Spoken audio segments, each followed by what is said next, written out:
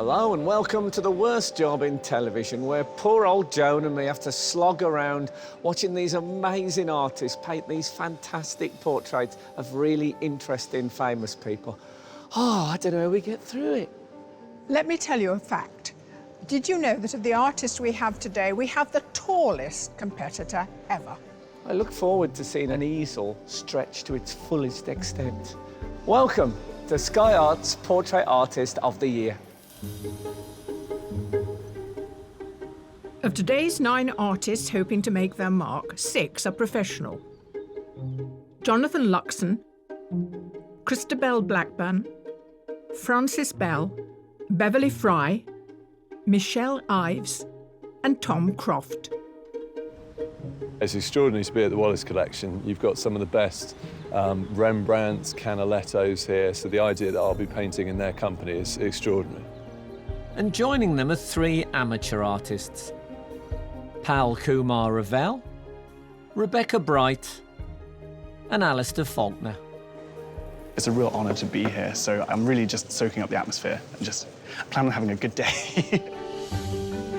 This new batch of artists will have just 4 hours. I probably need another 6 or 7 days. To paint 3 celebrity sitters. The minute she turns sideways, I go, oh, I'll go for that. All to impress our distinguished judges. You seem to have made this little world of low-tech gadgets. Yeah, I'm a bit of a geek, I think. At stake, a £10,000 commission to paint celebrated Hollywood actress Kim Cattrall for the permanent collection of the Walker Art Gallery in her hometown of Liverpool. But first, they have to reach the semi-final. They're very green, those eyes, at the moment. They could start traffic. They're so green.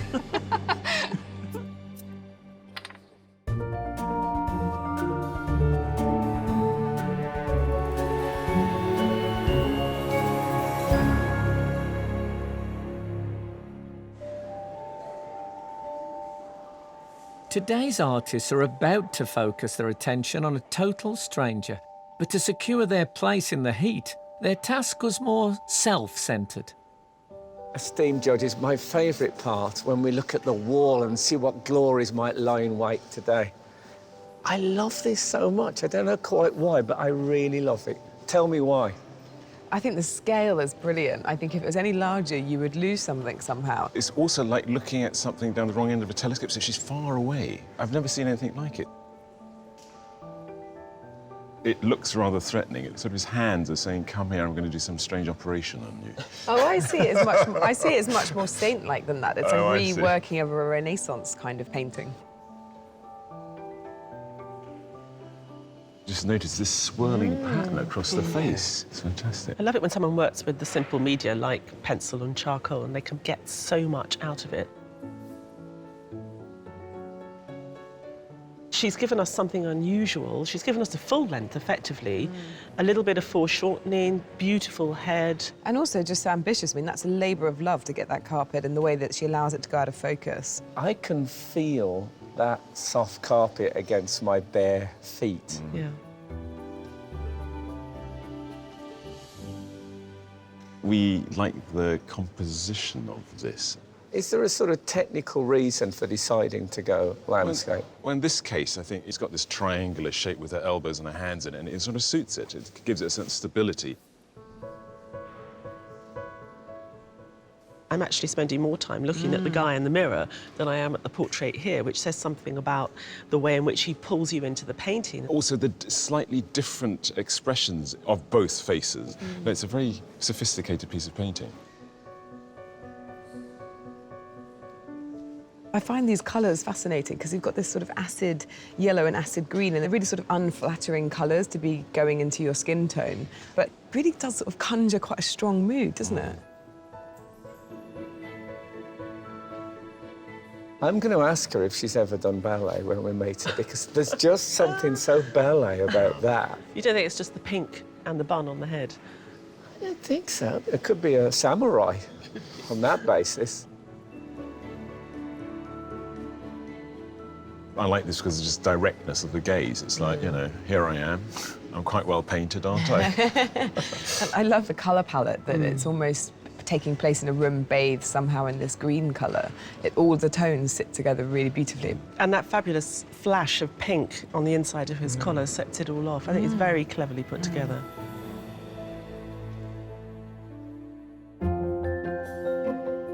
No matter how accomplished today's artists are, there's a difference between painting a face you know well and a face that's well known.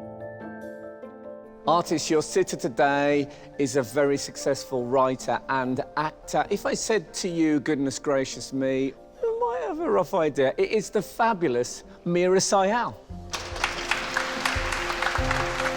Meera has won awards and accolades as an actor, novelist, playwright and producer. And some of her writing has even become set text for English literature exams.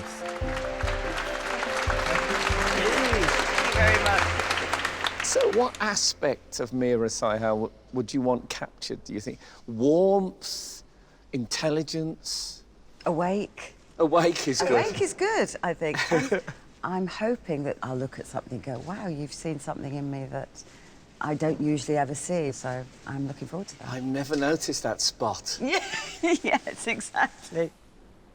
Despite treading the boards on some of the world's most prestigious theatres, today's sitter is just as happy working on an industrial estate in Bolton for the filming of Last Tango in Halifax. Please welcome the much-loved Derek Jacobi. One of the founding members of the National Theatre, Derek's career spans over 50 years. He's played everything from high drama to children's theatre and comedy. And to some, he's best known as Hamlet or Cadfael, and to others, he's the voice of the hugely popular In the Night Garden. Thank you. I think I should explain that we're not putting you in prison by putting you in this setting. No, thank you. But I think the idea is to diffuse any suggestion of you being a theatrical knight. Because that isn't quite your background, is it? No, I'm an East End kid. But I always knew I wanted to be an actor, you know. Tell me how you're going to cope with sitting posing all day long. Well, I've sat in many a throne in the course of my career, so I'm quite used to all this.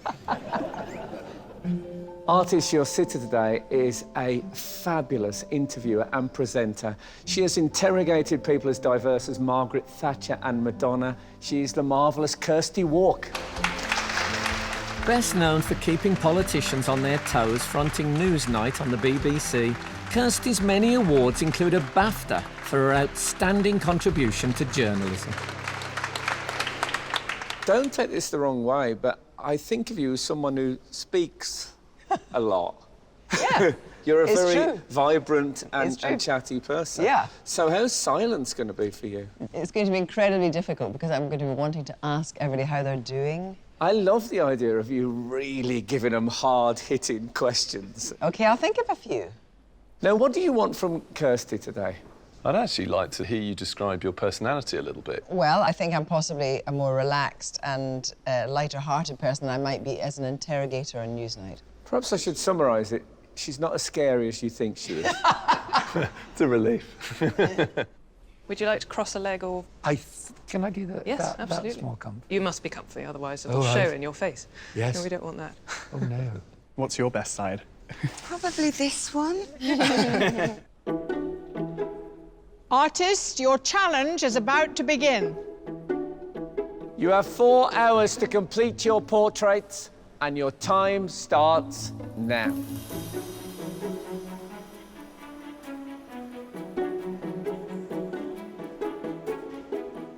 Whatever they choose to use, whether it's a plate, a piece of plastic or a sheet of paper, when working with paint, most artists like to start with a fresh, clean palette. But not always. How strange is this? So this is a completely normal palette. There must be 3 years' worth of paint here that has slowly built up into this kind of abstract landscape. It is like something at the bottom of the ocean, isn't it? It's very beautiful and slightly menacing. So some colours you don't use so much. The turrets are slightly lower. Absolutely. Have you thought of entering it for the Turner Prize? I might now. Tom Croft is a professional artist from Oxford. After a career as an illustrator, he spent 3 years creating art for Manchester United Football Club before becoming a full-time portrait artist. His submission in oil took 4 hours. faces, I think, is what fascinates me most. Yeah. In particular, the eyes. So I'm hopefully going to get an accurate likeness and communicate something of Kirsty's personality through her eyes, and then be a little more expressive and loose with the rest of it.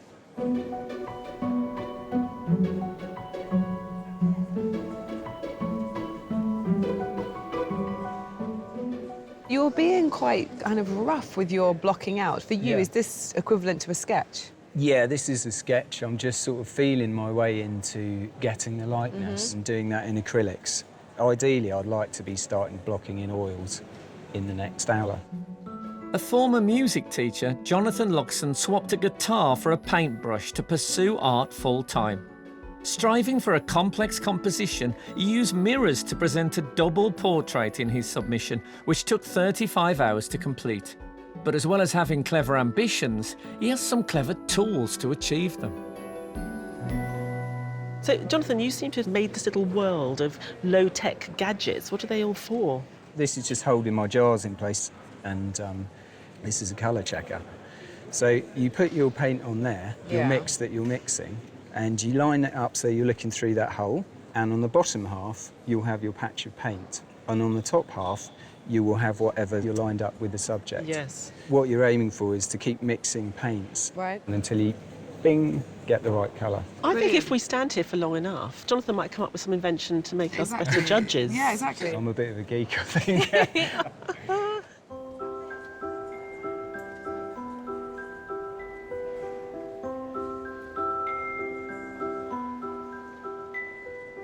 Francis, I think I've been sent in to slow you down.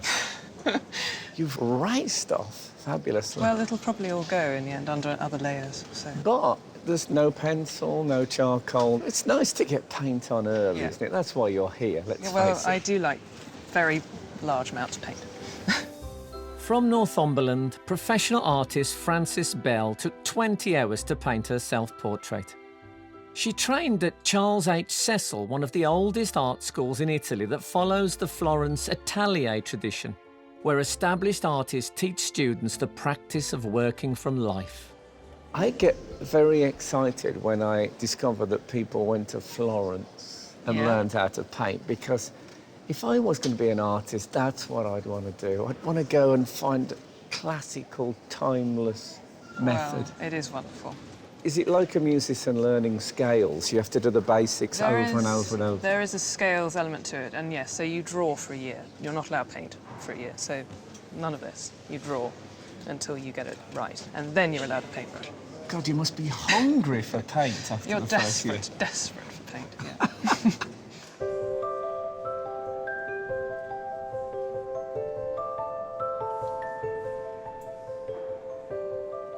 I've started by just sketching out in charcoal and acrylic. This is actually a quite important stage, because if your initial sketch is off, proportions aren't correct, then that will come through in your final painting.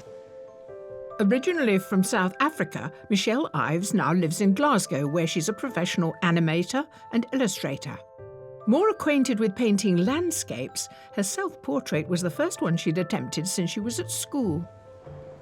It's not every day on Portrait Artist of the Year that someone just completely covers the canvas with green paint after the portrait is there. What's going on? What's your process? I prefer sketching on a pale surface. Okay. So I do a kind of an underpainting where I put in shadows and I then paint over it. I find green works really well. There's a general tone underneath everything. Because you use green in your submission as well, and I see you here wearing 2 different shades of green as well. So obviously green is very much your visual language. Yeah. How much do you think you'll subdue this green when you start adding in flesh tones and hair, etc.? I think the green will probably just show through in areas, but I won't be doing her like in alien colours. She will be in flesh tones. Not Wizard of Oz green, yeah.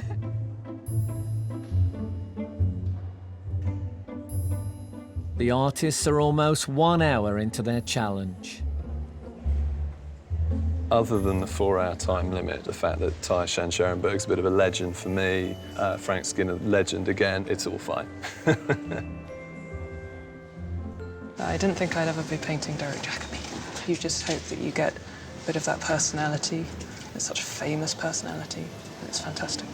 Very, very lucky. It's amazingly like I'm just at home in my studio, but I do feel an inner sense of urgency about it, which I normally don't have. But it's good, it's intense.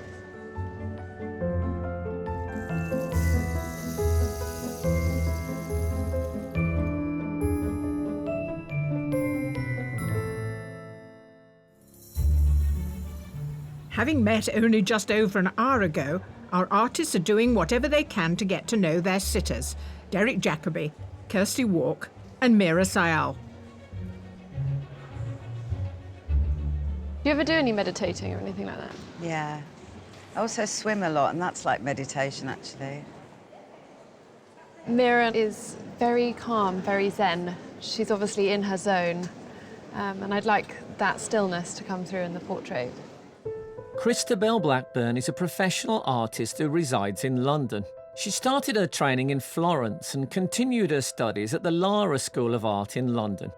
Her portrait in oil took 4 hours to paint and is just 20 centimetres square.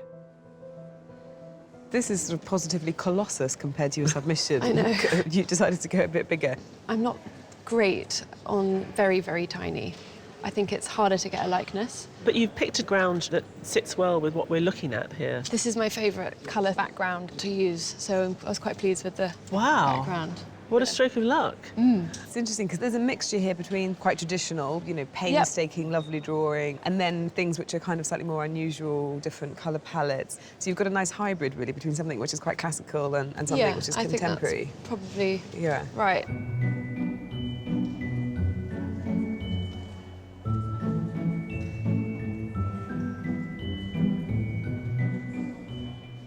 Now, Beverly, I know that when you do a portrait, you normally like to have a coffee with someone to get familiar with them. So you're having to shortcut the relationship with your sitter. Is that a problem? I suppose because her voice is so familiar to me, I feel there's a connection already, even before painting. But it is a whole mathematical dilemma, painting someone without that interaction having taken place. A former actress turned professional artist, Beverly Fry is from Shrewsbury. While in between commissions, she painted her own portrait for practice. She included her hands as they are one of her favourite attributes to paint. But today, there's another feature that's caught her eye. You put Kirsty in a very elegant, sort of twisting It's lovely, isn't pose. it? I wanted to do a full face, and then actually the minute she turns sideways against that black, and then the shadow, I go, oh, I'll go for that. I've just seen it, and I didn't understand that, Mark, and of course that is her shadow. It could make an interesting composition. It's a very flat shape.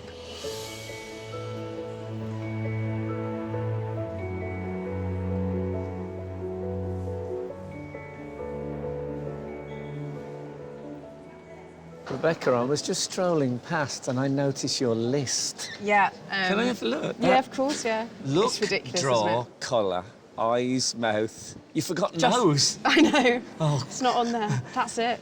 I like it because it's an old-fashioned to-do list. Rather than to go and get a haircut and buy some curtains, it's to create a work of art. Well, work of art is a strong word. Well, but it will be a work of art. You'll have worked of some on it sort. and it's art. A Cambridge graduate in medieval and modern languages, Rebecca Bright is now an account director in advertising. She takes on illustration commissions in her spare time, but is hoping to become a professional artist. Her submission painting was the first time she'd ever attempted a self-portrait. As soon as I saw your self-portrait, I imagined that the full thing would have shown you as a ballerina. Oh, I like that. Have you ever done ballet? When I was little, yeah. I sensed it in you. There was something about the tilt of the head. You looked like a Degas ballerina. Were you wearing a tutu when you painted it? That's normally what I tend to wear. Yeah, when I'm it's painting, good, isn't it? I mean, I find they get a bit splashed. OK, well, I'm glad I can now go back to the judges and say, yes, she did do ballet. Thank you. I was right. I love it. Thanks, Frank.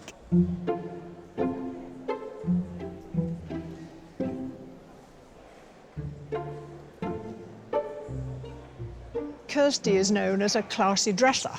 Women always want to see what she's wearing. It's a very, very striking skirt, which we've all admired. On the other hand, the artists have chosen to ignore it. They've missed a trick, perhaps. It is a pity, but in a sense it gives them an idea of the flamboyant stylish side of Kirsty, and they're seeing that, so that will inform the face as well. There's no doubt that how you dress is sort of a key to how you are in some ways, not totally, but in some ways. And I like colour and modern clothes. So it's a kind of clue to who I am. It didn't occur to me that, of course, with only 4 hours, it was most unlikely that anyone's going to get beyond the head and shoulders, but you never know. I have spoken to the artists around Meera, and they're very happy with her as a sitter. Yeah, I mean, I think she's just giving them the right balance of sitting really still, but also talking to them a bit. And I think all three of those artists are quite keen to actually put a lot of her character into it, because otherwise it can be anatomically correct, but no feeling of the person. And I think that's the kind of thing that gets us really excited when you're like, oh, yeah, they really caught her. This blue behind me is the colour that my hallway's painted. There's something in it that really speaks to me. I think the excitement is in what inspiration they've gathered. I think that's the challenge and the beauty of a portrait, that hopefully it's recognisably you, and then in some ways absolutely recognisably not. I'm conflicted about this set because I'm used to Derek being very heartwarming. I think that the intention of the set is it brings out the tones and the warmth very, very well, and the grey is working as a beautiful colour, reflecting his skin in the light. I think it's doing a really good job. In a sense, grey bricks are an indication of distance travelled.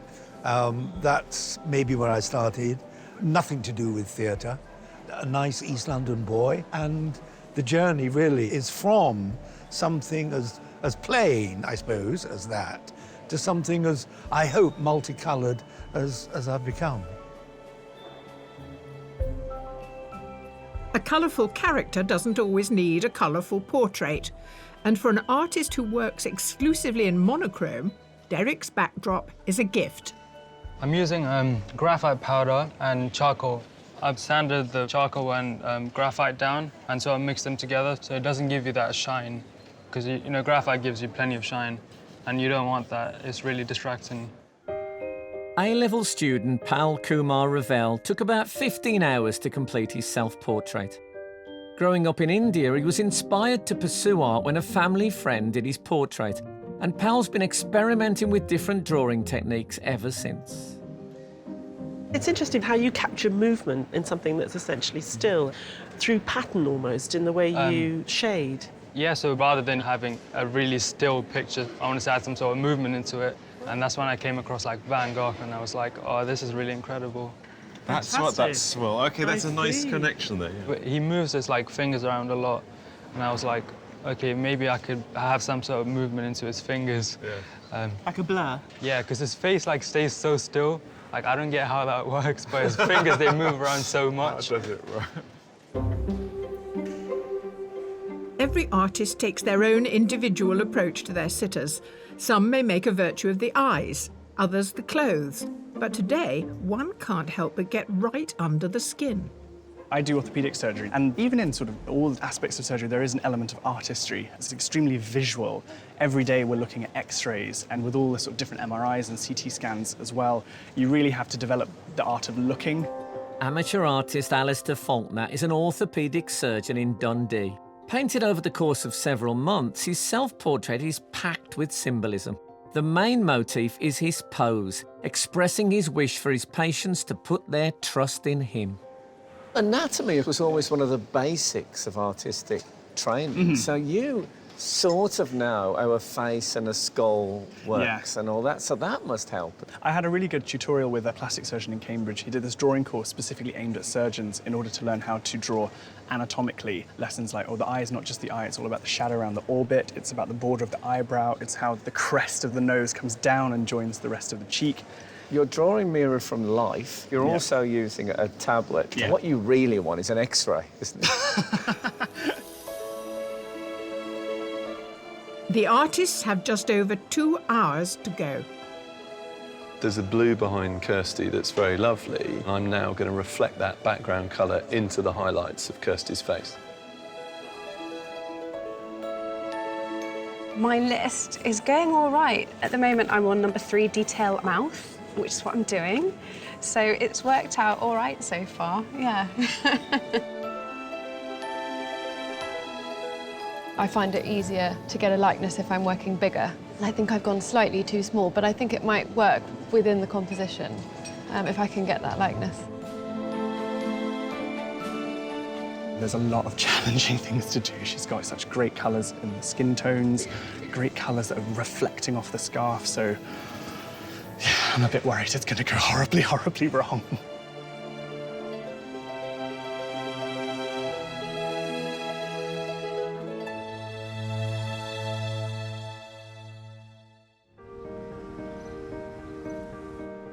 After 2 hours of drawing, painting and scraping, Meera Syal and Derek Jacobi have resisted the urge to see how their portraits are progressing.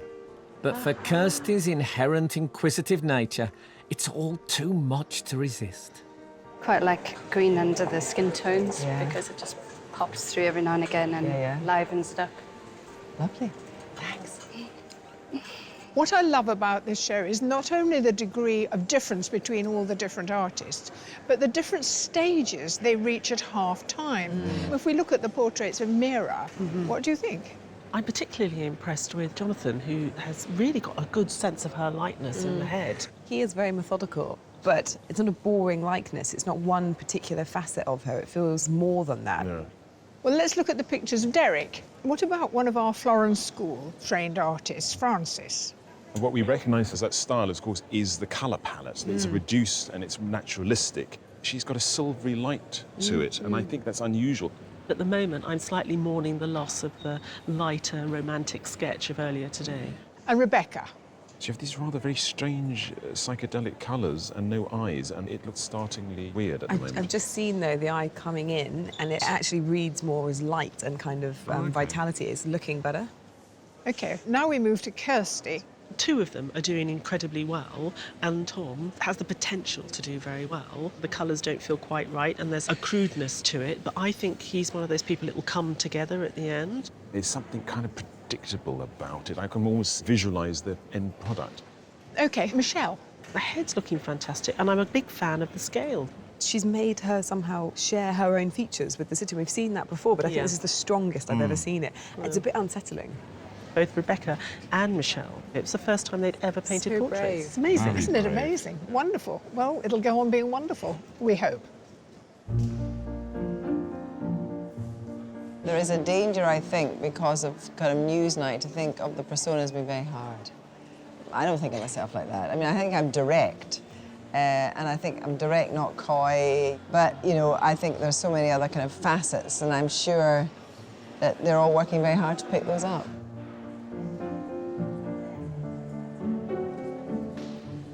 I was once asked to draw a picture for a charity auction, and it was so bad nobody bought it. That's how bad I am. So to be surrounded by three really talented people, just seeing them mix the paint is some kind of wonderful alchemy, really. I genuinely am in awe. It's a great talent to be able to do this. I have had my portrait painted once before, many, many years ago. One Sunday afternoon, it was quite a well-known painter whose name, of course, I've forgotten. I ended up looking like a cross between the Queen Mother and Noel Edmonds. Not my favourite.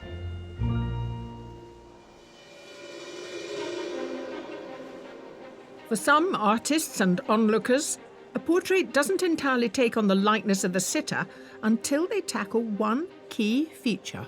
It was rather spooky for a long time because you didn't put in the eyes. I know, yeah. Were you looking forward to doing the eyes? Were you thinking? Massively. That bit where you put the little glint in and it just suddenly comes to life. To the point where I normally only do it right at the end, but I couldn't help myself and I've already done it.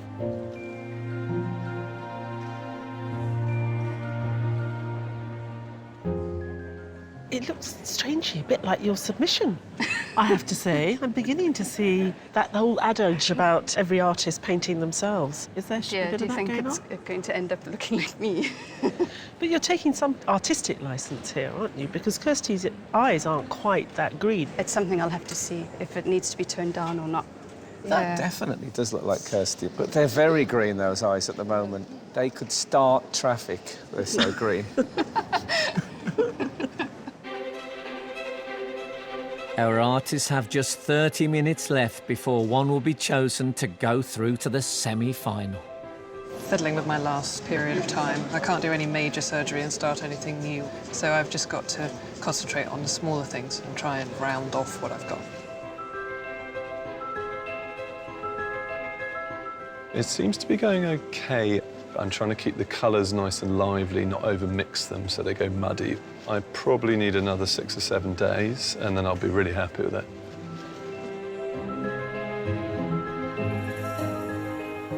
I did have a plan to be at a certain point at this stage, and I'm probably about an hour behind. So I'm just sort of soldiering on and hoping it comes together quickly in the last stages.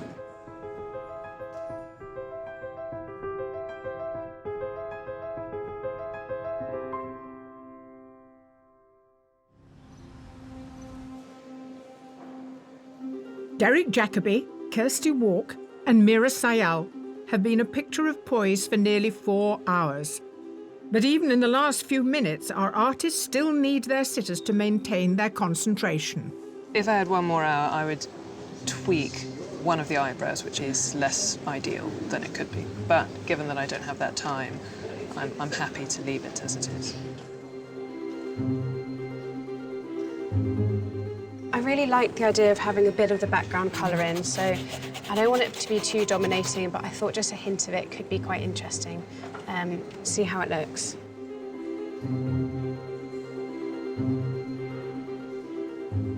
Artists, you have just 5 minutes left. I'd really like to do a little bit more detail on the eyes, but I don't know if I'm going to have time for that. I feel a bit hysterical.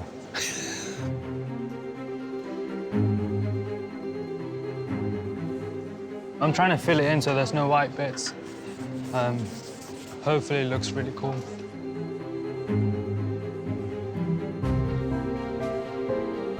I don't really know what else to do. I need to sit down and have a cup of tea very soon.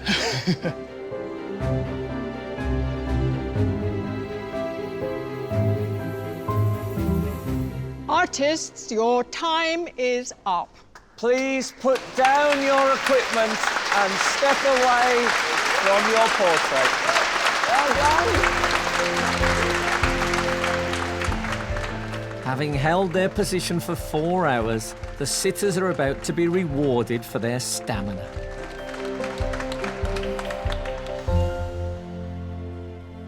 So, would you like to share with me that very special moment when 3 Kirstys appear simultaneously? That'd be very scary, I have to say. So, artists, will you please turn your easels? Wow. Quite different. I think that's a very strong image. When you're working, when I see you crane forward like that, it's a very Kirsty Wark moment. It is, isn't it? It is. I think these strong brush strokes are really good. And I like the fact there's lots of little crow's feet here. I wasn't going to mention it. You love green. In terms of likeness, you've done brilliantly as my broken nose. So, Kirsty, I'm going to ask you to choose the portrait you would like to take away with you. I'm going to choose Tom's. Thank you very much. Thank you so much.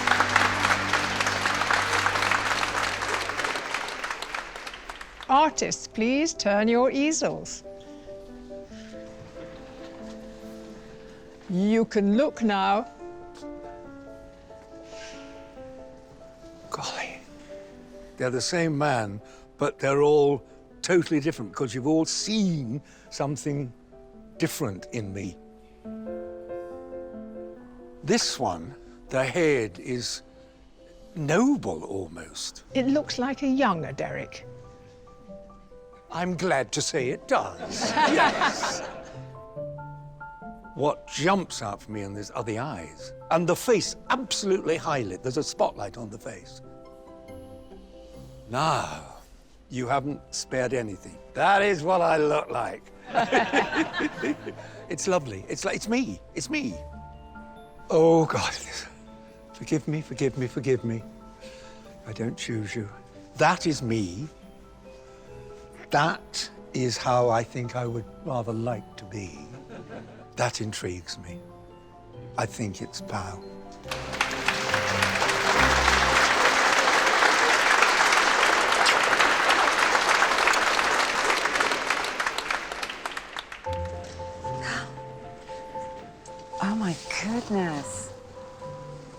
Oh, they are amazing. I love those layers of blue on blue on blue. And I look quite intelligent. Well done. Oh, well, I'm extremely pleased you think so. Wow, that's so delicate. Really works. Wow, Boudica, figurehead on a ship. I think it's got warmth as well. You're smiling on the inside, if you know what I mean. It's really very difficult. I love all of them. What about the one that you can get in your car? All right, I'm going to go completely instinctively, and I'm going to say Christopher. Well done, Christopher. Thank you so much.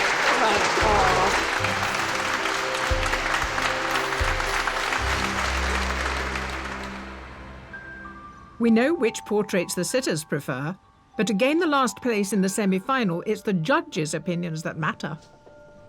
I was worried about Rebecca. Before she did all the work on the eyes, the skin seemed very unbelievable. And actually, I think she's done a really nice job. There's some strange bits in it, but I do love the unfinished canvas with the grid marks on it. I find that very appealing. What's happened to the body is it seems to have been caught up into some violent vortex. I think he has caught something about Derek today, but then I think he's over-egged it with these huge highlights in the eyes. Gosh, she looks like a distinguished actor from another era. It's not quite him. No. She had a likeness. It was there in the morning, and I think she painted it out somehow. It's not terribly fashionable painting, but it is lovely to look at, isn't it? It feels like a really creative, organic painting, but actually when you talk to him, he's incredibly methodical, and I think that salmon pink underpainting is brilliant. He did talk about if he had filled in all the blue, it would have been oppressive. I mean, the set was oppressively blue, but yeah, I kind of agree with you. I like the salmon. I totally get why Meera picked it. There's a sort of a dreamlike look in her eye, and it's positioned so beautifully on the canvas. I think it's tricky because Alistair's style's so different in this to his submission, and I think he's still learning. I think the composition is fantastic. I like the way this diagonal leads you into her head. I was so excited by Beverly in the early part of the day when she was working mainly in black and white, and then as more and more of the colour went on, she sort of lost her. But I thought she got Kirsty's The Grand Inquisitor rather well. There's a crudeness to it, but it's undeniable. Tom has caught that alertness that was clearly there in Kirsty. And there was something rather sort of crushingly, I don't know, sort of... formulaic. Yeah, formulaic about it. Having said that, it's a good likeness. I really like this one. The colour around the outside. I know she was taking artistic liberties, but, you know, if an artist can't, then who can? Actually, the colour palette doesn't bother me so much as the use of these grey marks around her face. It just looks like she's been down the coal mine a bit.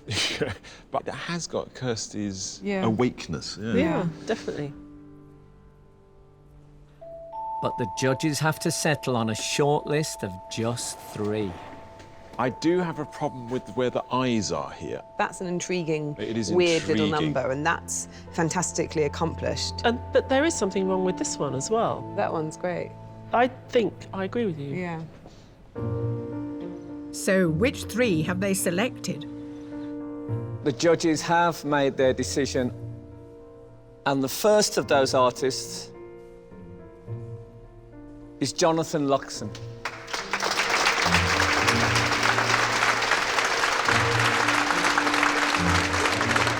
The second artist is Francis Bell.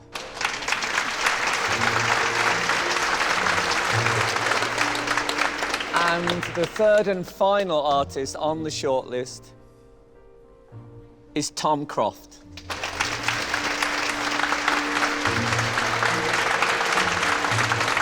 So well done, not just the shortlist, but those who didn't quite make it. We enjoyed all your work. Thank you. And your company. Thank you very much. Even though I'm a little bit disappointed with how it's turned out, the whole experience has just been so brilliant that I'm leaving on a total high. In choosing a semi-finalist, the judges take into consideration today's work alongside the self-portraits of the shortlisted 3. So shall we start talking about Jonathan? What he's shown us today is that he's very good at capturing a likeness, but doing something quite interesting with it. We like the choice of colour and the way that he left the canvas exposed. I don't actually like the way he left the canvas exposed. I think when I say we, I mean me and Ty. I find it a bit irritating, but I do think it's a fantastic head. I really like the portrait element of it. There's something rather sort of solidly constructed. Look at this beautiful, cool shadow as the light falls on Meera's mouth there. I mean, it's very well observed. So to Francis. Now, I have to say, I think this is the first time you have shortlisted a Florence School artist, because I sense you have a resistance to the traditional. She's got the Florence School training, but she's gone for an interesting composition in her self-portrait. She hasn't just stuck with the traditional Florence School pose. It's not about new and different, but it's about developing the language. I think her painting and her understanding of light and the way she puts on the paint was a revelation. So, Tom. I have a problem with the utter predictability of his work, but there is a great facility there and a great sense of the person. I think he's great. I love the direct approach that he takes, and they feel very vivid and real to me as 2 heads sitting there. And he didn't begin the mouth and chin until within the last half hour. Scary. Yeah. So, do you now know who is going to be the winner of this heat? It'd be lovely to bring all the different styles forward, because you so want to see those styles represented at the semis, but we can't. We've got one, and I think we agree. Agreed on that. Jonathan, Francis, Tom, your work is terrific. We like it all. Each of you has the making of a winner, but only one can be the winner. Yes, and the artist going through to the semi-final is...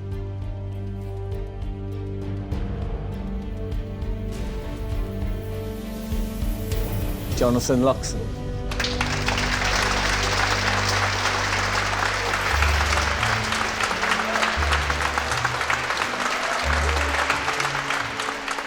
I did love the winning portrait. It was my favourite, and I think it's a very, very competent piece of work, thoroughly deserved, so I'm very pleased for him, yeah. I thought physically he'd captured her, and there's a little bit of her spirit there too, so I think he's done an amazing job. He did something really lovely, which was to present more than one type of Meera. He caught her likeness, but it wasn't completely static, it wasn't fixed. So you felt that every time you came to it, it was always her, but a slightly different element to her. And the whole thing was just really difficult to resist. We want to see him do more of that. Well, I won. I'm very surprised. I'm feeling really, really happy, and I'm feeling a bit like I'm dreaming.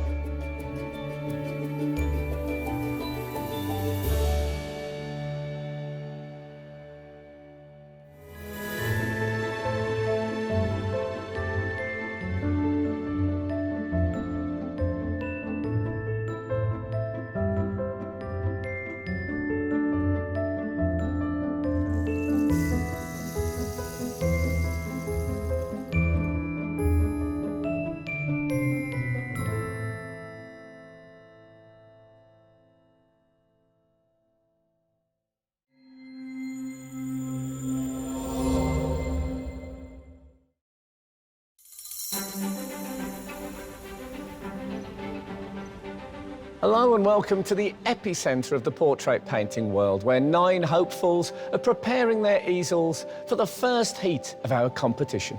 Now, according to the Tate Gallery, which knows about these things, a portrait should represent a likeness, the personality, and possibly the mood of the sitter. Do you think we should tell the judges? You can't tell them anything. Welcome to a brand new series of Sky Art's Portrait Artist of the Year. Over the next 10 weeks, some of Britain and Ireland's most accomplished artists will be put through their paces. I'd love to get the texture of the leather in, the texture of the jacket. I love those brass buttons. They'll have just 4 hours to capture the good looks, grace and glamour of a stellar cast of sitters. I've got a gift of a face. I mean, it's ridiculous. You can look now. It looks like a younger Derek. I'm glad to say it does. Yes. I just wish they'd turn one of them and it was Peter Capaldi. But beneath the artist's cool, calm exterior... It's starting to shake a little bit. Oh, no, don't worry, don't worry. ...is a steadfast drive to claim a life-changing prize, a £10,000 commission to paint celebrated actress Kim Cattrall for the Walker Art Gallery in Liverpool. Did you have, like, formal art training? I did a shoe design degree. Shoe design? Yeah. It got your foot in the door. Painting in front of a crowd. I feel like I'm in a zoo. What counts is the view of our judges. Head of collections at Soho House, Kate Bryan. Independent curator and chair of Liverpool Biennale 2018, Kathleen Soriano. And award-winning artist, Tai Shan Schierenberg. You can't write painting without pain. Yeah, that's exactly true. it. Mm. Suffering for their art and a place at the semi-final, who has the grit to endure their toughest test yet? I'm nervous about this because I just don't know what you're going to do. So... Well, I can't say I completely know either.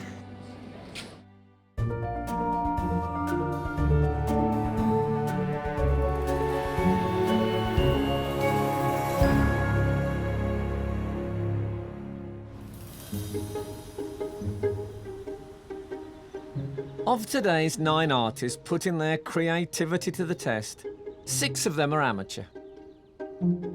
Hetty Lawler, Paul Berryman, Alan Speed, Beth Lee, Kelly Frank, and Charlie Parker. I am looking forward to it. I'm not as nervous as I thought I would be, so I'm quite excited, actually. And joining them are 3 professional artists. Judith Henahan, Kieran Ingram, and Charlotte Baines. I'm very curious to know who I'm going to be painting, and I'm feeling quite bright at the moment. I hope it will last for the day. As these artists prepare for a new portrait, the judges take a closer look at those they entered with. Well, here they are. These are the self-portraits that won their artists the way into the competition. So, your judgments on this? Well, it's this beautiful, little, precious self-portrait. It's also strangely old-fashioned. It's the colours and maybe possibly the haircut. That's what I'm sort of... The curtains are very sort of 60s. It's got a lovely feel to it. You can see why it appeals to me. Sort of hippie, 60. Here we are again. I think this is fantastic because it's got these great geometric shapes sitting there making their own statement. And the weird composition. Everything leads to the head, actually. There are these strange faces that women pull when we put our makeup on, and that is definitely one of them. Yes, that's one of them, isn't it? What I find quite interesting is he's using that device that a lot of the Renaissance artists and Caravaggio used of the light coming from one side. So he's translated that painting technique into drawing.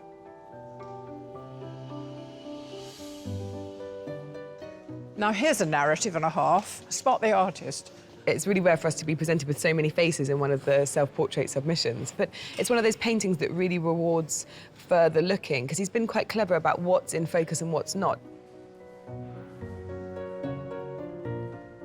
We remember this artist from last year. Yeah.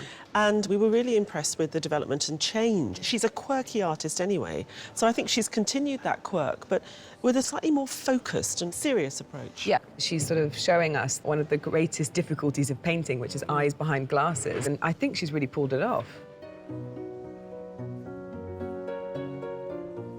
This is a difficult piece of drawing. It's got a very strange sort of 40s, 50s spy thriller feel to it. It's quite Hitchcock, isn't it? Very, Yeah. very. It's got such a strong atmosphere. It's a very clever composition. The proportions in the foreshortening are a little bit off, but it's fun, and it's still a really good portrait face. Yeah, absolutely, yeah.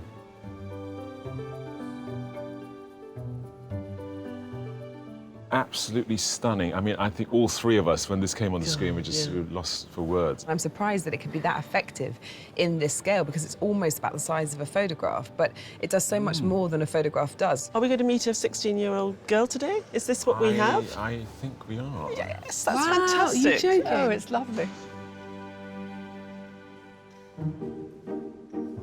Painting a stranger will mean getting familiar with an entirely new set of features. But some celebrities' faces can seem almost more familiar to us than our own. Artist, your sitter today is a truly brilliant actor, but odd from a man of my age, he's the first sitter on the show whose picture is on my bedroom wall. His acting roles range from Hamlet to Broadchurch. To me, he'll always be the 10th Doctor. He's the brilliant David Tennant. A prolific TV and theatre actor since leaving drama school. As if it wasn't exciting enough to star as Casanova, he then became a household name as the time-travelling Doctor Who. Welcome. Thanks very much. How would you like to be portrayed, do you think? I quite fancy being a bit of a Picasso, you know, one eye down on my chin. And you'll put it on your wall at home? Well, I'll wait and see what it looks like first. I'm not committing myself to anything ahead of time. Artist, your sitter today sold over 5 million albums worldwide and earned himself a Brit Award before the age of 21. Please welcome James Morrison. Having achieved worldwide success with his debut single, You Give Me Something, James has gone on to be one of the UK's most successful male solo artists. Let's talk about your life and times. I want to know about busking. Busking in Porth in Cornwall. Yeah, I moved down to Cornwall when I was about 12 and I'd already started playing guitar. And busking was just a way for me to get confident, really. So is the only occasion previous to this where you've just sat and been no, not in your really. own head? I mean, I did art at school, so I did a few sittings, but not this long. No, 4 hours. I'll be all right. Every now and again, someone bursts onto the scene who causes a major sensation. This woman did it by writing, acting in and producing her own TV show. Please welcome Michaela Cole. Having started her career performing poetry at open mic nights, Michaela went on to write her comedy debut, Chewing Gum, which earned her a BAFTA for Best Female Comedy Performance. Is this a new experience for you? First time ever. What are you anticipating? I'm just excited to see different interpretations of an image I've been looking at since I was born. So, yeah, it's that exciting. OK, now, what would you like from Michaela? Reclining is quite nice. Yeah, reclining. That's nice. Yeah, I like reclining, so I've just got to make sure my little friends don't fall out. My mum made this dress. It's a beauty, She's quite cheeky, say. though, isn't she? It is, yeah, as mums go. Yeah. I'm pretty comfortable like this, if you guys are happy. Yeah. Yeah, that's fine. Just the angle of your head that perhaps, if there was something, rather than being too relaxed. Tiny bit. God, you're not going to let me away with that, are you? Yeah. Artists, hopefully you are ready to rock. You have 4 hours to create your portraits. Good luck, everyone. Your time starts now.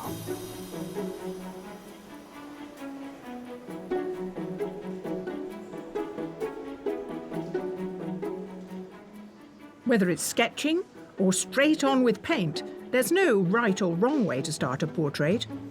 And when faced with a 4-hour time limit, technology can help speed up the process. At the moment, I'm just messing around with a possible composition, so I've taken some photos, and I've got 2 different formats of panel to paint on. Either this would be a tall or a wide panel, and then I've got a square one. So I basically have to make a decision, and then I'll start drawing.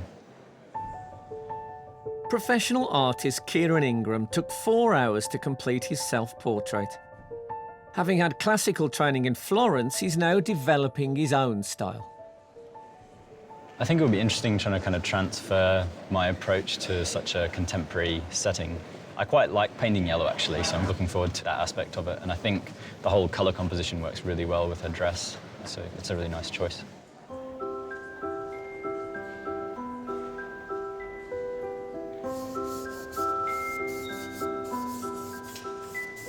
I'm just making a toned charcoal ground, which gives you some value to work with straight away.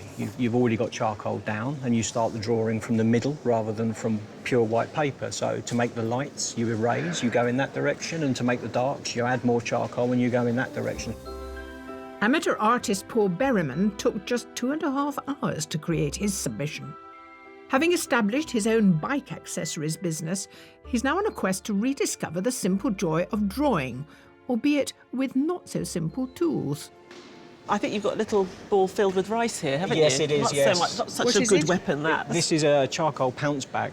Holbein used to use pounce bags. Oh, right. Because, yeah, pouncing is basically tracing. Yes. So they'd have the tracing paper of the portrait, they'd place it on, and then you'd use the pounce bag to mark through the little holes. But you're using it to mash up the charcoal. Yeah, because if I pick up a pencil, I'm really tight. You're literal, too literal. Yeah, and this is a release for me. You've got the shape of the head, right? Because it's a very deep head. It's a start, isn't it? Isn't it? It's Yes. not going to stay smoky and ethereal. It's just a way of getting something. You know, I think it's quite hard to add that sort of stuff at the end.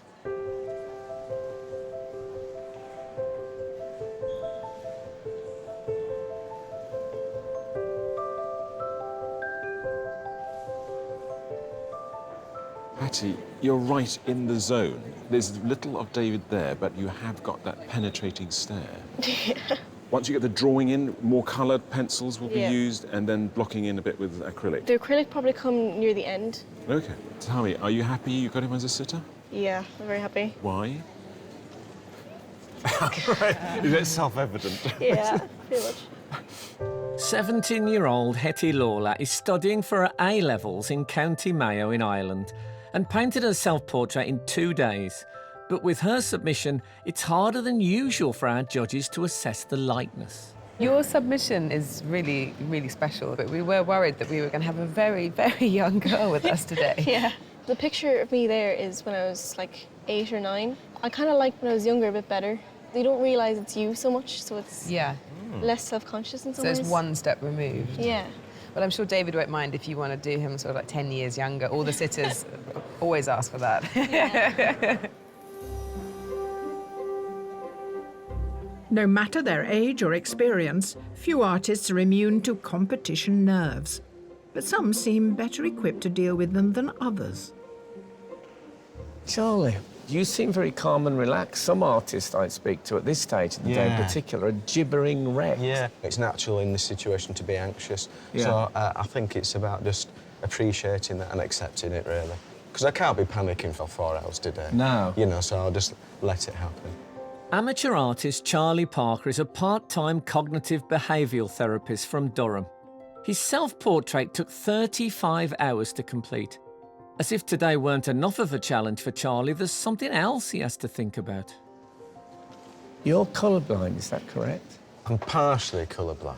Now, what effect does that have on an artist? I have problems with green.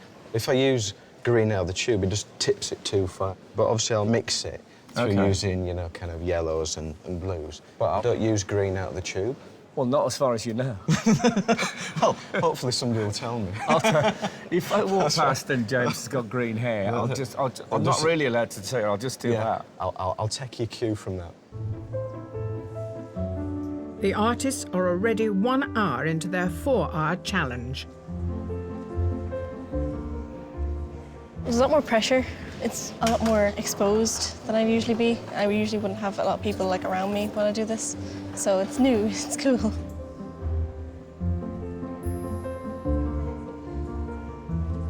Everyone seems a lot calmer than I'd expect. They're possibly all pretending to be calm, like I am. I think I'm on track at the moment. I'm not entirely certain.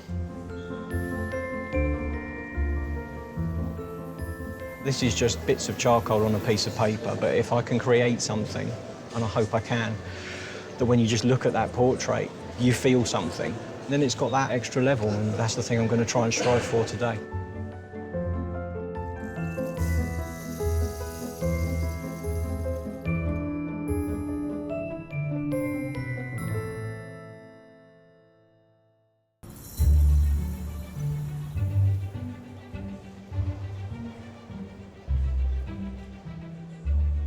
Our artists have been painting sitters David Tennant, Michaela Cole and James Morrison for just 1 hour. But already some are picking up on aspects of their character that others may not have noticed. To me, there was a sense of blue coming from my lovely sitter, and I wanted to convey that. I think you can manipulate the work as you wish and put your stamp on it that way. So the background appears red, and I've made it blue. Professional artist and teacher Charlotte Baines took 2 weeks to create her self-portrait. She painted Indira Varma for Portrait Artist of the Year 2017, so while others are new to this experience, Charlotte has sort of seen it all before. I heard that you'd had your eyes tested before the competition, and I thought, I wondered if that was part of your... This is where I went wrong last time. You've got three sets of spectacles. Yeah, I'm not taking any chances this time. Wow. And I got these goggles. Oh, wow. Do you want to try them? Did you get those from the opticians? I'd love to No, try them. they're fishing goggles. They look like the things... Try them, see. Fishing goggles? They are. They just bring things forward. If I just want to see, like, an eyelash or something, I can... Yeah, they look great on you. Incredible detail. His picture is on my bedroom wall, and I've never noticed that mole before. Ah,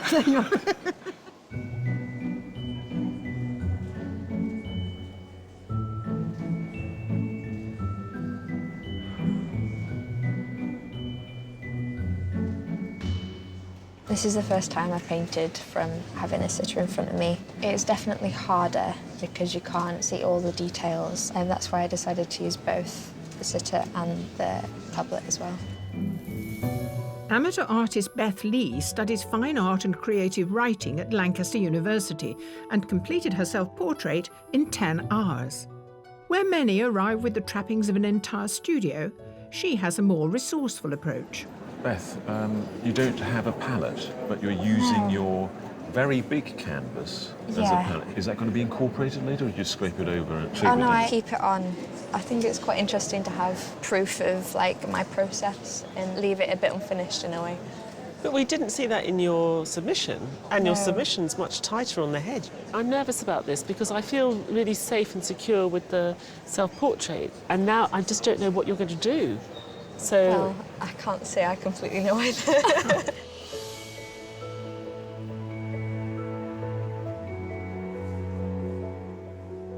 While some artists are comfortable with their own style, others feel their work is a constant evolution.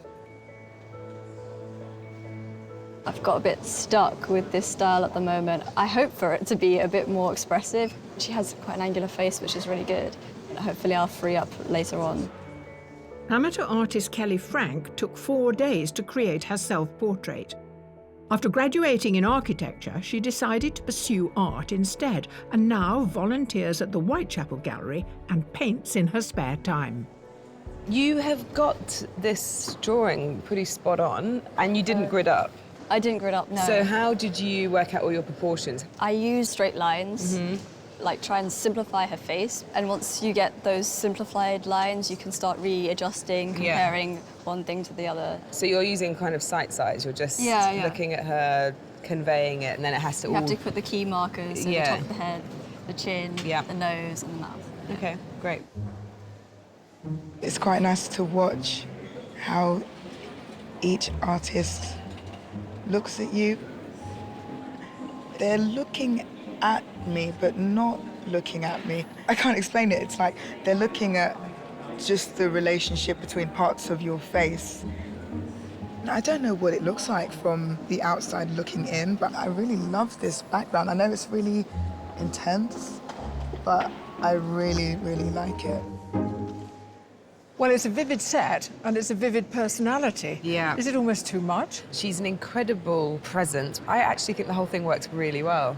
Now, this yellow, is it just straight out what comes out of a tube and goes straight on the canvas? I would say it's a very dangerous business to just start putting that yellow in unblended. Blended with what? Well, blended with the colour palette that you're using. But the yellow must be affecting her skin tones, too. Yeah, absolutely. It reflects onto everybody. I mean, if you're feeling at all grumpy today, Joan, you can just step into there and you'll suddenly be lit up. Not that Joan Bakewell ever gets grumpy.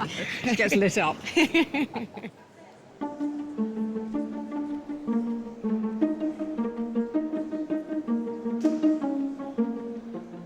I always have fun trying to interpret the symbolism of these settings for the sitters.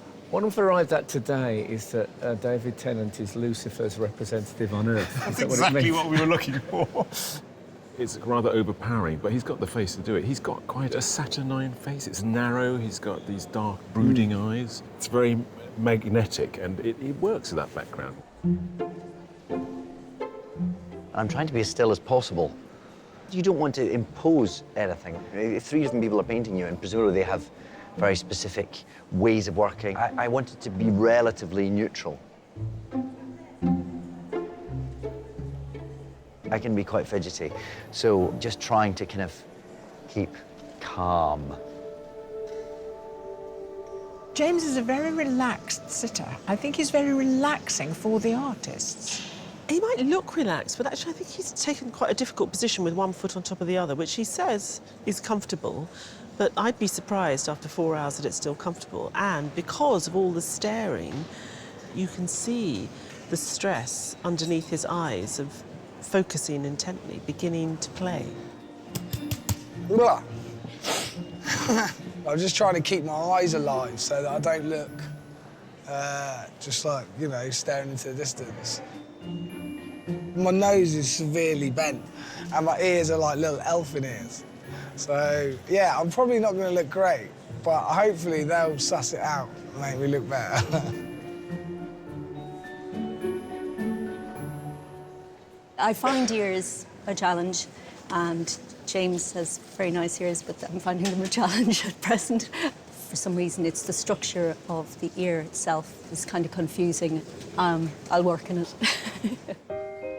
Professional artist Judith Heenahan lives in County Kildare, and her self-portrait took just 1 hour to create. She never works from photographs and enjoys exploring how light hits the face, something she's trying to do today. I need to bring out the tonal thing properly. I need to make it work, and I'm wondering whether I'll be able to, with changing light and with a time constraint, and it's a little difficult. There's enough to contend with just painting the head, but opting to include more of the figure presents its own challenges. We were saying how delighted you were that somebody's decided to do the whole pose, but from where you're standing, it's quite a bit of foreshortening, isn't it, to get? Yeah. And I can see it's working. Did you have problems getting that right? Not really. Not really. Lovely. OK, next. What a loser that makes you sound. An amateur artist, Alan Speed is a technical coordinator in a London architecture firm. He took 20 hours to paint his self-portrait, which combined sketches of his daily commute, a scene that rarely features a bright yellow backdrop. Talk us through what you're thinking about. If you put too much yellow, it would just dominate the whole painting. And you've gone greeny yellow. Well, it's green in the shadows. You know what Hold on a minute. No, he's right, you know, it's a bit green in the shadows. And there is reflected yellow in the treads. Yeah. So that's something to do. We talk about timing. Is your timing good? Well, it'll be what it is. No, we're OK. He's very relaxed, isn't he? He's incredibly relaxed. It's OK. You know, it's good. Look, I think it's a beautiful painting.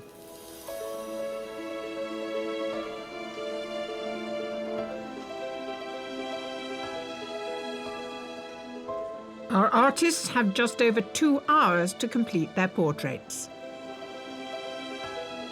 I'm not shaking anymore, but still kind of nervous, anxious. I feel like I'm in a zoo.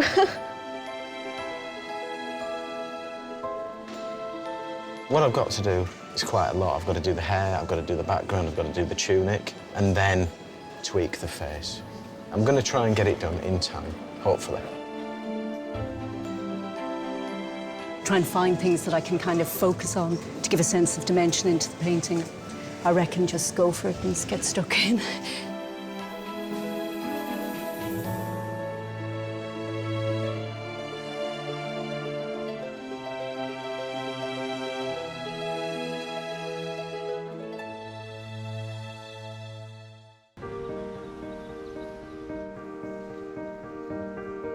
James Morrison, Michaela Cole and David Tennant have been positively statuesque for over 2 hours.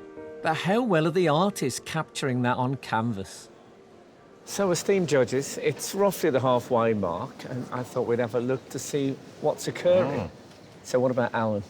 I like the energy. I mean, the energy's coming across, but at the moment, it's sort of, it's not being contained. I suppose if I'm worried about anything, it's that now the colour's going on, I'm worried that we're going to lose her. So, James Morrison is being painted by Judith. Actually, all three of them in that section have caught him very well. Yeah. But what Judith has done, she's caught the essence of him. It looks like him, but it also sort of feels like him. What about Charlie? I'm slightly disappointed in the composition. But the artist sitting right in front of the model, they've got incredible foreshortening. Your drawing skills, when you're drawing up the figure, you've got to be quite good at it. So, Charlotte? I like Charlotte's exuberance. I don't think there's much of a lightness there at the moment, but the last time we saw her work, she pulled that all together fairly late on in the day. What about Hetty? She's a very accomplished drawing in the classical manner. Ooh, come Oh, on, no. Kathy. Yes. Shall I go be the bad guy? Yeah, then? come on. I think she's clearly brilliant, there's no question. But she's copying what's in her phone. It's almost like tracing. And I think there's an organicness to this copying. There is copying. I know no, what you mean. it's very beautiful. Usually I dream of having your jobs because I just think, you know, the prestige, the power. Prestige. But today I think, well, certainly at this halfway stage, it's going to be a tough one. It is.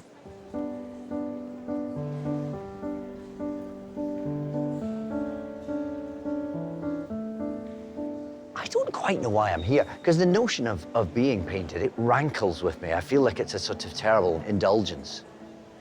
I guess my kind of puritanical Scottish Presbyterian upbringing is expecting to have 3 paintings that will portray me as some kind of hobgoblin, and that will be right and proper. I don't expect to be flattered by any of it. This feels like it has like nothing to do with me, because it's more about the artist. So I'm just looking forward to seeing the end product. I almost wish I could see the process, but I don't want to ruin it, so. I don't want to look until the end. I can't wait. That's the only thing getting me through all the hours is watching their faces and concentrating and stuff. It takes me back to when I used to draw. 4 hours can seem like it's a long time, but when you draw it, it's not very long because there's so many little things to change. And the light's moving around as well, which is going to make it more difficult. What I'm finding difficult now is the light's completely changed, so it's kind of, I'm at a the standstill. sunlight has changed. So you're doing the background precisely because you're scared to touch the face because of the lighting? Well, yeah. Okay. The face is complete, isn't it? You don't want to try and update the No, light. but there are little flecks and suggestions of light that I could have picked out. If the light was the same, the priorities would be to build up on it, but I'm kind of stumped.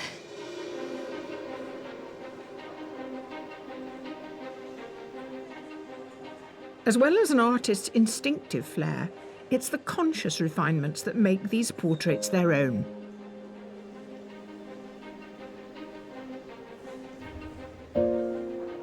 I think it's important, even though you want to be expressive with your brushwork, you also want intent behind each brushstroke. I think it makes quite a big difference.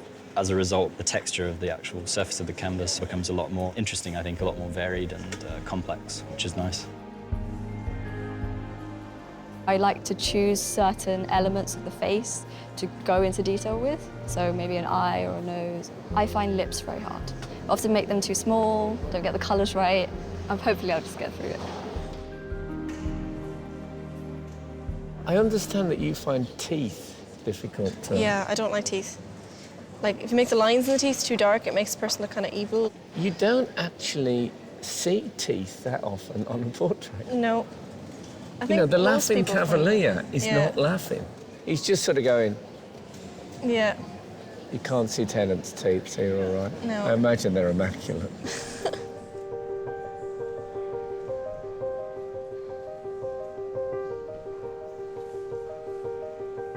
There are only 30 minutes remaining.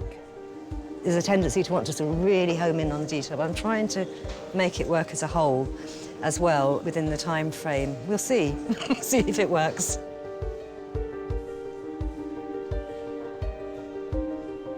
I'm into the sort of tinker time now, really. And this is the dangerous bit. There's quite a lot of energy in it at the moment. And if I go too deep with it, that's going to disappear. The big white space is definitely a worry at the minute. I don't mind there being white space, but I feel like there's maybe too much. There's a lot to do. So yeah, definitely panicking. I've decided to add more blue. There's a few other things about his eye and his ear that I need to change as well. These last-minute decisions could bring it together, or it could slip the other way. So we'll find out in about 20 minutes.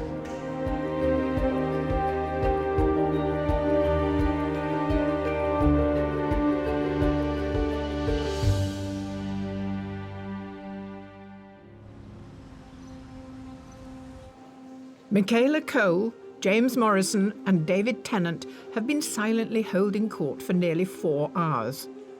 While there's pressure not to disappoint them, in the last moments the artists are doing all they can to live up to their own expectations. I want to do the best I can.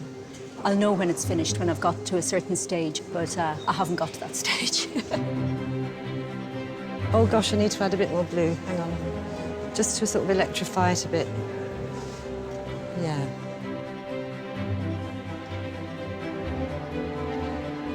Because there's a lot of things that I want to tweak, but it's also good to know when to stop.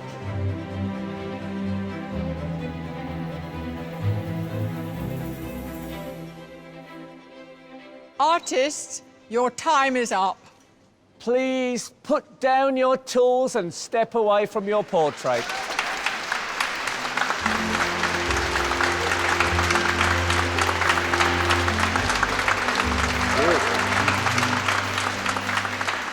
Eager to see how they shape up on canvas, after 4 hours our sitters are about to find out, and they get to choose their favourite portrait to keep.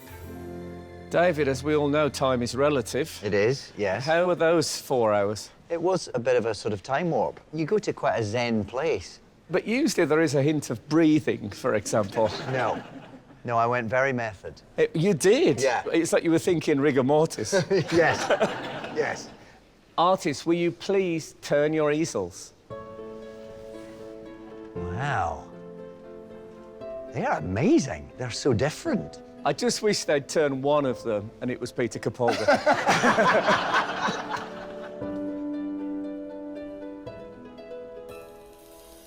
I look quite tough in this one. A little bit James Dean. Look quite butch. It's beautiful, yeah. Look at all this colour, it's amazing.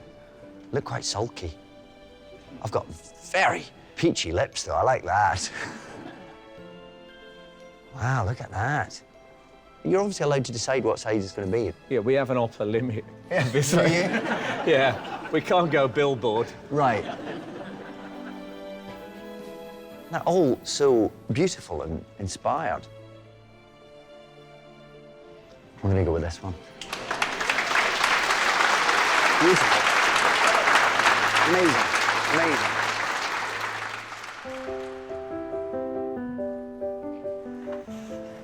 Nice. They're all really good. It's just mad to see all the different versions. That's really good. It's all about capturing some sort of an essence, and I think she's got that. She's definitely got my nose right. Do you recognise that look in your eye? Yeah.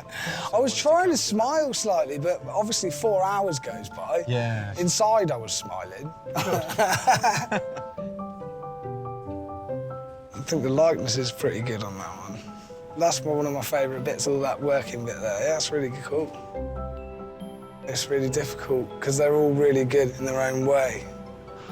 I think I'm going to go with that one.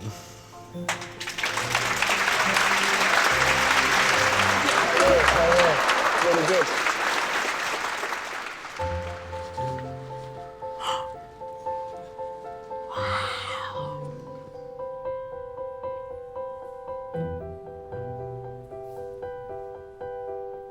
I love how compact it is.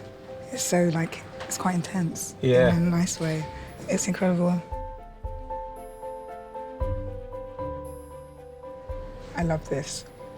I love that the boots. Yeah, me too. Star. Yeah. It's got great attitude as well, hasn't it? The energy of it. Yes, I can see it all. Oh, I love the lines. Yeah, it's very geometric, isn't it? Yeah. It's beautiful. What would you like to take home? My instinct says this one. Thank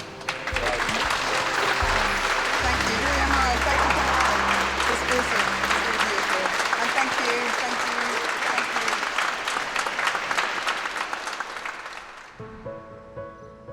you. Behind closed doors, the judges compare notes before reducing the 9 artists to a shortlist of 3. This is a little jewel.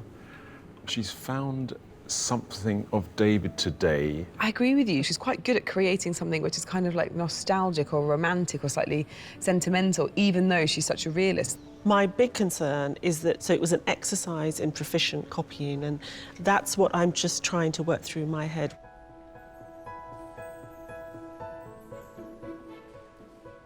I think this head is rather lovely in a contemporary painterly way. She went overboard last time, and this time she's found a way of keeping it in check.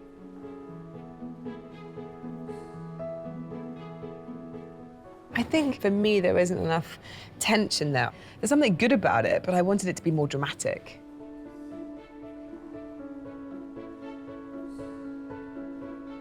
It's very light and slight, Yeah. and it works for what it is.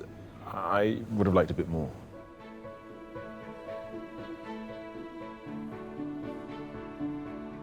I think he looks a bit like a 1950s footballer from Lazio or something or other, carrying a leather football under his arm. I'm thinking 500 years earlier, Italy.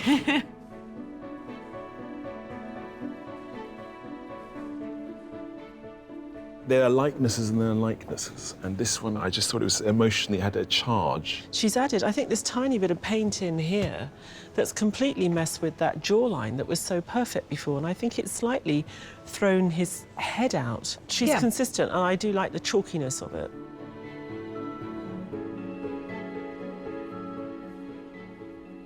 She was brilliant to watch at work, Kelly, but I just think she didn't think carefully enough about her choices. There's a realism and a reality to the head and the face, and then this neck comes from nowhere.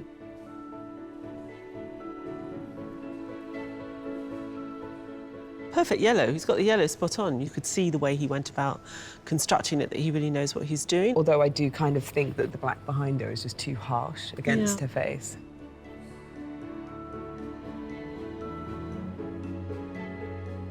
He's really presented us with this absolutely fabulous tank girl. The attitude and the character and the story of her as a sitter is there. I've got a real problem with this painting, that I can't read it. I don't know what's in front, behind, what's solid, what's arm, what's dress. But all credit to him, you know, we've got a full length. Yeah. Rearranging the portraits helps the judges narrow down their favourites to a short list of 3. I really like that one. I really like that one. I really don't like Don't you? For me, it's between those 2. I thought we were going to have a problem today because the standard was really high. But regardless of the standard, they have chosen their final 3. The first of those artists is Charlotte Baines.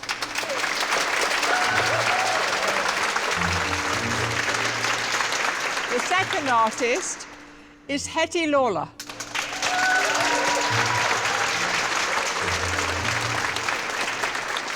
And the third and final artist on the shortlist is Judith Enahan.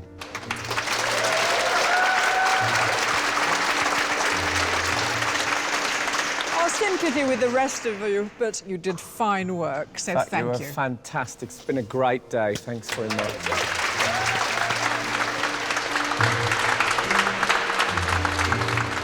I'm feeling a little bit disappointed that, you know, I didn't progress further, but that's fine, because I think the main thing that I wanted to do was just produce something that I was happy with, and I think that was the case. Before the judges decide who will claim the first place in the semi-final, they take into account the work created today and the self-portraits. Well, judges, here's a surprise. Not one single painting of Michaela. It was very close. I really liked Alan's painting of Michaela. We wrestled with that for quite a while, actually. Sometimes you can look at something for the first time and go, wow. and then you come back to it, or you leave a bit of time, or you look at it a little bit harder, and then slowly it sort of falls or it rises. So I think that can also have an influence. So shall we look at Charlotte's first of all? There was something of David that she caught that was rather poignant, and there was an aspect of him that I could sort of feel but didn't see, and she caught that. I find the body problematic, but I think a lot of what you've said I would agree with, and I think that nose is just really, really clever. She's caught a mood, and the little tiny bits of colour that you see in blocks across just really lift it. Now we come to Hetty. I was wondering whether she was going to be able to capture the lyricism that she had in her self-portrait, and I think it has captured a certain lyricism today. So she's not only technically proficient, but there's a kind of beautiful feeling underpinning it all.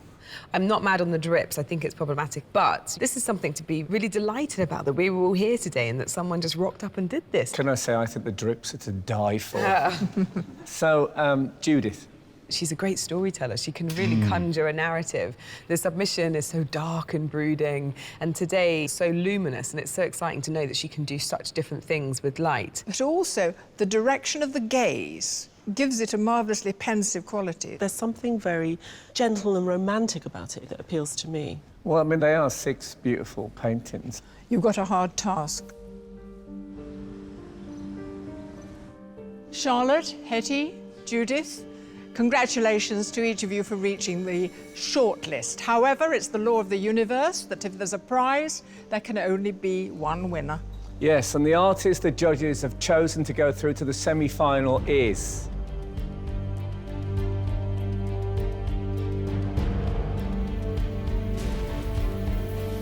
Hetty Lawler.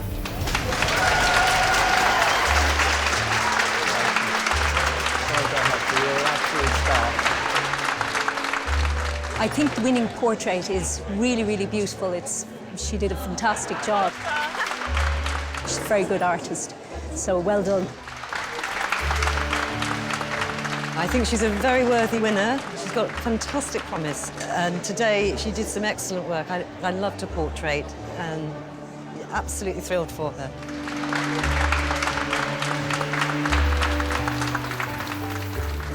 We were blown away by her submission because it had an emotional content as well as being technically inventive, and she did that again today. And that is really rare. When these two things come together, it's just unbeatable. I wasn't expecting anything out of this, really. I was expecting to draw someone and go home. I'm very happy with what I achieved, and it's great, and yeah.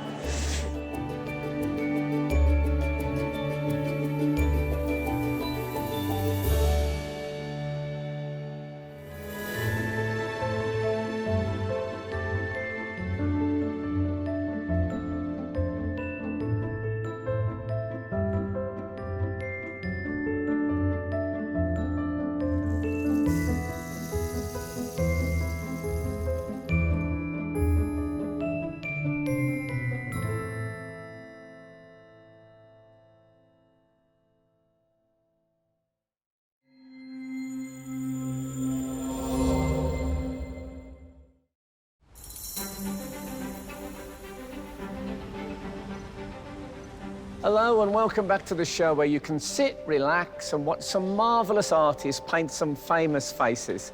And then to get rid of some pent-up tension, you can scream at the television in total disagreement with our judges. In today's heat, each of our 9 new artists has taken their own approach. In submitting their self-portrait, one needed just 10 days, another took 4 weeks, and one took 6 months. Today, they've got just 4 hours. And to think the makeup lady achieved this in just under 2.5 hours. Miracle. Amazing. You could win. Welcome to Sky Art's Portrait Artist of the Year 2018. Today we have a completely new group of artists going brush to brush, and 5 of them are professional. Alex Philippe, Danny Howes, Samantha Fellows, Marcus Callum, and Jessica Wolfson. Feeling quite terrified. My paintings aren't always planned. Like, I just paint them and then they work, and if they don't, they don't. And joining them are 4 amateur artists, Nikki Duffy, Lynn Aylward, Marion Miranda, and Dave Duffy. The standard is really, really high, but I'm not trying to let that bother me, and just going to focus on my own thing. These 9 artists are being challenged to paint 3 highly celebrated actors. Is he nodding off a bit now? He is a bit, yeah. They'll be working against the clock. Well, I don't want to tweak it too much. I'm a bit worried about losing it at the last minute. All to impress our 3 judges. It looks like you've got it all planned, but actually you've got all these options. Well, there's so million options out there. And there's a fabulous prize at stake, a £10,000 commission to paint the multi-award-winning actress Kim Cattrall for the Walker Art Gallery in her home city of Liverpool. But first they have to create a work of art worthy of a place in the semi-final. When I come back in 20 minutes' time, this could be a masterpiece. Or I could have screwed it all up, you know, it could go either way. Still, that's what this show's all about. Good luck.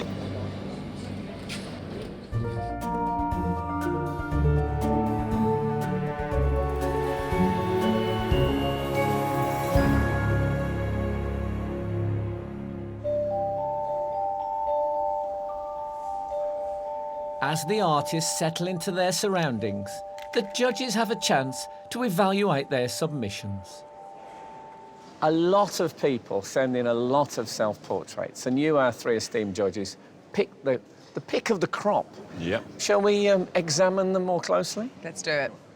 I liked this because a portrait can be just about trying to look for something, and it's a kind of record of that search. So it's a different sort of painting, but I think it's very touching in its way. This guy is really a master of his technique. He's looking hard at himself, isn't he? That's what we're seeing. It looks like Antigone, who painted the Queen. Yeah. Beautiful. And he's given us a 3/4 length, which is good. I love the loose wash of the face. When you look at the hair, for example, it's quite accomplished. This is one that conjured a really specific moment. We get so many heads and shoulders, and to see somebody try something a bit more elaborate is great. This is very different from what we've seen up to now on the wall. It's got that sort of background behind her so that she pops forward in that way. I think it's quite clever. We do talk a lot about good, honest painting, and it's quite interesting how well observed it is. There's 2 highlights on the clock, and they're different colours, because the metal is slightly different. It really works very well. This one, though it's got a caricature composition, doesn't feel like a caricature. It feels really quite heartfelt, actually, to me. Would you like it more or less if it was mounted on the back of an enormous spoon? I'm going to go less. OK, less. I thought so. It's absolutely stunning, the way that light is falling across her face. It's not that sophisticated in the application of paint, but I am seduced by it. This is so intimate. You're almost sort of bending down to give her a goodnight kiss on the cheek. It feels like autumnal light filtering through some foliage. So it's very clever. To me, it says morning. The look says, guess why I'm upset. And then we're going to spend maybe the whole day trying to work that out. Don't you find the eyes accusing? No. Anyway, it's a fabulous collection, isn't it? It's very... Really, really good set. Well chosen, guys. Thank you.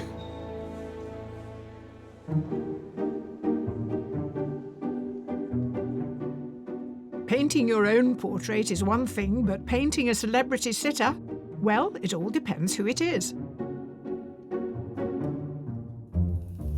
Artist, your sitter today was a poor beleaguered moth outnumbered. She's a surgeon in the TV drama Critical, and she was a loving daughter in the theatre production The Father. She is the fabulous Claire Skinner. Since starring in Mike Leigh's Life is Sweet, Claire has enjoyed an impressive career in many critically acclaimed productions for television, radio, theatre and film. I noticed you didn't shake my hand. No, I didn't bother. I have some hand sanitizer if you're worried. So, what would you say was your distinguishing look, Claire? Are you elfin? Are you graceful? Oh, well, no, I don't see myself as that at all. And I just don't think anyone could see me as badly as I see myself, so I've got quite a sort of twisted version of myself, I think. OK, well, hopefully one of them will bring Pick up that on out. it. Yeah. Yeah. Artist, your sitter is one of the country's most distinguished stage, screen and television actors. After a career spanning 50 years, he's played gangsters, tearaways. He's even played the father of Claire Skinner, who's just next door. So please welcome Kenneth Cranham. Beginning his acting career in the 60s in plays by Joe Orton and Harold Pinter, Kenneth has performed in hundreds of starring roles over half a century. Hello, my old friend. How are you? I'm all right, my darling. Come and sit down. Now, what is this? Oh, these are some images I brought of myself. Look, that's me in Oliver, and I was Noah Claypole. That was me at 21. What can you do? Artist, your sitter today is an actor who, after an impressive start at the Royal Shakespeare Company, went on to play roles as diverse as a physical restraint robot in Channel 4's Humans and Muhammad Ali. So he's used to being on canvas. So please welcome Shopai Darisu. On screen, Chopin's played everything from fantasy adventure to period drama. But recently, he returned to the stage to play Shakespeare heavyweight Coriolanus. Chopin, good to see you. Please. Thank you very much. I was thinking, this background's a bit plain, but now I see why. You brought the colour. This print has a lot of meaning to me because my granddad passed recently, and this was the sort of print that we commissioned as the family for everyone who had attended his celebration memorial party. But that's great to have a portrait in that particular that's print why I there, chose hanging this on your wall. Would you like to pose, Chopin, now? I can't look directly at any of you, can I? You can do if you want. I might take the glasses off. Is that all right? Yeah. The more your face moves, the more you get a sense of what your personality is like. As still as possible would be great. Do whatever you want. OK. In what order?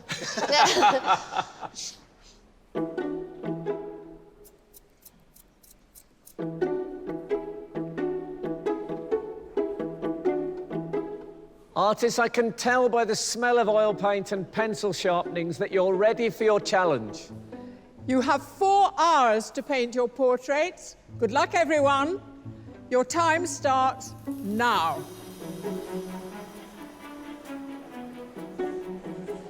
Not all artists hurtle into this like an Olympic sport, but for today's 4-hour sprint, they still need to warm up by taking photos, sketching, or just looking. I have got a strategy. I thought if I could do some sketching just to sort of get used to the sitter's face, and then I'm hoping to get straight onto the canvas with the oil paints. I think it will hopefully be a good painting day. A part-time secretary, Lynn Aylward paints in her spare time and took 4 weeks to complete her self-portrait. She was keen to present a side of her character others don't always get to see, dressed up for a night out. And she chose a special type of canvas to enhance her vintage look. This is a linen canvas, and I've only just started using them, so it's a bit of an experiment. I'm not sure about putting a background in at all because my canvas is so similar to the background. I'm going to have to make that decision in the next sort of hour or so, though, I think.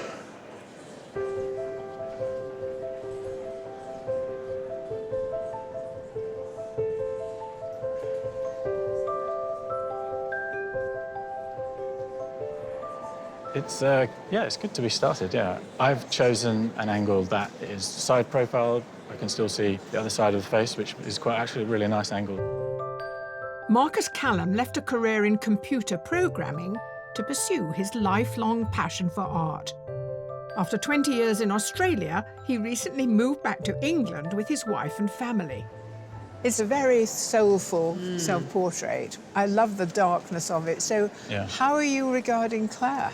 With all of the bright background colours, I'm going to struggle painting it in a similar way, so it's going to be something different. Do you prefer this kind of moody, darker scene where the face emerges? I tend to towards the side of that, using a lot of blacks. I'm trying to make it a bit more contemporary, so it's moving away from that kind of style, but using that technique still. Yeah. Your self-portrait took nearly 6 months. Yeah, painted You've got over. 4 hours. This is a Yes. dilemma, is it? It's a huge dilemma, yes. I'm panicking.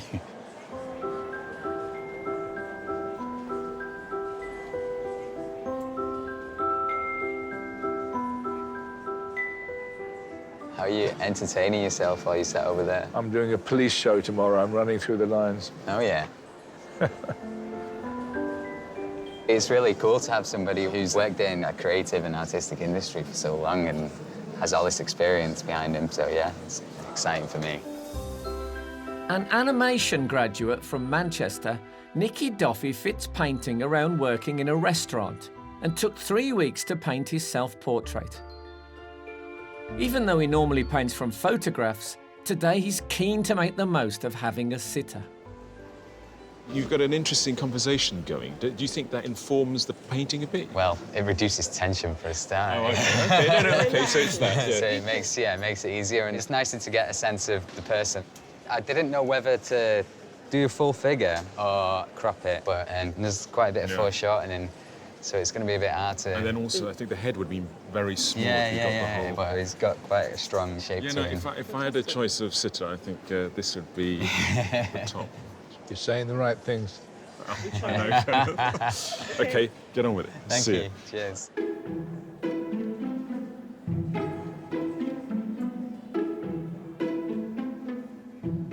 Mixing together individual colours of paint to recreate a sitter's exact skin tone can have varying results. But there are alternative methods that can help achieve consistency. Dave, coloured pencils. It's not the coolest of the mediums, is it? It's the only one I know. I used to mix paints and I'd lose track of how I made a certain colour. But then when I came across coloured pencils and saw all the colours are pre-mixed, it's like, yeah, that's the colour there. It's always the same colour every time you pick it up. Amateur artist Dave Duffy is a session musician and teacher from Wexford in Ireland and took up drawing portraits 4 years ago. He wanted to reflect his insomniac state in his self-portrait, which he created in a single 30-hour stretch. I think of coloured pencils as something that makes you get very small and precise. Yeah. So at least you have some flamboyant sharpening to sort of take the edge It's off. performance art as well. Yeah, exactly. And it's great. I mean, these could be formed into something beautiful after. I make little packets of potpourri at home. I like the smell of pencils, so I like You to don't, say. I like you to. don't, do you, I do, I Dave? like You're to- winding me up. No. You don't. You honestly make potpourri out of I your save my pencil shavings. and the whole house smells of pencils. I love recycling at its most ornate. Brilliant.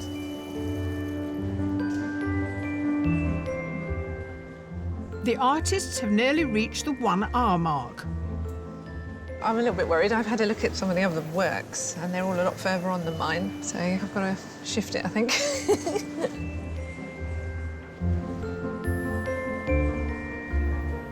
What I'm enjoying most about being here is just the atmosphere, the buzz. This is great. I could get used to this.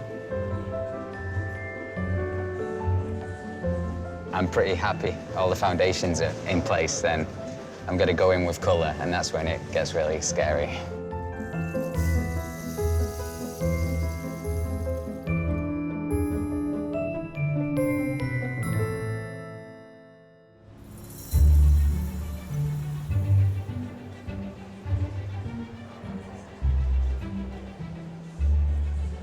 The artists have been at it for just under an hour.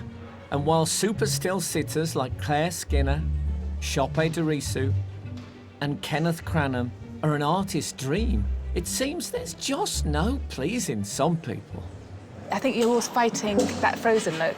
My paintings that don't have everything in exactly the perfect place work better because the people seem a bit more alive or that they move around, I think. Samantha Fellows is a professional artist from London. She finished her submission in a couple of weeks. But as well as portrait commissions, she paints scenic art for the theatre. So she's used to ambitious deadlines and having her work under the spotlight. So are we going to see that limited palette that you used in your submission? Well, that's quite limited, isn't it? I love the colour of that leather. I mean, I'd love to get the texture of the leather in, the texture of the jacket. I love those brass buttons. I need to work on the face. I might try and hit all the skin, but then I'm worried I'm going to take too long on the skin because it's so complicated, and I'm going to have all this white canvas. So then I'm probably going to quickly try and get colour in everywhere so that my skin tones have something to relate yes, to. exactly. So that's quite important, is it? That you don't have that whiteness sitting against I just the skin like tones. like a plan, actually. It looks like you've got it all planned, but actually you've got all these options. Well, there's so million options, aren't there? Well, we'll stop talking to you then and let you get on with it. Thank you.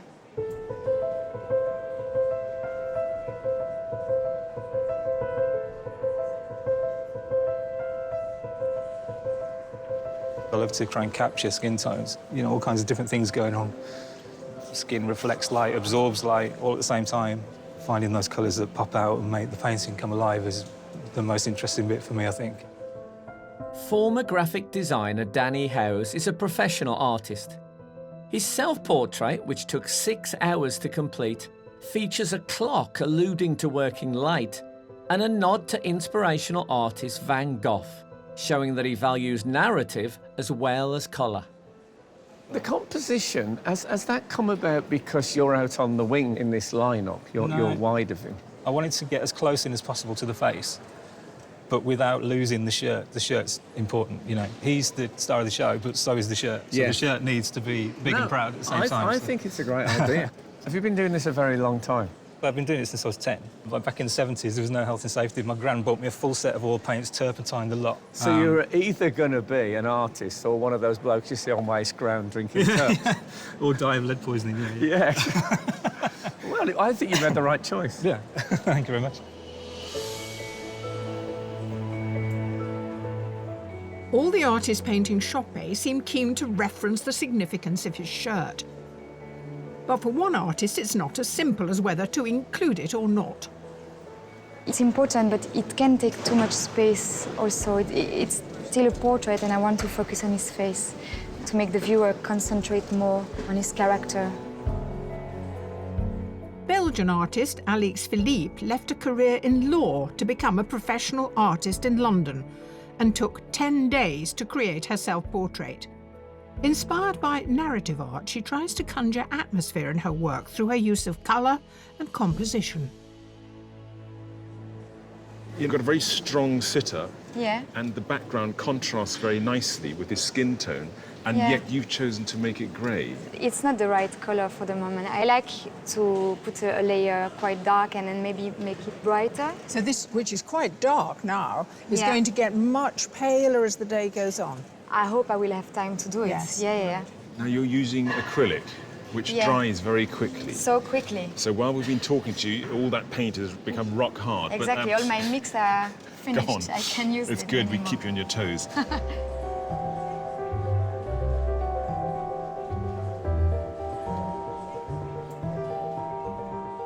As well as grasping the unique qualities of their chosen medium, the qualities of their sitter give our artists just as much to think about.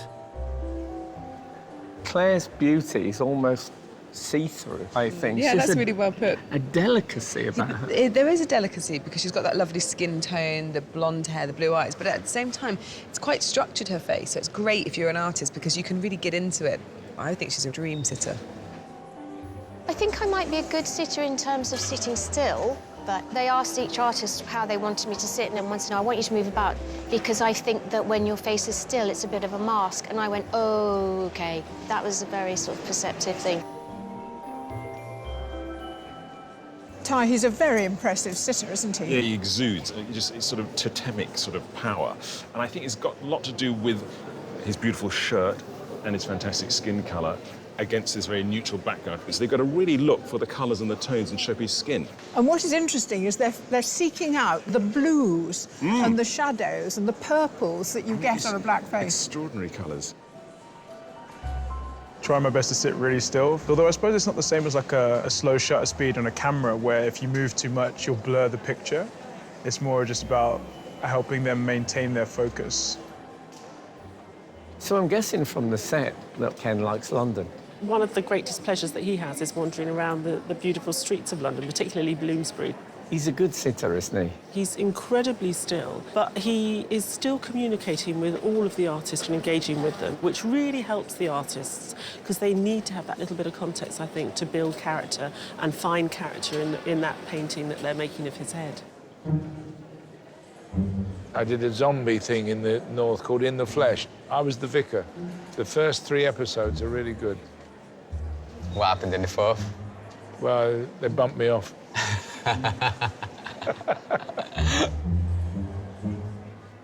Even if they're not chatting, the artists can connect with their sitters in their own individual ways. But that's not the only thing they're connecting with. Jess, it's almost as if the act of painting is as important to you as what ends up on the canvas. Oh, no, definitely. When I look at a painting, I look at how the paint is working before the subject. So it's an incredibly selfish style of painting, really. It's very me. Yeah. Jessica Wolfson is a professional artist from Glasgow. She finds the lightness through building layer upon layer of paint, a process which can take months, 5 months in the case of her self-portrait. How do you know when you have completed your I don't. painting? I just have to stop. Just like go, OK, What exhaustion. enough. Of course, now I'm a little bit anxious that you'll keep me pecking too. away. Just seen a bit. I need to just sort that Oh, bit. God, yeah. you've always just seen a bit, So though, one Jess. second, I need to see it. But I'm just going to work about here for a bit, I think. Yeah, I'm that's it. getting- Can't do any harm down there. Yeah.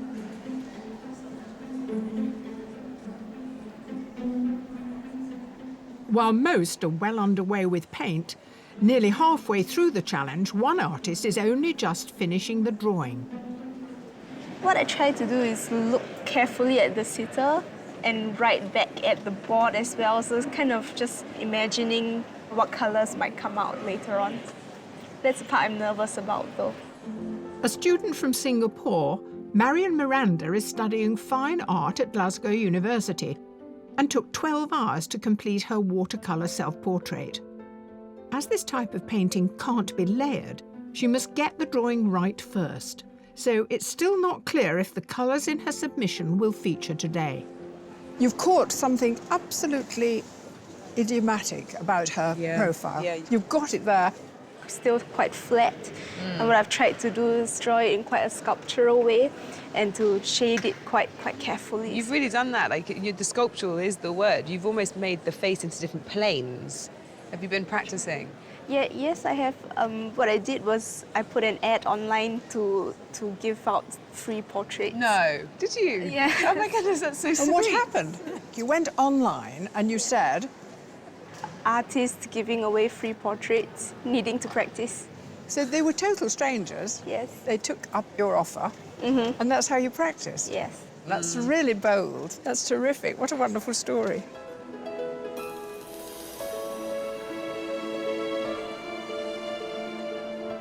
The artists are 2 hours into their challenge.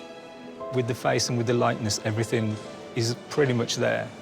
Maybe this arm's not quite right, or this arm's not quite right, but I can sort that out later. So.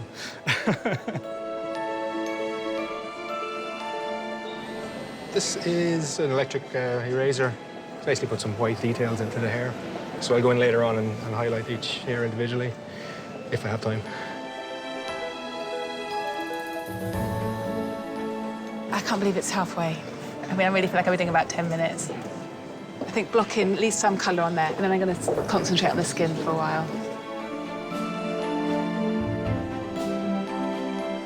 He's a bit soulless at the moment, so I need to bring him alive, I think. It's probably the hardest thing I've ever done.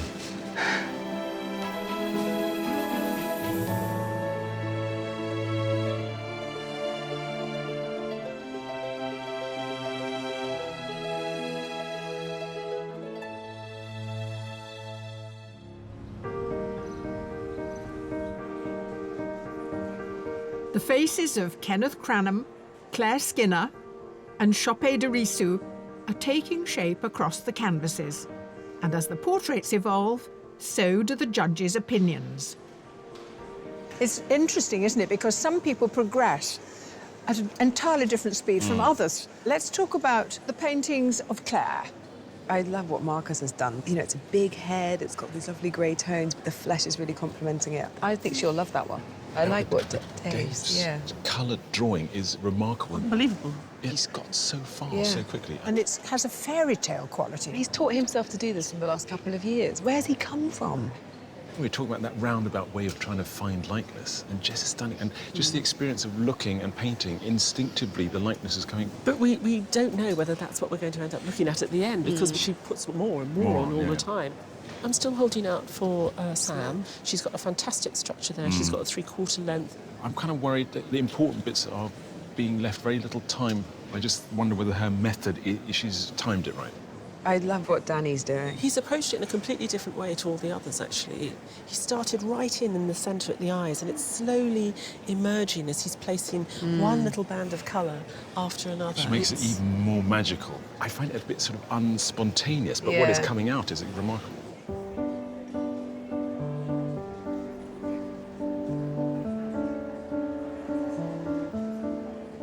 I haven't seen any of the paintings, so I'm starting to get really curious now. I think it's better to leave it until towards the end just to see which direction they're going.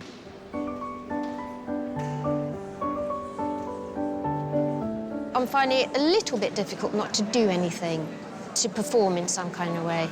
As an actor, I'm used to people looking at all of me and listening to me and responding to me emotionally, but it's quite nice just to try and let all that go. I'm sat here trying to keep myself entertained, like in my head, but not moving too much. I don't know if I have fallen asleep yet, but I feel myself going in that little roll where you go, oh, yeah, I'm back in the room. But I really hope you haven't caught me sleeping on camera, because that would be really awkward.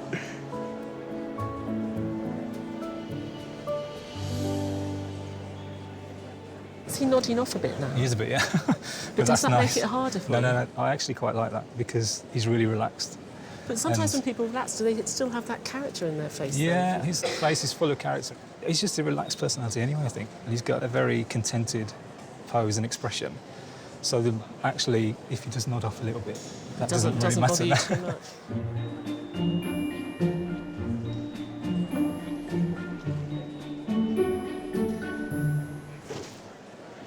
While it's a relaxing day for some, there's no rest for our artists, who are undoubtedly their own harshest critics. Well, usually.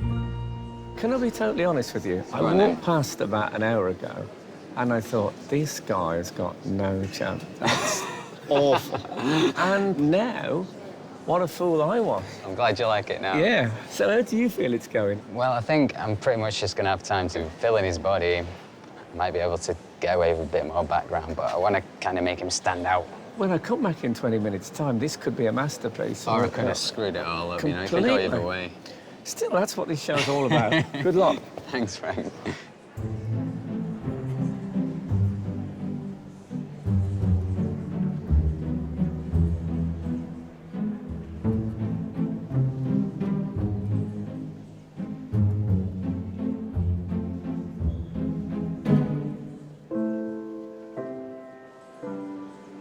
Well, Sam, you've come a long way. Thanks. Haven't you? I mean, I had to suddenly fill everything in. You've got a whole story here. I don't know. I feel like I'm rushing now a bit. But I think it's still working. I just hope I have time at the end to tie it all in. But obviously, I'm not going to get... Exactly. I'm not going to... I'd love to get these brass tacks in. You know, one they're lesson really I've always cool. learned in life is always pay attention to what Jane Bakewell says. There are just 30 minutes left to try and secure a place at the semi-final. I'm just going to crop the image down a bit more. Before it was a little bit off to one side, so this is the final stage now. Hopefully it looks a bit more finished when it's cropped. I'm panicking because I haven't done anywhere near as much as I thought I would have by now. I should have had all of the paint on. Got to work fast. I love the way you've incorporated the shirt. Is there a fear with the last half an hour that you ruin it? Yeah, I'm just starting to shake a little bit. Oh, no, don't worry, don't worry. I think I'm finished. I just feel I'm fiddling now. Yeah, if I carry on working, I'll probably completely change it. And then it'll start a whole new painting.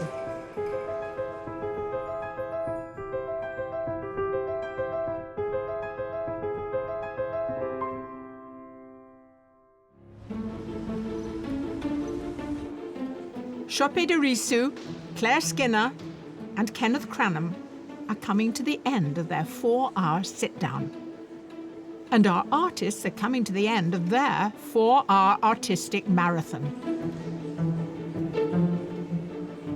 It's not how I planned on doing it at all. I was thinking I'd be using darker tones. I don't know, I might try a bit of blue.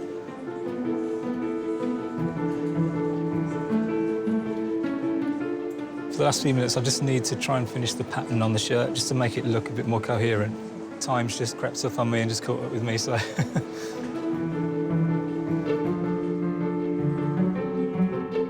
Artists, there are 5 minutes to go. I call it doing a pass, you know, you're just like going through, check, check, check, check, check, you know, nudging things up, nudging things down. I think I'm happy. Yeah, I've done the best I could. I'm just putting highlights into it now. Kind of tweaking it. Well, I don't want to tweak it too much. I'm a bit worried about losing it at the last minute.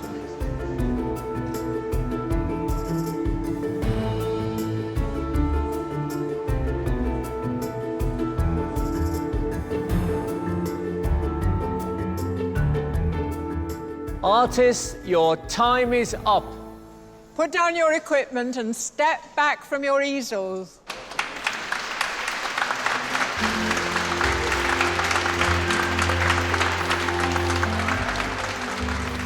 Having taken care all day not to look, at last our sitters get to see the finished portraits before choosing one to keep. Shope, you have been like a beautiful sailing boat going across the surface of a serene ocean. Are you excited about this bit? I'm terrified, but it'll be okay. Can you please turn your easels? I can't even look. Oh, man. This is incredible, man. The texture of the face and the different brushstrokes, beautiful. The amount of color that's in my face, it's not just brown. It's really great. It's really contemplative. It's a really important part of me, and I think you captured that really beautifully, so thank you so much. Thank you. That's a fabulous piece of art criticism. I have nothing to add to that. I'm going to go with Danny's.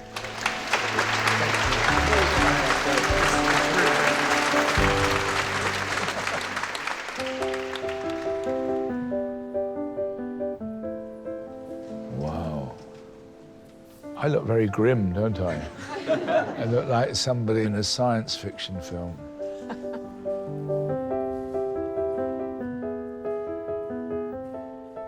I really love the range of colours and the tone of it.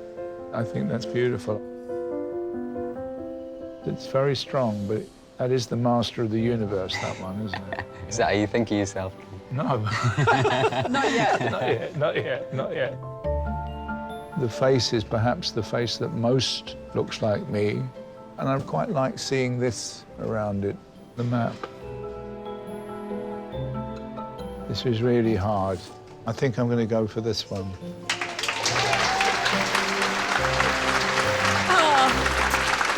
Thank you so much. You're wonderful.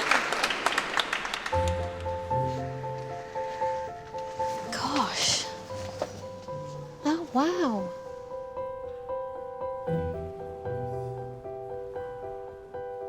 I love the eyes.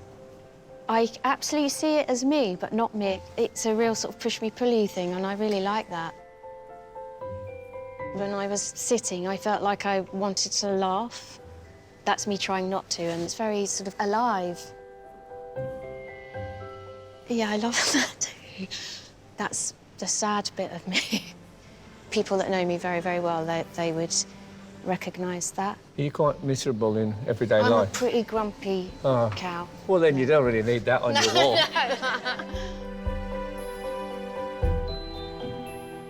I'd go for this one.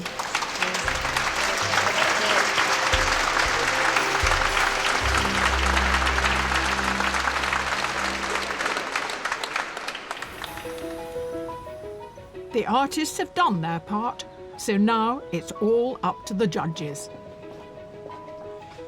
I find this such a romanticised portrait. For me, it feels a bit more serious than just being romantic. I think there's a lot going on in her mind as she sat there, and I think he's got that pensiveness, but there's a rich sort of hinterland of thought.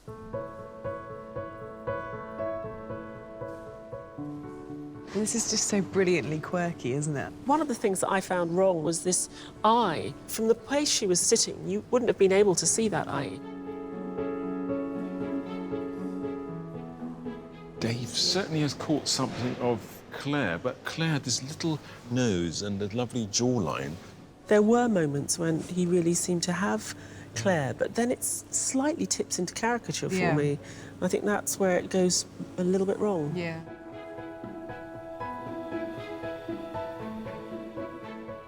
The body's probably not quite right, but I can forgive it that because it's telling a good story, I feel. The painting is a bit unresolved, but you're right, it does capture him very well.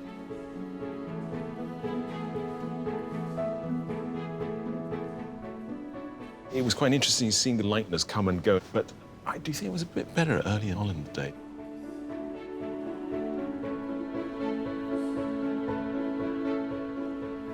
Nikki's definitely caught something of Kenneth. I can't quite work out what it is. He got it together in the end, and I think as a whole it works as a painting.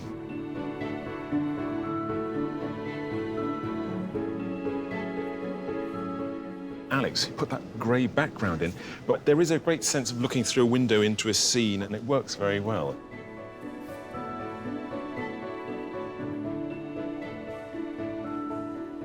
I'm so pleased Danny's managed to do quite a good stab at the shirt because I think he felt a bit guilty that he hadn't done it, and he was really rushing to do it in the last half an hour. He's got this fantastic shadow sitting over the right. He's It's great, just fabulous. It just pushes him forward.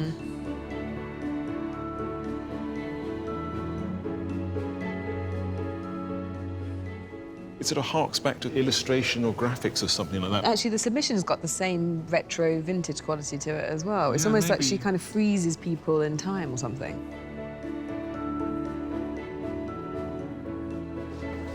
To help the judges narrow it down, they first select a short list of 3. I wonder, could we move that one, the little one, to one side? Well, that would be a very nice selection, wouldn't it? Yeah. So, who have they chosen? The first artist on the shortlist is Marcus Callum.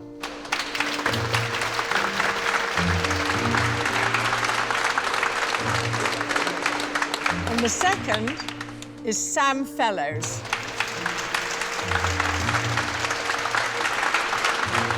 And the third and final artist on the shortlist is Danny Howes.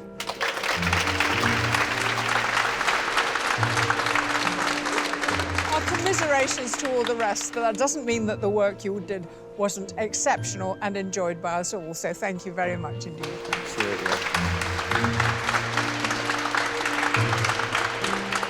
It was a beautiful experience to see how to paint very quickly, and I think I already improved. Is it possible? I don't know. While we don't always agree with the judges' choices, we can at least subject their rationale to rigorous interrogation. Congratulations on your choice. I like all of them. Should we Done go? something wrong. We might have time to revise. Must be something wrong. Yeah. Yeah, I think that's the end of our conversation, but it's been great.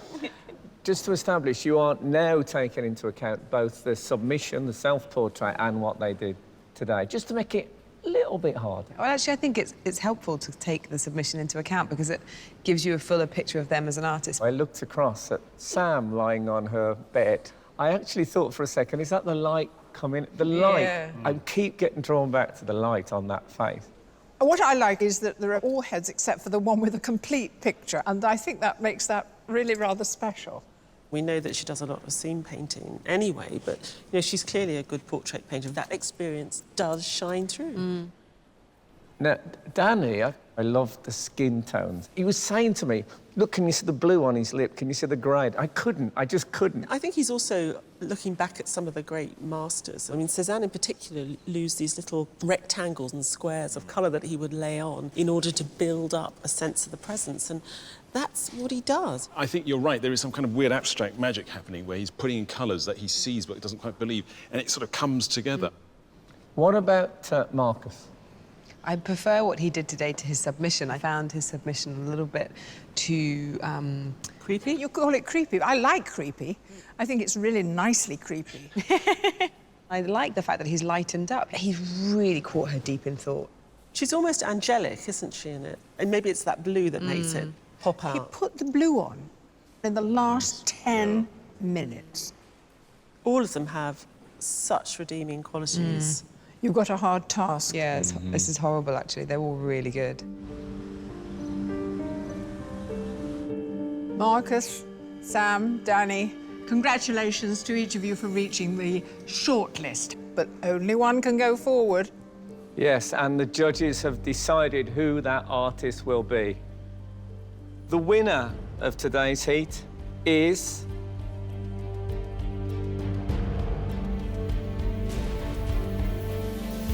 Danny House. Congratulations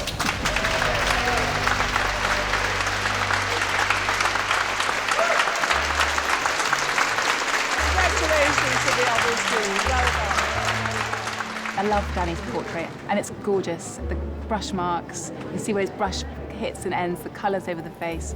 Really worthy winner. Well done, Marcus. I thought that was someone's self-portrait from, that they'd had months to work on, not something they'd done in 4 hours. So, yeah, I was pretty impressed. The standard today was exceptional, but Danny's just a great artist who caught the likeness in front of him fantastically with very abstract brush marks. It was a beautiful piece of painting. Obviously, he's a master of what he does, and now our job really is to push him into the next level. Really pleased that the judges thought my work was the standout work of the day, and yeah, looking forward to the semi-final. Can't wait.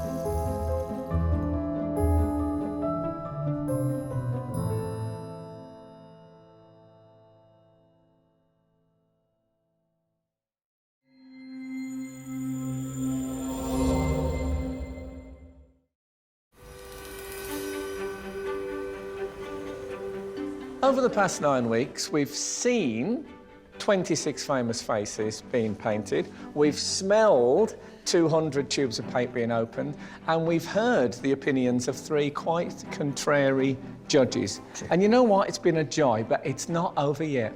So prepare for a visual feast as our 3 finalists go head to head to claim a life-changing prize. We haven't covered all 5 senses. We can touch. Oh, yeah, and you've got loads of taste. I think we've cracked it. OK, welcome to the grand final of Portrait Artist of the Year.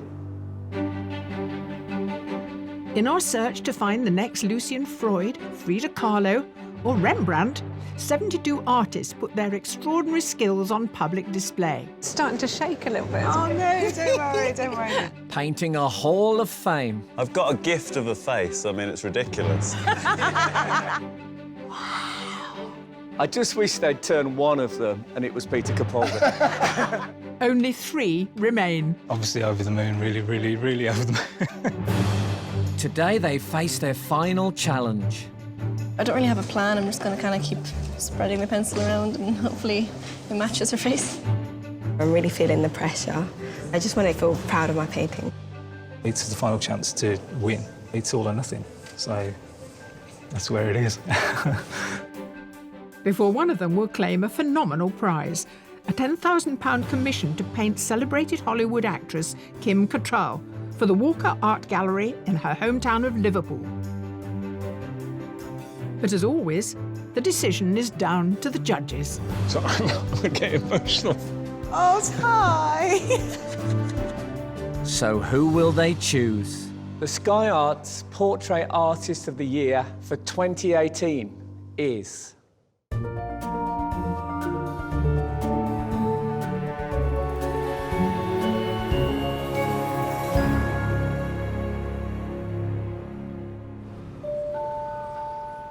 Of today's 3 finalists, one is a professional artist, Danny Howes. Now I'm here at the final. I'm trying to keep a cool head, but at the same time, I really want to win. And joining Danny are 2 amateur artists, Samira Addo and Hetty Lawler, who at 17 is our youngest ever finalist. I'm really excited to be here. You know, it's the National Portrait Gallery and it's the final. It's really mad, actually. I never expected any of this to happen, really. Winning this £10,000 commission would be absolutely amazing, and yeah, it could potentially be the catalyst to my art career, really. Surrounded by hundreds of years of art history, painting in the world-famous National Portrait Gallery is only adding to the pressure. That smell makes me feel better. Genuinely, the smell of the white spirit, suddenly that relaxes me.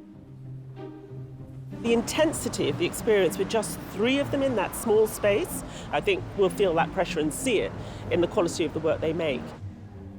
I suppose I'm trying to prove to the judges that maybe age isn't as defining a factor in art, and also I suppose that pencil maybe is a bit overlooked in some ways.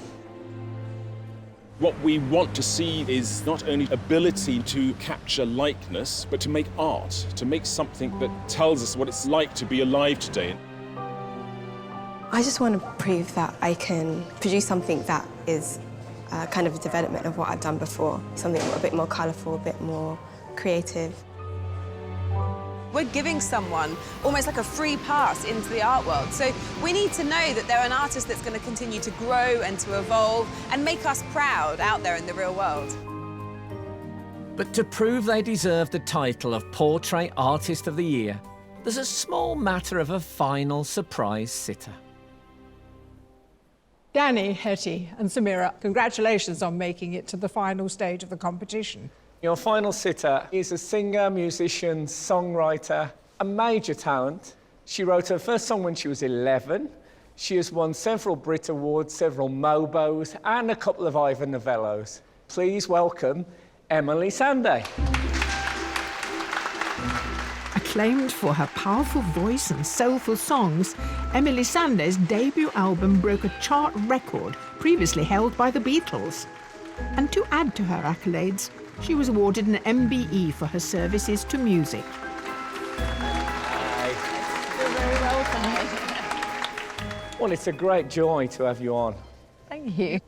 Have you ever sit for a portrait before? No, this is all very new. I'm going to try my best not to fidget and, Do you think you have any technique for concentrating? You can sing a few songs in your head? I think You could so. write a song. That's what I was thinking. Usually I'm at the piano, but I'll try my best. That's your challenge Yeah, for today. okay. You've got 4 hours. Then the judges will decide what they think about it. Okay. Not really.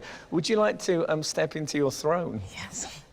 Can I ask our 3 finalists, is there anything that Emily can do to help you guys out? Would it be okay if Emily moves slightly to, like, turn to your left slightly? Yeah, that'd be great for me, because I'd really like to capture your profile. Is that okay for you? Yeah.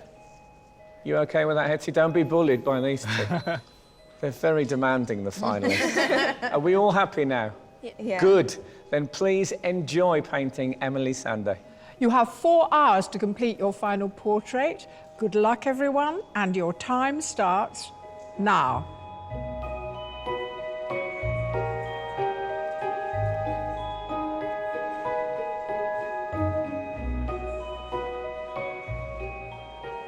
I'm really happy with the sitter. Yeah, she's a great face and I love the hair and the earrings and her dress and everything. It's just I'm very happy.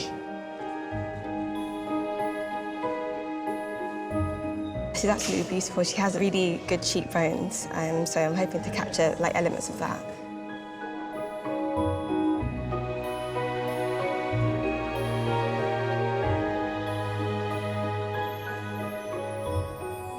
But as soon as Emily walked in, and sat down, she just sat in that profile position just straight away. And I thought, I have to capture that beautiful profile, her neck, the poise of her head. Everything is just right there. There's the painting right there. Danny Howes is from Birmingham and is today's only professional artist. He won his heat with a painting of Chope de Risu, impressing the judges by conjuring a mood. With an orderly way of putting down paint, it was his ability to capture the lightness and the relationship between Simon Callow and Lily Cole in the semi-final that cemented his place in today's final. You've upped the size. I hope that's to impress us judges. Yeah. You've gridded up and done the initial drawing. Yeah, from the phone, And yeah. then you do the painting from life. Yeah. Just quickly about the composition, tell me what your thought processes are. What are you trying to find out? I've got the bright yellow chair just anchoring down this bottom corner. But her face, I've decided to put that up in the top right corner. So it gives the painting a nice balance, but also diagonal composition. You usually pull these things out of the bag quite late on, and I'm looking forward to it. We'll see. Come on, I'll let you get on with it. Thanks very much. With such a career-defining prize at stake, sticking to a tried and tested method may be the key to winning. But Meera has other ideas. Do you normally grid? Not usually, but I just wanted to get this satisfactory before I start painting. You see, what I've always loved about watching you paint is the face sort of emerges through blocks of colour. There doesn't seem to be any mathematics involved. But I turn my back for 5 minutes, you've got the ruler out. I hope this is not going to cramp your style, so to speak. Well, I hope so too. Meera Addo is a former quantity surveyor from London. A self-taught amateur artist, her heat painting of Robert Bathurst impressed the judges with its energetic style. And they were persuaded to give her a place in the final because her painting of Lily Cole and Simon Callow showed an ability to reduce the number of brush marks and still find a lightness. I think every time we speak, I ask you about your day job and whether your continuing success on this show is making you think, oh, maybe I could be a professional artist. Are you still thinking about that? Yeah, I actually left that job. We'll see how today goes, but yeah, it's definitely on the cards. Are you currently unemployed? So I'm currently an artist. Oh, you're an artist, okay. So yeah, it's quite important. Yeah, well, it is quite important. Yeah. I think it wouldn't be going too far to say it's potentially life-changing. Yeah, I reckon so.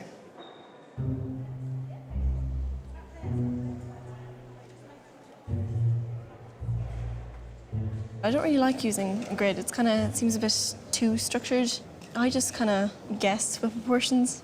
I usually start with the eye and then I just kind of build out from the eye. It kind of helps with proportions a bit, so I can match everything to the eye. Hetty Lawler is an amateur artist from County Mayo and at 17 is our youngest ever finalist. Unintimidated by David Tennant as her first live sitter, she captivated the judges with her technical proficiency and poignant style. It was the progression of method in her double portrait of Lily Cole and Simon Callow that secured her place here today. One of your techniques to take a photograph and refer to it quite a lot. Now, do you think you might look at her a little bit more this time? I'll try to look at her more. I'm kind of trying to train myself to do that. It is even more of a skill to do it from life. Yeah. I'd like to be able to do both, have the option. Well, great. Good. I won't interrupt you anymore. Visitors to Britain's National Portrait Gallery are well used to seeing scores of fine paintings. But usually they're all finished. Today, the gallery has helped us to throw open the doors to over a dozen working artists who have come with brushes, canvases and easels in tow. The atmosphere here in the gallery is absolutely electric. Sat in a room surrounded by men in wigs. It's great. Painting from screens with a live video link, the artist who impresses the judges the most will claim a place in the heats of next year's competition. Is this what you do full-time? No, I study textile design and I make closable sloths.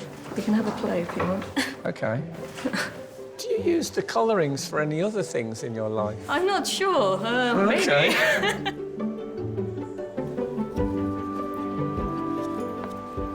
see you've got a whole array of palette knives. These are like my comfort blanket of palette knives. I'll probably use about 3. Oh, okay, So- okay, you're just showing off. I like that.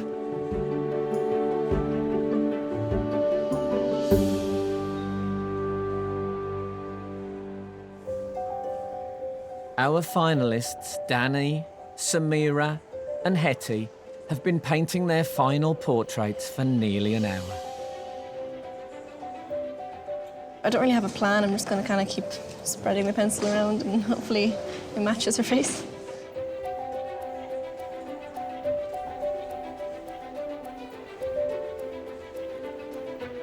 I am feeling the pressure of the final in a way that I haven't felt it before. It's the final chance to win. It's all or nothing, so that's where it is.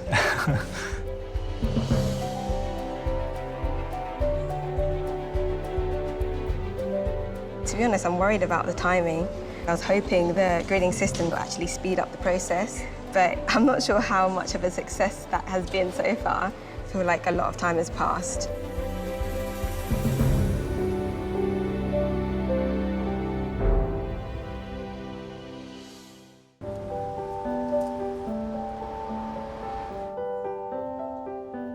At the National Portrait Gallery, our finalists Hetty, Samira and Danny have been painting the statuesque Emily Sandé for just over an hour.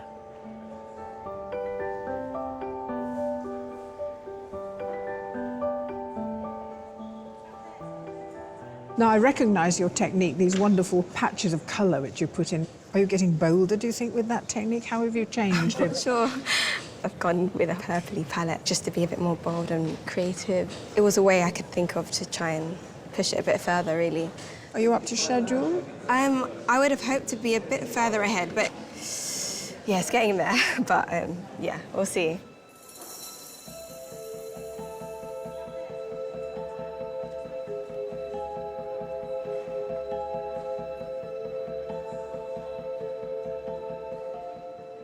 I'm curious as to what you feel's changed in the process of going through the competition. I think I have changed a bit. My style has been a lot more like refined. I've experimented quite a bit and I've gone a lot bigger. I've never really done this big. Yeah, it kind of made me a bit more confident doing this. We really appreciate the artists who come along and really take risks and let us go on the journey of them trying new things.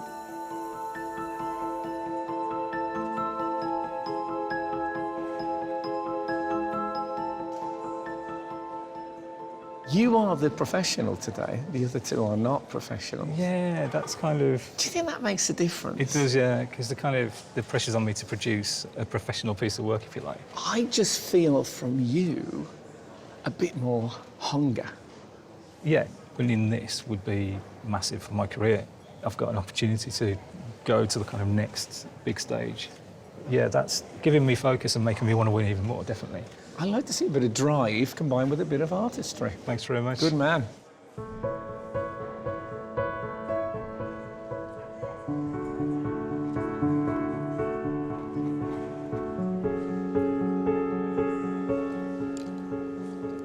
Over the past few weeks, the set, the sitter's outfit and their pose have helped inform the artist's portraits, and Emily is proving the perfect final sitter. I think their faces lit up as she came into the room, and when she sat down, they immediately started saying, oh, I can do something with this.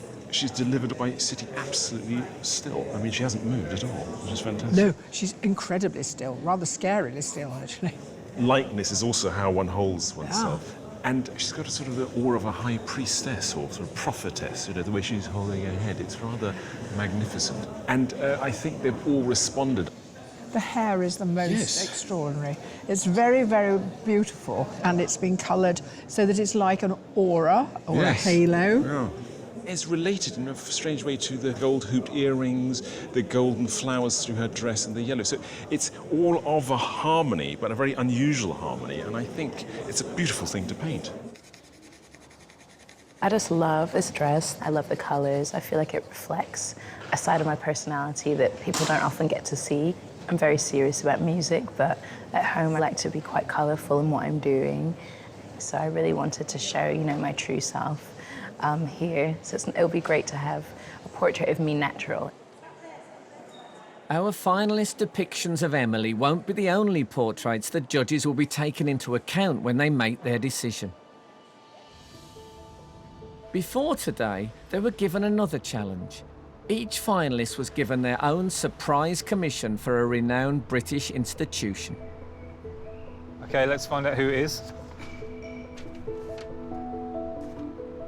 Dear Danny, your commission is for the Design Museum. Wow. They have requested a portrait of the pioneering industrial engineer, Sir Kenneth Grange, who has been designing elements of our everyday lives for over 50 years. Oh, my God. Wow. Your commission is for the Fashion and Textile Museum. They have requested a portrait of renowned fashion designer Zandra Rhodes. Amazing, bright, eccentric character. I'm immediately thinking I could do something quite fun and colourful with this. Your commission is for the British Music Experience. They have requested a portrait of iconic pop star Jerry Horner. That's a great opportunity.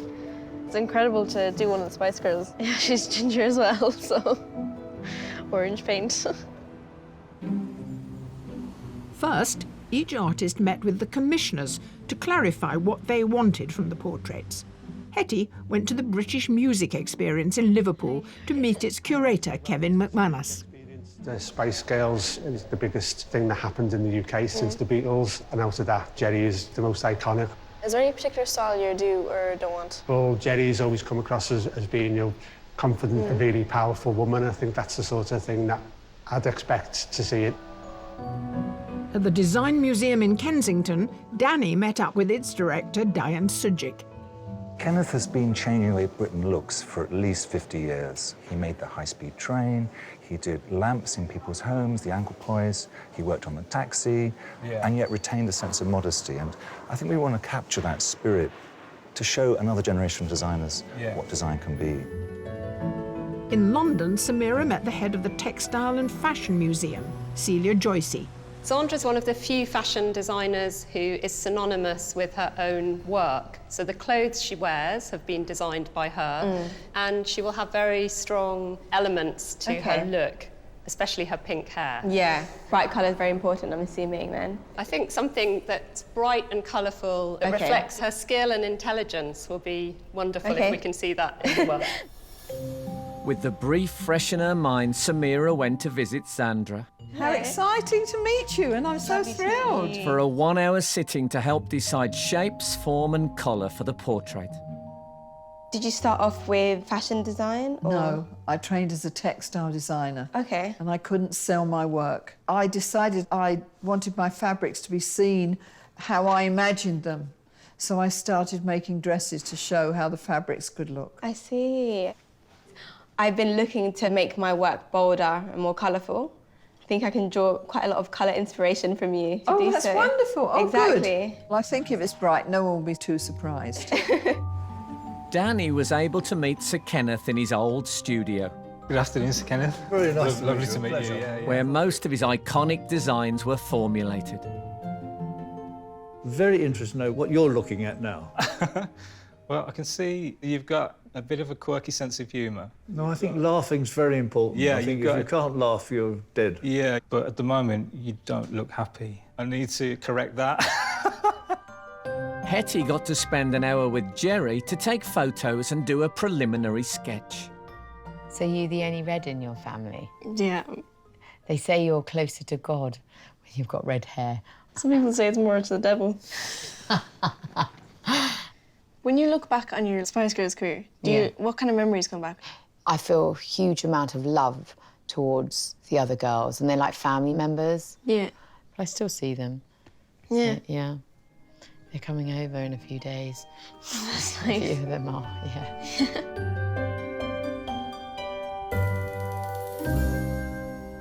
Okay, I'm done. For now, anyway. Preliminary show. Yeah. Oh, it looks very strong. Oh, I'm glad I re-pinked my hair. Dum, da-dum, dum. Oh, brilliant. No, that's very good. What an old bugger. My goodness. Wow, that's amazing. You did that in 1 hour. That is incredible. Thank you. The artists then had 2 weeks to complete their commissions. I decided to go bigger because the area that's going to be hung is going to be quite a big area. The pose I've chosen is quite striking because the brief I got was to make her really stand out and pop. I chose the background as red because she has nice blue eyes, so the contrast to that is nice. I wanted to sort of fill the painting with his personality, so it's a collage really. Everything in the painting is him. It's his workshop. The lamp that he designed is next to him. It's very tidy. His personality is all there in the painting. I got orange, pink and blue from Zandra. I'm trying to capture her quirkiness, the boldness of her character, her fashion. So I'm hoping the judges can see that I'm not scared to explore or to be creative, and that I can produce something that is the development of what I've done before. The completed commission work won't be revealed to the judges until the end of today's challenge.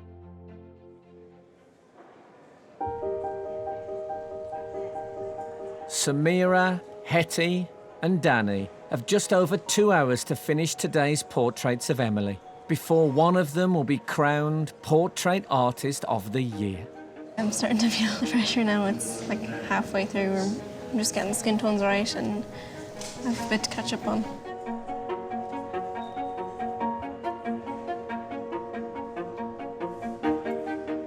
You're now coming on to a really dangerous part. I don't want to alarm you. It's tricky because if you get it wrong, she can look like she's been punched in the face.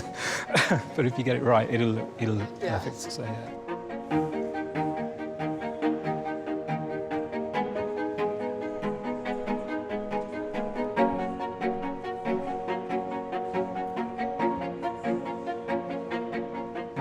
I'm worrying about the colour scheme of my painting. It's hard to tell how it's going to turn out and how I'm going to make it seem seamless.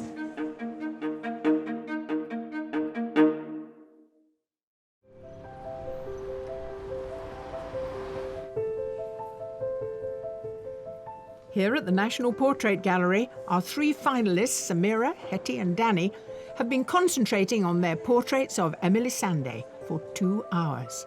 But they've been keeping one eye on the competition. I haven't looked at the other portraits and I am intimidated. They're both really good. What about your rivals? Have you been to see the work? Well, yeah, I mean, they're both amazing. Meera's skin tone's coming through around the sort of ear and the eye. With Hetty, it just looks amazing straight away. So you kind of know you're up against it. But today, it's the judges' opinion that counts. It's the final. And I find today and watching these 3 work, I think as excited as I've ever been. Yeah, it's impressive. They're quite different, aren't they, as artists? They're very different. Chalk, cheese and apples. Shall we start off with Hetty's portrait of Emily? Hetty's got her from lower down, so you really get that sort of great space going up. It's a phenomenal angle that she's found that look in her eye, which is really special. She's got the head, and she's always been very good at capturing that. I would like the sense of the whole body and more of Emily's poise. So what about Danny's portrait of Emily? There's something very reliable about what Danny does. You feel that he's very experienced. He's safe pair of hands. Yeah, safe pair of hands. He's very well practiced. Maybe a little bit less exciting than I would like, but he's been very clever at using his time with the other pieces to put in something to spice it up a little bit. So I'm waiting for that to kick in. If it doesn't, I would be disappointed. So what about Meera? She is the one that I think is the greatest risk out of the 3 of them. Her style lends itself probably more to a few accidents, doesn't it? It's halfway through the day, so you can't quite work out where it's going. We've always had that with her. They kind of look a bit messy and a bit clumsy. It's not messy enough. I've got a feeling that because it's the final, she decided to be a bit more controlled. She used a grid today for the first time. I find the colours a bit odd. I totally disagree. Oh, you think it's good? No, I really like the colour. I find it works really well with Emily. There's still that looseness of touch that I really like in her brush stroke. Was it too for you? Is that what you don't like? That technically speaking. That's do you want me to translate that? It's a very technical historical term. It's got a long history. We'll talk about it later. Well, I think you have a sort of a dual task today because there's also the 3 commissions And we don't see them till the end of the day, and everything can change. Here, they're kind of full throttle competing, and the commissions have a very different feeling to them. Although I feel nervous about them, but no. But all the good things in life bring excitement and nerves. Yeah.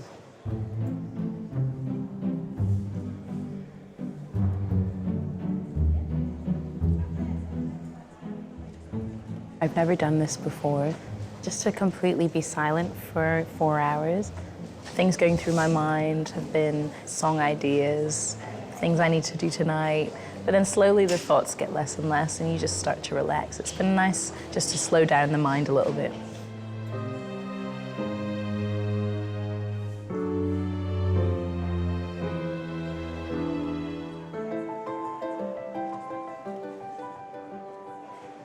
So Meera, I saw you building a really good head in that sort of purpley grey, and now through the hair you've introduced colour.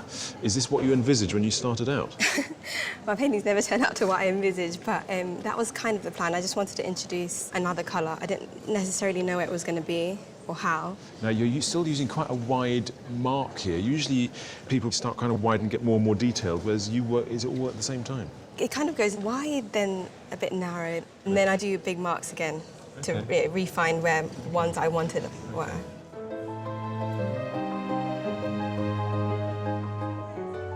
Making these paintings in 4 hours, has it taught you anything about your technique?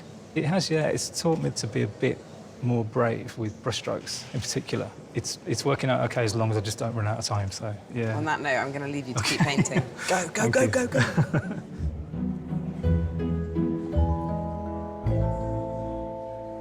So, as a 17-year-old, because you're still at school, when you did the commission, did you have to have time off? Yeah, I took the 2 weeks off. So your friends, what do they think you're up to when you disappeared for a... They think I'm sick. Oh, do they? Yeah. I couldn't really think of any better excuse.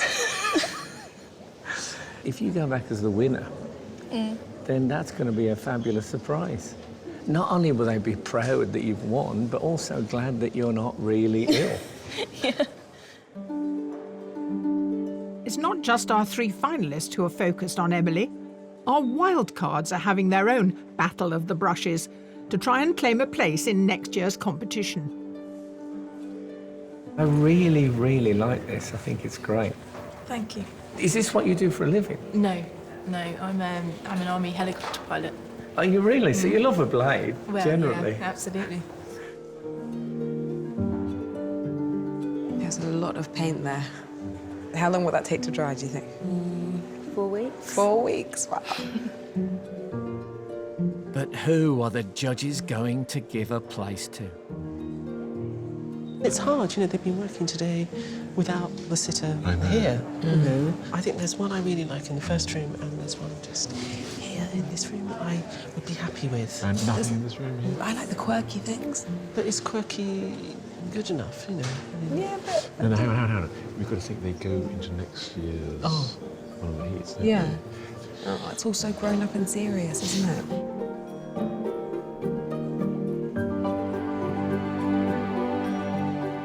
You're our winner today. Congratulations. Thank you. Oh, I'm so surprised. I like the colours and everything about it, and the fact that it was good right from the start of the day. It was brilliant. Thank you. Hannah Shergold is the first artist to claim a place in the heats of next year's competition. There are just 30 minutes left before either Danny, Hetty or Samira will become Portrait Artist of the Year 2018. I'm really feeling the pressure. I just want to get it down to a good standard. I want to feel proud of my painting.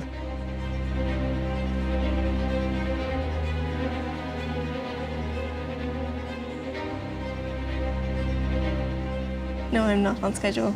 There's no one point that I need to particularly work on. Yeah, I just need to finish all of it.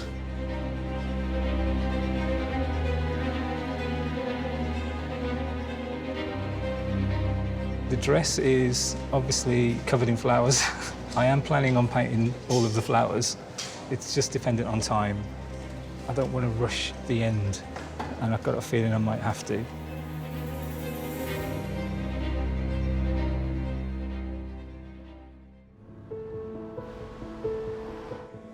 Samira, Danny and Hetty are in the final moments of their final challenge. It's then up to the judges to decide who will become Portrait Artist of the Year. The stars. It's when you do that thing with a toothbrush. Yeah. I knew I'd seen that somewhere before. It's on my bathroom mirror. Artists, you have just 5 minutes left.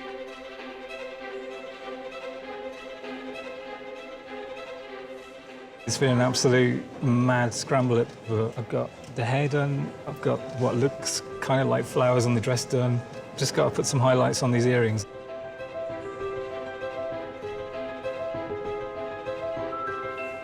I don't know whether it fits together well, like the background and the pencil. I don't know whether they fit together.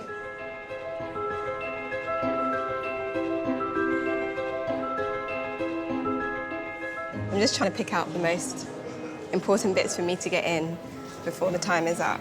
But yeah, I can't believe where the time has gone. Artists, your time is up. Your final challenge is over. Please put down your materials and step away from your portraits.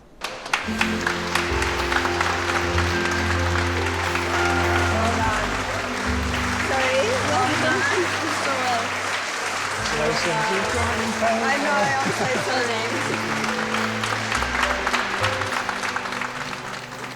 Emily's perfectly still pose for the past 4 hours has not been in vain, as she now gets to choose her favourite to keep. Emily, I think of all the sitters we've had, you are certainly in the top 3. Thank you. You are amazing, absolutely still, with a sort of posture that I felt I should possibly kneel. Really, you were so regal. In my experience, the better the sitter, the better the portrait. So I think you're in with a good chance. Awesome. Shall we have a look? Yeah. OK. Artists, will you please turn your easels? Oh, wow. Wow, amazing. Would you like to come and have a closer look? Yes.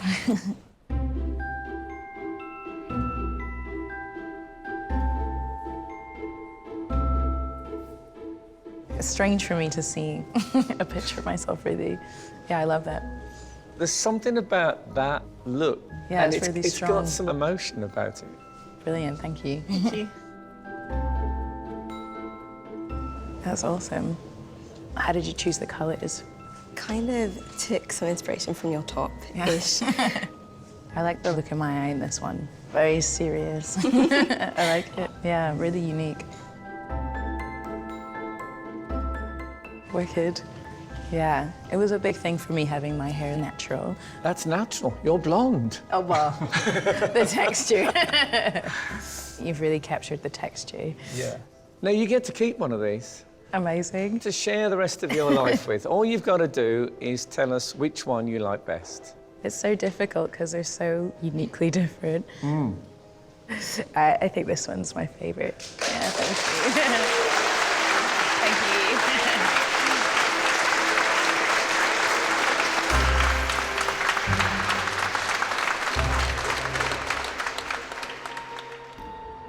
In order for the judges to decide who is this year's winner, they take into account not only today's portraits of Emily, but also the 3 commission paintings they're about to see for the first time. Oh my God. Wow. Oh, my. Oh, my. Amazing. And all of a really top quality. There's no duffers in here. It's so strong, all 3. That's just fantastic, isn't it?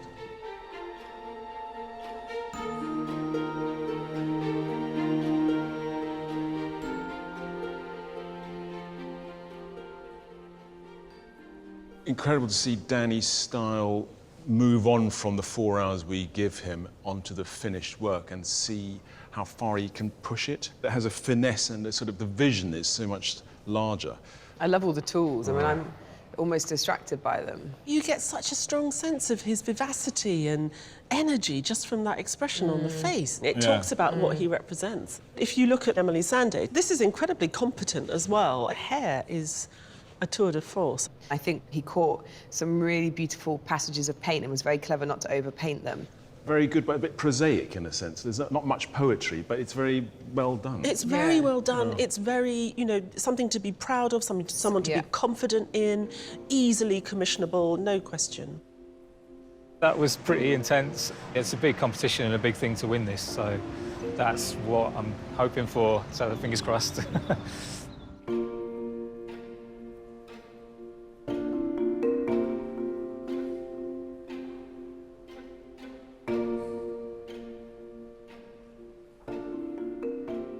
This is just one of those paintings you think, how on earth did they come up with that? The idea of that tilted face, and her mouth is open.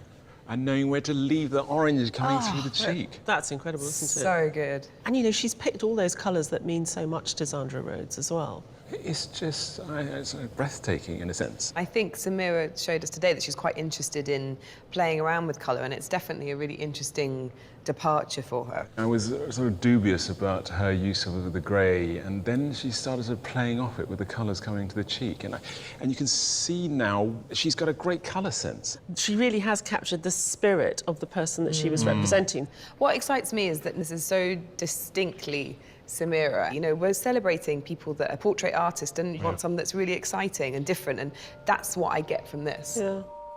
Already to get this far, it's kind of made me reflect on my career path away from the quantity survey. So yeah, winning this competition could potentially have quite a big impact on my life.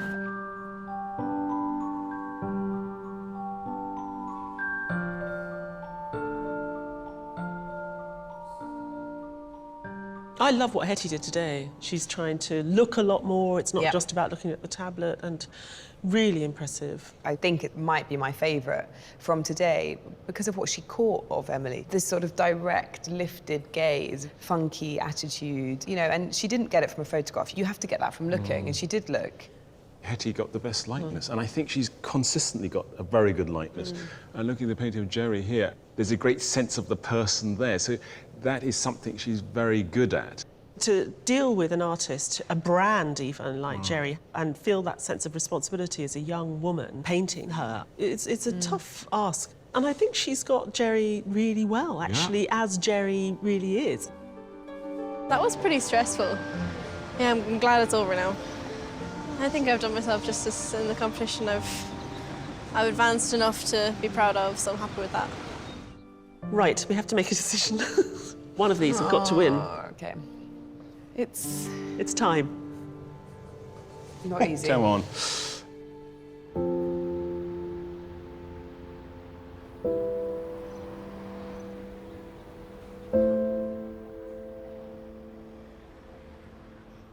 One thing I do have to say, and it pains me, is I often disagree with you guys, as you know, but I think you've come up with 3 brilliant finalists. Those 6 portraits are pretty special. Yeah, really high calibre. You said earlier today that you thought it may well be that the commissioned portrait would be the clincher. Has it proved so? Yeah. Absolutely. Seeing what they can do under the 4-hour time constraint and then with as much time as possible, you get a feeling of where the magic comes in, whether there is any magic, or whether they're very good craftsmen and produce great portraits, but doesn't have that unnameable extra magical quality. It's just exciting to see 3 artists who each of them know who they are. All We're 3 really of them happy. are easily commissionable for an institution. Exactly. They are. They're They all are. really good at what they do. We've never had this before, I'll say that. We've never had such a strong sweep. I think it might be your toughest ever decision. Yep, without a doubt.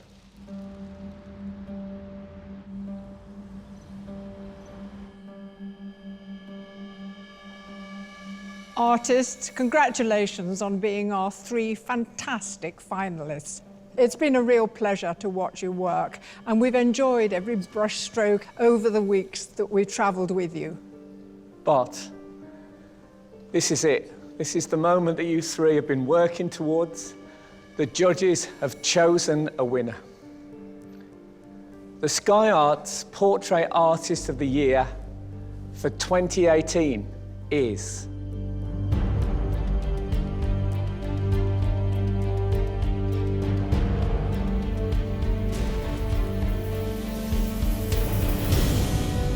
Meera Syal.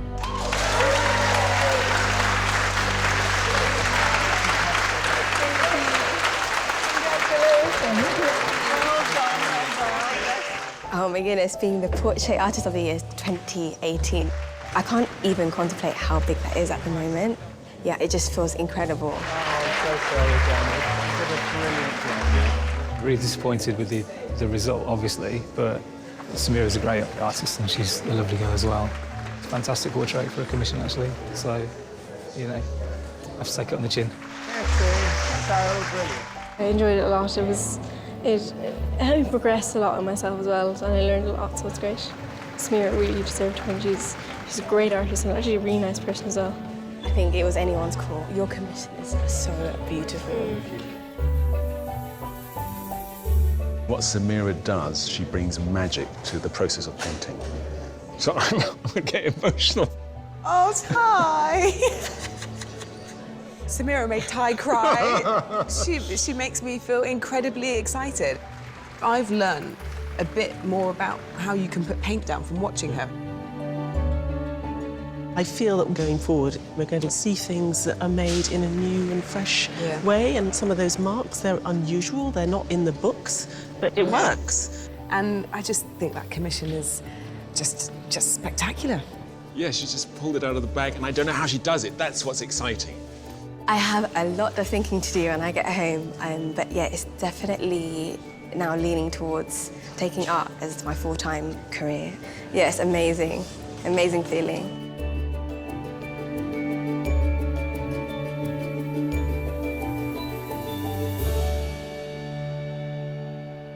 I really can't wait to see what she does with the prize commission. Yeah. That's going to be really interesting.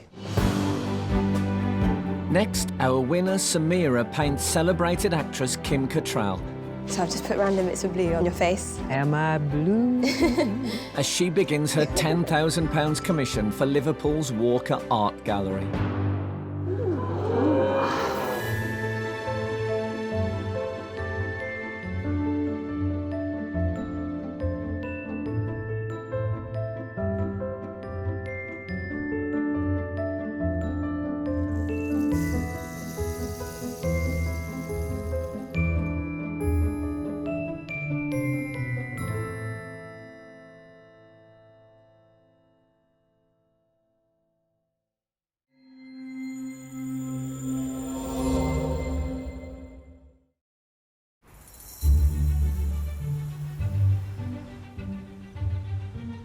Hello and welcome to your favourite art competition. Do you know there are no less than 8 definitions of the word art in the Oxford English Dictionary? After today's eat, they might have to come up with a few more. Well, it's certainly true today's artists are a very talented bunch. But tell me, do you think they're getting younger? You're getting younger. Hello and welcome to Sky Art's Portrait Artist of the Year. You are, though. You really are. We're at the Wallace Collection, where 9 more artists have travelled from across Britain and Ireland to impress our judges. Today, 6 are amateur artists. Olivia Crossman, Anna Kennelly, Erek Tchaikovsky, Lisa Paloffa, Roy Goodman and Sam Smith. I'm about, I think, 98% terrified, 2% excited, but a day painting with other people is a nice day for me. They're joined by 3 professional artists: Jamie Green, Ethar Gurab and Jackie Edwards. Couldn't have imagined being here to paint a portrait. It's beyond words for me, really. Just thrilled and delighted. To reach the semi-final, our artists will compete to paint the portraits of 3 new celebrity sitters. Is there something a bit intimidating about having someone whom you're a fan? I'm trying really hard not to think about that. And in the 4-hour time limit, make an impression on our 3 discerning judges. You speak very knowledgeably. You know, I went through 6 years of art education. I didn't know any of this. You should have got on YouTube. It didn't exist.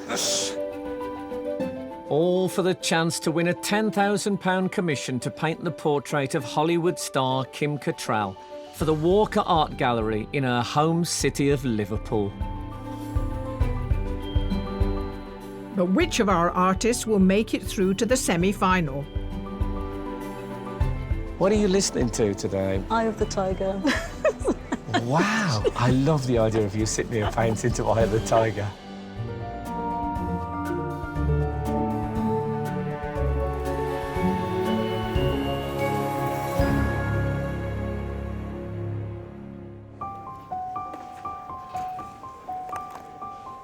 Before any paint is put to canvas, our judges take a moment to survey the artistic talent here today.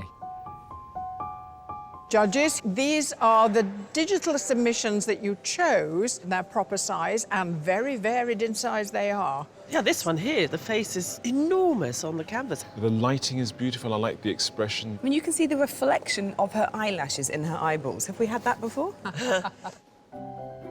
This is our Peter Pan. He's got a compass, so we think of him as one of the Lost Boys, I suppose. Yeah, it's beautifully painted. I love the appealing look on his face, begging us to put him through into the competition.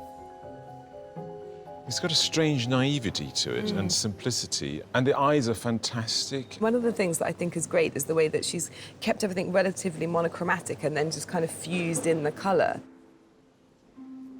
The colours are fantastic in the skin. I think the colours are wonderful. It's beautiful, but you really need to be working with the right tone and the right weave behind, and this all comes together absolutely perfectly.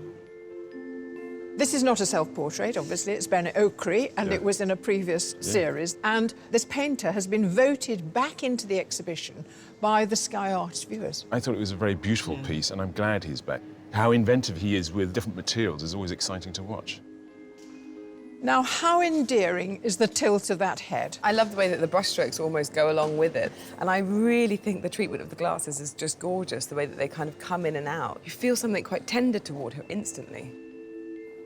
The way in which she's put herself deep into the garden, and there are beautiful passages, like the hair that goes across the upper eye and the shadow that falls across her face. She can't possibly use a canvas this large today? Well, why not? Possibly. Yeah. If you know, the paint looks like great big brush strokes, she might be getting in there.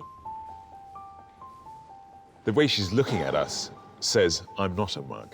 So she's got a confidence about her. She's an extraordinary realist. Look at the skin on the neck, the cuff with the paint marks on it. You know, she's grubby from the act of painting this. Wow, look at the light on this, particularly here where it catches the beard. The colour in the beard is incredible. It's totally unreal, yet it's one of the things that makes the picture exciting.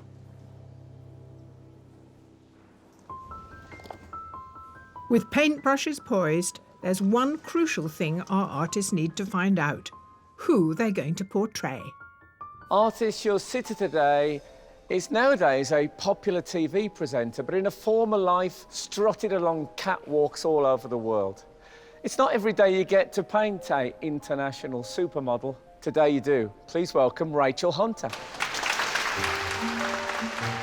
In her career in fashion, Rachel graced the covers of Italian Vogue, Harper's Bazaar and Elle, before turning to presenting TV shows such as New Zealand's Got Talent and Rachel's Tour of Beauty. I'm on this plinth here. I'm amazed that you can keep this up for 4 hours. Well, no, I'm just sitting in cross-leg pose. Like, it's when you not... say just, to me, I would have to be carried out of here in that pose like some terrible pretzel. The legs probably will fall asleep, but I'll stretch them out if you guys don't mind. Have you been painted before? No, I haven't. And the vulnerability scares me a little bit, to be honest. Please don't back out at the last No, minute. I won't. You'll ruin the whole thing. OK, well, I hope you have fun. Thank you. Artists, your sitter is a breakout actress who delighted audiences with her performance in the period drama, Dr. Thorne, before going on to investigate murder in the gritty London drama Prime Suspect 1973. Please welcome the splendid actress Stephanie Martini. 26-year-old Stephanie originally set out to study art, but instead won a place at RADA, which led to her fast-rising television career on British and American screens in the fantasy series Emerald City. Stephanie, you're very welcome here. Now, I mentioned period drama, and 1973 must seem like period drama to you? Kind of was, yeah.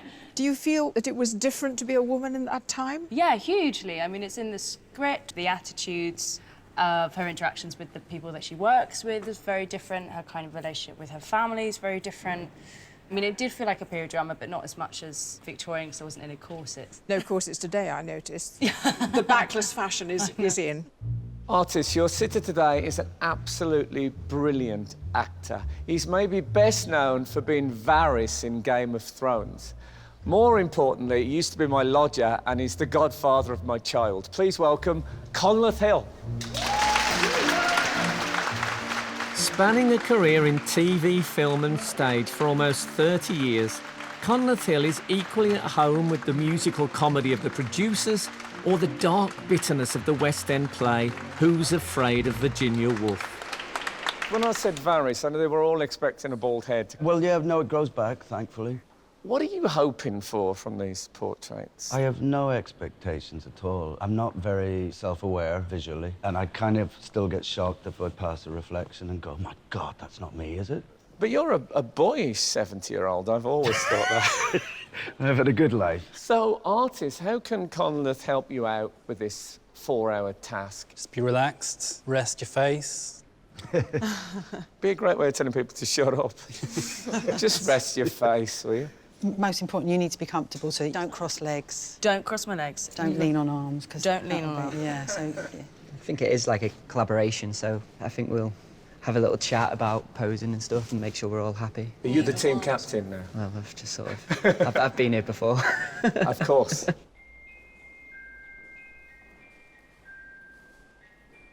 Artist, your challenge is about to begin. You have 4 hours to paint your portrait. The time starts now.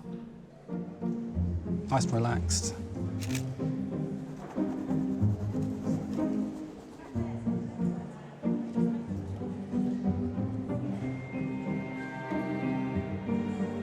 Today, 8 of our 9 artists are starting their portraits in pencil.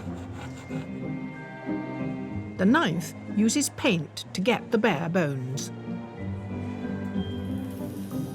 I am delighted to see that you draw with a colour that isn't that far away from the colour in your hair. It's my one of my favourite colours. It's a nice colour to work against. Yeah, it's in the background, her skirt, so I'm probably going to use it, and hopefully it will come through. Amateur artist Lisa Pulliver is a former nurse who's currently studying portraiture at the Heatherley Art School in London. Her self-portrait took 8 hours to paint and was intended to reflect her expression when she's painting, thoughtful and sensitive. You've got quite a gentle character. In your self-portrait, your head is tilted in such a way that sort of compounds that. When you're looking at a sitter, do you make those sorts of decisions about her character just from the way she's holding her head? I do try and get a feeling of something from them, whether it's thoughtful or happy. It's quite good to have an element of that in the portrait.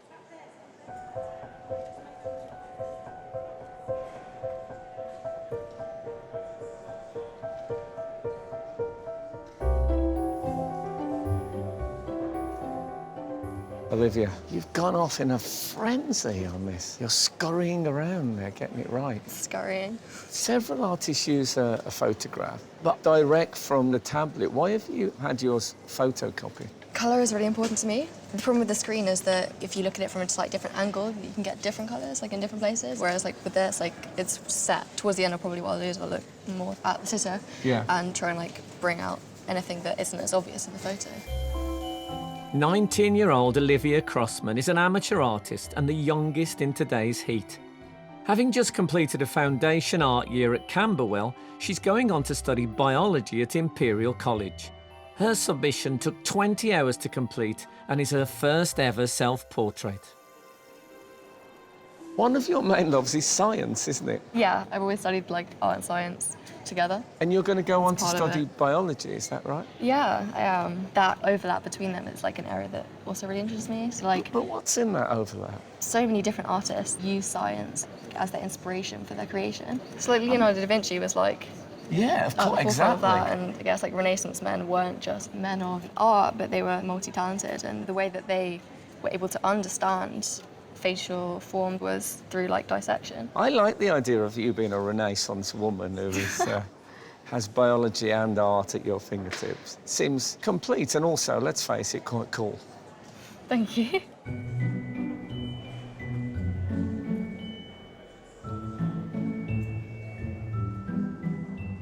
I'm really happy with the sitter. I really like the hair. I really like the ripples in the garment that she's got on, and she's got a great face. So every photo I've taken, it's so hard to choose between because she just sort of nails every one of them. So. A professional artist originally from Liverpool, Jamie Green was shortlisted in last year's competition with his portrait of Ben Oakley. He won his place in today's heat after the Sky Arts viewers voted him the artist they would most like to see return. Hello, Jamie. Welcome back. Thanks. Thanks a lot. So this is an aged background. Yeah. And her features are very beautiful and quite soft. So how are you going to make sure that you do her justice? I like to try and find a balance between a textured, almost abstraction, and then kind of like a tight, controlled painting as well. So you're marking it out in pencils? Yeah, like a chalk and pencil, just to get the image roughly in place, and then I'll ditch the photo and I'll revert back to staring at you for the next few hours. I'm sure there are worse ways to spend a day. Yeah. Painting in different light conditions takes a little getting used to for some of our artists.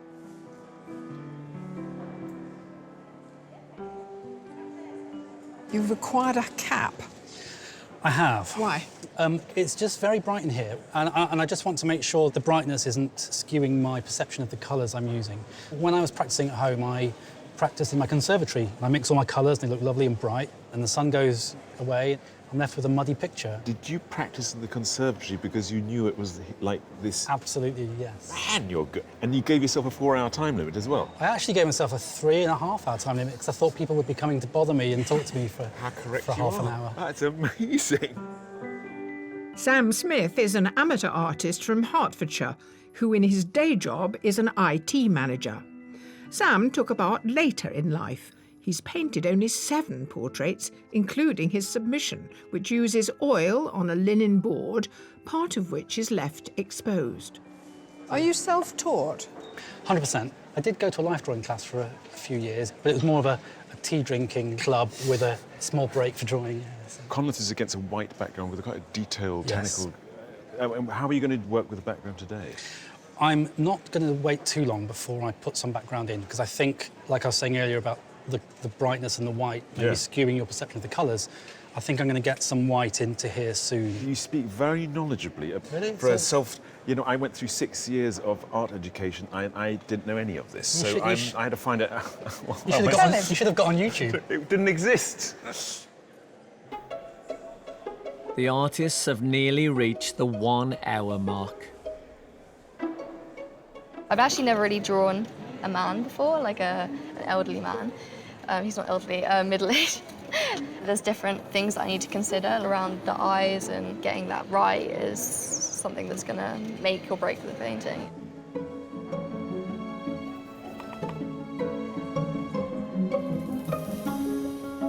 When you look at a person, their faces change all of the time. So when you're doing it live from a sitter, the likeness is different in everybody else's eyes. And people that know her probably would think that their likeness is totally different to what I see today, having only just met her.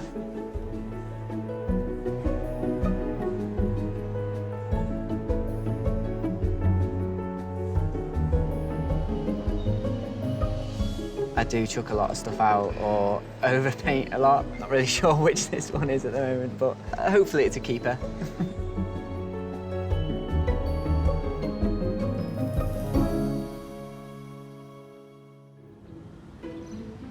Competing for a place in the semi-final, our artists are into the 2nd hour, creating portraits of Conleth Hill, Rachel Hunter and Stephanie Martini. Apparently, painting a youthful and blemish-free face is a real challenge, one which our artists are working hard to tackle. Stephanie's got very smooth skin, which is great. I used to have it. But it's quite difficult to paint a single area which is all the same. So you have to invent something to make it interesting. So she may end up not looking quite as smooth as she thinks she is. Roy Goodman is an amateur artist who lives in Cornwall. After a life in science, he has spent his retirement completing 2 masters in history of art and photography. He wanted to capture the dramatic light in his submission, which he painted from a photo. Right, I like it. Thank you. Are you happy? I'm always happy at the drawing stage. Then there's the opportunity to ruin it. Yes, But I I'm like to feeling think good. you're at a stage where you can make it something truly wondrous. It's going to sing. You work in acrylic as well, not Yes, in oils. I used to work in oils, but I don't want to smell the house up with wet spirit. That's lovely. You've turned your back on oil painting because it smells a bit. That's it. Yep. It's that sort of dedication that gets people through on this. It's not always necessary for an artist to paint a portrait face on. I find side profiles really interesting. I love this sideways dance. Just gives a different look. And I like to paint in the classical style. I normally like to bring something contemporary in, so see what I can bring into it. London-born Jackie Edwards is a professional artist who moved to Wexford in Ireland in her teens and has lived there ever since. She likes to convey emotion in her work and wanted to capture a self-assured look in her submission. You're the person whose self-portrait had mug written on the forehead. What is the story behind that? It's like a statement piece. I'm defiant and don't take me for a fool. It's a very dark, atmospheric painting you've got there. Are you going to lighten up the background? I leave it till the end, the background. Oh, right. So it's a bit of a surprise then. Actually. Yeah, it is. We'll see how the painting goes and how it speaks to me and, you know, it's terrific.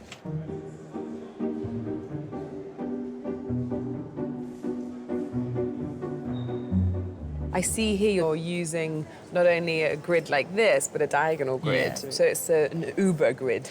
Yeah, get the drawing right is the key. So if I've got the likeness and the proportions right from the beginning, I think I'll be okay. Arek Szykowski is an amateur artist originally from Poland who now lives in Southampton with his wife and young son. His self-portrait explores childhood games and was inspired by the way his 4-year-old looks up at him. We loved your submission because of the great narrative. How can you tell a story today? I'm hoping I'm going to show a bit the yoga side of Rachel, Okay. the spiritual side. When we talk about something having a spiritual quality to it, we often think about lighting. Is the lighting quite key for you? Yeah, in the background. Yeah, it's quite bold. Will you stay with that or will you create your own? I haven't decided yet. So it could go anywhere? Could go anywhere, hopefully the right way. Yeah, very good.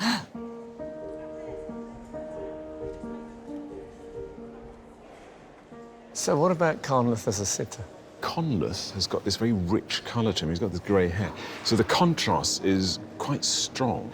He's sitting as though he's carved from stone. I think he's got a very classical beauty to him, though. His features are very even. I would think his likeness is quite difficult to capture because it's very subtle. I've been surprised by how many people have told me how good looking he is today. I've never really noticed, but I looked at someone's photo of him and I thought, you know what? He looks fantastic. Yeah. How are you getting on, Jackie? I've got you quite dark and tanned looking, but I hope I've got a good image of you.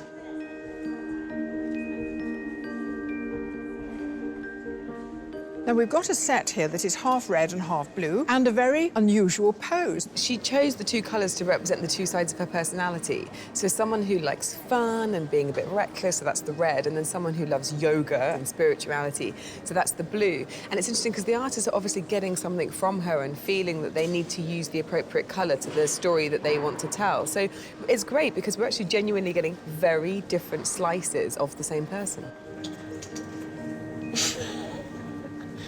Wait, let me try. Can I try? Okay. You've done it.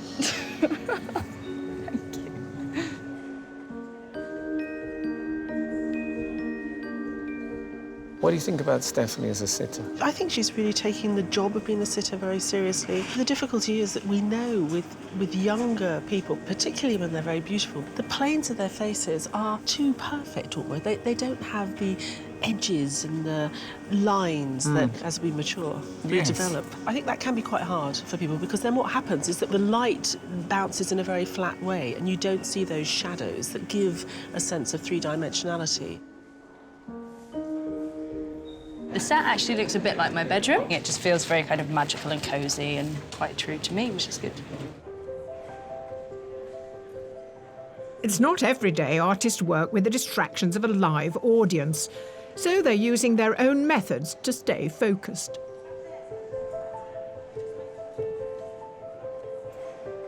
Hi, Anna. What are you listening to? Drum and bass. Drum and bass, great, yep. I like it. So the pressure's on for you today because you've gone for a really big canvas. Yeah. And you have a sitter with one of our best ever poses. Yeah, I think it's important to have the whole figure in there. It's part of someone's identity, the choices they've made in how to sit. So you're going to be able to communicate something with Rachel through her figure as well as her face? Yeah, I hope so. Yeah.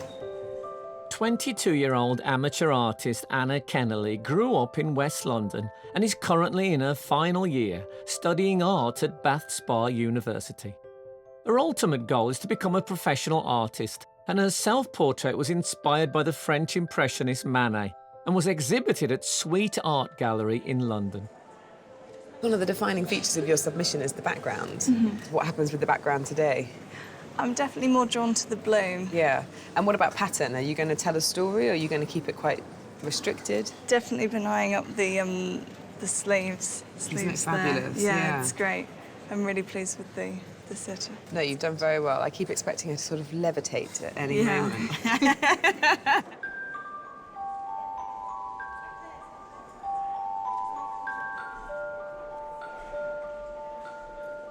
Aoife, we just realised that Stephanie's looking directly at you. Is that from the picture From a you photograph, took? yes. But at the moment, you're looking at her, so is it a combination? I just asked her to look towards me for the photograph, so I think it's more engaging when the eyes are looking to the viewer.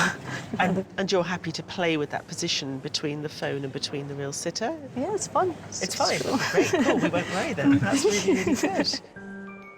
Originally from Egypt, Litha Gurub studied fine art and worked as a professional artist in Cairo before marrying and moving to London 10 years ago. She enjoys surrealist art and took 28 hours to complete her self-portrait. Your eyes are very good in your self-portrait. Thank Are you. eyes important in a portrait? Absolutely. I love painting eyes. I think they're the most engaging part of the whole face, and they just show the character and the essence of someone's soul, really. So I have to really focus on them. Well, I love the way you've positioned her centrally, that regal use of the shoulders. It's beautiful. She's beautiful. I just want to capture that. Our 9 heat artists are approaching the halfway mark.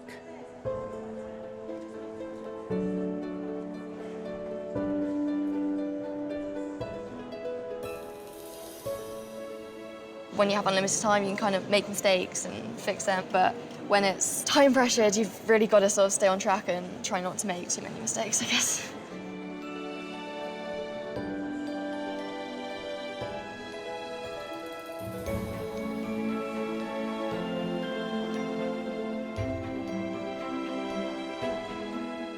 I'm very happy with the form of the head and I don't want to spoil anything, so it starts to get a little bit more thoughtful now, making every mark count, trying not to make too many mistakes.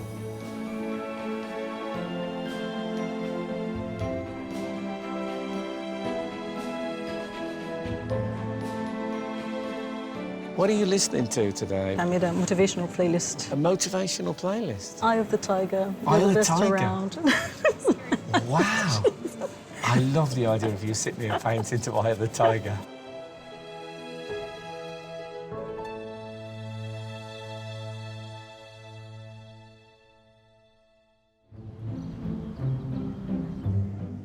It's halfway through the day's painting competition, and Rachel Hunter, Conmeth Hill and Stephanie Martini have been sitting still for 2 hours.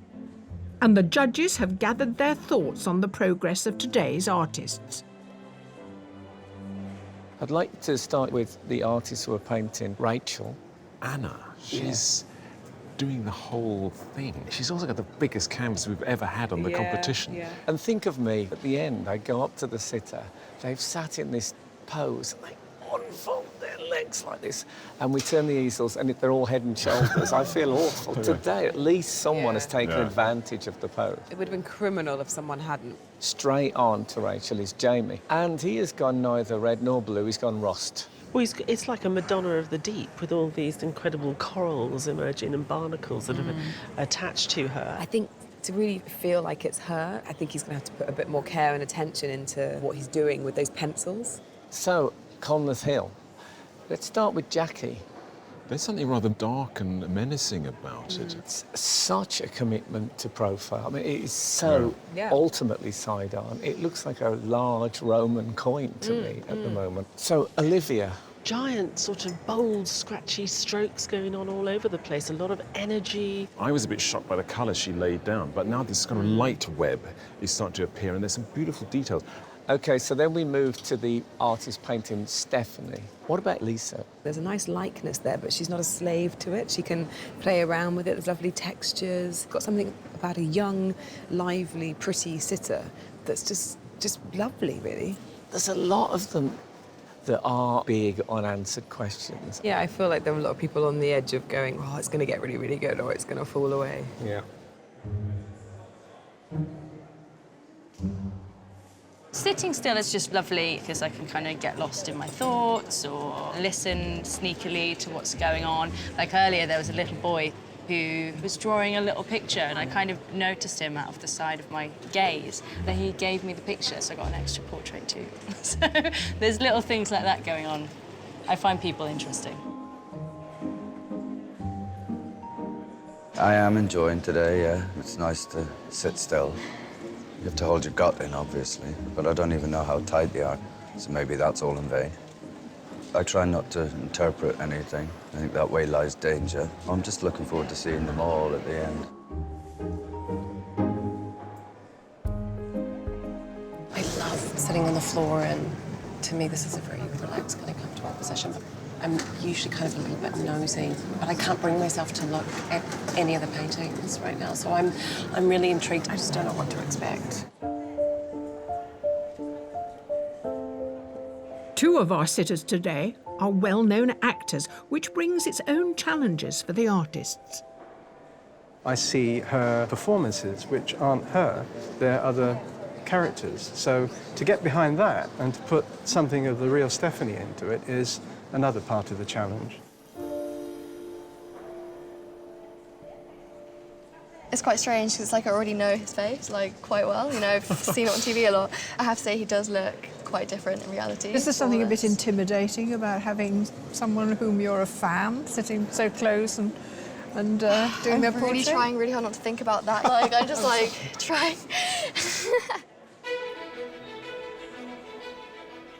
There are only 30 minutes remaining.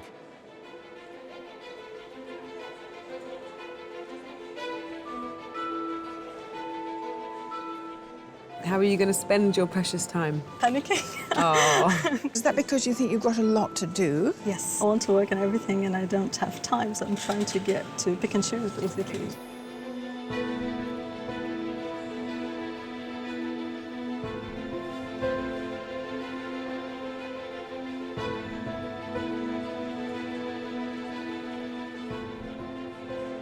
It's like a wrestling match. You're pushing and pulling all day and the likeness goes, hopefully it comes back and that it all works as a painting at the end of the day.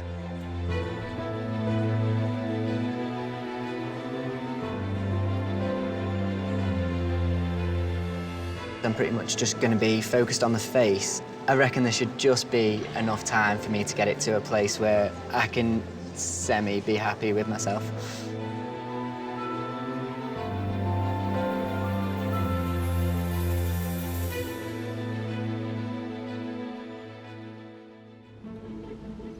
Our 9 heat artists are nearing the end of their challenge, painting Rachel Hunter, Stephanie Martini and Conleth Hill. I'm sort of finished, but like finishing touches, I guess, like little bits. It's really scary, like the idea of like not being able to do it anymore.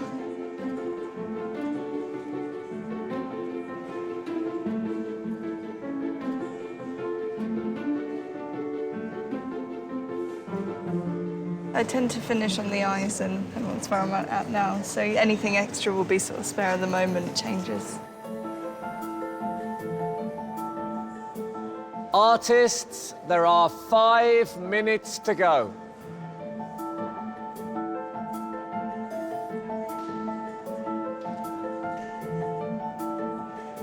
I'm trying to bring a bit of brightness into his face, but I'm not going to start doing details within the last 5 minutes.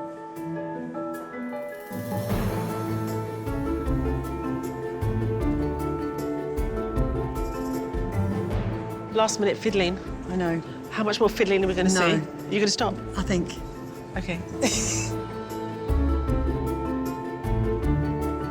Panicking, panicking, panicking.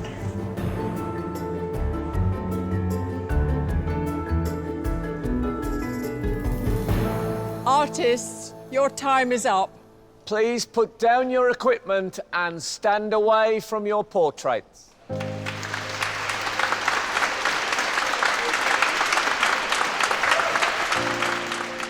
It's now time to reveal the completed portraits of Stephanie, Conleth and Rachel, and for them to pick their favourite one to keep.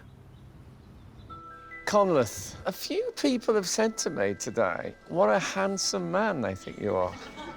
Yeah, I don't think you all needed to laugh just as quickly as that. That was very kind of them. Have you had a look at all? Nope, not even a glimpse. OK. Artists, will you please turn your easels? Oh, God, and you tell me when they're all turned. Open your eyes. Wow. Wow. They're all amazing. You don't often see yourself in profile. Obviously, you're doing your... No, well, now I know I could be a monarch. You could lick the back of my head and post me. Yes. Good to know. Make a lovely stamp. Make a lovely stamp, yes. I love your technique. And what is it, just pastels? Yeah, all pastels. And definitely got me eyes. It reminds me of you when you were a bit younger. Well, that's always a plus. Oh, that's lovely, too. Do you like the butterfly on the shoulder? It's great, man. So I'd like you to imagine one of these portraits hanging in one of your homes. Well, I'm gonna go for this one. Olivia. Oh, well done, Olivia. Thank you. Great.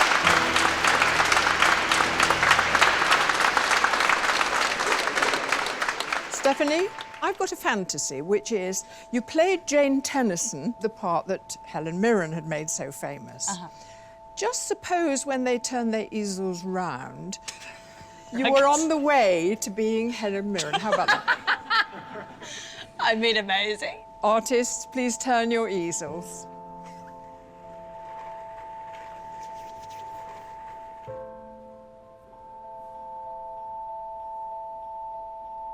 I love what you've done with all the blocks of the colours and how that all fits together.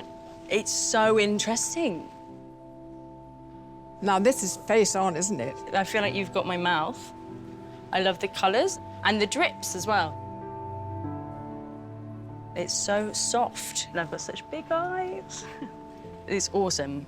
This is the moment of choice. I think I'm going to take this one.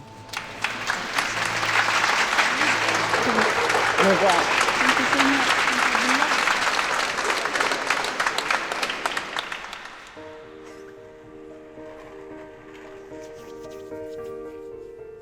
Wow.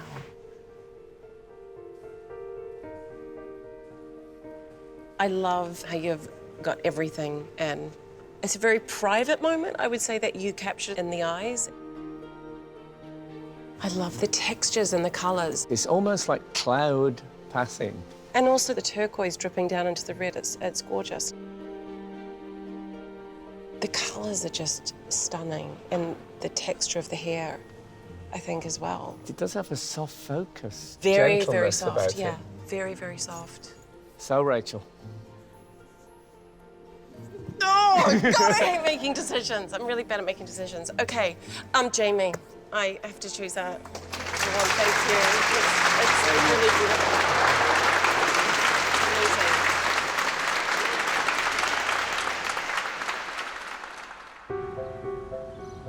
While the artists take a break, the judges get down to what they do best: judging. It's very Disney, isn't it? It's got a very sweet, soft approach with these big eyes. And I think we picked our submission on the strength of the storytelling, and there isn't much storytelling here. I love the way that she's left this beautifully textured canvas. It's a really nice oil study, but the face is completed enough to make me feel that I'm looking at a finished portrait. I like the colours. I love the colours. He'd done a fantastic drawing. The eyes are still there, and this extraordinary extension of her face in the middle. It's such a pity because there are elements of it which are rather nice. There's something chocolate boxy about it, but I really like it. I really like the expression that he caught of her. You know, it's very dreamy. He found a very clever way of shifting the composition that her hair did go where the metal is corroded. I think I preferred her more when she was the Madonna of the Deep and there were bits of coral coming off the side of her head. When she was actually, I could have imagined that she was a mermaid. Now that I've seen this, I want to see lots more big paintings in this competition. To see someone putting down brush marks that we haven't really seen before because no one's had this big a canvas before. I really do like the way that he's put the paint down with this feathery technique. You see the soulfulness in the eyes, and then you start to realise that he's treated the paint in that way. I think he's got a nice balancing act there. It's like he's just been caught drunk driving. Yeah, it's the best mugshot I've ever seen. I'm immediately on his side. I'm like, right, I'm going to give him an alibi. The scratching is exciting. It's not drawing, it's not painting, it's somewhere in between the two. She went further round, so she really had full profile. There are beautiful passages of colour in a way that you don't see it straight away. Blues and greens and this lovely purple around the eyes. All the judges have to do now is get the 9 to 3. It's a great face-off, isn't it? I like Yes, yeah. We like this. 1, 2, 3. Yeah. Yeah. The judges have decided on the 3 artists they want to go through to the shortlist. And the first of those artists is Jackie Edwards.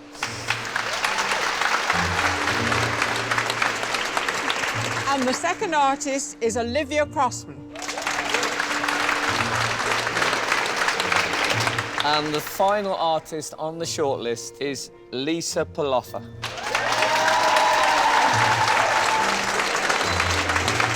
Our commiserations to the rest of you. It doesn't mean your work wasn't fine. We've enjoyed it very much. Thank you for being with us. Well done, guys.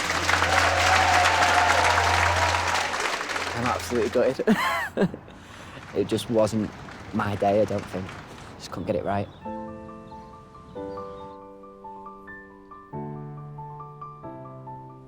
Well, judges, Frank and I have just been surveying some of those you didn't include, and we liked them a lot. But I think if we'd left some of these out, you'd have been having that same conversation. Maybe that is true. Anyway, let's have a look at Olivia. I'm really impressed she went for a large canvas today and pulled that off in 4 hours. Her approach is very unique, this strange scratching, and it's arresting, you know. It's absolutely 100% demands you look at it. So, Jackie?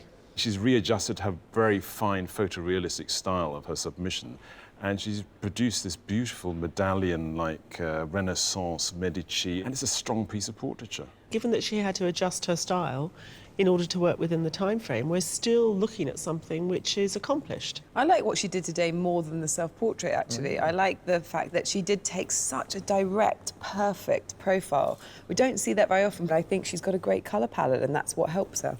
So what about Lisa? What I like about Lisa is she's taken the colours that were in the fairy lights behind her to create the weave or the mesh that sits in her face and her skin tones. And I'm really impressed to see that she wanted to respond to the sitter and respond to the set, and it is about today. So what we're seeing is an artist who can do that when she's got all the time in the world, and who can do something equally as interesting and good, but in a very different context. Is this going to be one of those days when you go into a little corner for about 10 seconds and then come out and say, we have it, or might it be a bit of a hard slog? I don't think it's an arm wrestle day. OK.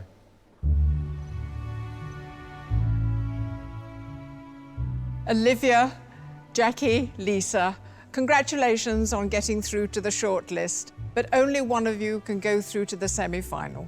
Yes, and the judges have made their decision. The artist going through is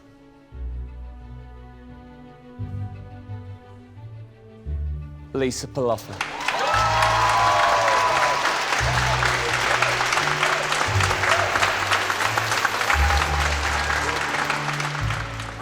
I can't tell you. I don't know how I feel. Unbelievable. So honoured. I'm just so honoured. Congratulations. Well done. Thank you. What a day. Thought the winning portrait was fabulous. She deserves it. Great technique. Oh my God. I think that her style is what makes her painting so great. That technique is what makes the work really strong. Lisa's our winner because she's got a great colour palette. She gets a very, very good likeness, but she tells a story with the paint. She puts it down in such an interesting way. We really want to see more from her. I think between now and the semi-final, I might do a bit of practicing now because I haven't really done a lot of that. Get back to painting and in my studio. It's so emotional. I can't describe it. I can't begin to describe it.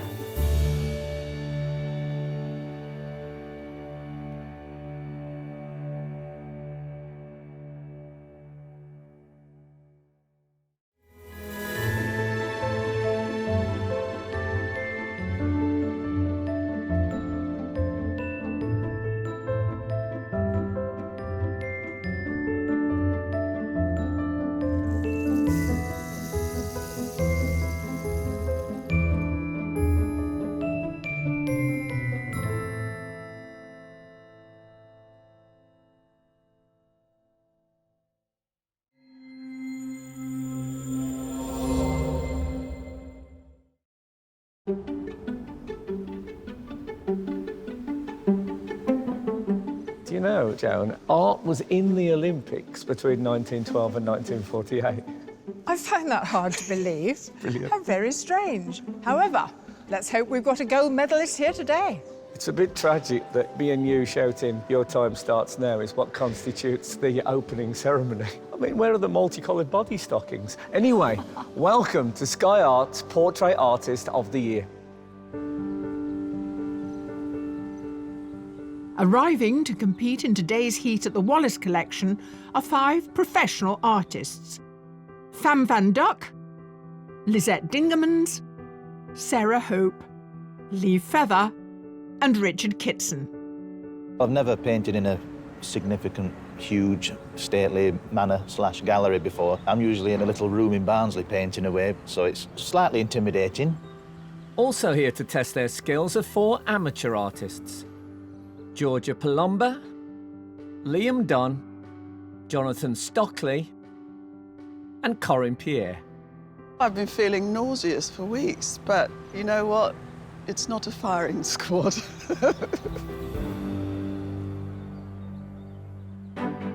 For a chance to gain a place in the semi-final, these 9 gifted artists have just 4 hours to complete a portrait of a celebrity sitter. I don't know how this is going to be. Well, we didn't invite you here just to coast, you know. We like to set you challenges. Yeah, it's definitely a challenge, yeah. But it's our 3 opinionated judges that they'll need to win over. We do want a bit of colour, don't we? I'm not sure. I really like that painting as it is. All to be in the running for a phenomenal prize, a £10,000 commission to paint award-winning Hollywood actress Kim Cattrall, which will be part of the permanent collection of the Walker Art Gallery in Liverpool.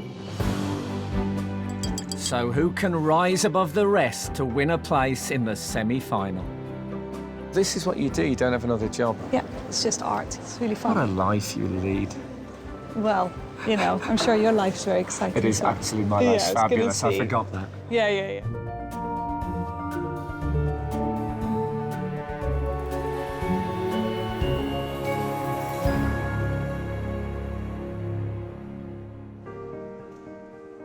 To earn their place in today's heat, the artist submitted a digital copy of a self-portrait.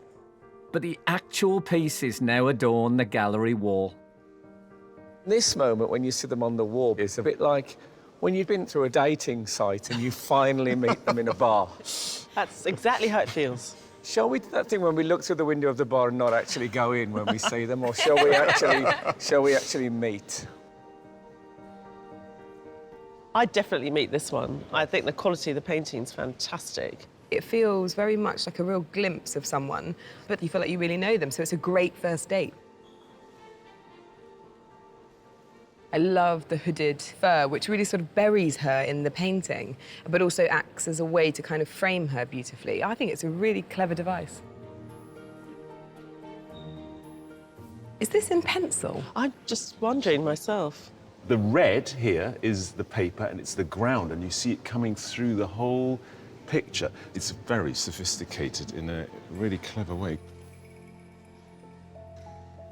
It's clever to see the profile. You get that tension in the neck. You don't sense the sort of focus from the eyes. You're sensing it from that tension in the turn of the head. This vortex caught our attention. I thought it was an interesting device. Maybe it makes the head look that much better. I do like the head as well, but they're never going to be able to do something quite like this on the day, so we need to make sure that that head is as good as we think it is without all the other noise, because otherwise we're going to be a bit let down. We thought this was a beautiful, reflective self-portrait that draws you in its simplicity of the stare, but actually it's a very sophisticated layering on of paint with these beautiful highlights. We love this. It's brilliantly painted. It's a story first, and that's what can be really exciting about portraiture. I think we've all agreed she's a spy. Is it Second World War? Yeah, French resistance. Oh, right, but obviously having a dangerous liaison with a German officer. The fag's just out of sight. Yes. For me, the caption should be, what happens on tour stays on tour. Oh, no, okay. Don't muddy the waters of our French resistance, woman. It's phenomenally observed, and that reduced palette, that cool light is absolutely believable. It's a very beautiful piece of drawing. The face is quite nice. The eyes are rather good. Lovely eyes. I've got a real sense of him. And We'll I'm have no really problem recognising him today. No, I'm looking forward to meeting him.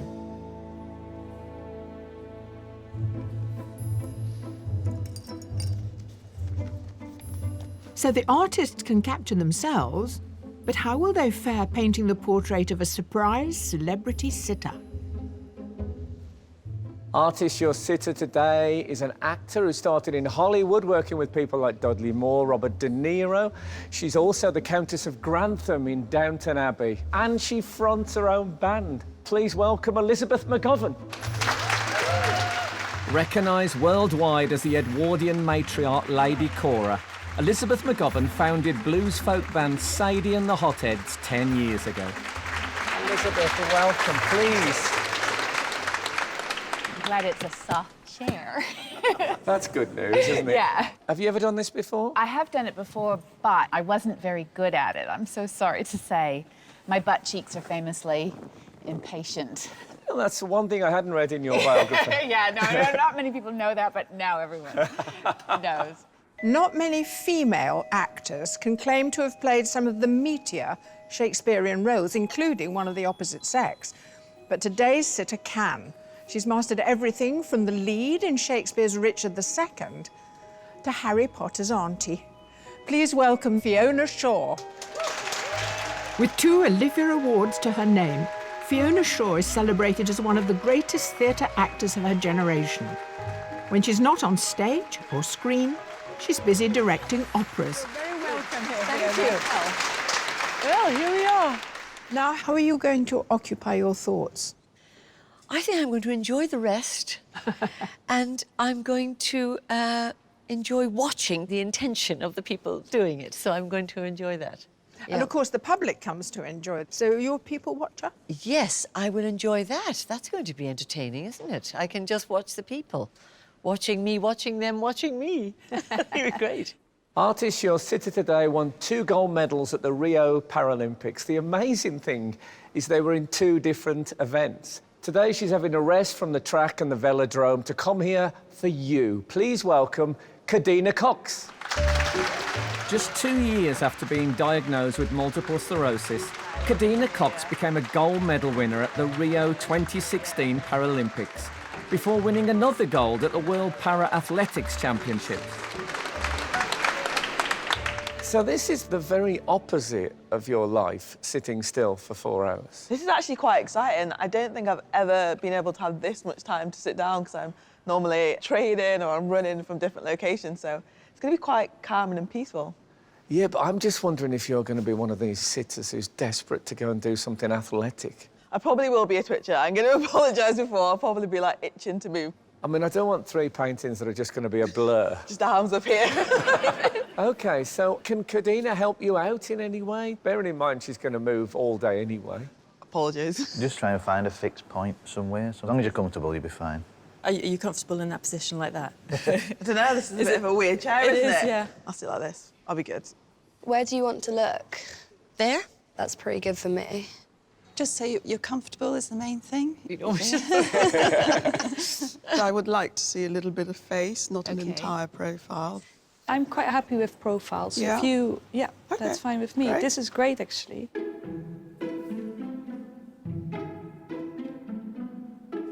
I have a sense that the tension's rising, so let's get on with the challenge. You have 4 hours to create your portraits. Good luck, and your time starts now. Beautiful.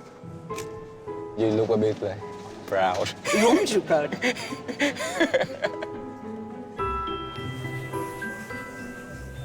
To cope with the pressure of producing a painting in such a short time, many artists rely on time-saving techniques to get a head start. Just as gridding is often used to get the outline of a sitter quickly onto canvas, another accepted method is to use tracing paper. So I started by tracing a photograph and then holding a bit of tracing paper up onto the canvas and going over the marks I made to get a basic image on the canvas.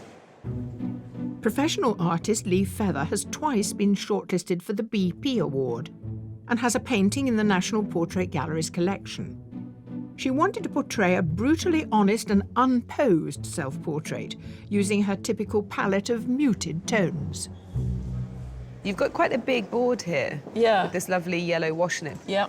If I miss bits of paint, it won't matter. There won't be bright white coming through. Yeah. So how much will the yellow background come into play? Will you ignore it completely? Will you let it inform the tones of the face? See, I don't want to have a formula. I Yeah. just Yeah, want yeah. to, I just do it. Okay, that's fine, that's fine. Does it mean it could be different every time then? Yeah. That's very exciting. Yeah, We're good. looking forward to it.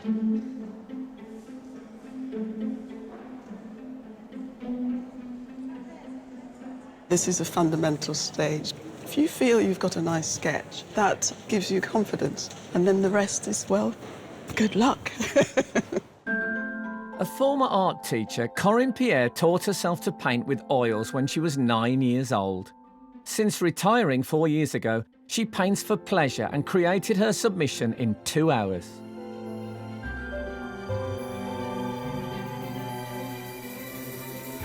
What are you looking for from a sitter then? Something that you feel attracted to, and that doesn't have to be an attractive person. If something in them holds something in you and you want to capture it somehow. And have you will spotted do. that in Elizabeth? Absolutely. Oh, good. We're off to a flying start.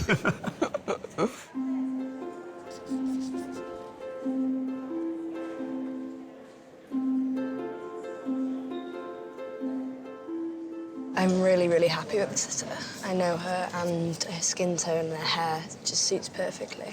Hopefully I can get a quick sketch and then it will all flow.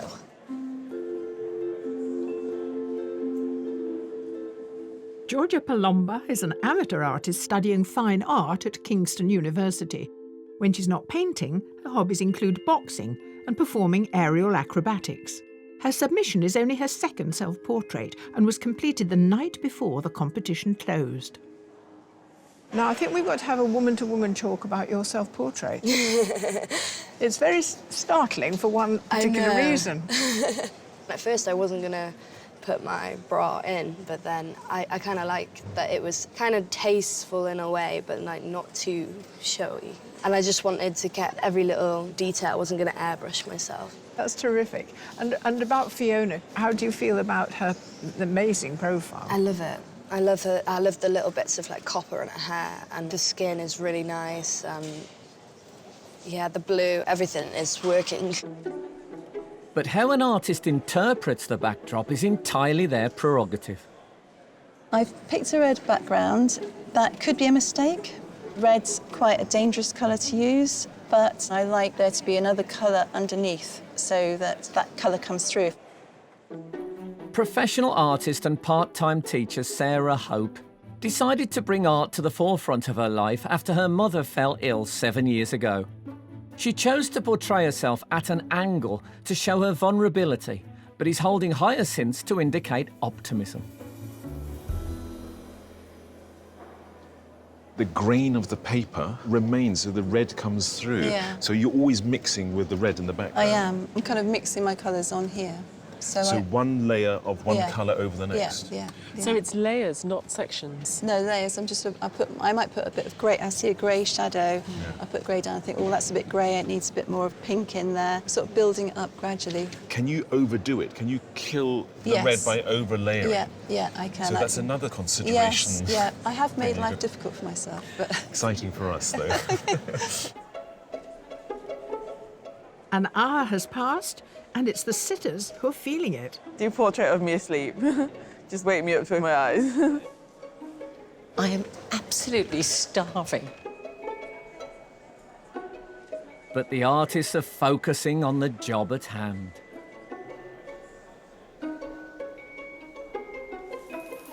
And telling myself, do not put down a piece of paint until you know it will improve it.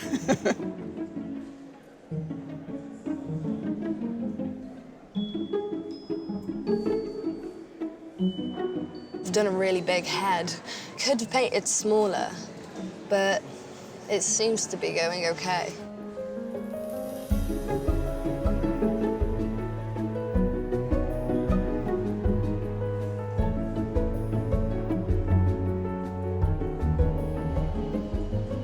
I'm just trying to get detail into the face. Everything could go wrong at this stage. It could be crap.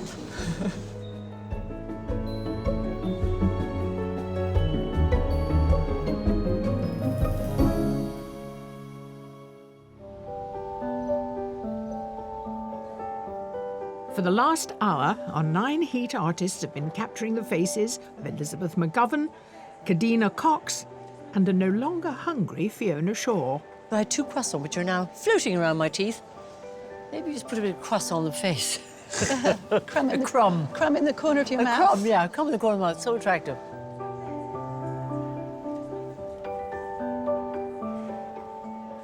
At this stage, I can be a bit loose because I'm going to move it around later. So if something's a bit out, it doesn't really matter. There's going to be plenty of layers over this. Amateur artist Liam Dunn is in his final year at Leeds College of Art and works part-time as a chef at weekends. He painted his self-portrait 3 years ago and it took him 8 months to complete due to the slow-drying layers of translucent oil glazes. So, do you paint a lot of live sitters? No, never. You've never done it? No. You're kidding me. It is quite weird. Normally I'd work alone with music blasting out. Music blasting out? Basically, the music can kind of inform the mood of what I'm doing. So if I'm doing something really precise, it's obviously not going to be blasted out heavy metal or anything like that. So what do you get? Mozart for the fine detail? Basically, like that. It's an interesting idea, but I suppose it makes absolute sense. The composition and framing of a portrait is essential to help create visual impact. So size is everything. I've gone too small. I should have gone a little bit bigger. I didn't want to sort of do too big a portrait because I want to try and get as much of a hair in as possible. Richard Kitson is a sixth form art teacher and a blues folk musician who only paints from life when producing portraits. His motivation for his submission was to capture himself as an artist at work, and he used 2 mirrors to avoid a direct gaze.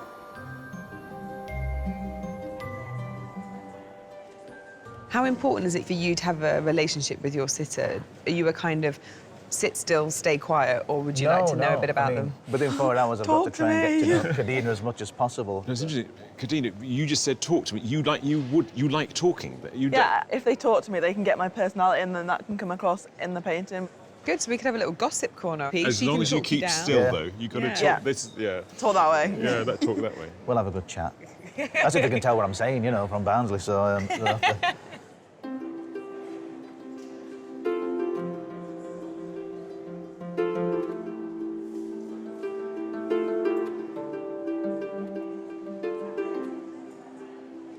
Been when you paint someone, you want to kind of see what you like about them, what you see in them. Because every time they make a little movement and it enhances their personality, you can put it in. Originally from Holland, Lisette Dingemans is a professional artist and teacher who works from her studio in South London. For her self-portrait, she decided on a direct gaze in order to reflect her straightforward personality.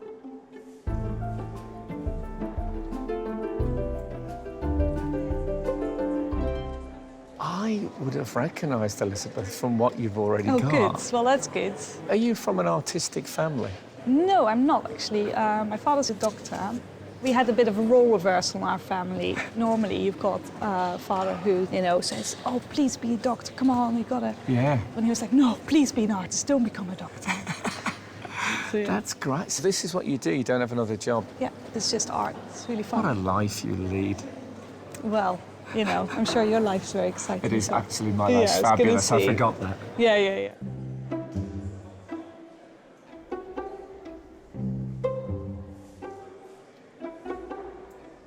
Kate, I've got a feeling that the neon on this set behind us is not going to figure in the paintings. I think you're right, Joan. The neon is the same pink that her band's logo is in, but, you know, it doesn't necessarily lend itself that easily to detailed, tender portraits. What is interesting is whether they're painting this very distinguished actress, or are they painting someone who has a band? I think she wants them to paint both, because she is both. And I really like the dual personality. She's got the refined nature of Downton and then the cool rock. This is definitely her as Elizabeth that we're seeing today. I love being in this atmosphere of creation and hearing them talk about the process and watching the process. The artists are so serene and so passionate about what they do.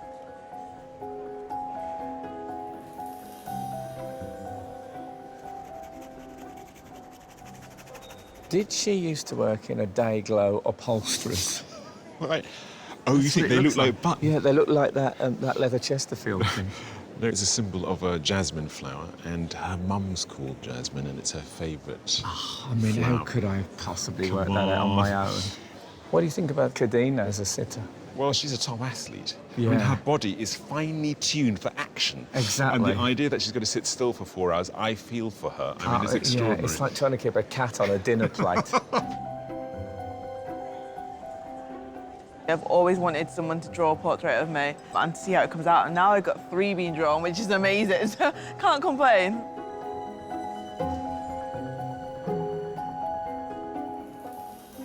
I think what's so important about this particular set is how it's simplified everything down so that Fiona's enormous resources are available. But I think with her, it's something about the entire body. She's an actor. And when you have such a strong physicality and presence, you don't need anything else. You know, when you're acting, you're organising your mind to make the audience's mind follow your mind. It's quite different to being looked at. You don't feel you're being looked at in the theatre.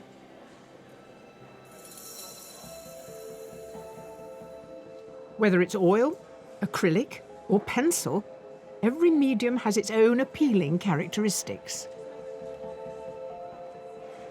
I love using the pastels. You're using your fingers to blend, so you're in complete contact with the drawing itself.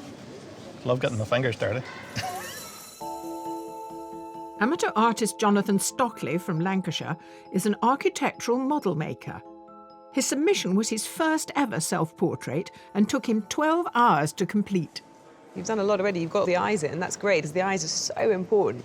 To me, the eyes have to be first. If you don't get the eyes right, there's no point going any further with it. Okay. And actually working with the eyes looking out at you from your page is rather heartwarming, isn't it? It's this very steely blue look to her. So, Fantastic sitter. Yeah.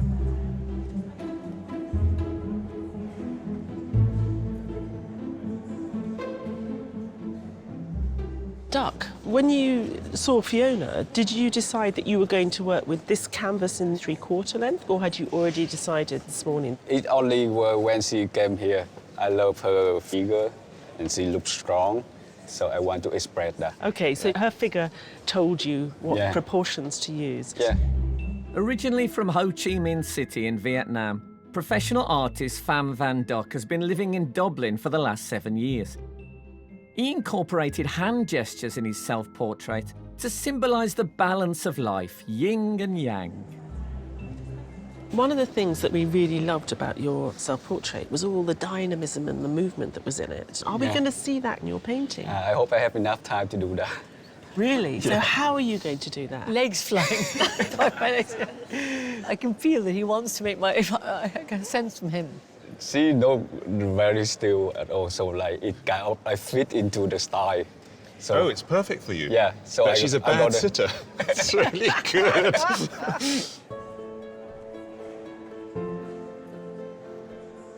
The artists have just over 2 hours of the challenge remaining.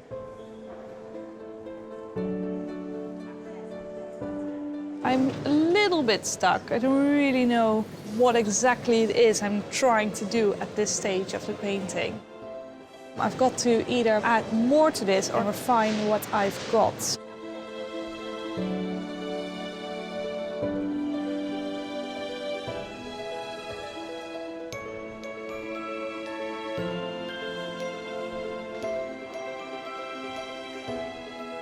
I'm having a battle here.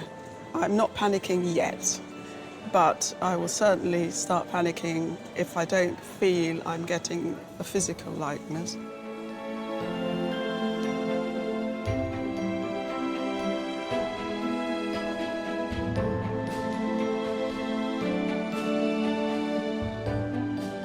At the moment, it's all a bit all over the place. It needs definite refining. Still a way to go.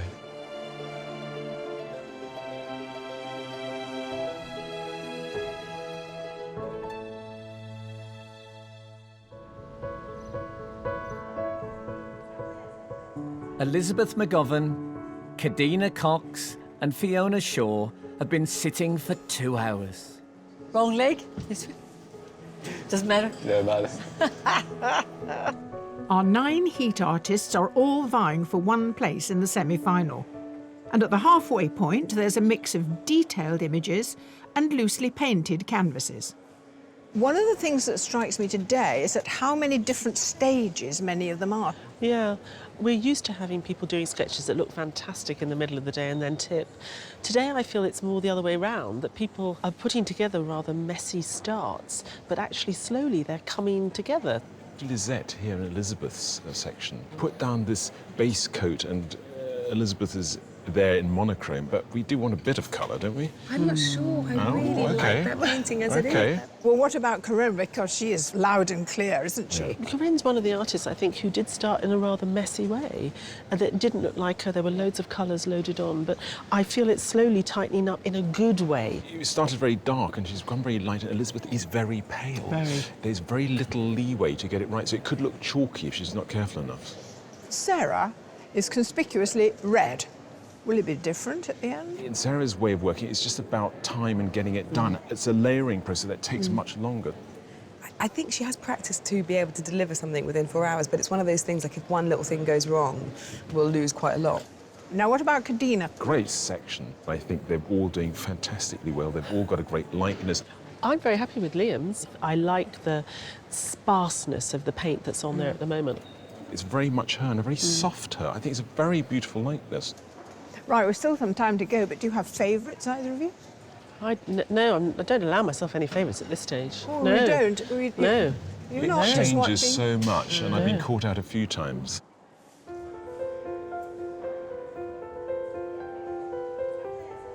I was very interested to see where my brain would go, given a whole day of idleness. And the interesting answer is it goes nowhere.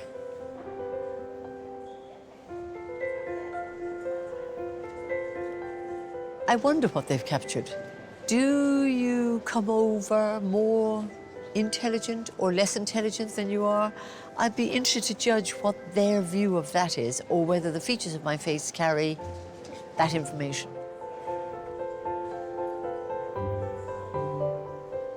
I'm quite intrigued to see how the artists capture my eyes. My eyes are something that, as a child, I didn't really like, but as I've grown older, they're like probably my favourite feature on my face, so I'd like them to look good. One of the most difficult elements when creating a successful portrait is imitating an accurate skin colour. I was really concerned that I couldn't do white skin, possibly because I'm used to painting myself. I'm fairly happy with it. Basically, what I've learned is that I can do a black face and then lighten it up.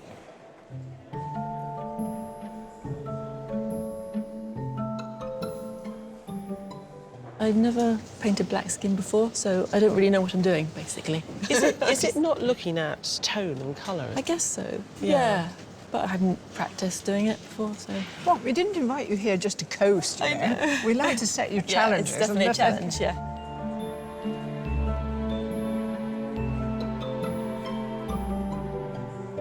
When the artists discovered who they were painting today, they all said, we've never painted a black person before, so we've got to now completely change the palette we had. They will have experienced painting portraits of Europeans, that there are blues and greens in the skin. Now, Kadina's Jamaican roots give her this fantastic skin tones. There are blues and greens in that as well. Yeah. It's just happening on a different tonal level. So they might not have done it before, but they have the tools if they're not sort of scared of to trust in what their eye is seeing. Only 30 minutes of the challenge remain. I'm starting to get her skin tone. I need to, like, bring it all together now and add some shadows, because I've only got one.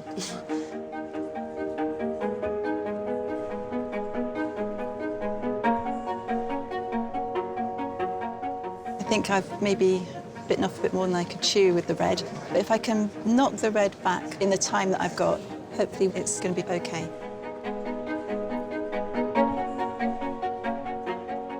It's a little bit flat at the moment, so I'd like it to somehow feel more 3D.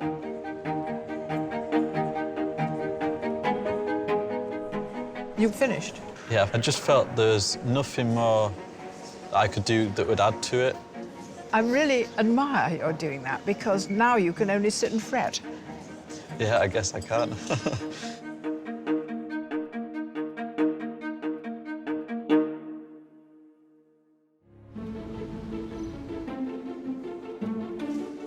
There's only a few minutes left for our 9 artists to complete their portraits of Kadina Cox, Elizabeth McGovern and Fiona Shaw. And at this stage, it's not always the face in the portrait that needs work.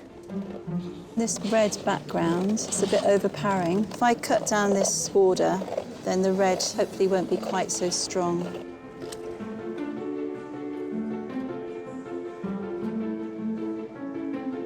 I've got a lot more to do. Nothing's finished yet. I'm going to do a quick background so she's not like a floating head.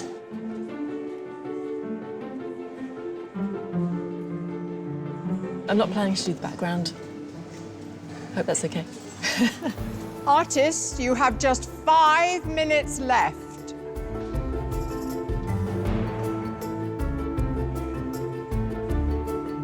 I would like to go back over the eyes a wee bit. I think they need a wee bit more oomph to them.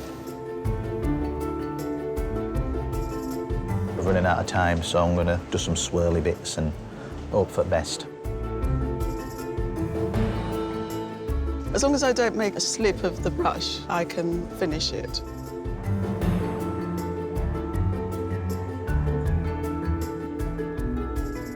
Artists, your time is up. Please put down your brushes and step away from your easels.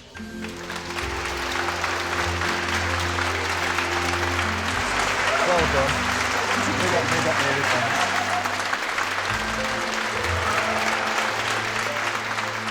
All of our sitters have avoided glimpsing their portraits.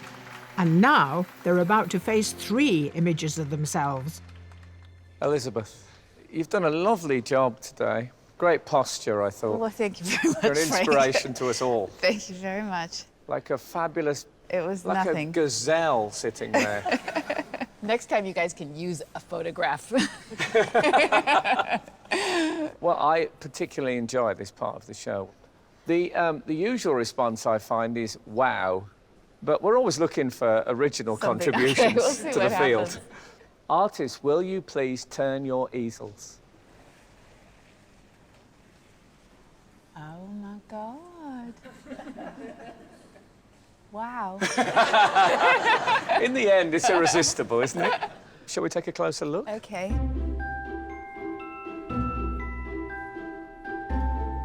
This is a beautiful painting. I really love the controlled use of colour. She's got your cheekbones, which is everything. I mean, yeah, well, of course, I was sucking them in. So thank you. I love the black and white, that contrast. And the skin tones are really beautiful. Oh, God, that's just amazing, too. Is there a hint of sadness in those eyes? I think there is. I think it's incredible. It's rich, isn't it? Yeah, it really is. It's really, really tough. It's just a complete instinctive thing, but I'd like that one, please. Corinne, well done.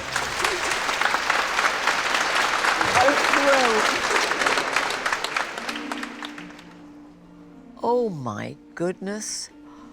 Oh, my goodness. They're absolutely fantastic.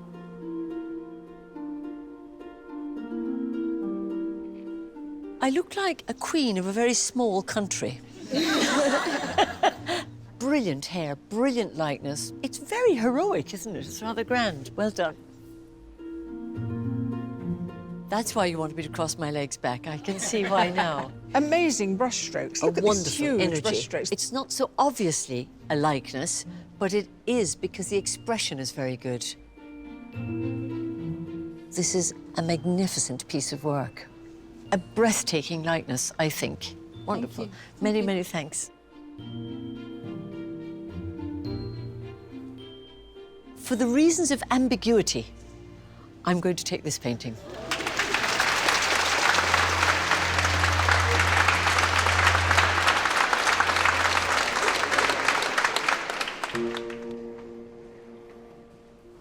Oh, she's amazing. Good. Shall we have a closer look? Yeah.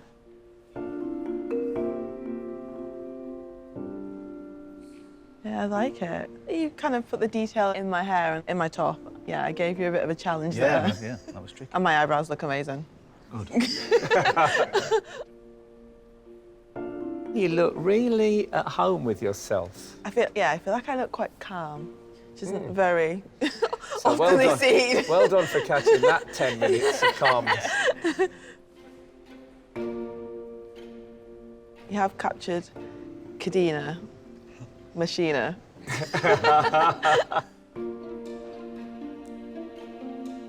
I quite like all of them. Well, you can't get gold, silver and bronze. I did actually get a gold, silver and bronze in Rio. No. I think I'm going to go with this one. OK, it's Lee. Thank you very much.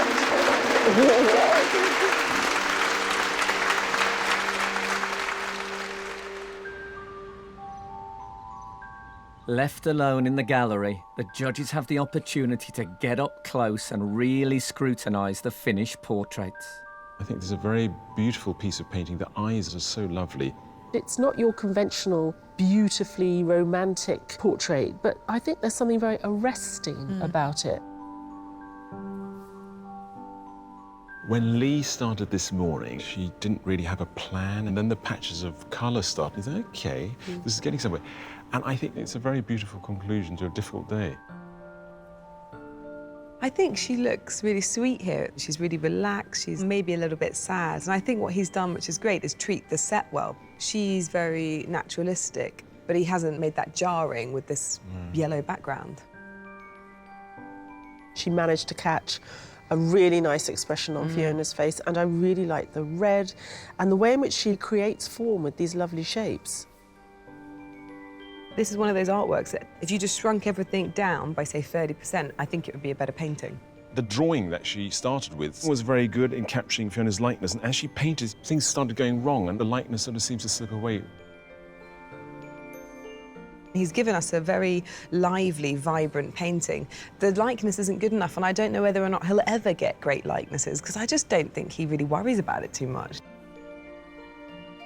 It started in a sort of a mess. I just thought she's never going to find it. But it did the opposite of what pictures normally do. It did get better and better and better throughout the afternoon. It's got sort of grit, and I love that. It's just fantastic. I wish it was a little bit more of a likeness, because I'm really happy for sort of Downton Abbey to go really dark. But the zombie. Yeah, zombie Downton Abbey is brilliant. The problem here is the eyes. He's brought the tone up so light, it just looks very strange. I find it quite romantic and enchanting. I think she came to quite an elegant solution about colour, which was to just allow the eye to come alive a bit more and put a bit richer colour tone in the background and in the hair.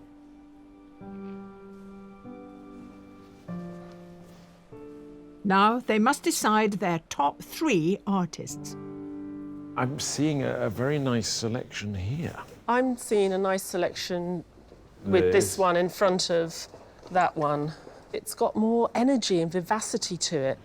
Oh, this is a tricky one. After some deliberation, the judges have come to an agreement on their shortlisted 3. And the first of those artists is Lisette Dingemont. The second is Liam Dunn.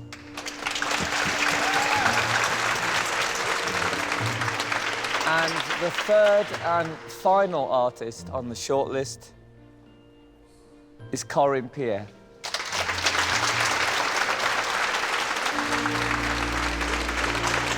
Our sympathies to those who didn't make it. You're all extremely good. Thank you. Some brilliant stuff. Well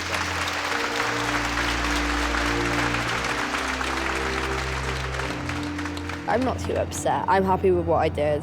If I'd messed it up, then I'd be disappointed, but I'm not.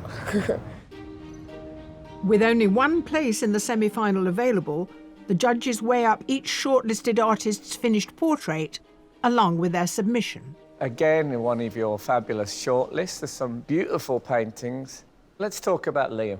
I like what Liam did today more than I like his submission, actually. He is very good at capturing a likeness, and we loved the braids, we liked the background, we liked how he made the whole thing sit together. He was the only artist who put down his brush and said, I have finished within half an hour of the end. You can see that there's a looseness and a lightness of touch that he's brought in, but I think he's kept a sense of aliveness and vivacity, and I love the way the light's falling into the hair. He caught something of her. So, Lisette. I loved her submission. I thought it was really full of narrative. She's obviously a classically trained artist. It feels like she's on the beginning of a journey to do something really interesting. She's got such skill. OK, she had Elizabeth in profile. That was quite difficult. But she's got it. You can see in bits of it that she's found form in it. So, Corinne, it's beautiful.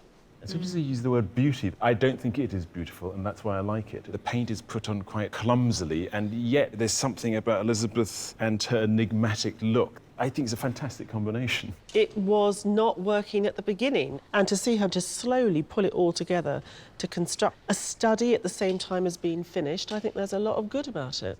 Is it going to be one of these days when you feel you know the winner? Yes. It is? Yeah. OK. In that case, I should be home for the one show.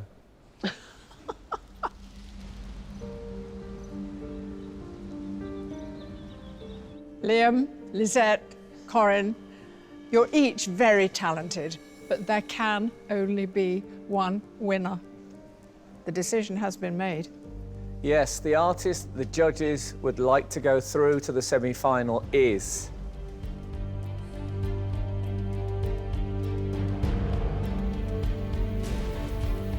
Corinne Pierre.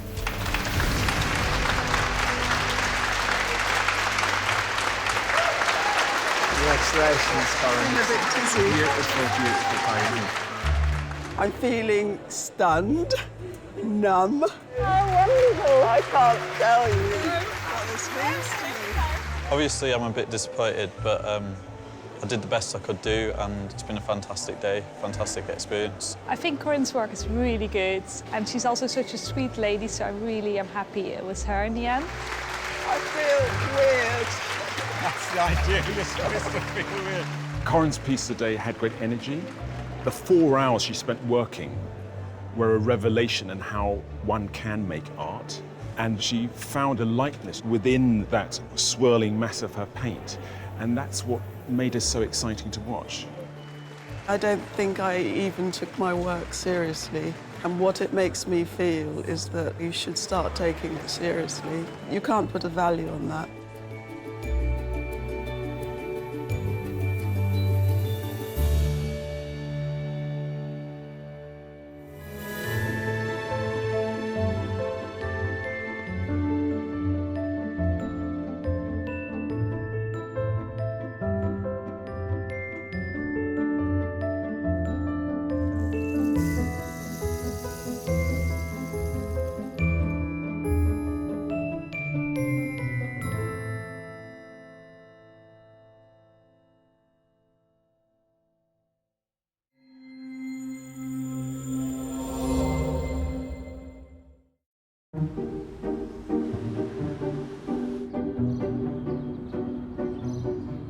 It is often said that because of the elaborate preparations that precede her, the Queen thinks the whole world smells of fresh paint. I know exactly how she feels. But it's not just any old paint that we smell. We can smell oil paint, acrylic paint, watercolour paint, pencil, charcoal. Do they smell? I think on this show they smell of terror. Welcome to Sky Art's Portrait Artist of the Year. A new day at the Wallace Collection sees a fresh set of hopefuls equipped to sketch and paint, including amateur artists Anirudh Shenoy, Jack Freeman, George Metuonyeka, Kiara Crumpton, and Rebecca Oliver. I've never taken part in any sort of art competition like this before.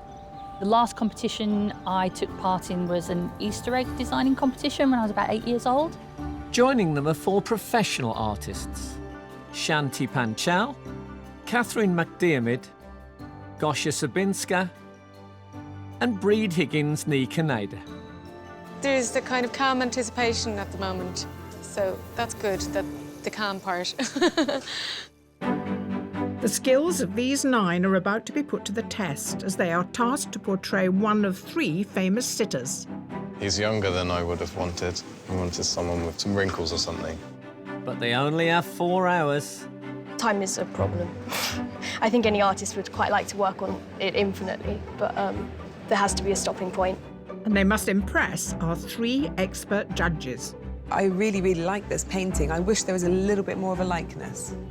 All for the chance to win a once-in-a-lifetime prize, a £10,000 commission to paint award-winning Hollywood actress Kim Cattrall to be part of the permanent collection of the Walker Art Gallery in Liverpool. So which artist can make their mark and gain a place in the semi-final? Often you can see the artist in a portrait, but in this one you're completely hogging the limelight.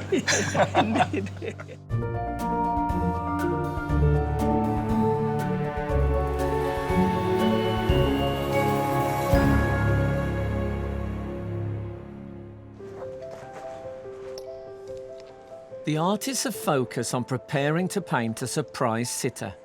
But to get here, their muse was more familiar. Right, judges. Now, you made the selection from digital submissions, so this is the first time you've seen them real size. Let's have a look. Rather handsome Viking chap, I recall. When we saw it digitally, I thought it was quite sloppily painted, but actually it's very controlled and rather good. What I think is brilliant about this is that she gives you a facial expression, which actually I think is quite ambiguous. She could be completely exhausted, or she could be a little bit disdainful of you. Like, she's caught quite a lot in one face. It's a watercolour, clearly, but there can't be more than 20 strokes on that piece of paper. I think there's always a presumption that an artwork is an accumulation of that many marks and decisions, and that's what it is. And sometimes we come across one where there's very little done, and it's more than the sum of its parts.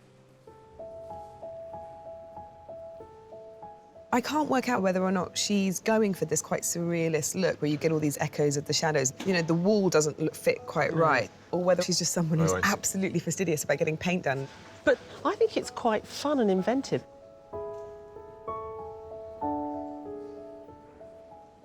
I definitely know this guy. He used to feature regularly in the Portrait Award at the National Portrait Gallery when I was there. He has an incredible consistency of style, and I'm a huge fan. Isn't it great that we've got him here today? He's using this very peculiar kind of mark making. It's thoroughly unique, isn't it? It's very inventive. I've never really seen anything quite like this. I like it even more in flesh. He shows incredible skill in all these different textures, which are all reinvented with graphite, with a very simple line. This is one of the sorts of portraits that a lot of people find very difficult. It looks like she's got chalk on her face and it doesn't look quite right. I think it's more about a mood that she's trying to create. It's a different way of communicating the spirit, which isn't just about simply painting a nose that looks exactly like the nose on our face. And I think she's got something there.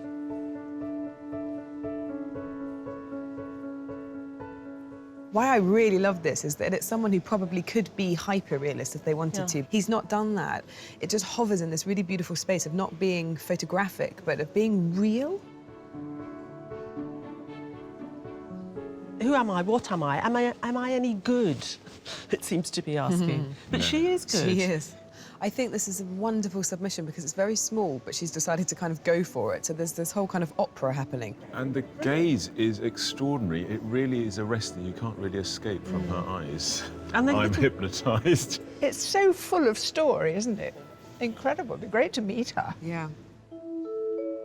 Our artists may have proved they can capture their own likenesses, but today it's all about capturing the likeness of a surprise sitter. Artist, your sitter today became a big star in EastEnders, and then he transformed into a BAFTA award-winning documentary maker. He goes to some of the most dangerous places on earth. Please welcome Ross Kemp.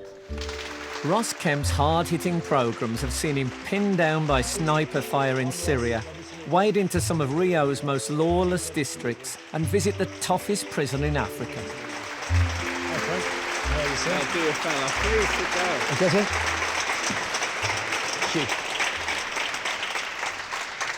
Oh. No, not really. Ross, it's great to have you on. It's great to be here. Thank you very much for inviting me. So, how do you want to come across? Because you're a confusing man. I think of you as one of the hardest men in television, but you're actually quite lovely and friendly and fun to be with. So which side would you like them to try and find today? You know, why not find all those sides? As you know, I like having a bit of a laugh, but also some of the stuff that we do is quite serious. So, It is. So a bit of both, I think, if you can find it. Maybe if you could smile whilst tearing apart a telephone book. Yes. Artist, your sitter is the fourth generation of a very famous theatrical family with outstanding performances on stage and in film. Please welcome Freddie Fox. 8 years into his acting career, Freddie's credits include the bullish head of the pack in The Riot Club and the lead in Kenneth Branagh's Romeo and Juliet. You're very welcome. Please sit down. How nice to see you. Thanks. Now look here. How well are you served by your setting? I know, it's great. Fly fishing. It's beautiful. It's a really, really beautiful idea. Can you explain to our artists what it signifies? I've had a lifelong love of fishing. When I was a kid, we'd go trout fishing, and ever since then, catching fish has been a pleasure. I'd say I'm pretty savvy. I can do all the casts, eyes closed, eyes open, left hand, right hand, yeah. Oh, that's terrific. How accomplished is that? Artist, your sitter today rose to fame in the brilliant This Is England, the role for which she won a Best Actress BAFTA. Since then, she's done numerous roles. She is the brilliant Vicky McClure. Applauded for her role as DCI Fleming in Line of Duty, Vicky McClure swapped to the other side of the law when she played a murderous psychopath in The Replacement.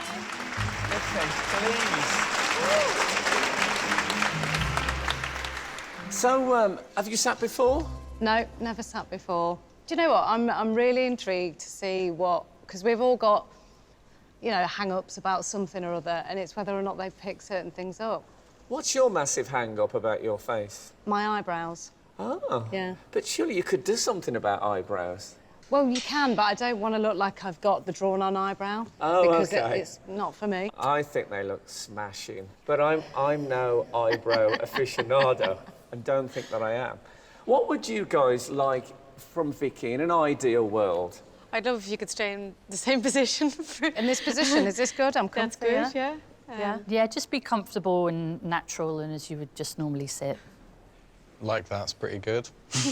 OK, yeah? Yeah, looking this way, sort of. No, not up, but just about Just this. out, yeah. excellent. There's two naked women on that urn there. I shall observe them. Not quite here, but just about just there. Oh, I yeah. can't look at the naked women, OK. I think the thing is you need to be comfortable and also having a fixed spot to focus on that's not down, that's up somewhere. Like, yeah. Yeah.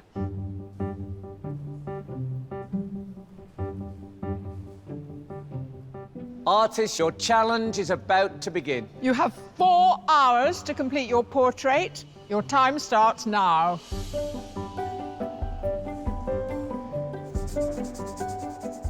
There are various methods an artist can take to break the spell of the blank canvas. And today, 6 of them are laying the foundations of their portraits with an underdrawing.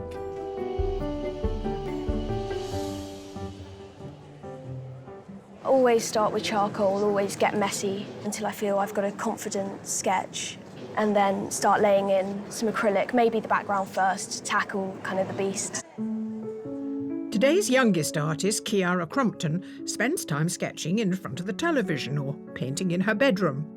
For her self-portrait, she chose to be brutally honest and confront her teenage insecurities by capturing the white spot cream she wears on her face.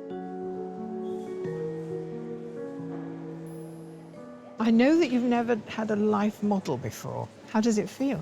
It's different, I think, because you get the intensity of having like a person right there, and it's kind of strange to objectify them.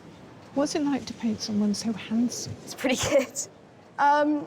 It's great because to have such a good bone structure is kind of ideal for me. I find it easier with bold shapes and bold lines. So yeah, loving life right now.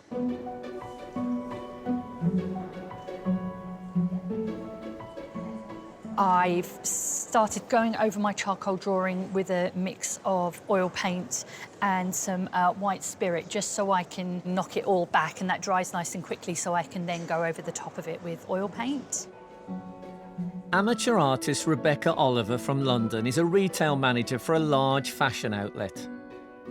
She started art classes 3 years ago, and her submission is only the 2nd painting she's completed in oil.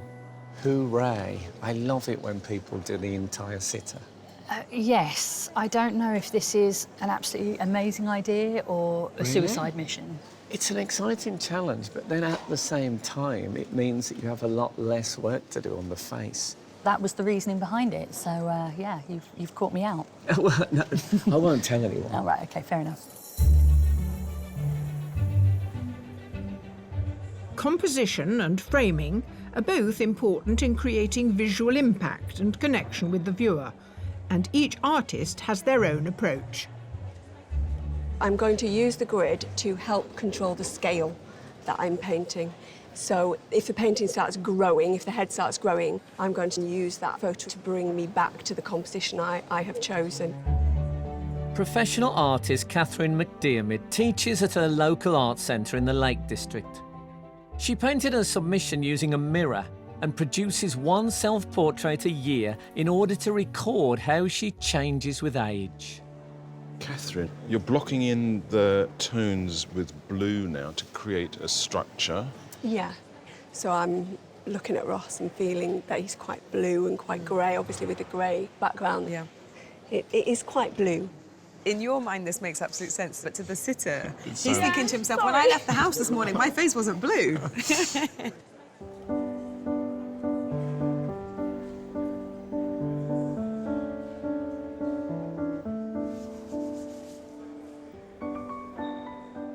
Capturing a famous sitter and painting in public is a daunting experience for many, but it can be a happy distraction. I have exams coming up, so to be honest, if this wasn't happening, I'd probably be revising or working on my essays and things like that. So it's quite nice to have this as an excuse to not be in the books. Medical student Annie Rood Shenoy only gets the opportunity to paint during his summer breaks from university. His self-portrait was the first time he painted himself and took a couple of weeks to complete. So how come you entered the competition? It was my mum who sent the application in the end. Without telling you? Yeah, well, she told me, but not until quite late. Not until it was too late? Yeah. I wasn't interested, to be honest. So she's a big supporter of your art? Definitely. Yeah. Have you painted her? Briefly, for the practice for this. Compared to Ross Kemp, who would you say was the best sitter? They have different qualities. I should hope so. Ross is pretty still. He's a great sitter. I mean, he's a lovely, handsome human being. But if your mum turns up and looks like Ross Kemp, I'm gonna be stunned. Yeah, it was good practice. Nearly an hour of the challenge has passed. Not quite at panic stations yet, but this first hour has absolutely flown by.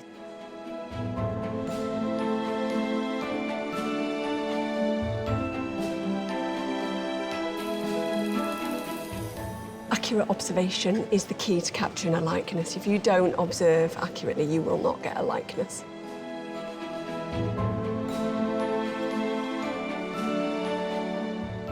I didn't realise the time had passed so quickly, so I think painting the face is going to have to be pretty quick.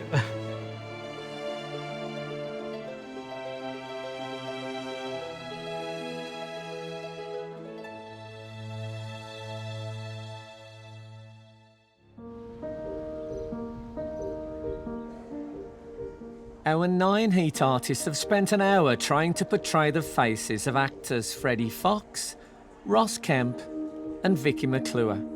And the celebrities are being admired for more than just their faces. She's sitting really well, and I think she's engaged with the thing, so that's great. You couldn't ask for much more.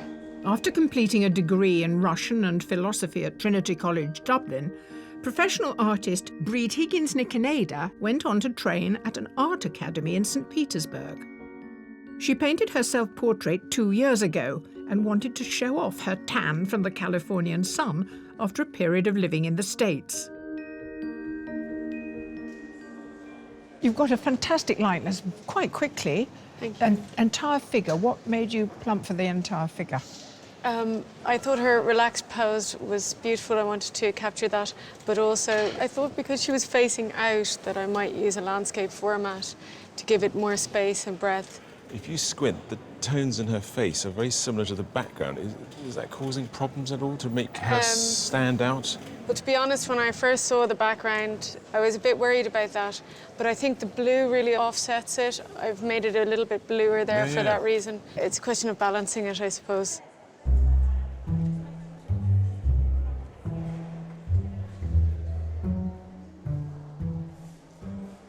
Facial features differentiate the person from another person. Like in Vicky, her nose is kind of more pointy and her jawline is more prominent as well. So I kind of focus on what makes her, the different features that she has that no one else has. 17-year-old George Metu Onyeka taught himself to draw growing up in Nigeria before coming to the UK 6 years ago.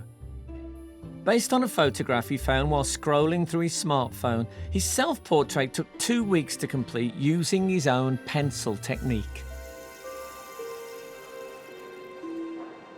Your style's really unusual because you put in all these different patterns and marks. How did you come about that style?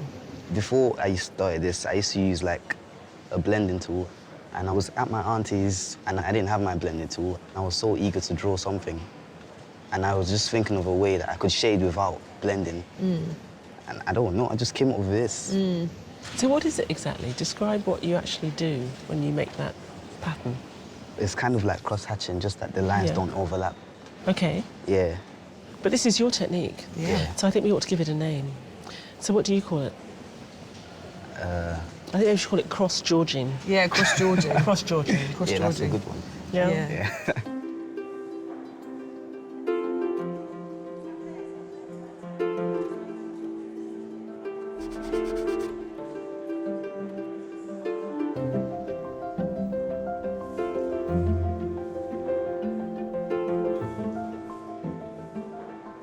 At this moment, I am sketching with paint. I want to find his character. After that, I will start to create the final portrait. Professional artist Gosia Sabinska studied at the Academy of Fine Arts in Poland and currently paints daily in her flat in Nottingham. Composition is very important to her, and she chose something very simple for her self-portrait to try to show her emotional side. We want to focus on his face and his personality. If I have enough time, maybe I create the background. All the artists are busy focusing on the characteristics that distinguish their sitters. But for those painting Ross, there's a particular attribute they must deal with. Are bald people easier? It depends what kind of artist you are. I mean, I think there are definitely artists that use the hair, and we've seen them in this competition, to help sort of tell a bit of the character. But then there are other artists that go for quite strong, direct, alert heads, and actually the absence of hair can really help enhance that, because often you're just then looking right into the eyes. There's nothing to distract you. I wouldn't want to be tested in terms of my ability in this kind of paint-off way, but they all seem to be dealing with it admirably.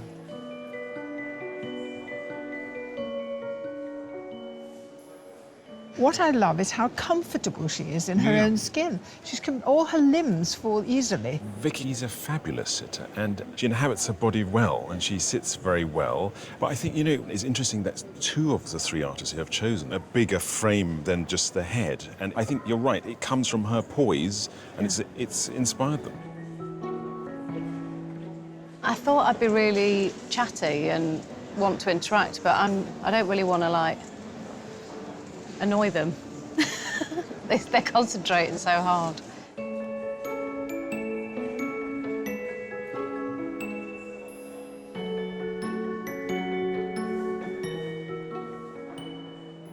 The fox is in his den, the fox is in his den, and it's green. Yeah, it's green. I think it's causing some of them some problems, actually. I mean, I don't really understand why the green is such a challenge. I think what it does is it plays around with the skin tone, so the light turns the soft pink tones a slightly sort of duller colour than you might have if you had a rich red behind that would complement the tones more. I don't really mind whether they paint my hair green or my clothes red, and as long as they change the backdrop, I don't really mind, just as long as the colours or the style is their own.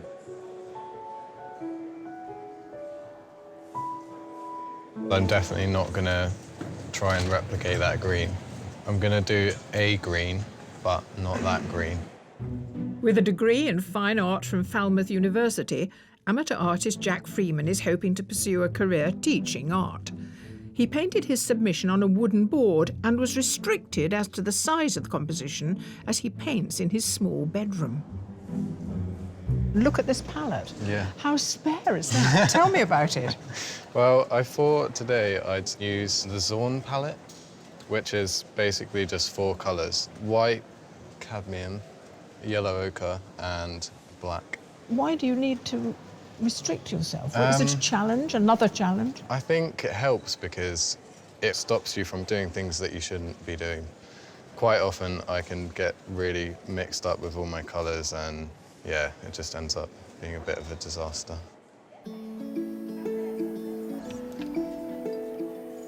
In order to achieve bright colours in his paintings, one of today's artists has developed a unique way of using his medium. I use very heavy, thick paper. I mix color on the paper itself. So each time you paint, it penetrates deeper into the paper. So when the painting is finished, the whole paper is saturated with color. Professional artist Shanti Panchal started painting at school in his village in India and has gone on to win many accolades, including the BP Portrait Award. He painted his submission after seeing a shipwreck on the beach in Barcelona. With up to 15 layers of paint, it demonstrates his distinctive style.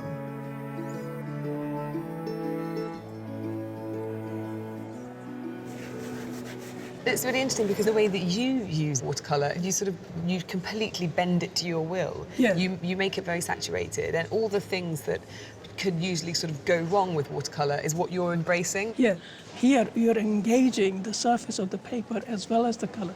It's almost injected color into paper. So will Freddie's face stay that colour? No, no, no. You use blotting paper and bring the face back, and therefore you can get this stained glass-like luminosity. Nearly 2 hours of the challenge has passed. I finished one of my sketches and now I start the final process.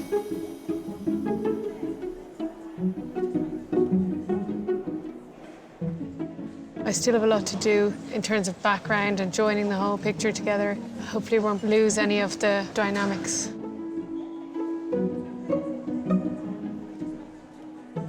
I'm a very competitive person. I want to make it perfect.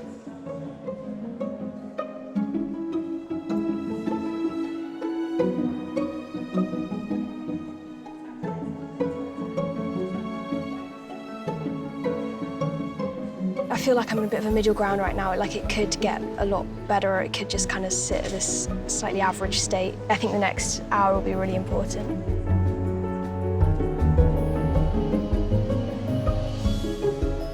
I don't know if going for the full body was the greatest idea, but I've still got time.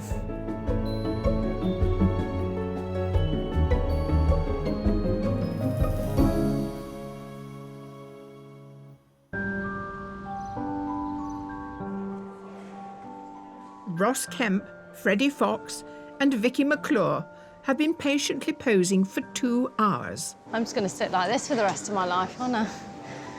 OK. And each of their images is becoming more distinct with every brushstroke and pencil mark. It's also time to get some insight. So, esteemed judges, we have reached the halfway stage.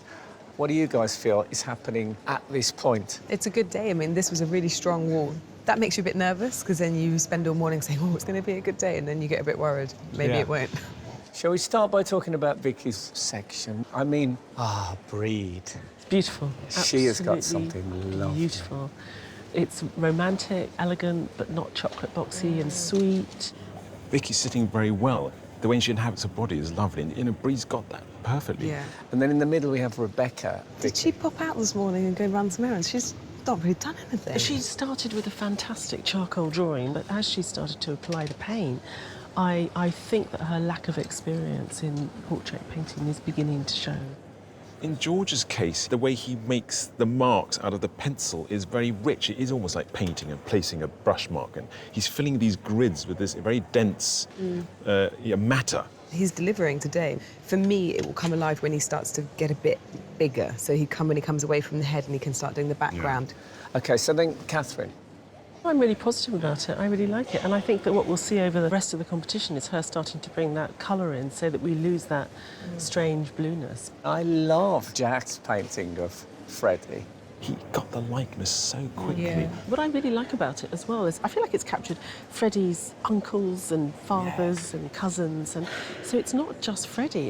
It's a consummate fox. It's the Fox dynasty. It's the Fox dynasty in one face. But I feel we're halfway through what could be a spectacular day. And I'm always ambivalent about spectacular days because it makes our judging task at the end even harder. Much worse.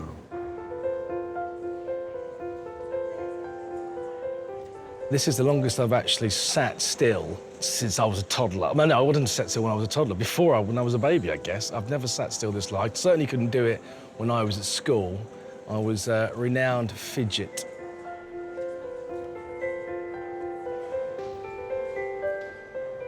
I wouldn't say I was the Dalai Lama, but I've been focusing, you know. I haven't really been thinking about anything much other than just breathing and sitting, you know. You don't often get time to do that in everyday life.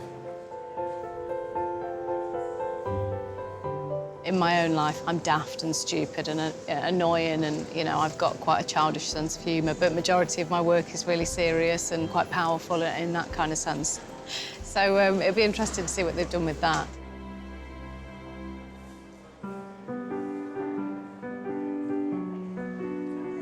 A portrait is based on an artist's interpretation of what is in front of them, and today there's more than a sprinkling of artistic licence in the room. It does look as though he spent a lifetime down the pit. It's very, very blue. I mean, I know it's all kind of grey, but I thought with him being kind of outdoors, I thought I'd reflect a mood, hopefully.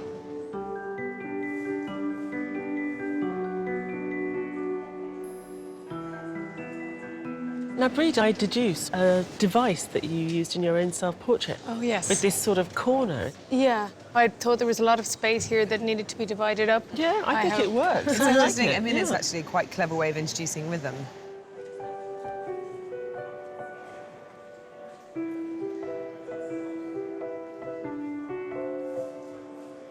The elephant in the room for me. Freddie is he's blonde. Yeah. Does that trouble you at all? This painting is not about only Freddie, it's also about artist and the sitter. It's an engagement. Okay. Yeah. I mean, often you can see the artist in a portrait, but in this one, you're completely hogging the limelight. Indeed.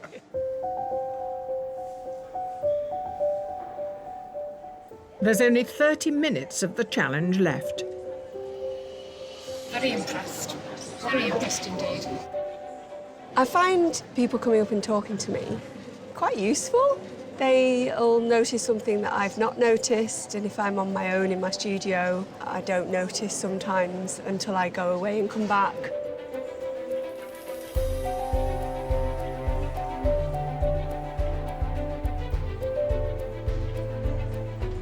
Time is always a problem.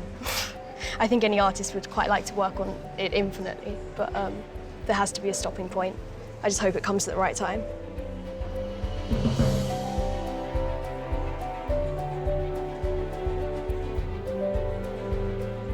Painting is like agony and ecstasy simultaneously. I'm still not there, but I'm hoping to get there.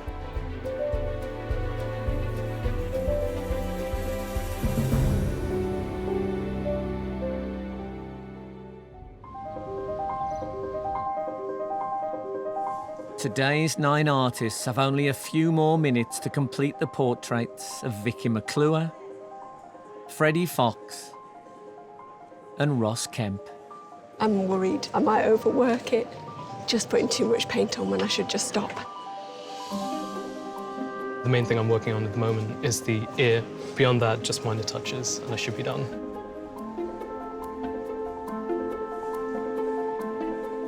I'm just feeling like there's something wrong, but I don't see it yet. I'm scanning around the canvas right now and I'm picking out little highlights that I can make ping out and shadows that I can make deeper. It brings the picture into higher contrast. Artists, there are 5 minutes to go. It's not going to get finished. I think I'm just going to make the best of what's here with the last few minutes I've got.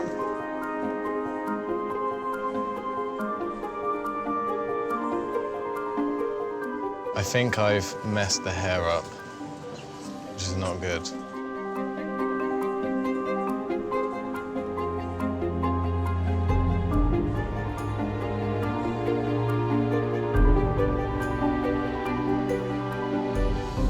Artists, your time is up. Please put down your equipment and step away from your portraits.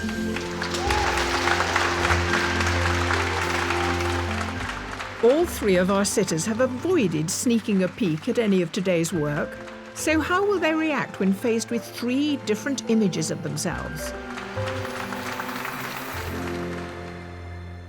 So, Ross, how was it for you? I really enjoyed it. It was a nice afternoon. It's weird that they've all painted you with no shirt on. I can't work that out. No. There are many aspects to Ross Kemp, and I'm hoping we're going to see a few revealed. Artists, will you please turn your easels? Wow. I need to go and see a plastic surgeon, I think. I'm joking. OK. Which one are you taking with you as a guide? Shall we go and have a closer look? Yes, have a look.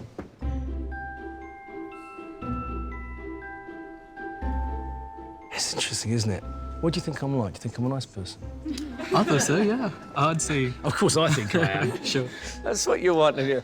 Big bloke with a shaven head saying, you think You're I'm a nice person. Yeah. Doctor. I was going for serene. Yeah, I can see that. It's blue, isn't it? Yeah. I like it, though. I like it. There's a lot, yeah. You made me look better looking. I can see your inner world of pain and turmoil. You know that part of you. Of course. Yeah. Oh, so well. Genuinely, they're all very, very good, but I think it's going to have to be Catherine.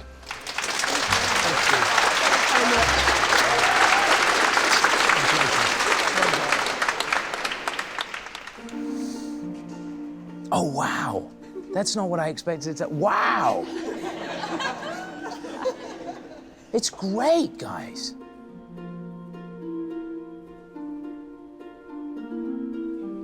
Everybody tells me I look like my dad, everybody, and I never see it, ever. But that is got so much of my father in it. My dad would love that. Really impressive. I didn't like this green, but you've turned that into a different green, and it works so well. It's really moving. Thanks. You've done an effect that I wouldn't have believed possible with watercolours. And the colours build so up and build up and build up on this very special paper. Isn't it mad? And it feels like it's coming out of the paper at you, you know. If I'm going to choose one to put on my wall, I'm going to say it's Jack's. And thank you very, very much.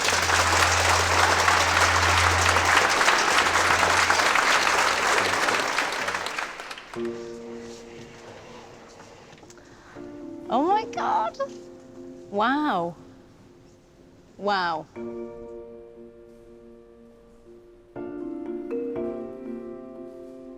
That's amazing. I never expected to see sort of that design. And yet from far away, you can't really see it. Yeah. That's really, really amazing. I love the unfinished nature of Yeah. it. Please tell me it was deliberate. Absolutely. Yeah. 100% deliberate. It's really unique. Amazing, well done. Thank you. I love what you've done with the brushes, the way that's... all the colours are sort of very different but blended so well. Yeah, it's really stunning. My attention keeps going to that cross thing, whatever it is you've created. It's George. Well done, George.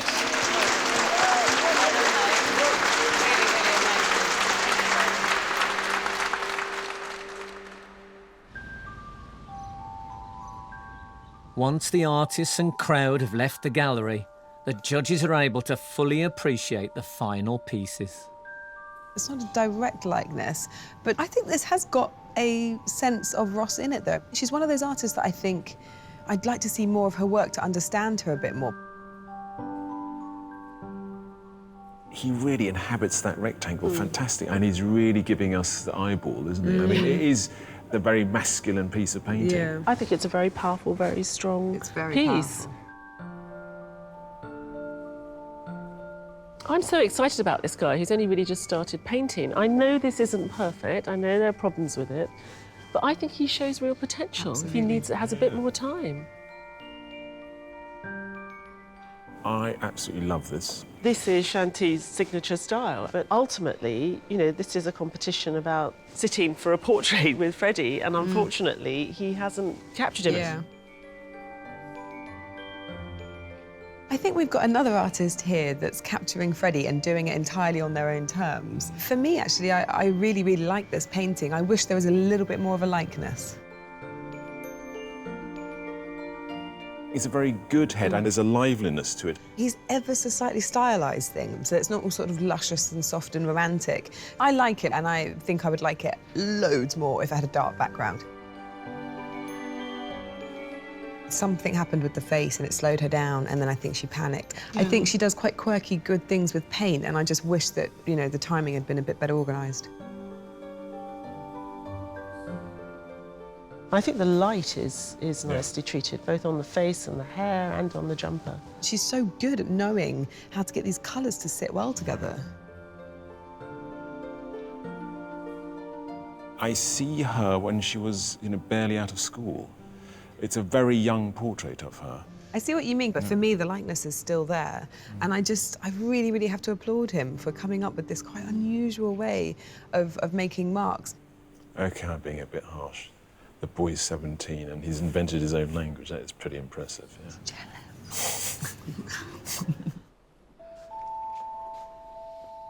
Now they must whittle down the 9 artists to just 3.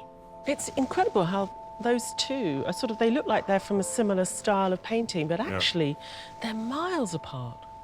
I think that one can go. I think that one can go. I think we've seen other artists like that. Okay. They had a terrific day, though.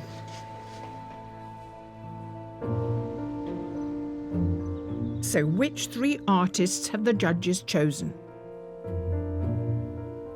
The first artist on the shortlist is Catherine McDermott. The second artist is George Metuanyika. And the third and final artist on the shortlist is Breed Higgins Nikaneda.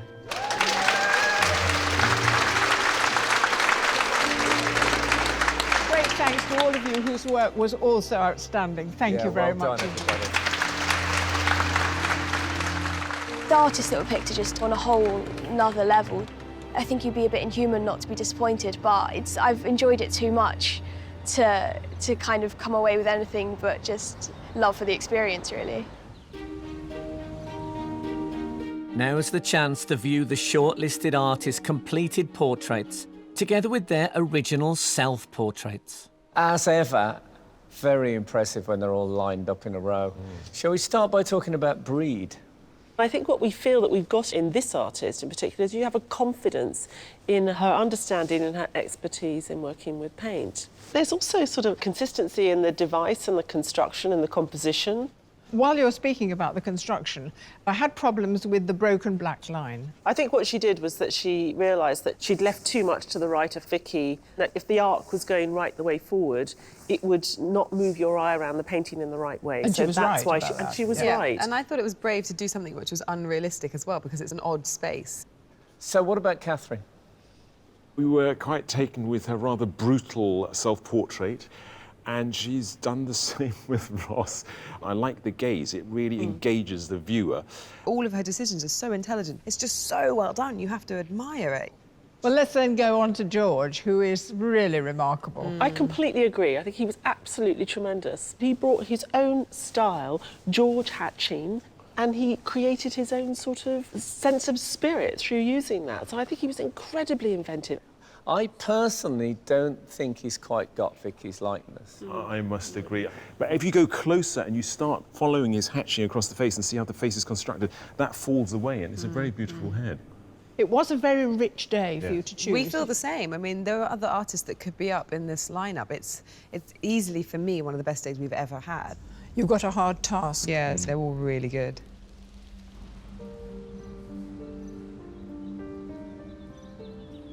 Breed, George, Catherine, congratulations on having got this far. But alas, 2 of you can go no further.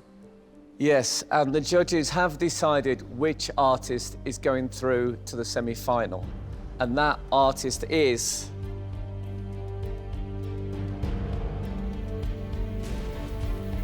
Breed Higgins Nikaneda.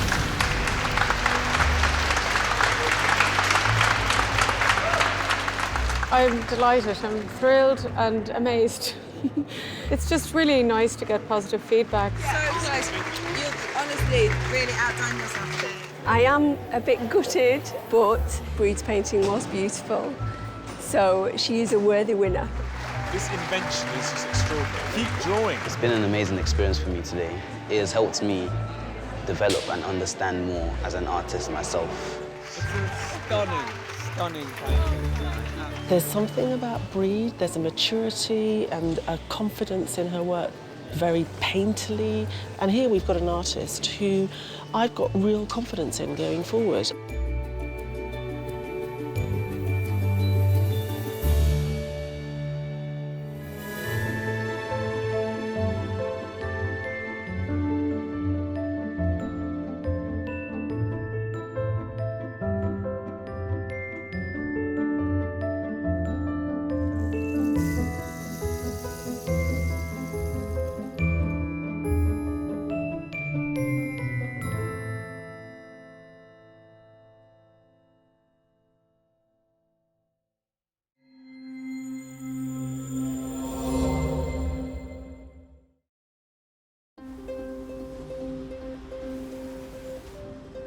Hello and welcome to the art competition that's a heady mix of paint, canvas, famous faces and heated debates about whether a portrait should actually look like the sitter.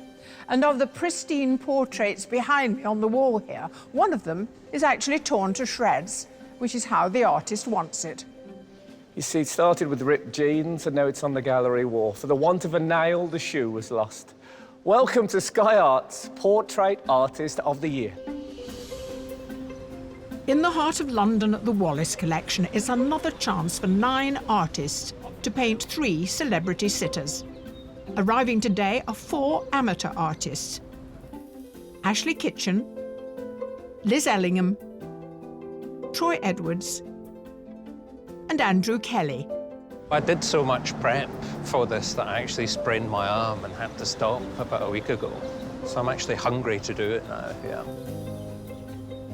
They are joined by 5 professional artists: Philip Mackey, Michelle Apuku-Taylor, Daniel Yeomans, Leanne Mullen, and Danielle Vaughan. I'd want somebody with an interesting face, lots of lines, maybe a beard, and no teeth. As in, I don't want to do teeth, because I think I could spend a week on teeth. To claim a place in the semi-final, our artists will sketch, even rip, and paint portraits of 3 striking sitters. I think he's got a really nice bone structure. And in just 4 hours, create a portrait worthy enough to catch the eyes of our 3 judges. I didn't know how I was going to do the background until You got your credit card out. Yeah. This year's prize is a £10,000 commission to paint award-winning Hollywood actress Kim Cattrall for the Walker Art Gallery in her hometown of Liverpool. But which of today's artists will make it through to the semi-final? Did you have, like, formal art training? I did a shoe design degree. Shoe design? Yeah. It got your foot in the door.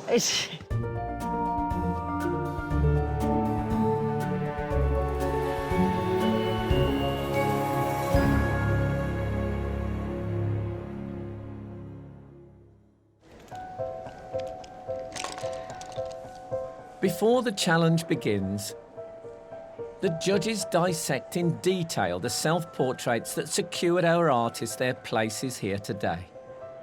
Here we are again at the Wall of Wonder. Let's dip in and see what some of the artists have submitted.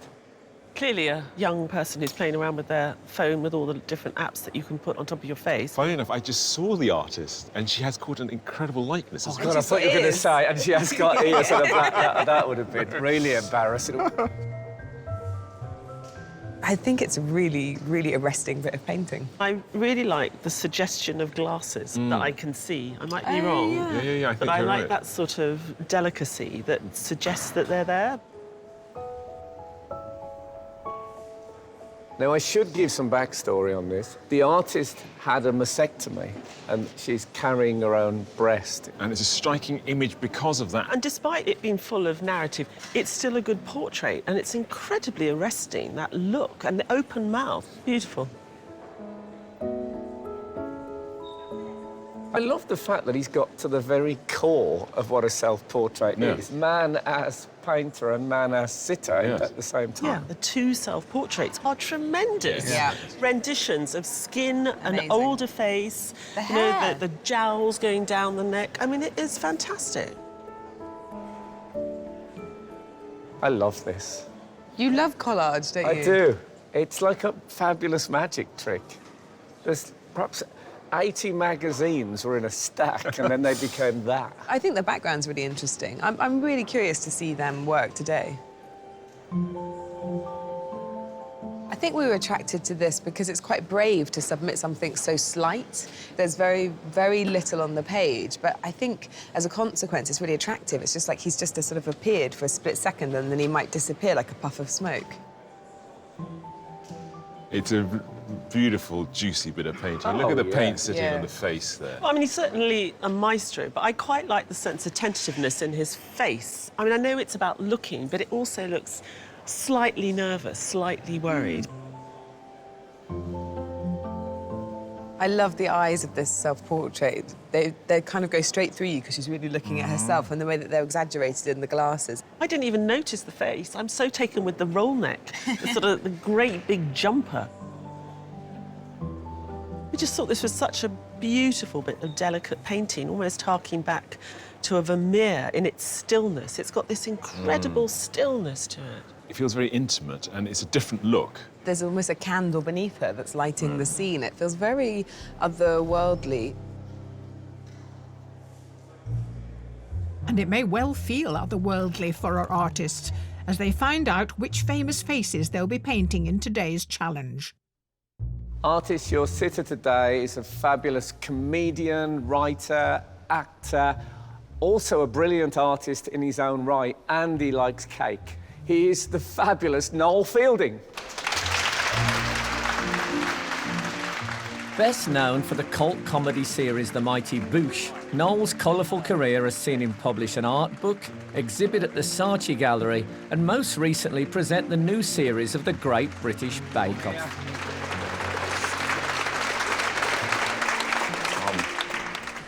How lovely to see you. Well, this is fun. I'm excited. I've got a gift of a face. I mean, it's ridiculous. There's a lot of shapes in my face. So you've painted a lot of portraits? I have, yeah. I like painting faces. I painted Brian Ferry once, and he looked a bit like my dad as well, and it was really freaking me out. So I was sort of trying to draw him, but not make him look like my dad, but still make him look good-looking. I got in a bit of a tiz. How did it turn out? I ended up doing nearly a whole exhibition just on Brian Ferry, and I think he was a bit freaked out. I would have gone to that. It was a bit like a stalker's exhibition. Just him in lots of different... With stalkers. they don't produce enough public art. I always think that. Exactly. I hope it'll be an artistic experience from the other side of the easel for a change. I think there's probably an art to sitting, isn't there? But I don't want to give you a vacant stare, so I will concentrate. We first knew him as an exuberant presenter of children's television programmes, but since then, he's created an award-winning career as a maker of gritty television documentaries. Please welcome the enormously talented Reggie Yates. As an actor, Reggie first made his mark at the age of 8 in the sitcom Desmond's, and has gone on to become a DJ and a presenter of hard-hitting documentaries on everything from teen gangs to prison life. Reggie, very welcome indeed for yet another string in your bow, which is sitting still for 4 hours. I'm not entirely sure if I will be able to sit still for 4 hours, so sorry in advance. So what's your expectation of the day? Well, first of all, I've got a very strange large set of ears, so hopefully you won't make that a feature in the painting. But beyond the size of my flappers, I'm interested to see how you see me.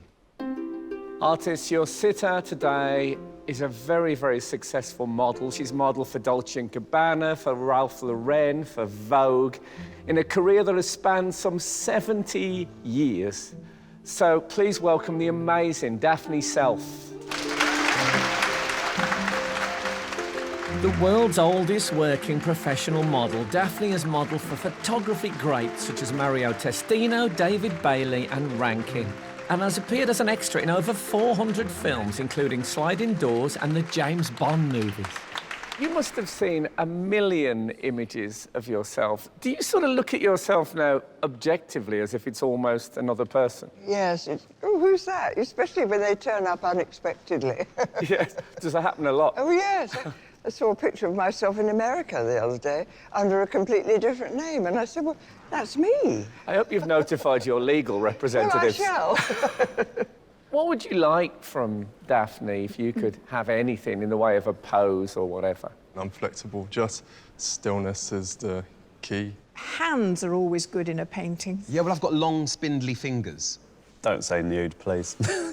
I think you've got the toughest job, because I think I've got quite easy profile. You've a good bone structure. I've got a strange nose. It's OK.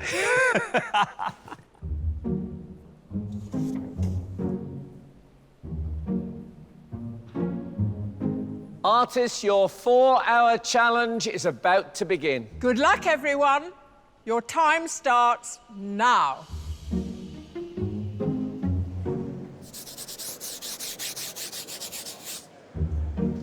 You don't mind if I get in quite close? Yeah, no, go for it, go for it. Brilliant. I'm going to take a shot of your eyes, yeah? OK, cool.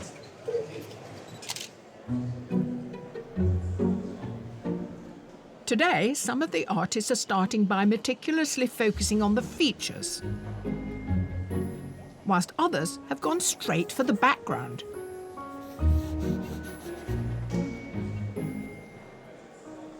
Ashley, this is some green colour, isn't it? Yeah. And you've slapped that on immediately. You're Yes. using the green. Yes, not scared of the green. Does the green reflect on his features? On the left side of his face, I can see it creeping in. That's something to worry about a bit further down the line.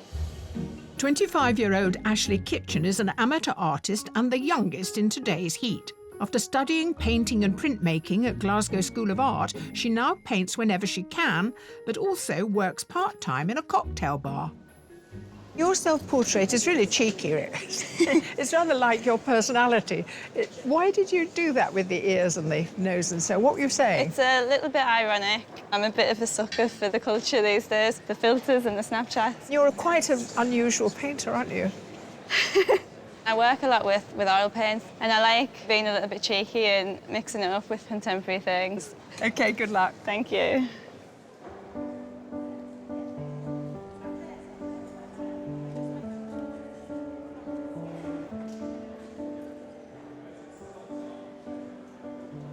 Are you looking at Noel as well as your tablet? I am, because of his complexion, his aura, and what I'm getting from him. His aura? I like that. I think my aura's present. Yeah. Professional artist Michelle Opoku-Taylor is from London and initially trained as a lawyer before becoming a teacher. Her self-portrait represents opportunity in the face of a challenge and was painted to show new beginnings after a mastectomy. It took 100 hours to paint.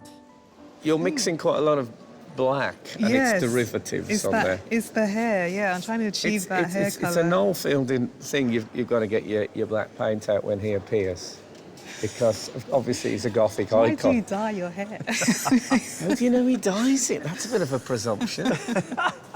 I never use ivory black or lamp black, but I'm now having to with your hair. I've taken you out of your comfort zone with my Gothic head. Why? Why challenge me more? The challenge of capturing Noel's personality is something one artist is rather enjoying.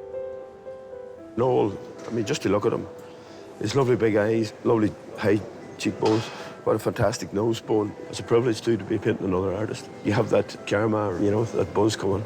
I'm very fortunate. Philip Mackey became a professional portrait artist after life as a heraldic artist designing coats of arms for the council in Donegal in Ireland.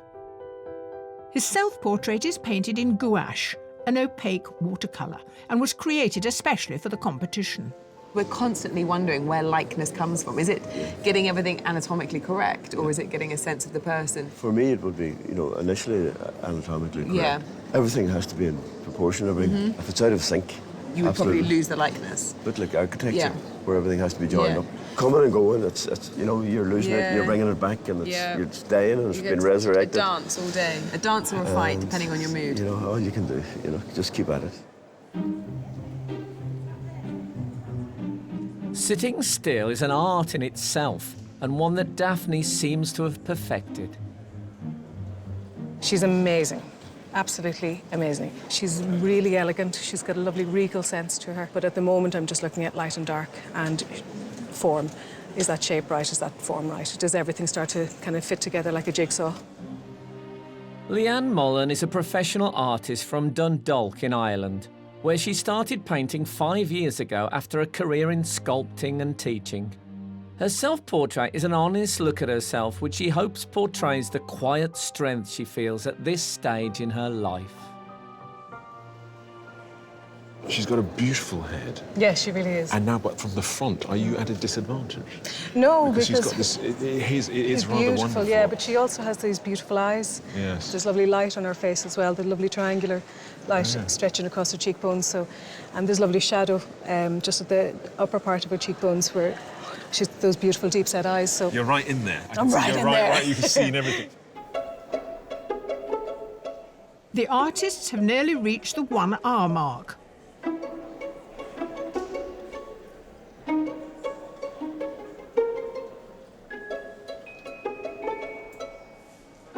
I'm not used to painting that much stubble. Fingers crossed it will look like him within the time.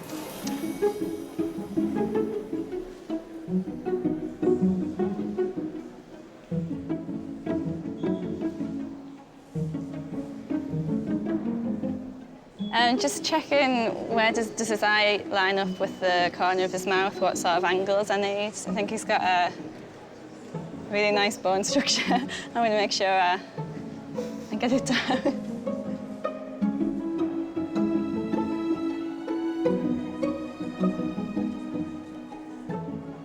It's a critical stage at the moment because I'm trying to map out the basic tones now, so light and dark and mid-tones. It could go good, it could go awful.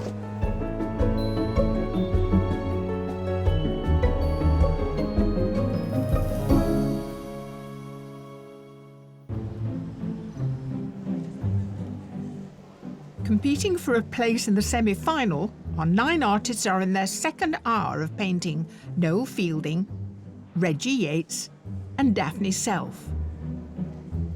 Most of the artists are using either paint or pencil. But for one, the essential component is glue. When you turn up like this and you don't know who the sitter is going to be, how do you know what to bring as far as magazines and things is concerned? Well, technically, you should be able to create a portrait from just one magazine, really. Really? So you'll actually look at Noel's nose and go, right, until you find the right bit, really? Danielle Vaughan became a professional artist 2 years ago after spending 17 years homeschooling her 4 children in Leicester. She works in mixed media and created her self-portrait in her home studio from magazines such as Elle and Vogue. If I wanted to be a mixed media stroke collagist, did you have like formal art training? I did a shoe design degree. Shoe design? Yeah. I hadn't really thought of that as the way in, but it got your foot in the door.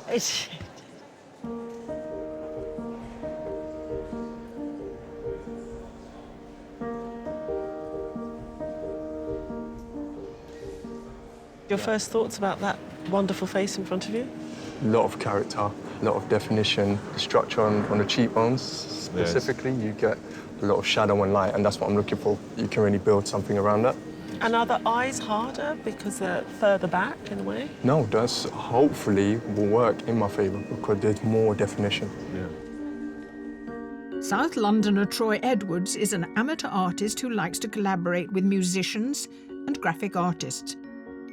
He spent just 4 hours on his submission, which he drew especially for the competition from an old photograph a friend took of him.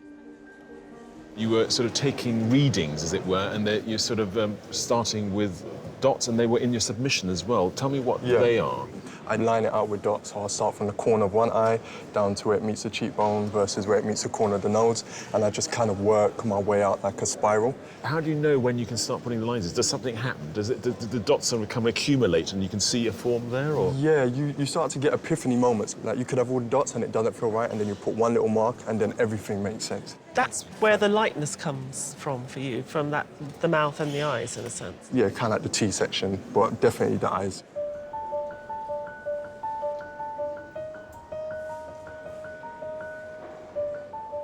For the visitors at the Wallace Collection today, it's not just the artwork that is proving of interest.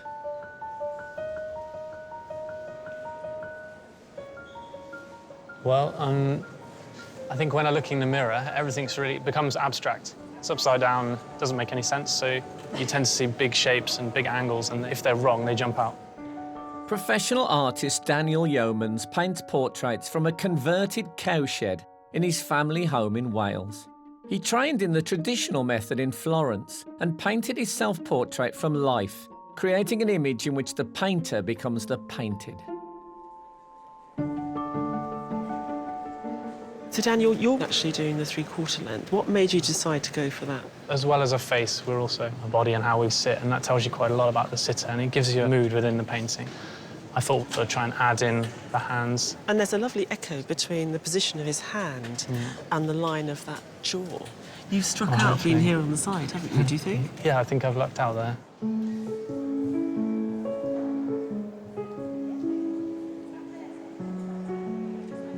What do you think of Noel as a sitter, generally? I think he is what you might call fidgety. But can I suggest to you that the back view of 3 tablets is probably licensed to fidget? No, I think when you don't necessarily see the artist staring at you the entire time, you think, well, maybe I can kind of get away with moving a bit. Particularly with all of them, the way that they're working as well is they're quite in their own worlds, conjuring their own magic. And I think we're not always looking for people to be sort of slavishly, like the traditional standing backwards, standing forward, sort of jousting in an old master way. If they all did that, it would be kind of ludicrously repetitive. I can't believe they resist the urge to just play to the crowd. Is that Zip giving you grief? Zip grief.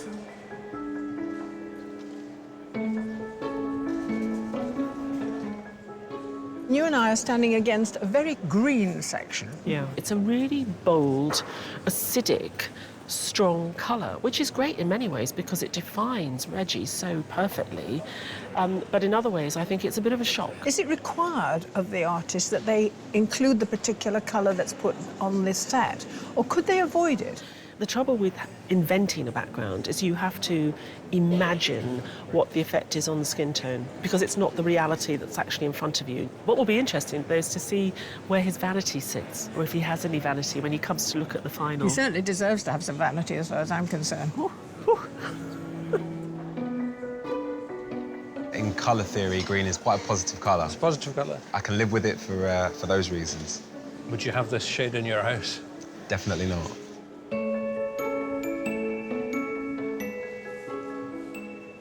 Often people will say, oh, I like old people because you've got lots of lines and that to work with. Beautiful people are so difficult. And we forget that the two can actually be entwined, one and the same person. To get that without getting too into the wrinkle, that the beauty shines through, is a bit of a tricky thing to do. But she is a challenge, but by glory, what a fabulous challenge she is.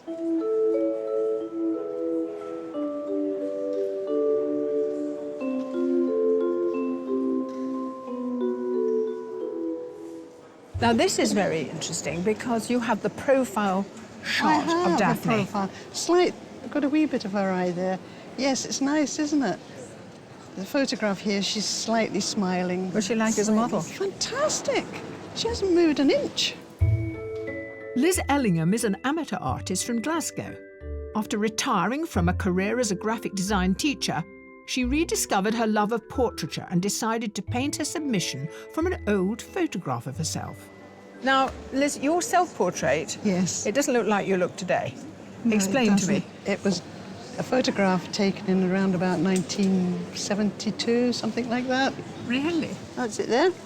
It's a terrific picture, and of course, it's a very good one from which to do a self-portrait. Was it a colour photograph? No. So you took a black and white photograph and did that lovely self-portrait. Yeah.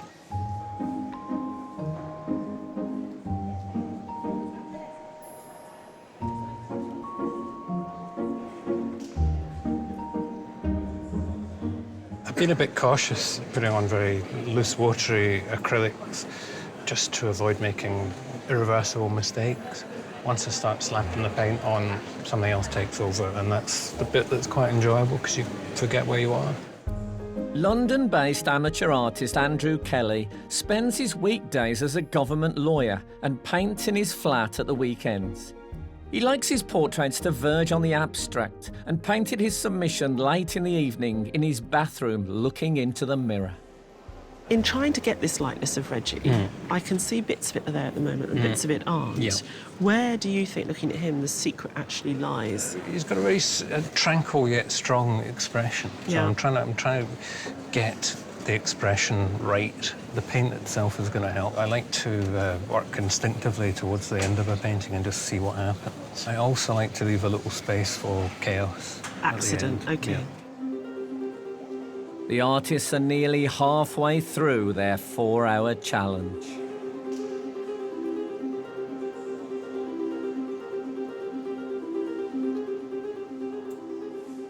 You've done a brilliant job of the earrings. They're brilliant vestibules for light. Yeah, You've got the colour of the dress in them, you've got the colour of the set in them, so you're not going to work them too much more. No, I'm going to leave that kind of loose.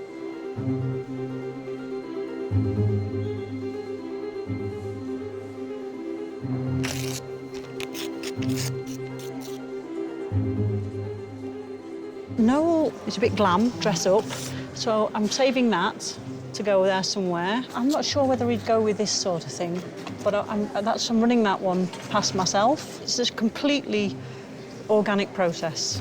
So it's just as I come across pieces that I think we'll go with that.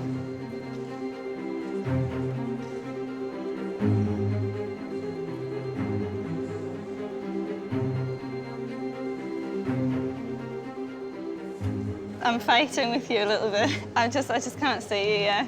Yeah, I'm wondering whether it's time to patch it and start over, but I'm not sure if I've got the balls to do it at this point.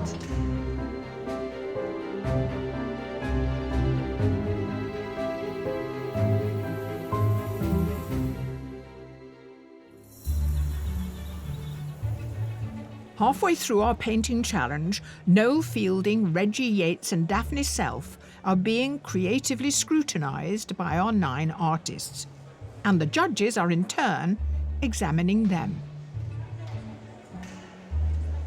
What about the paintings of Reggie? I think most of them are doing really well. I think, you know, Daniel's got a fine likeness. Ashley said she was struggling earlier on with the green, but I think she's doing a really good job. You know, her work looks incredibly simple, almost naive, but it's much more sophisticated. What about the paintings of Noel? Michelle, she just put the paint in, she drew it very well, and now she's going to put the features in. It's almost there. Well, Danielle's really captured that gothicness, I think, with that dark black mass of hair. Now, the portraits of Daphne. I think Leanne's done a fantastic job. I mean, it's such a great composition. She's tackled the face in this frontal way, and none of it has escaped her. She's got all of it. Troy on the other side, we were hoping he would stay as reduced as his submission, and he's got everything right, but he's got us incredible likeness. It's just wonderful, but I'm scared because there's still a lot of time, and both Leanne and Troy could have too much time, I think. We all have this moment, don't we, in the late afternoon in which we feel that they're going to do too much. Yeah. And it's not just the judges who are concerned. For one artist, an important decision has been made. You see rumours go around this place. I mean, it's a circular room, so rumours just go around like this. Yeah. Someone said to me, oh, Ashley's going to start again. I don't think it's Reggie's likeness, but I didn't have the guts to do it. I don't think this is anything that would make me think, oh, God, I need to start again. It's sparkling, it's happy. It's time for a well-earned break and a photo opportunity. That's awesome. Right, I should concentrate on what my hair's doing now. I'm used to doing stand-up in big venues, so I'm used to having people face me when I'm talking, but maybe not. It's the kind of, you know, the concentration. You do sort of feel like, what's happening? What's on my face? People keep looking at me and then looking at the work and then going, like, like they're cheating. It's okay, you look okay. I'm just doing what I was taught to do, which is to sit still. I mean, if I'm painting somebody, I don't want them moving about all the time. Unless you're doing quick sketches of different movements, you know, that's different. I've been on both ends of the pencil, as you might say, so I know what's what, really. The minute that paintbrushes come out and, you know, the one eye opens, it feels as though I'm being studied. To be on set, as it were, and literally be saying nothing is strange, but really nice. I'm being asked to sit still and shut up, which is just like being at Mum's house. Quite a few of the artists seem to be struggling with one key thing. The likeness. I can see where I'm going wrong. She's got a bigger forehead. You've chosen quite a harsh profile and you've gone on with a lot of hair. Yeah, I'd really like to give him rainbow hair, really. Mm-hmm. Do it. He's encouraging you. He wants rainbow hair. Those words, magic to my ears. I feel like I've lost the drawing quality in the painting. She is a remarkably beautiful woman, and I need to bring that kind of softness back into her face. There are only 30 minutes remaining.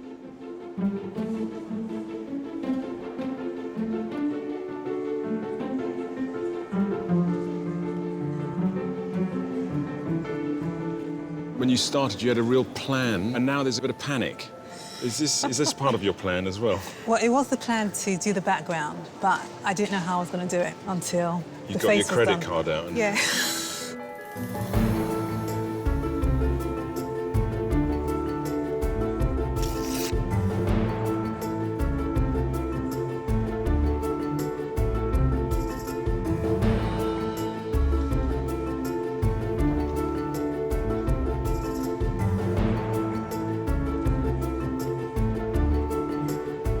The palette I've got now is a bit fierce. It's got a lot of colours on it, and the danger is that it all just goes very badly wrong at the last minute.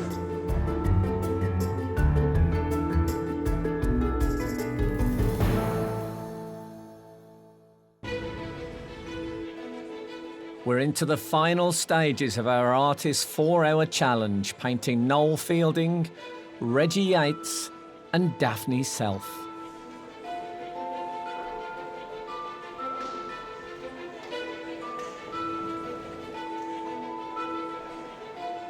The precious, precious time, how are you going to spend it? I'm not going to do anything stupid. It's just as important to not do as it is to do.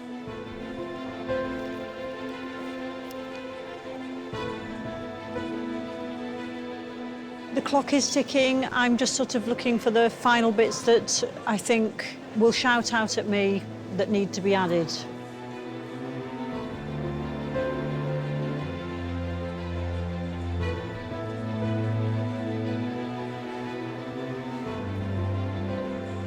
Artists, there are 5 minutes to go. Oh, we're nearly there. We're nearly there.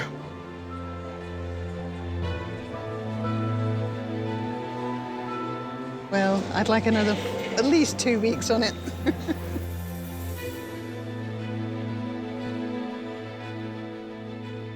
Artists, your time is up. Put down your equipment and stand back from your easels.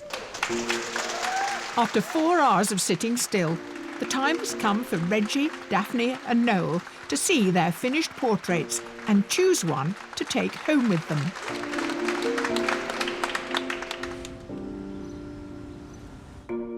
Noel. I'm very excited. I just love the way you all work so differently. You were a little bit agitated towards the end. At one point, you had paper in your mouth, like a goat eating grass, and then you were quite childlike painting. You kept peeping round. I don't think we've ever had a complete summary of the artist. That was lovely. Artists, will you please turn your easels? Wow. Wow. God, they're amazing. Beautiful. I love all the colours. I love this pink coming through here. Quite sort of alive. It's an interesting choice doing it in landscape. Yeah. Was that so you could get the whole of the nose in? My big face. This is so intricate and delicate. I love the eyes on this one. I like the sideways look. Yeah. It's like you're going somewhere in your mind, if you know what I mean. Yeah. This is similar to what I've done in the past. It's a bit more mixed media, you know. It's got lots going on. To get all of these into the skin is just amazing. This is horrible for me, because I absolutely would love to have all 3 of them, but I think I'm going to go for this one. Thank you very much. That's great. So beautiful.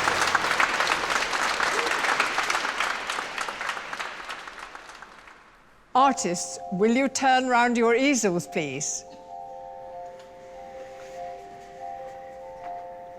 Whoa, whoa, whoa. I just can't believe how different they all are. It's gorgeous. There's a little bit of a smile there, but at the same time, it's quite stoic. But just sitting there, you know, lots of different expressions come across your face, and they were each seeking out a different one, I think.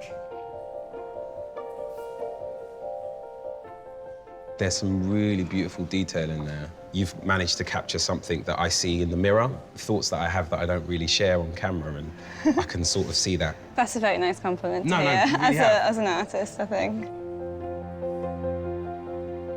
I just see the most angry version of me in this painting, but I love it. It's so interesting because look, there's blue here, there's pink. It's so rich in opportunities to find things out.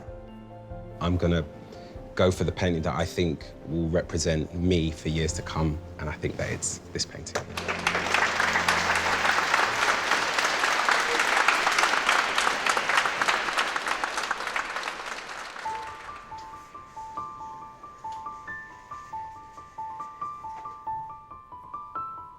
Very interesting.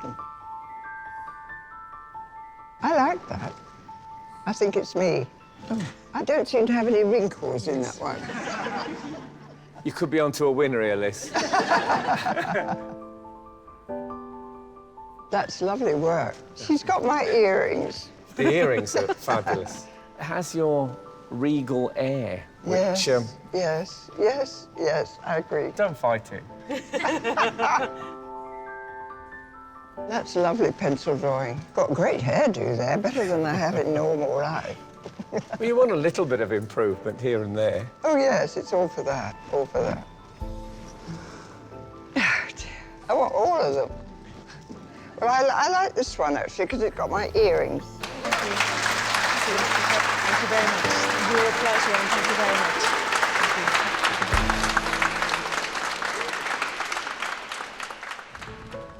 With the painting challenge over, the judges are left alone to examine today's portraits. I liked the composition. I thought it looked kind of quite exciting right from the start. I know she was very interested in creating a sense of the aura, and I like that slightly sidewards look. It's almost as if he's gazing into that space. There's definitely something there. I was really pleased to see that Phil really took it to the next level in the afternoon, because by lunchtime it was a bit insipid, and then suddenly he really worked on the hair and the clothing and even the background.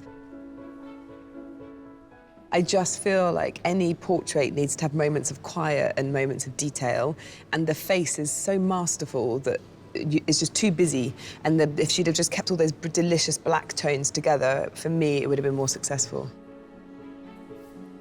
She definitely captured something. The eyes are beautiful. It looks as if it's just simple slabs of colour. Yeah. But actually, when you get in there, it's much more subtle. It's much more gentle than that. This is such a powerful piece of painting, but it doesn't really make sense. And I thought it made sense when he had this kind of powerful stroke early on in the day when it was just drawing.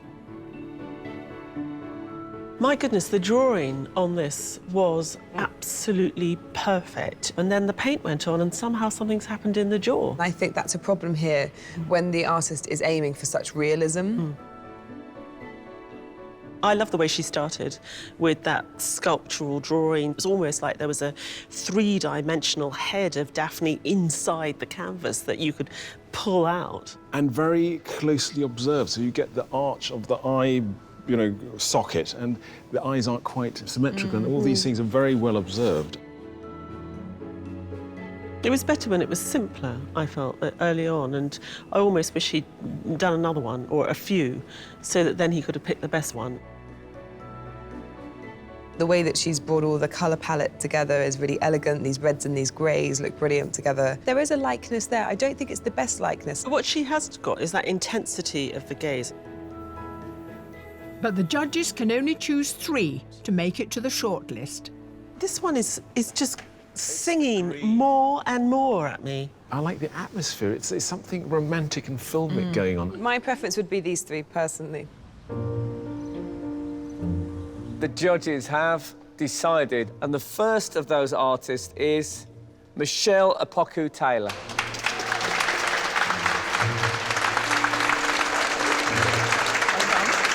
And the second is Ashley Kitchen.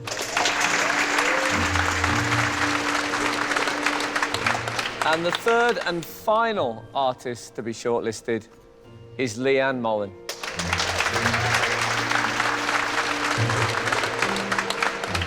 The doesn't mean that we don't appreciate the work you've done. We've enjoyed it enormously, and thank you for being with us. Yeah, well done. More practice, I think, is required. I think I could have done a little bit better today, so a bit more work, and we'll see. I think we've had a few conversations about why people don't smile in portraits. And here are two happy portraits. So why does it work for Ashley? I think because she has this lightness of touch. Sometimes when you labour an expression, it becomes really forced, so the spontaneity of the smile gets lost in hours of work, whereas she does put down a very small amount of paint and tend to kind of leave it and just let it hover. I think it's also because she's younger. You know, she's not interested in what the rules are, which is why this has got such a strong contemporary feel to it. So on to Leanne. I think it's caught right in between, where if she'd given enough time, it would have had the clarity and resolvedness of her self-portrait. You could see the starts of it when she was painting Daphne. She's finding these clues in Daphne's face to her character, and I think it's very well built. I like the lower quarter vest. I love the red dress and the fact that it's not finished. I think that's really painterly. What about Michelle? I really liked the way she split up the canvas and put Noel's head in the middle of this sort of wide horizontal composition. Noel is sort of floating around in there, and he looks like an adventurer, but it also has a vulnerability. I think it caught something about him rather well. She was after his aura, and actually, I think she did get something in that. She caught Noel just moving. You just catch the moment in which he looked.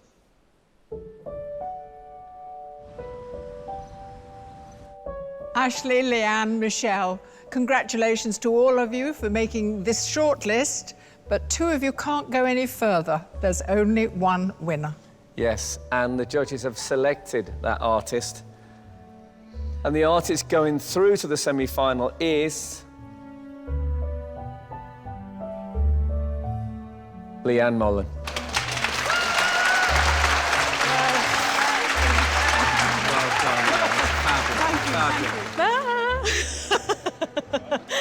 I can't believe it. I'm really in shock and thrilled, delighted, and what a great day. You know, what a wonderful day. Thank you, darling. I think Leanne did an amazing job with Daphne, and I think she'll do great in the semi-final, so girl power. Well done. Wow. Beautiful, stunning. Yeah, she did really well. I'm very happy for her. Thank you. Thank you so much. Today, Leanne really sort of won through. She's got this experience and a quality to her work. She understands painting and sculpture. With the other two finalists, huge potential, and we'll certainly want to watch them going forward, but not just yet. Right now, I have to go off and fly home. Then I'll be painting like a wild woman until the next date. It's amazing. I can't believe it. It's shocking.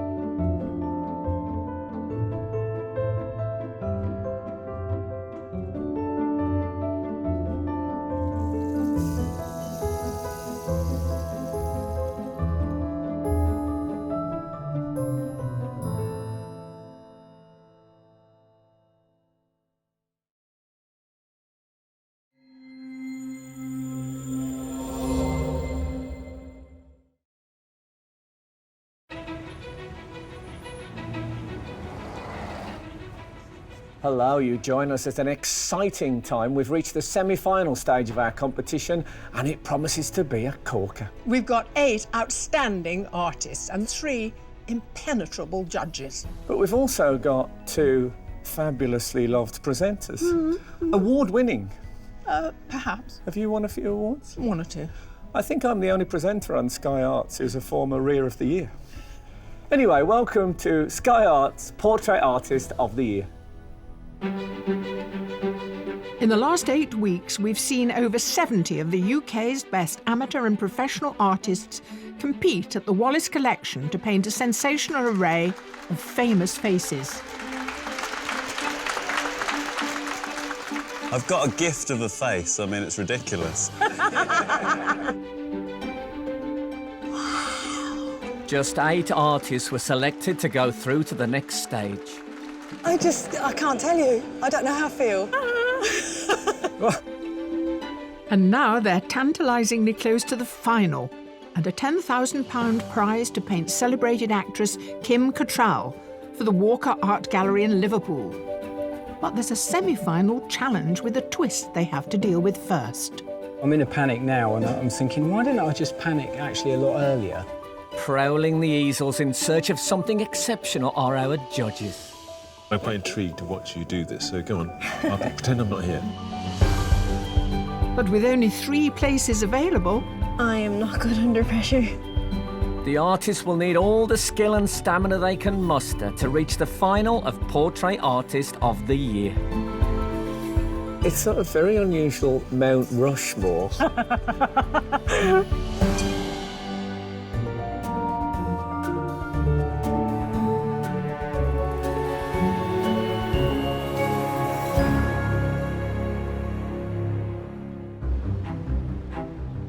Of the 8 artists who won their heats to claim a place at the semi-final, 4 are professional.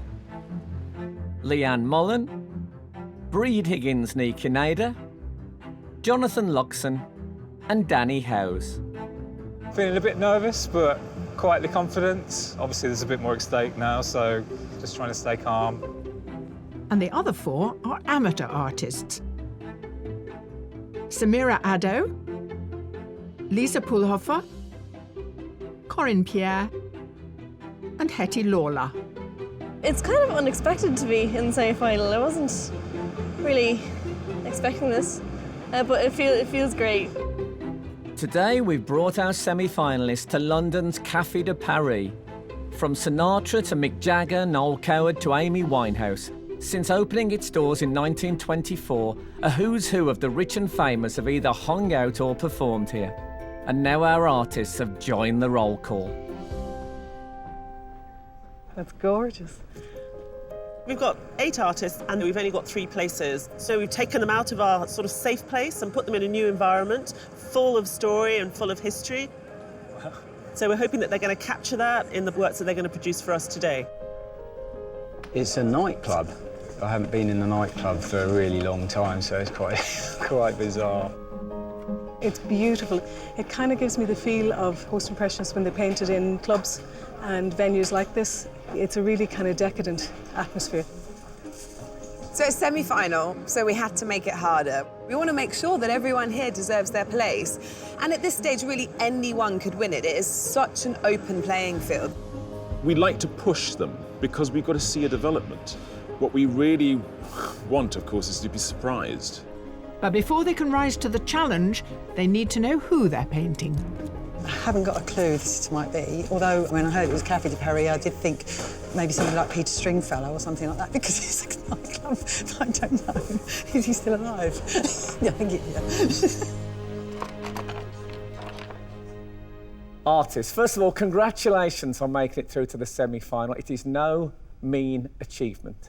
I guess you want to know who your sitter is today. Well, this woman was a much sought-after model, then became a very successful actress. Please welcome the fantastic Lily Cole. Gracing the cover of Vogue at just 16, as a model, actor and entrepreneur, Lily's enjoyed both professional and academic success ever since, graduating from Cambridge with a double first. Lily. Hello. Now, you studied the history of art. I did, yes. Which makes me feel a little bit self-conscious, because I'm sure you know a lot more than I do, but let's just... I've forgotten it all by now, don't worry. Oh, thank God. Now, I have a little surprise for the artists, in that Lily will not be your only sitter today. There'll be 2, and the second one is an award-winning actor. You'll know him from things like Room with a View, 4 Weddings and a Funeral. He is the marvellous Simon Callow. Simon was awarded a CBE for his services to acting in 1999. But beyond success as an actor, he's written and directed plays and even operas to critical acclaim.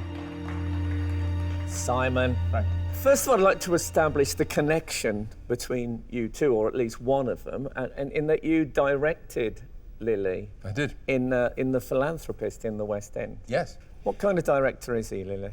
It's very unique to have a director who's an actor and understands acting, and it feels like I'm in acting school. But I do feel like I learned a lot working with Simon.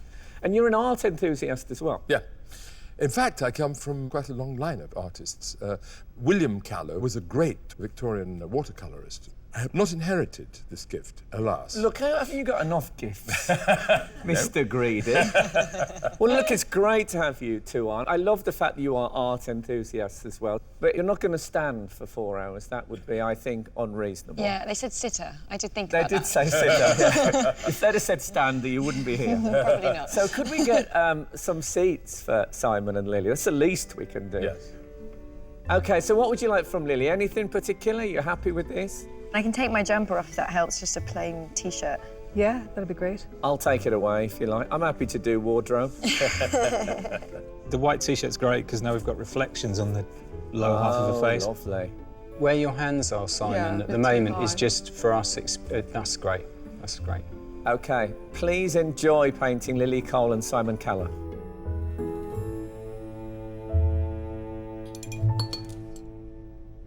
Artists, you've made it through the heat, so we know how good you are. Your work here demonstrates that. So for this semi-final, things have to be tougher. We want each of you to focus on the sitter who is angled towards you. However, we want you also to include the other sitter, reflecting how you might imagine their relationship is, how it might be, how you see them. You have 4 hours to create your portraits. Good luck, everyone. And the challenge starts now.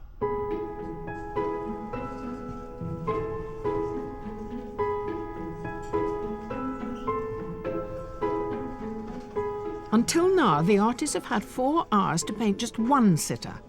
Painting 2 in the same amount of time means giving a lot more thought to planning and responding to the brief. I'm feeling very nervous. An extra person, more than I was expecting. The 2 of them does make it a bit more interesting, but also makes it harder. So I don't really know how I'm feeling yet. Just give me a few minutes. An A-level student from Mayo in Ireland, Hetty Lawler painted David Tennant at her heat. The judges were enthralled by the way she used a photorealist technique to create something with an intense emotional charge. I've got 2 sitters. What is their relationship to you? Is it a spatial one, is it a formal one, or is it about the people? There is a work relationship there, but I want to try and get a bit more of their friendship kind of in it to make them look a bit less stern. But they both do look stern. Yeah. Even Lily's got quite a strong frown line. Yeah. You're obviously focusing on Lily, and I see an outline for Simon there. Is he going to appear? Eventually, yeah. Would you say that she'll be more detailed than he is? Yeah, he'd be a bit more faded. She's like, get out of my spotlight. Yeah. Now, you're very good at detail. Are you good at slightly sort of less focused? No, I've never actually tried it, so I'm hoping that something good happens. I'm kind of just winging it, to be honest. Great. Makes it very exciting for us. If this is you winging it, then you're doing a marvellous job. Thanks.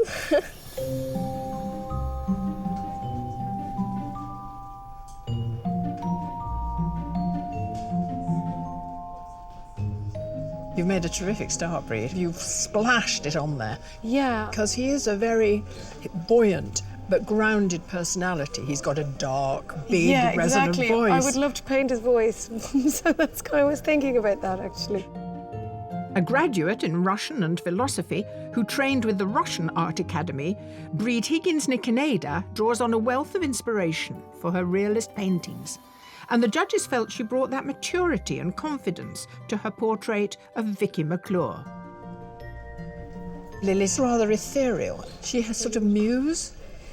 Perhaps, although I hesitate from going there because, you know, the younger female is always portrayed as the muse, so I'm trying to make it more of a kind of a friendship, perhaps. Don't let me impose that upon you. I mean, let's reject the muse. She's not the muse. She's a working colleague, and he's the director. Okay, that's what I'm kind of We'll settle for that, shall we? We will. It's a deal.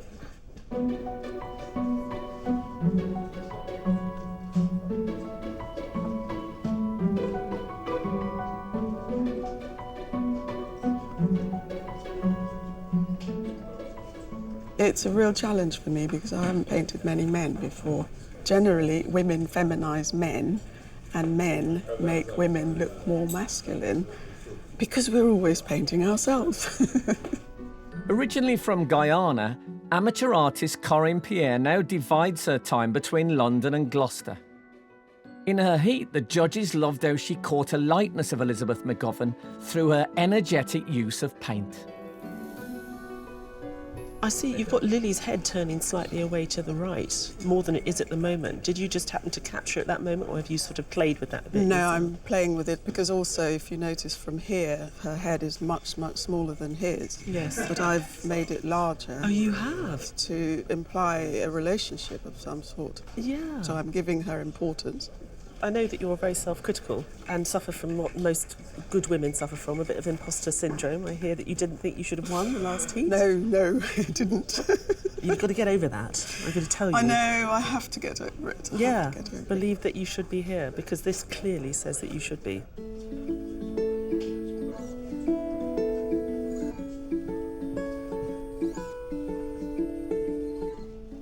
As ever on this show, whenever I see the artist's sketchbook, I always think, I bet the portrait won't be as good as that. I know, yeah. They're such beautiful things.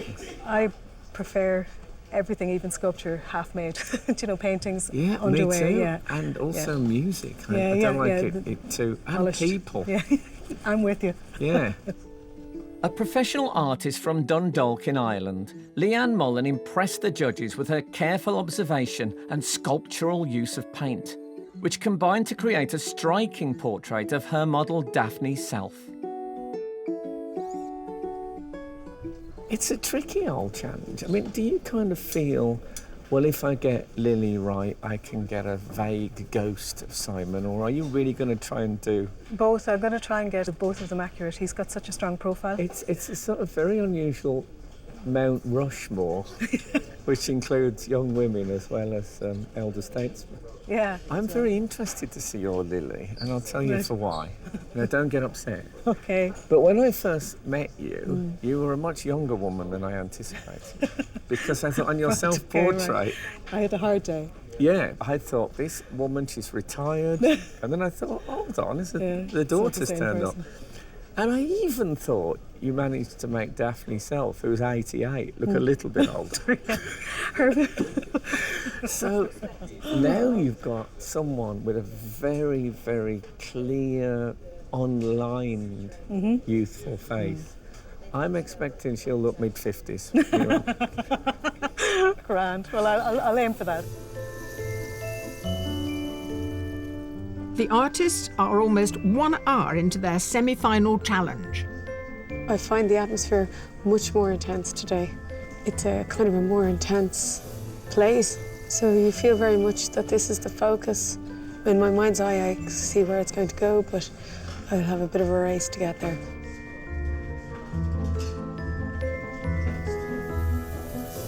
I'm not feeling that competitive. I'm not really a competitive person. It's weird because a lot of these people, this would be their career, whereas for me, this is the start of what I want to do. Yeah, it's cool being the youngest here though. I like it. I'm delighted. I like the double pose. I like the challenge of it. So I think it'll be an interesting day. It'll be lovely, actually, I think.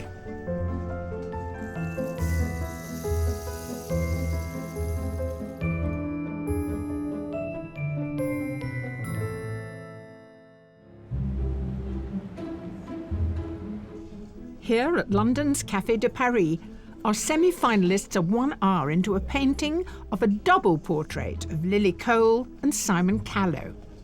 The judges have asked for a suggestion of their relationship, which luckily they can't seem to help but reveal. I've got a review to write for The Guardian. About a review of what? A review of a book. Do you think it makes you a more sympathetic critic because you know what it is to be critiqued?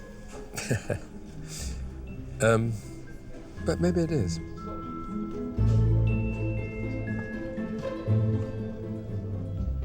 Lisa, how's it going for you? I'm struggling a little bit at the minute. Simon, much as it's lovely to see them talking, he's moving quite a lot. It does make it difficult when you're working from life and not from the... Have you considered blurred mouths? You know what they used to do on those, the two-dimensional ventriloquist things, actually have a moving. Yes. You could put in a I could section. put a bit of collage on there, couldn't I? It's nice, though, because they get very bored. Yes, I know. A retired nurse, Lisa Paloffer is now an art student at Heatherley's and hopes to turn what began as a hobby into a full-time profession. She painted Stephanie Martini at the Heat and intrigued the judges with her application of paint and her unusual colour palette. No, I spoke to you in the Heat, and you were talking about, you being a nurse and you retired. Yeah. Retirement, generally, people see as that point where they just lower the gas a bit on life. So you've decided to go in for a highly stressful, televised art competition. Well, you've moved from nursing to this sort of artistic version of A&E. Because who knows? Who knows what's going to be wielded here at any moment?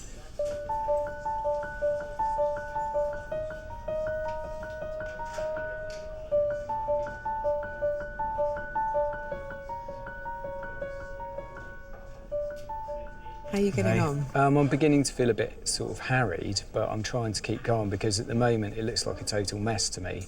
The messy bits are a sort of necessary process toward where you're headed. It's such a necessary thing to suspend your judgment. Yeah. But it's very difficult to do, You're constantly saying, well, that can't be right, that can't be right. Which is why I think you've got to stand back a lot. Yeah. Former music teacher Jonathan Luxon is now a professional artist living in Scotland. Beyond catching Meera Syal's likeness, the judges were impressed by the way his choice of colour is informed by keen observation. I see that you've worked on their skin tone at the same time. Is that because it helps, like the contrast and the comparison between the two? Yeah, I need to keep judging them off each other or you can get really off track. How are they similar and how are they different? Because Lily's more under the light, she has a much more luminous tone in her face, so it's much easier. Simon, because half of his face is in shadow, is much more subtle and much more complex, so Would you say you've got the harder sitter to do the detail on? Probably, yes, I probably would say that. Yeah.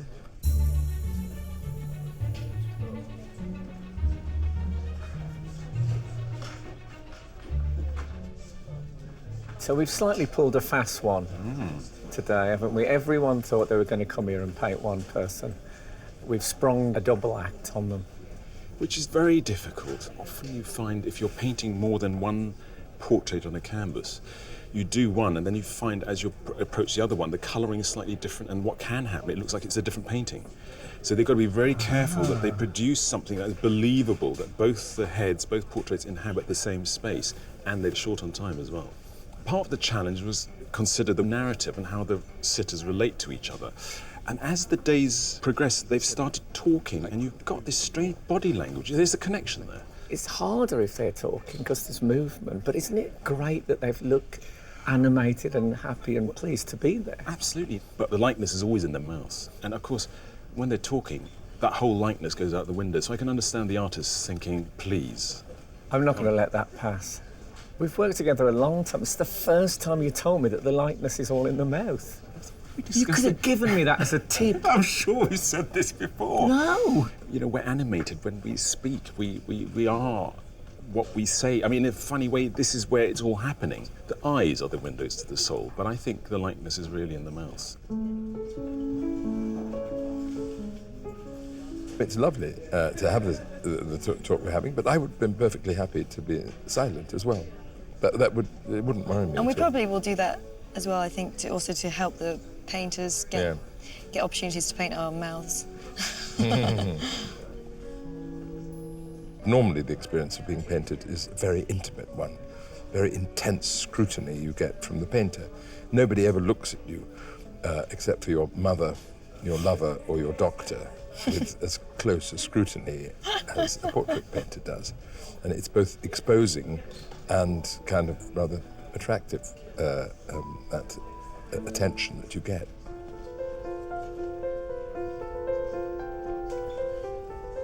Choosing to work over a ground or base colour helps artists to judge tonal values, as painting onto white can make colours appear darker. But it also impacts on how you illustrate the background. I'm curious about the white. I mean, you don't kill the white at the beginning, do you? Yeah, I don't mind working straight onto the white. Doesn't really faze me too much. And what about the background? Because the heads are quite small in relation to the canvas, aren't Yeah, they? I'm going to attempt the background this time. You're going to, what's actually there? No, I don't think so. I'm not sure what it's going to be. Freestyle? Yeah, possibly, yeah. OK. Amateur artist Meera Syal is a former quantity surveyor now specialising in building sustainability. The judges were struck by the kinetic energy of both her self-portrait and her heat painting of Robert Bathurst, something she's instinctively recreating today. You've caught a nice relationship between the two of them, but it seems like you're focusing on Lily from here. Yeah, I think I kind of use the paint a bit more to get the features in. So you've drawn her as she is, but then you've pulled Simon's profile, which is really over there, closer to her.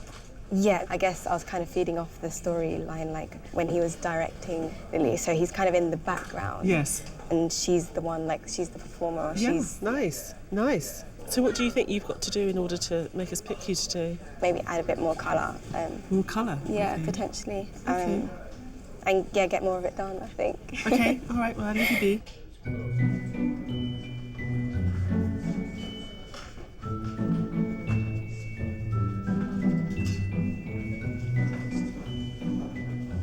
It looks to me as though these people could not be on speaking terms. Maybe. They have been on speaking terms all the way through. Which, Have they been talking? Yeah. Yes, they're Strangely. comfortable in each other's company. I think you've got Yeah. that, haven't you? When she's resting, she's got a slight scowl on her face, which I really like. And I wanted to pick up on that. Danny Howes is a professional artist from Birmingham. With both his self-portrait and his heat painting of Shoppe de Risu, the judges were dazzled by his knack of conjuring a mood, despite his methodical application of paint. What you've done is you've given them a sort of theatre setting. The curtains are blue and ruched. Is that really important? It's an amazing space, so why let it go to waste? But also, because they're both wearing white and they've both got lighter coloured hair, it throws them forward away from the blue. Yeah. And I'll pick that up in the highlights once I get there. If I get there, because the time's really pushing.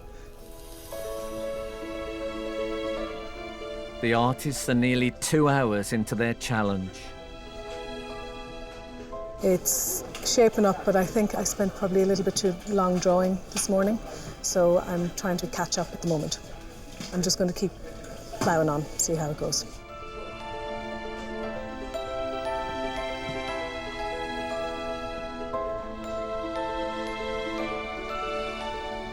I didn't really have any plan at the start, but I'm happy where it is now, so let's just keep going with that.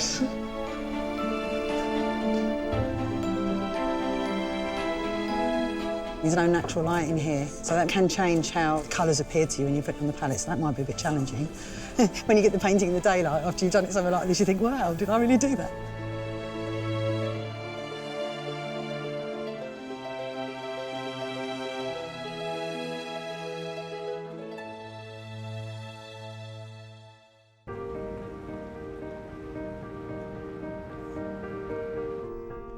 Two hours into painting actors Lily Cole and Simon Callow in London's Café de Paris, our semi-finalists know that every brushstroke could take them closer to the final.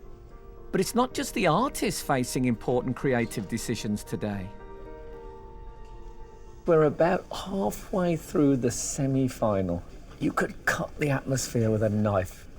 What about Hetty? She's gone a bit looser. She's decided that she needs to have a quicker approach to be able to do two heads. She hasn't really practiced that, so she's just literally sort of feeling her way through today. Well, I'm pleased to see, though, that she is looking a lot more today. I feel a bit better. She knows the way to your heart. She does, Catherine. yeah.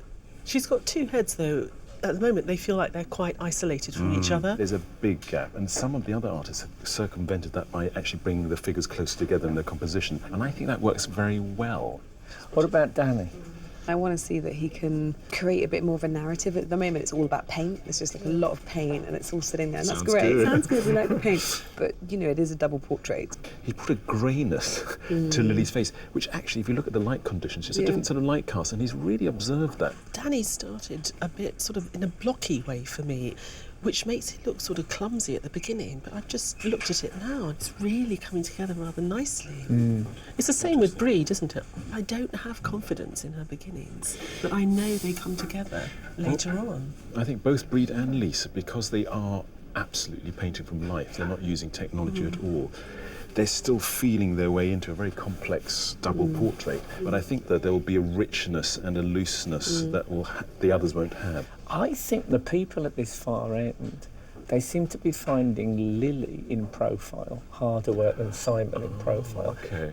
What about Jonathan? He definitely was struggling with Lily in profile. I think his painting is sort of just lacking any kind of texture to it at the moment. The way he puts on the paint, it's kind of got this kind of glossy pools and they don't really connect to each other that well. So, Samira? I worry about the amount of white canvas that she potentially leaves exposed. Feels there's a bit of jeopardy there with her always. You're not really sure how she constructs the painting, so you're not entirely confident that it will end where you want it to end. I mean, you know, they don't get any extra time, and we can't expect too much as far as drapery and the theatrical trimmings, can we? Samira said that she was possibly going to introduce a background that isn't one that's here. Possibly is an enormous word. I think it's a really, really hot day. We got 8 winners and they're painting like winners. Yeah. That's exciting.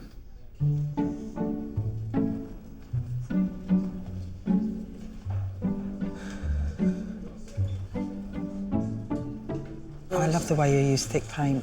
Oh, it's thanks. lovely. It's hard. Sometimes I lose control of it, though. I end up with mud if I try and do what you do. It's so beautiful. Oh, thanks. I think it's a good colour to start on. Nobody seems to agree with me. They're all saying, we were wondering about your salmon pink thing. And Ty just said to me, that's going to make it difficult doing the skin colours. And I thought, yes, actually it is.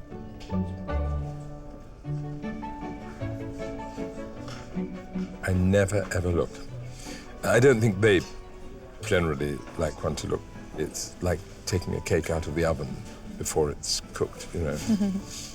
I think it's kinder to the artist to wait.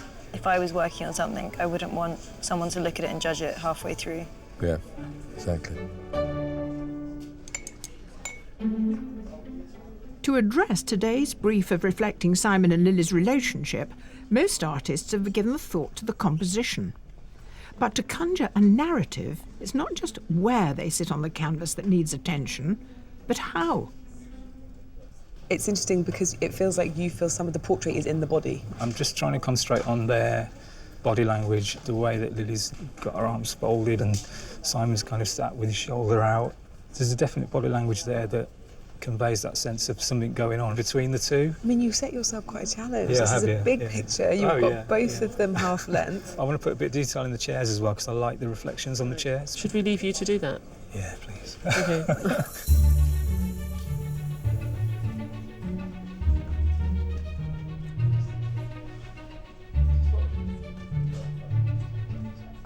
Jonathan, I think it's very lovingly painted.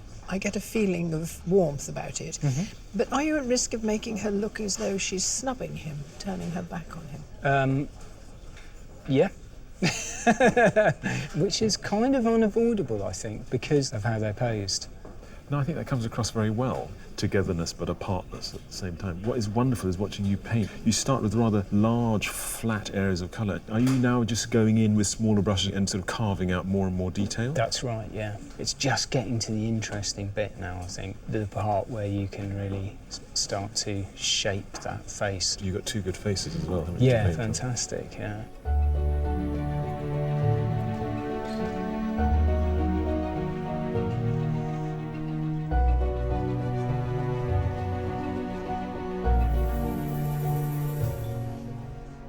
I am starting to think that you might be a supernatural being. Because if we just take that drawing of Lily, I watched it happen. I didn't see a plan. I didn't see you doing any rough draft. It looked like it was under there all the time and you just scratched the surface off and she emerged. I mean, I don't understand how you do it. It's unbelievable. It's not just me, is it? I'm remaining. Oh, of course, you're the judge. You can't say. Yeah. Yeah, don't listen to her. It's just fantastic. Yeah. But if you can absolutely finish it, in time, that would be even better. Yeah, I'd be happy with that too. Our 8 artists have just 30 minutes left before 3 of them will be picked for the final. I love your brush strokes. Thank you. Look at that. How much more have you got to do you think? Probably 50% through. Okay. But, 50%, but you've not got 50% yeah, of time. exactly. So I've got quite a lot to do, I reckon.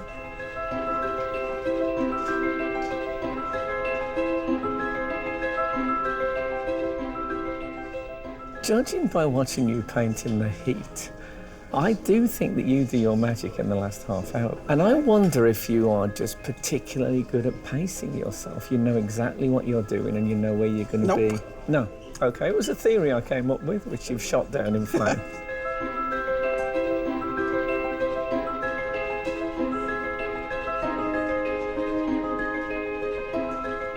I've just made a bit of a bold decision.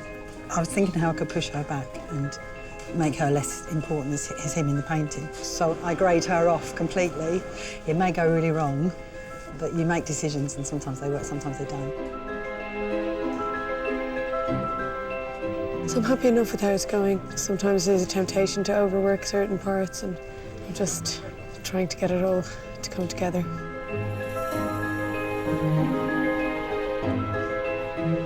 I'm happy with elements of it, not all of it. I still have loads to do, but it is what it is.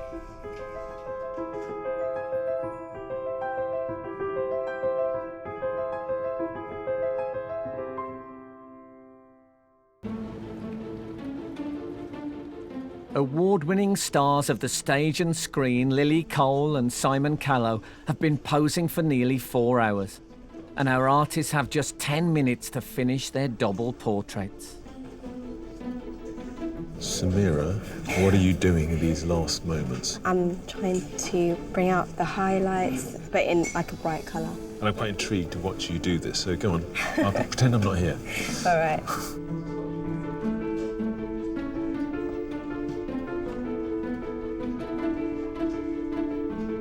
I think I'm finished, but I've just seen one little thing that I just do want to fiddle with. Her colour's just sticking up slightly, so I just wanted to smooth that away. Artists, there are 5 minutes to go. I've realised we have to go like the clappers, so that's what I am attempting to do. I'm in a panic now, and I'm thinking, why didn't I just panic actually a lot earlier?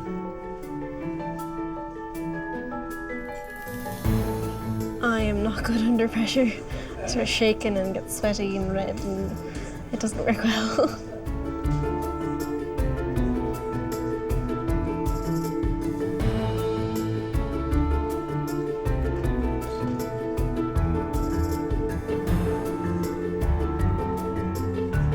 Artists, your semi-final challenge is over.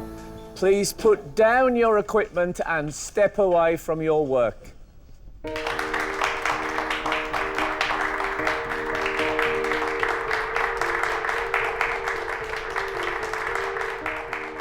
After observing our industrious artists for 4 hours, at last it's time for our sitters to see what's been keeping them so busy.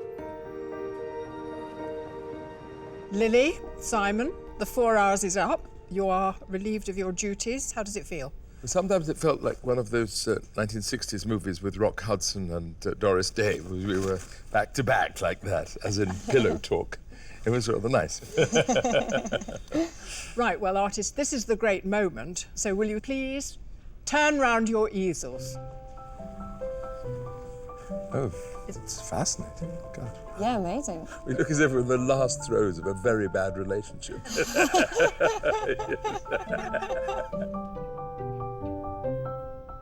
think he's captured you pretty well, Simon. I recognise myself absolutely in that, as if I was reflecting darkly on things. I love the geometrical sense of the way the face is divided up. I'm like a ghost.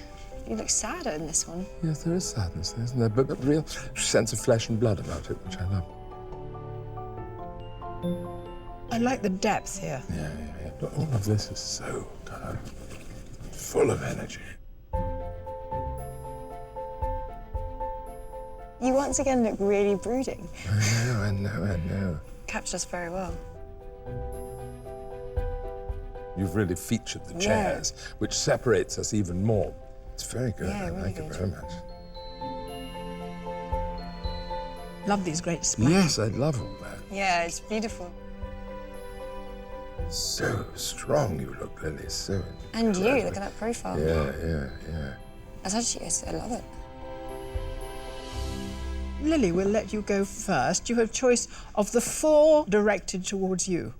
They're all really, I think, powerful pieces in different ways. Ultimately, I'm going to go with Leanne's. Well done. Thank you. And Simon, all 4 are the 4 that face you Same here. problems, all such different idioms and styles and suggesting different things. But I think I'm going to go for Jonathan's. Well done, Jonathan. I feel, having got this far, I do really have my sights on being in the final. I'm just looking forward to what happens next. Yeah, Lily chose my portrait. I'm gobsmacked. I can't believe it. With such an array of talent but a limited number of places at the final, the judges have some serious thinking to do. We have here our 8 semi-final paintings. They look beautiful together. You're going to have to get these down to 3. Could we start with Leanne? Yeah, I think she's got something very distinctive. Maybe the likeness isn't quite there with Lily, but it certainly is of Simon. I find her muscular painting technique, I think it lacks a bit of finesse for me, but I think structurally it's very strong. Now, this is Samira's, and this is extraordinary because the relationship between the two is only just there. And I like that. I think that's very daring. She handled it in an unusual way, and I think she's been successful. It's an exercise in how you can reduce everything down and still give a really good sense of a person. I'm slightly concerned with the lack of Simon, but at the same time, I quite like it. Overall, it's persuasive. Now, what about Danny? There's less magic if we compare it to Samira's, but there's a real sense of organic being there. There's not much sense of a relationship, is there? Well, I think in the fact that there isn't much of a suggestion, there is a suggestion, you know, that you see something by the absence that's there. What about Hetty? I was really encouraged to see how much she looked today. He did slump like that, and Lily was very intensive in the way that she looked. We do create situations where the artists step up with each new challenge, and she really did. So to Breed. I really love Breed's style of painting, but I must admit I'm a tiny bit disappointed. I think she's got something of Simon, but it's just not quite there. And Lily, I think she's really struggled with. So what about Lisa? Lisa, unfortunately, it looks like there's a grey sort of mask sitting on Simon's shoulder. But the skin tones on Simon's face are beautiful. Yeah, she puts down paint in a really lovely way on his face. So, Corinne. I think she's the kind of artist who's brilliant because she takes risks, but I just think at the end of the day it wasn't her day today. The problem here, I think, is that Simon doesn't look like Simon. So finally we come to Jonathan. I really like the way he paints. I love the oiliness of the paint as well. It's a certain type of traditional painting. I don't think that should be held against it because it's very good. I think that shininess can make you go down the, oh, it's a bit traditional and a bit straight. I have no problem with the oiliness. I like to see paint as paint. You know, I think it's a rather beautiful substance. Well, we've got 8 pairs of people, and each one seen by an individual eye, and you've got to make a choice of 3. So it's good luck with the judging. We'll need it, thank you.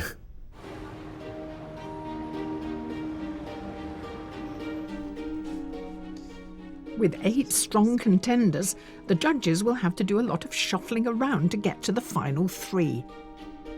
This is fabulous. I mean, he's really got the bodies And he's the only one who did that. Okay. There's a naturalness to this. Yeah, okay, well, let's do that. Should we try those three together? Let's have a look what they look like. I think it's a really good range. It's a good mix, isn't it? But which three have they settled on? Artists, thank you for all your efforts. It's been wonderful to watch your work unfold throughout the day. And your family and friends have joined us now for a decision that has proved enormously hard for our three judges to make. But they have made that judgment. Yes, they have. And the first artist to go through to the final is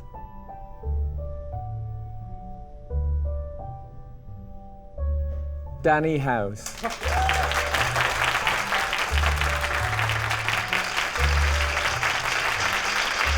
The second finalist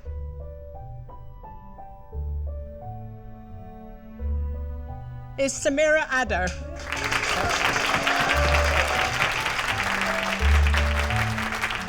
And the third and final finalist is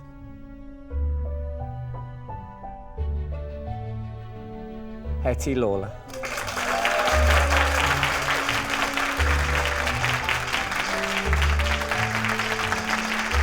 Commiserations with the rest of you. There's been an abundance of talent on display today. Thank you. Well done, guys.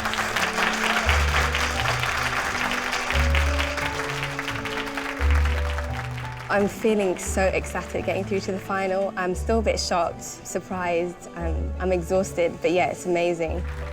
I thought I'd done a good job, and I was hoping the judges would see what I was trying to do, but I'm obviously over the moon, really, really, really over the moon. I'm really happy to get through. The other two artists that got through, they're all amazing, and I have my work cut out for me. It's going to be a hard final. I'm really excited about our three finalists. I think we've got such a diversity. We've got Meera with her youthful energy and her dynamism. Hetty inventing every time she's moving forward. And Danny, solid and reliable. So I think between the three of them, it's going to be a real fight.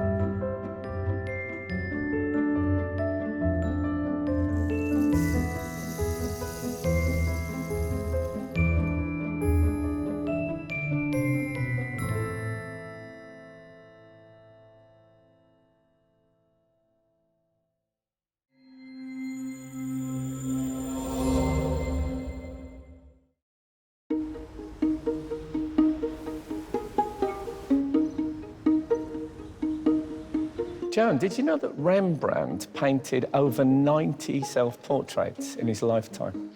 Well, you know, that's very good for Rembrandt, but one of today's artists has painted over 900 self-portraits, and in the nude. Do you think he still uses the mirror, or has he got it down to memory now? I think he probably knows what he looks like, and probably so do the people who live with him. I didn't imagine his family around on the sofa. Anyway, welcome to Sky Arts Portrait Artist of the Year.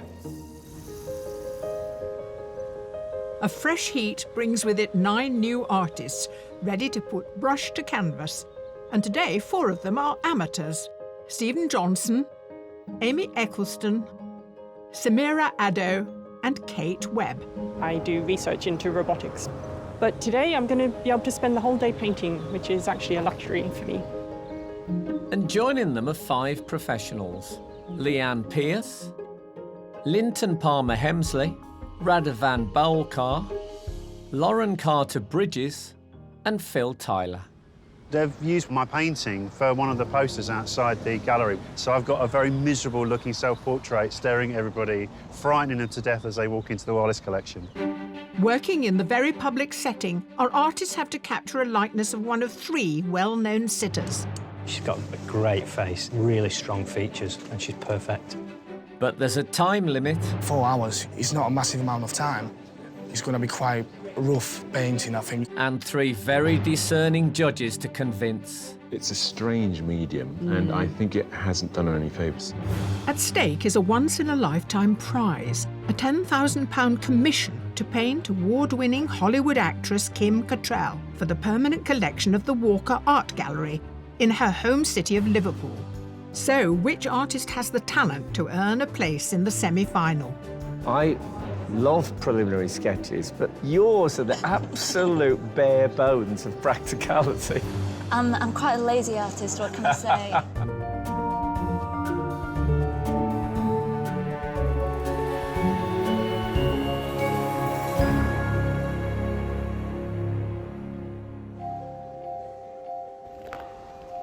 As our artists set up their workstations with everything they might need for the challenge ahead, it gives us a chance to study the self-portraits they entered with. But can the judges unravel the stories behind them? I love this. I like the fact that it's such a slight painting, but the gaze is so stern. Actually, she's not looking at us, she's obviously looking at herself, and I think I like that concentration. I want to know the narrative here. Oh, I thought you didn't like narrative. Well, I've learned. I've learned here. Who did you learn from, Jo? I wonder. It looks like after bath time at home, but underlying it, the rough handling, it makes it something much more. It's terribly romantic, isn't it? It's nice to be a little bit of Jesus. Funny enough, I think I've spotted the artist and he shaved his beard off and he doesn't look quite as Jesus-like. Oh, smartened up a bit. Yeah. Now, I was surprised how large this painting is. It's a really substantial piece of work. That different treatment on the shirt as opposed to the face, I love that. The tones and the colours here are like an old pack of Spangled sweets. You know, they're really delicious. It's a man alone at night trying to sort of work out who he is. So it's got all that sort of existential angst, I think, coming off it. Well, here's a face we know because Lyndon has submitted before and he's not given up yet. No, we felt that he deserved a place again. We felt that there was a real development. The mastery of the pencil, you really get the feeling of the surface. I think a brilliant narrative, you know, the beer bottle, the hair extension, kind of really catapulted into this person's moment in time. You've got a simple head, but it has a huge story in that. It's the contemplation of the self. I get the feeling that she's quite young. It feels very young and energetic. Someone wearing his running shoes, so he clearly enjoys being a runner as well as a painter. I think that use of blue is fantastic as a colour that's coming from underneath. Now we're going to meet them, see if they live up to what we've deduced from their portraits. Our artists may have been able to paint their own likeness, but how will they fare with a perfect stranger who just happens to be famous?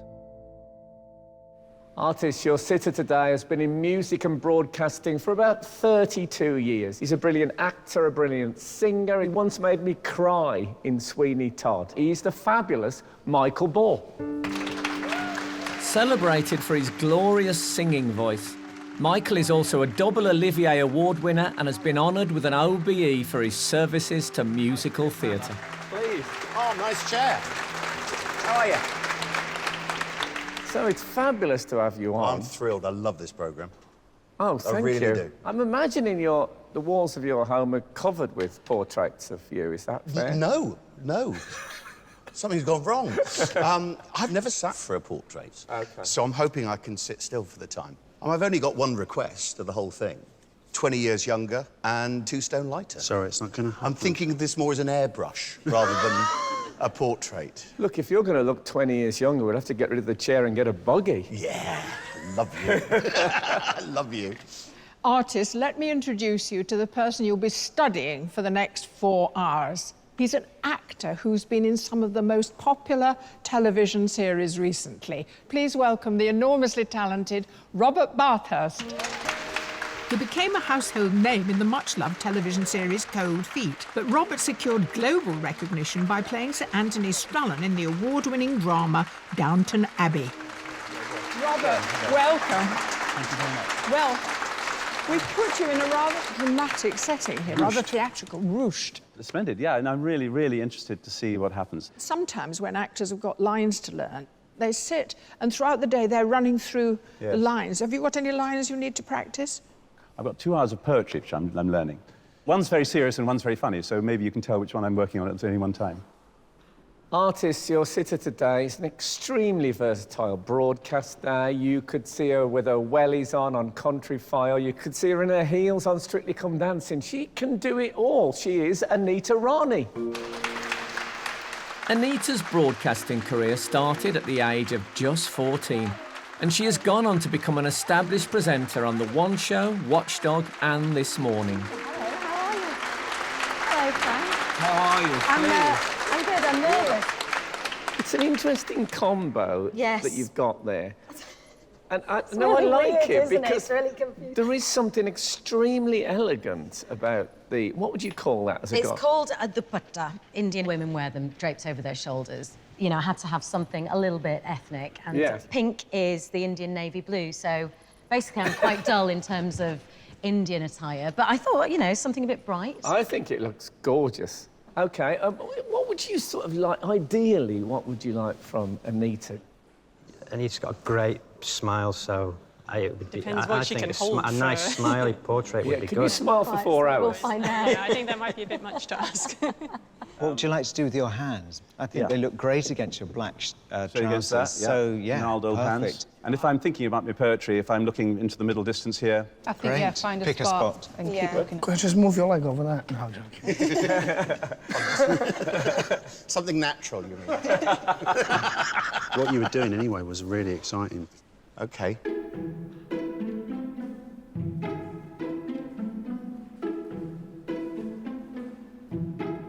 Artists, your challenge is about to begin. You have 4 hours to complete your portraits. Good luck, and your time starts now.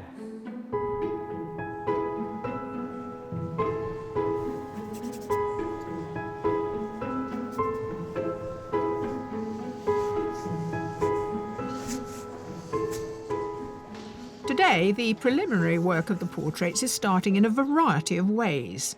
4 artists are taking photographs. If I could just get like a slight smile so I can see dimples. 4 are sketching. But 1 doesn't start with an image at all. Please, would you share something with me? What music would you be listening to now, if you could? Oh, right now, the mood I'm in, I'd probably listen to the new Laura Marling album. Oh, good choice. She's amazing. I actually already have that on my playlist, so I shall listen to it for the both of us. Oh, I'm so jealous. I think music is really revealing about someone. Finding out what kind of music, not so much what their music taste is, but what they would be listening to right now, I think tells you more in one question than anything else.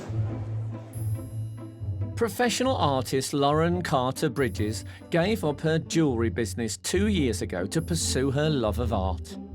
Her self-portrait is a celebration of motherhood, capturing the moment she and her daughter shared their last clean towel. Painted in oils, it took 20 hours to complete.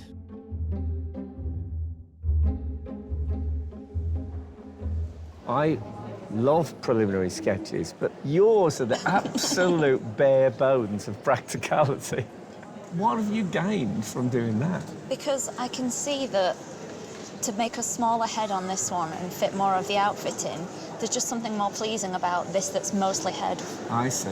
You know, I don't need more than that. I'm quite a lazy artist, what can I say? I'm maybe, of the 4 hours we're sat here, I might spend 1 with actual brush to canvas.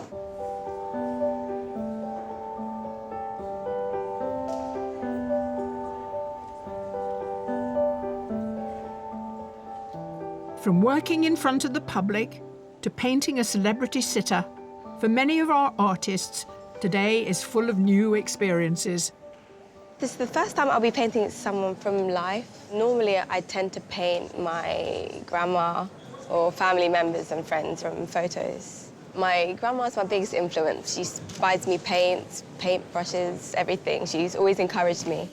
Self-taught amateur artist Meera Syal trained as a civil engineer. While at university, she took up painting and now spends most days at her Bermondsey studio in London. Using acrylic for her self-portrait, she challenged herself to use a similar palette across the painting. She only recently taught herself to use oil paints by watching YouTube videos. This is pretty good for someone who's picked it up on YouTube. You've obviously practiced a lot. Well, yes. For the past year or so, I've been working with oils. I did acrylics beforehand for like 5-6 years. And you prefer oils? It's what I've been painting with recently, so it's what I feel most comfortable with at the moment. What is it about them in particular that you like? I like the fact that I can kind of mix the colours on the canvas. And because it mess around stays with wet? Yeah, so I can mess around with the texture a bit more so. I'm excited to see where you take this.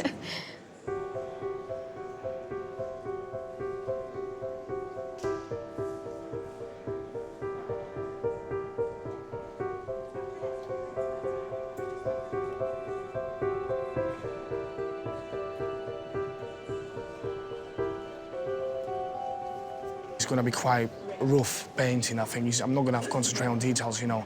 4 hours, it's not a massive amount of time. So what I wanted to do, I wanted to get the likeness. You have such a cool accent. It's Yorkshire mixed in with a bit of Czech. Yes.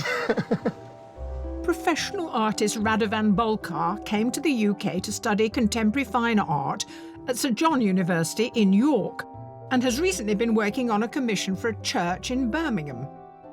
His self-portrait took him 15 hours and is inspired by the style of the old masters. Are these the only colours you're going to use? Yes. Mixing these colours, you can pretty much get any colour you like. It looks so spare, and yet you're very expressive in your painting. Thank you.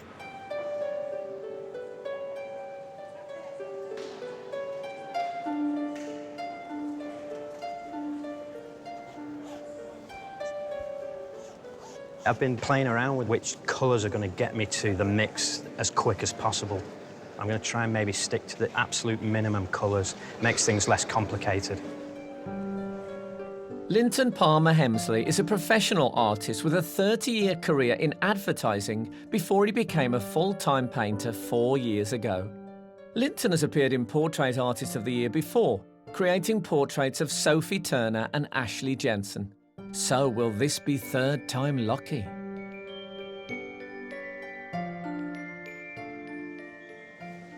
You're not sick of us yet. Are you sick of me? No, we're not sick of you. Delighted to see you. And this is looking really different to what we've seen before. Is this thicker than usual? You don't start. Do you usually start this thick? No, I do, yeah. I kind of start all my paintings quite sculptural and just work and work and work at them. I mean, it thins out as I go along. I'm hopeful that I'm going to have some fun when the pressure's off. OK, yeah, this Is will the be... pressure ever off? No. Do you know, I kind of don't enjoy painting. I never understand people who paint for pleasure. It's heartache, isn't it? One of my students says you can't write painting without pain. Yeah, that's exactly it. Our artists are approaching the 1 hour mark.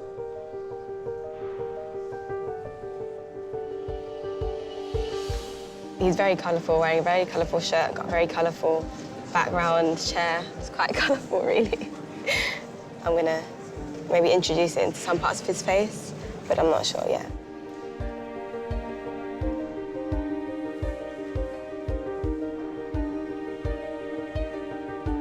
I'm starting with big shapes and working in, chiselling away at it. Lots of paint so I can move it around with my hands a little bit later on.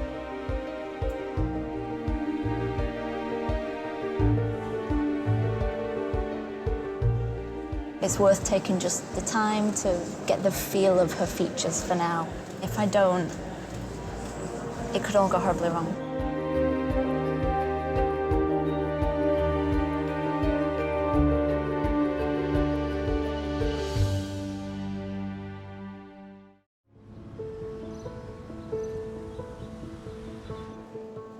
During the last hour, each of today's 9 heat artists have used various methods to capture on canvas Michael Ball, Robert Bathurst and Anita Rani. Try and get my drape right.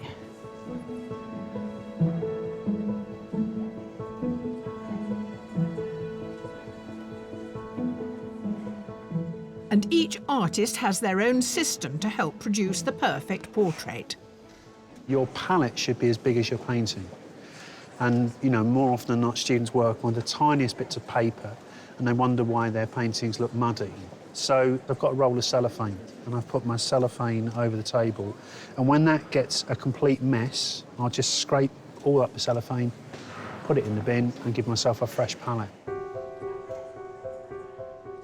Brighton University lecturer Phil Tyler has been teaching art and painting for over 30 years. His submission was painted from a series of photographs he took in a darkly lit toilet at work. Over the years, he has managed to produce more than 900 naked self-portraits. Is it really over 900? Yeah, probably. My mum died 21 years ago and I became quite obsessed then by painting myself naked in the bathroom. You must know every centimetre of your body by now. Well, so there's parts I haven't been to for years of mine. It has changed over the years. And how's Michael for you as a sitter? Is that absolutely brilliant? I couldn't have asked for a better model. It's a shame he's got clothes on, really. Now I'm sure another time we could organise something. Well, I'm going to leave that to you and Michael to sort out. We'll exchange emails. I'm not going to broker this deal. No. Can I just say that? To structure their compositions, some artists go by eye, others use viewfinders. But some get scholarly and use a mathematical equation called the golden ratio. There are certain points on the canvas which are said to be more pleasing for the eye, and to find those points there's a calculation which the ancient Greeks came up with. 1.618. It's just about where you place the eyes, where you might put the top of the head, that kind of thing.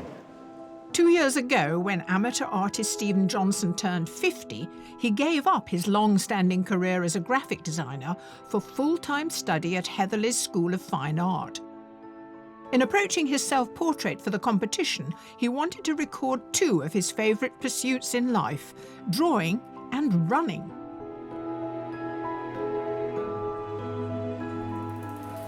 I can't but notice that on the table here, the book is opened at a Vermeer painting.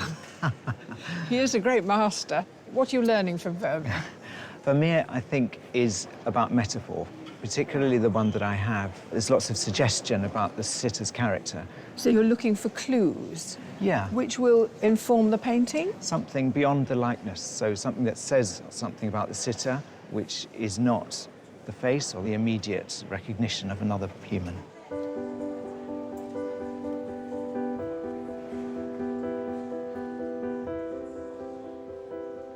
To cope with the limitations of the 4 hours, some take a tactical approach.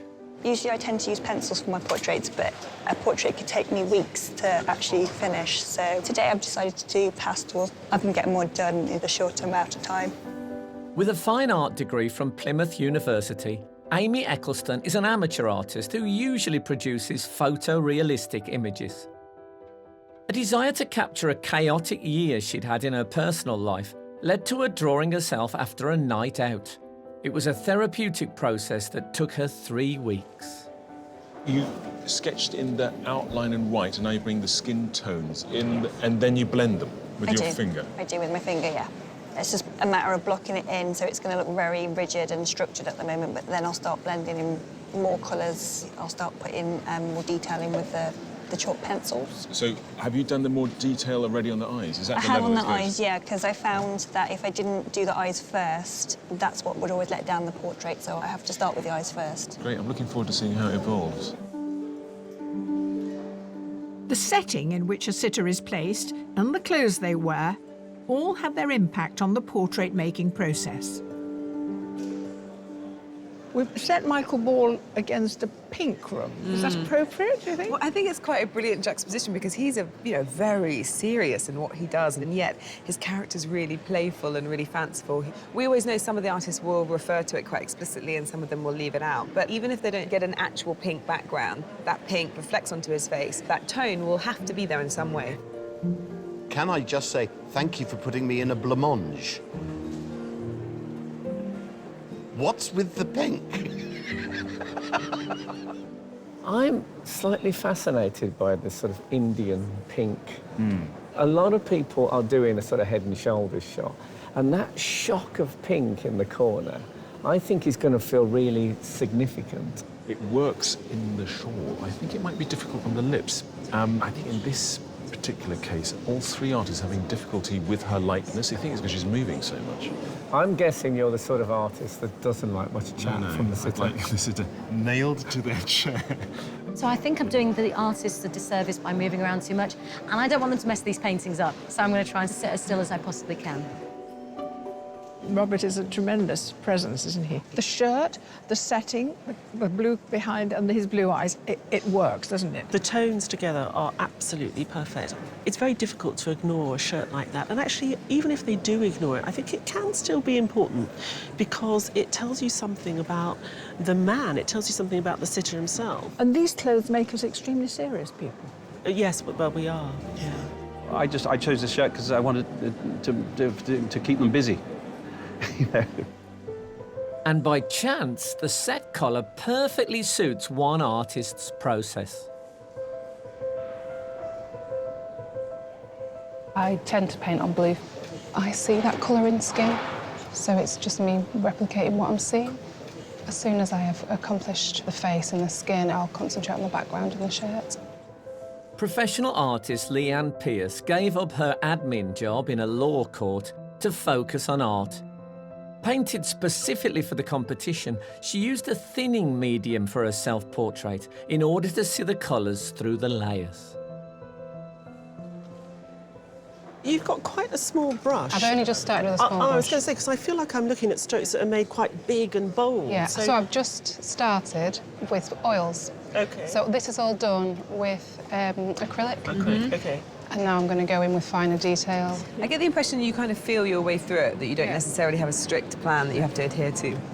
I never have a plan, really. OK, so you're going to keep us on our toes all day, then?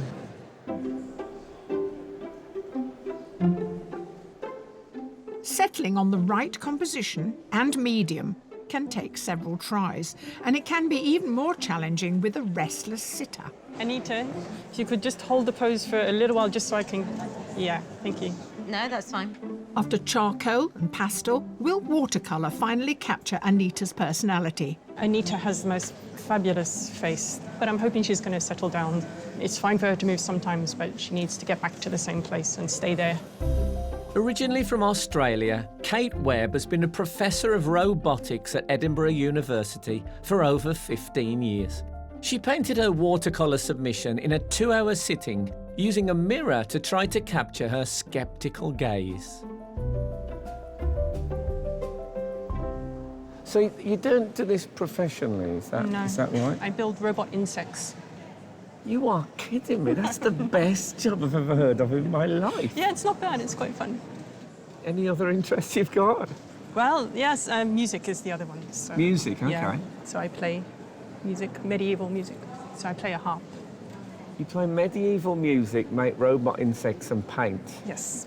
If you were on Tinder, that would be the best ever profile.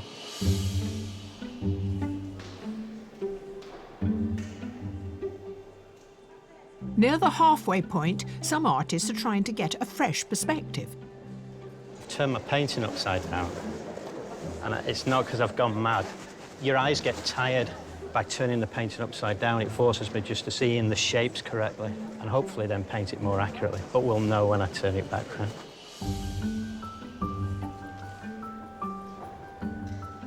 Right, Phil? Yeah, I've started a second one. The second one? Yeah, it's quite nice to be jumping between one painting and another, and that gives you, hopefully, some fresh eyes.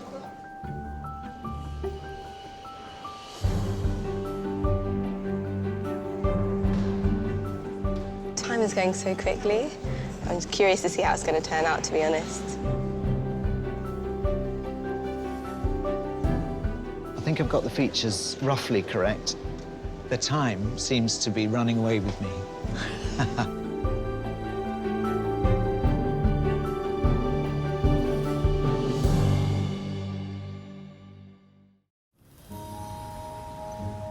After 2 hours, the artist's portraits of Anita Rani, Robert Bathurst and Michael Ball are evolving in a variety of ways, and the judges have been watching every mark they make. This is probably my favourite part of the day. Will they, won't they? It's like spinning plates, isn't it? Some will fall and shatter, but some will continue to revolve. I want to say, Robert is sitting there like an Easter Island head, and I think his section, and especially Samira, have caught him very quickly. I like what she's doing. I'm sort of waiting for the next stage because I want the colour and the vibrancy and the kind of emotional content of the submission. I want to see a little bit of that. Leanne has got this fantastic, huge head. She started blocking in with acrylics, and now she's starting to get the subtleties in with oil paint. I think she's going great guns. What about the paintings of Anita? For a long time, the three of them were struggling with trying to get the likeness. I mean, Linton, he's painted a very beautiful head. I don't really see her in it. Not yet. I mean, it's still at quite a sculptural stage, isn't it? I like the way he's building her from the different colours and tones. But the one that really jumps out for me is Lauren's, because I think she's sort of spent the time, and I'm really beginning to see Anita emerge from it, actually. What about the portraits of Michael? I'm really pleased that Phil's given us the entire scene. I really admire an artist when they give us the set and we get a sense of what it's being like here today. Don't know who it's of yet. There's not much of a face. But that's the difficult thing, I think, when you work on a full length on that scale of canvas, the head becomes very small. So how do you get that level of detail? And Amy? I loved her submission, but I just think because of the way that she's doing it in the pastels, it just looks like a bit like street art. That's where, if she'd stuck with the pencils, the graphite, I think she'd probably been a bit safer.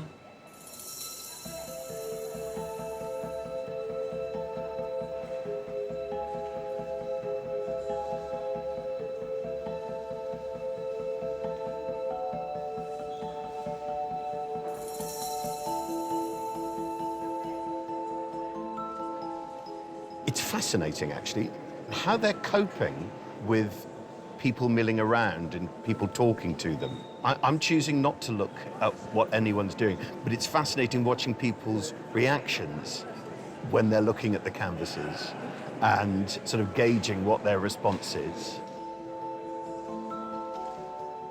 Painting's normally a solitary thing, and to be doing what they're doing with all this stuff going on around them, you know, it's really difficult. So my job is simply to give them focus back, really.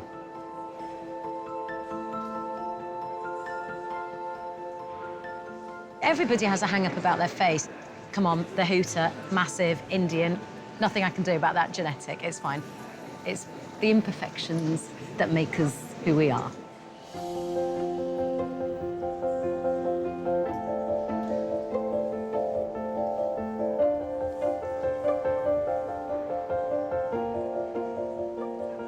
Phil, it's really exciting watching you because we've got this entire body, we've got the set, we've got the chair, and we haven't quite got the face yet. It's just, I keep getting really excited. Oh, there it is.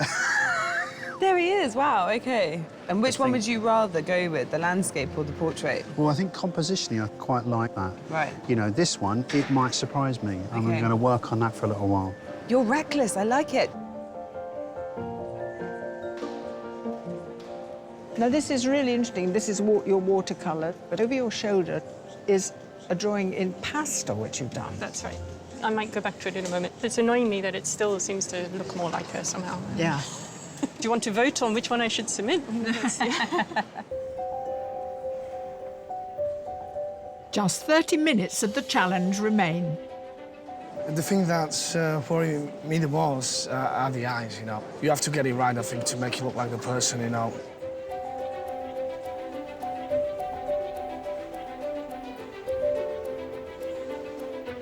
I think the eyes are crucial. So I'm trying to get the eyes right at this minute, and then everything from the eyes.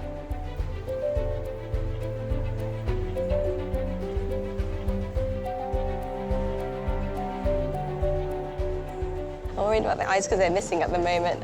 I've left the eyes until last because it's a different colour. That's the bit I'm most scared about, I think.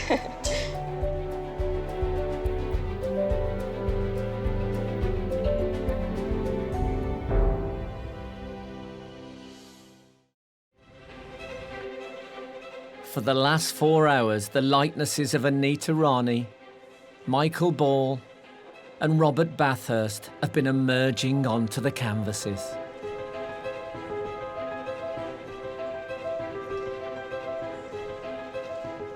The eyes turned out okay in the end. Now it's done, I feel a bit more free. I've just a few more bits to do, and then I'll be slapping some pink on and seeing what happens. Artists, you have just 5 minutes left. 5 minutes. I mean, it's never gonna be finished, you know. I'll do what I can and that's it. I just want to add like the little bit of detail. That's my aim for the last few minutes.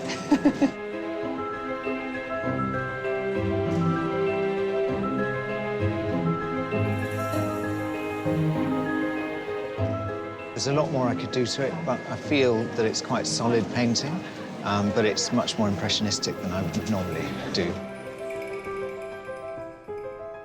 Artists, your time is up. Put down your equipment and stand back from your portraits.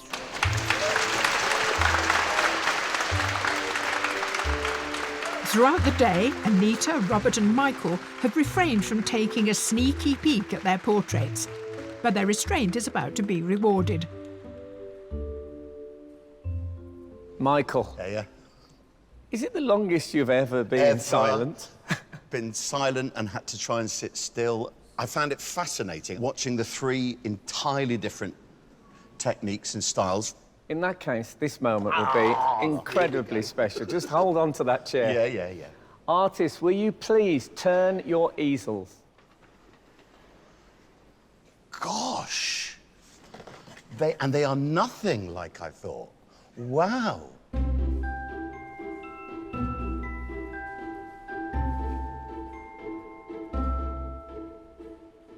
That's fabulous. I love the boldness of the strokes that are going on there. Oh, sweet. Well done, kids. Thank you. Wow. The first thing that hits you are the eyes. Oh, this is going to be a nightmare. Oh, that's beautiful. Extraordinary. But again, those eyes of yours. Those eyes, those beautiful eyes. I got a tingle, I hope you did too. They're so different and they're all so good in their own ways. I am going to go for... I'm going to go for Rad. Thank you. Thank you. Wow. Very, very interesting. Thank you all.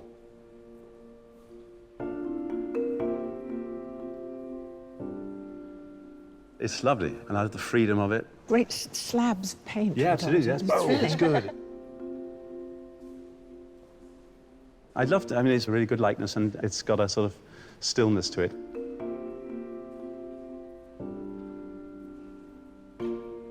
Love the skin tones. I think they're really adventurous and interesting and sculptural. No, well done. Lovely. Really good. Well, yes. This is the moment of truth. I will take home with me Leanne's.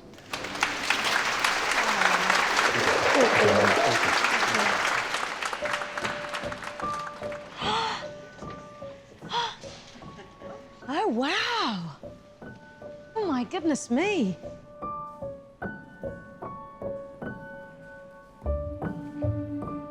Wow. And that's not your watercolour? That's the first one I did. What made you pick this one, then? I just felt it was more you. It's definitely me. It's amazing. It's amazing. It's one of those that draws you in and you just want to keep looking at it. I absolutely love it, Lauren. Thank you. That is incredible. I think it's beautiful. But as so often with this show, all very different as well. 3 of them are completely different. I'm going to pick Lint's.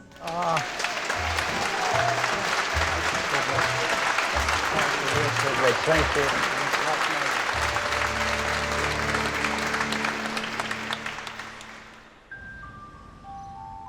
Now able to get up close to the completed pieces, the judges can really get to study each of the portraits. He's definitely got his character. And it is a fantastic likeness, and I think it's better than his submission because he's introduced colour. Do you know what I'd like to do is just turn back the clock and see her do it in pencil. I don't think this colour works at all.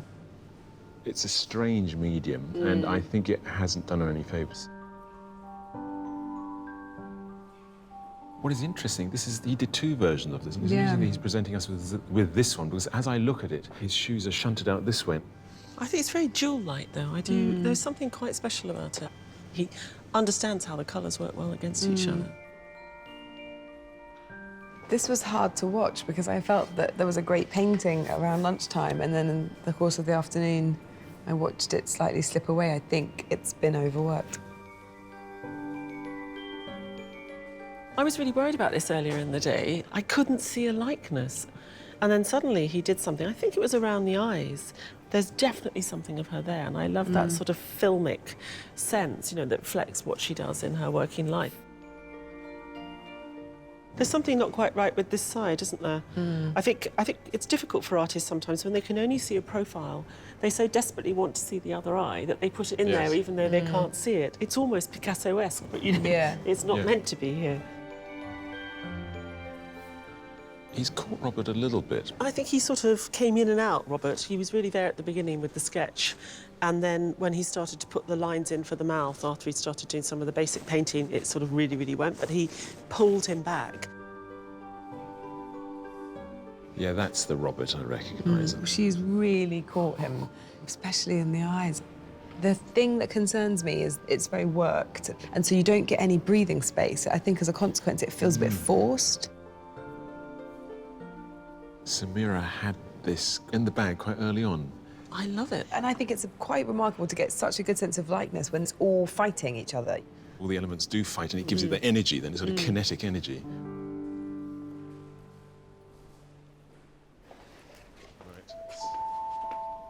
Now they must choose their top 3 artists.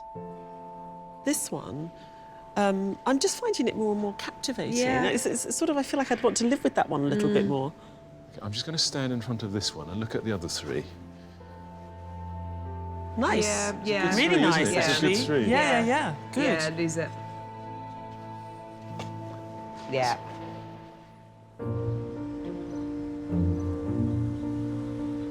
So which 3 have they chosen to be shortlisted? The first artist is Phil Tyler.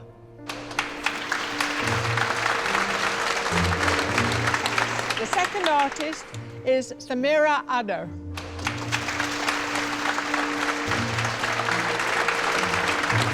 And the third and final artist to be shortlisted is Linton Palmer-Hemsley.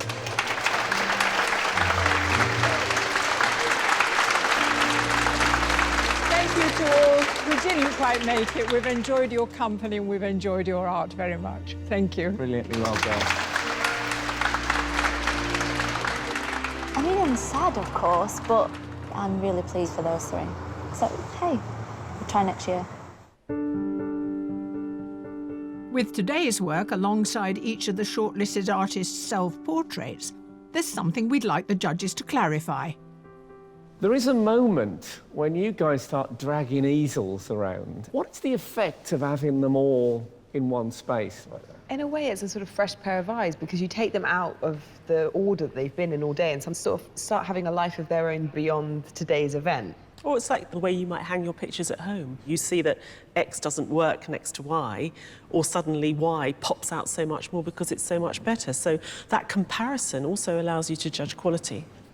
So I think we were all slightly blown away by Samira's submission, weren't we? But what I asked her about was the background, and I said, promise me you're going to put in some background, and she chose not to. And there's a little bit there. Yeah, I do agree with you, Joan. I think it would have been nice to see more of a background, but I'm not sure that it was necessary. I think she was given something and she probably didn't want to work with it. Lyndon, of course, has been with us before, and I think his self-portrait is terrific. I'm not sure that I quite see those skills transposed to today's work. But He's got a great sense of colour and he paints very beautifully. Today he really put it on in a very luscious way.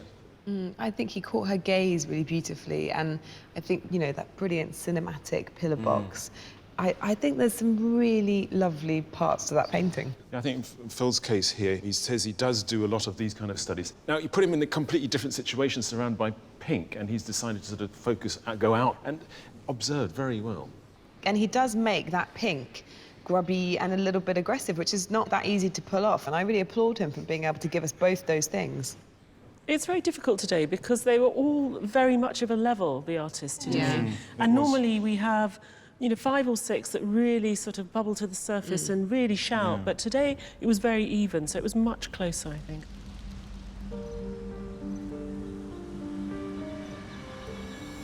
Phil, Samira, Linton, congratulations on having got so far, but there can only be one winner. And that winner has been chosen, and it is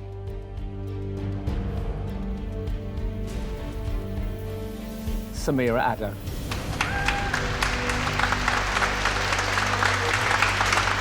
Well done.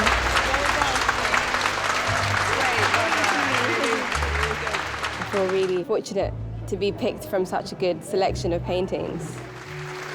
You've done it. Thank you, Nana. I used to draw with Samira when she was little. She's done brilliantly, and I'm really proud of her. Been absolutely brilliant. You know, really well-deserving winner. Samira's portrait today is stunning. There's no disappointment, really. Samira absolutely deserved that. Really pleased for her. And I'm just dead chuffed to got through to the final 3. It was a close day today, but the reason Samira went through is because there was just something so interesting about the way that she tackled taking a likeness. For her, it was about the act of painting. It was a constant negotiation. That process is a bit reckless, but it was so rewarding.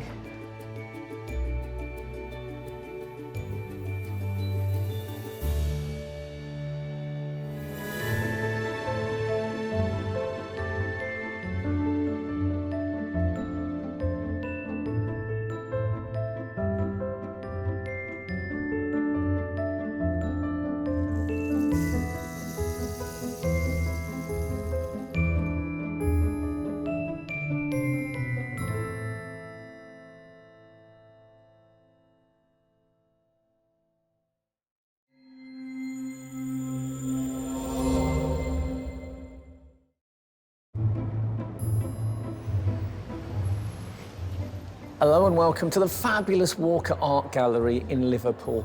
The final chapter in an art show that has taught me so much over the last few weeks. I've learnt what saturnine means. I've found out that lightness is mainly about the mouth, and also that you can describe a painting as naive without meaning it's a bit rubbish.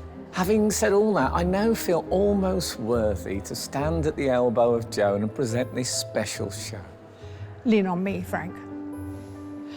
Samira Addo, the Sky Arts Portrait Artist of the Year 2018, was commissioned to paint the portrait of Liverpool-born actress Kim Cattrall.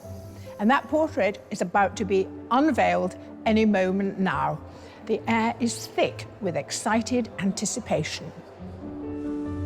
Over the last 10 weeks, artists have travelled all over Britain and Ireland to compete for the chance to win this £10,000 commission.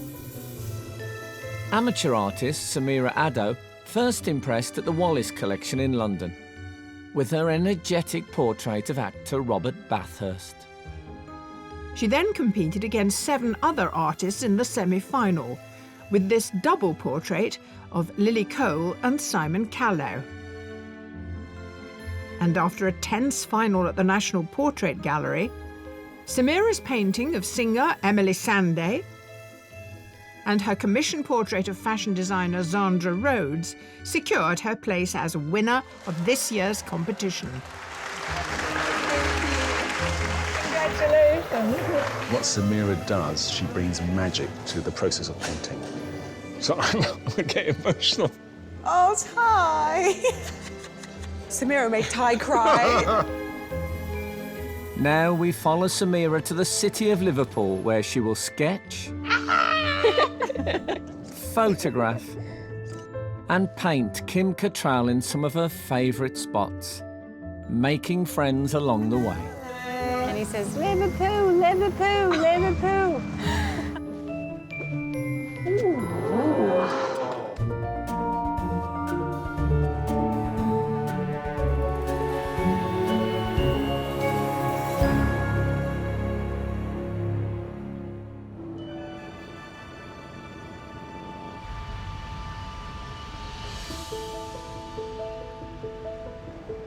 it still kind of feels surreal to me.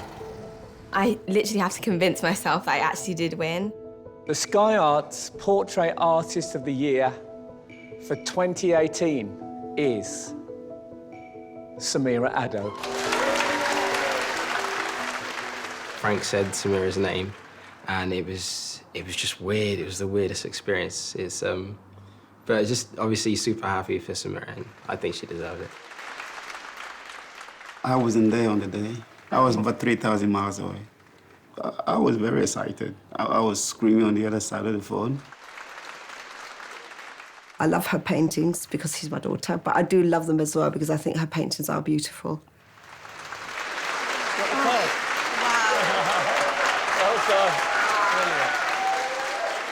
At 25 years old, Meera Syal is the youngest ever winner of this competition.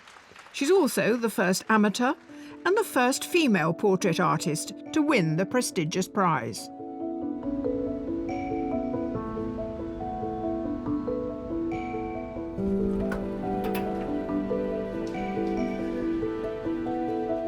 Meera lives at home in South London with her parents and brother, but rents studio space in a former biscuit factory in nearby Bermondsey. Okay, so where do you want me? Sit about, on the table. She graduated with a master's in civil engineering and worked as a quantity surveyor, but stopped to follow her dream, painting. Since leaving my previous workplace, I've been relying on my savings from that to keep going because I really thought it'd be worth giving it a real try, actually dedicating enough time to make it work.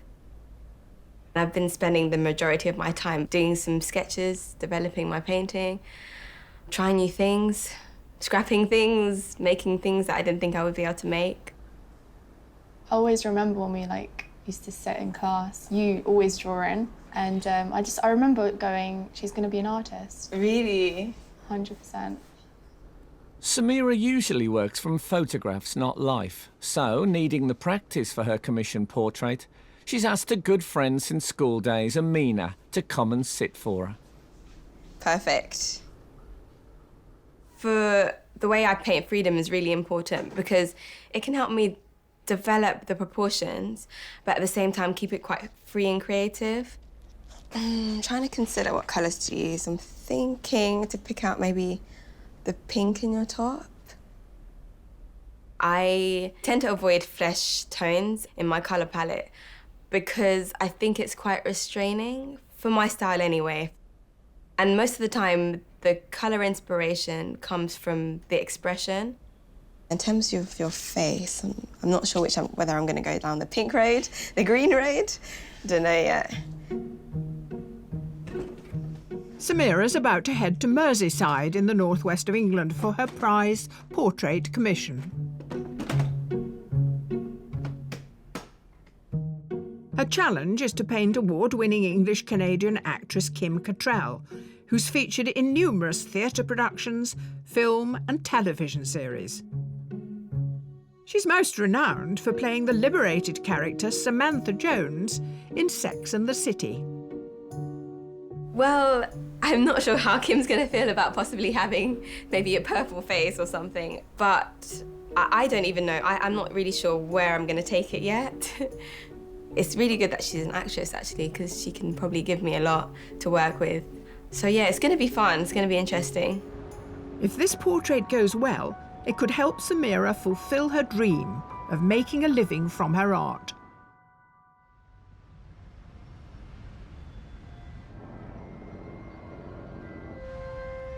To find out more about her commission, Meera sets off to rain-soaked Liverpool, a city she's visiting for the very first time. She's on her way to see the place where her portrait of Kim Cattrall will hang. The Walker Art Gallery first opened to the public in 1877. It has a world-famous art collection from medieval to modern.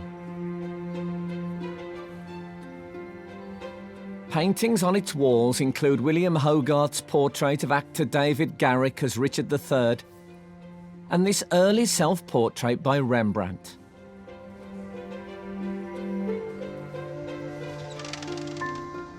Oh, Hello, Samira, and welcome to the Walker Art Gallery. Thank you. And many congratulations on winning the competition. I want to take you through to the next room, where we're going to show your painting. I think it's a perfect place for it. Looking forward to seeing it. This is the exact spot where we're going to show your painting. As you see around the gallery, we've got some stunning portraits painted by some of the great portrait painters of the 18th century. And we've picked this spot because we thought your portrait of Kim would have a wonderful resonance with this picture here, which we're going to move on the wall and put your painting underneath it. So this portrait is of a famous figure called Mary Wollstonecraft, and she campaigned for the equality of women. So I think a portrait of Kim here, someone who loves Liverpool and also who is a wonderful advocate for equality as well. I think this will be a perfect position for that work. What do you think? Do you like it? I do love it.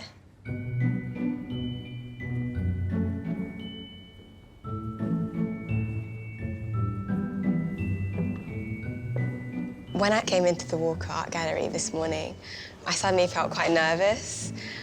So it's all coming to life now. It's all seeming really real. I can't wait. For her first portrait sitting, Kim Cattrall has asked to meet Samira at a park south of the city, very near to where she was born, in Mossley Hill. Famous for its bandstand, lakes and caves, Sefton Park offers an idyllic retreat for Liverpudlians. The octagonal Grade 2 listed Victorian palm house, where plants from around the world are displayed, is the perfect setting for artist and sitter to get to know one another. I'm really excited. I've never had a portrait painted. I've been photographed, which has always been fun. But I've also been photographed sort of in a fantastical kind of way for a character I'm playing. So this, I think, will be much more of a personal experience, and I'm looking forward to meeting this young, talented artist today. I don't have any expectation. I hope that she'll be able to express maybe a spirit that I have, or an essence. Hello. Hello. Kim. Samira. So nice to meet you. Nice to meet you. Be over here? Yes. Oh, I see there's tea waiting. Kim, if you could sit, I think, on the left-hand side of the bench. Okay. For the first part of her session, Samira decides to make charcoal sketches of Kim's features. How long did you live in Liverpool? Well, I sort of feel like I've been in Liverpool most of my life, although I haven't, because my family's here. Okay. And my history is here.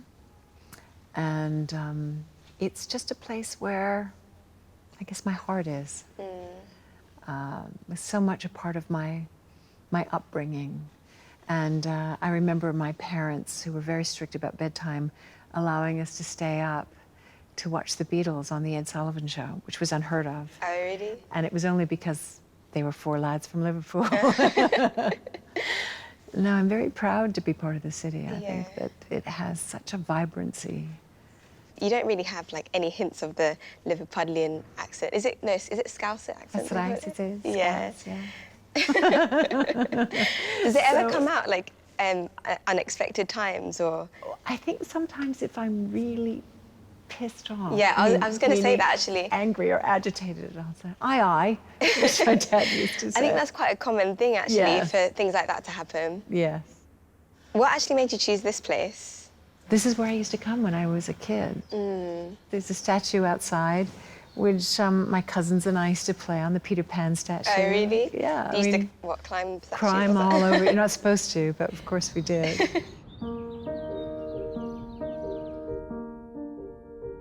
I think I've finished doing my mini charcoal sketches. It's not a complete face, so just to warn you. But yeah, it's like half just face. general, like some. How cool is that? Kind of ideas I've got going on. But just to kind of, just so I really notice your features, I guess. Yes. So those are sort of like your notes. Yeah, basically. Yeah. After concentrating on individual features, Meera now attempts to draw Kim's full face as a guide to the proportion she'll need for the final portrait. Can you make me look 20 years younger? Of course, anything. I think the trick is to embrace, as hard as it is to embrace every decade. When did you start acting? Oh my God. I did a school play. I was about 10 years old. Okay. And I just had so much fun. I was playing a cold germ in a classroom of kids and infecting them with the cold virus. That does sound fun.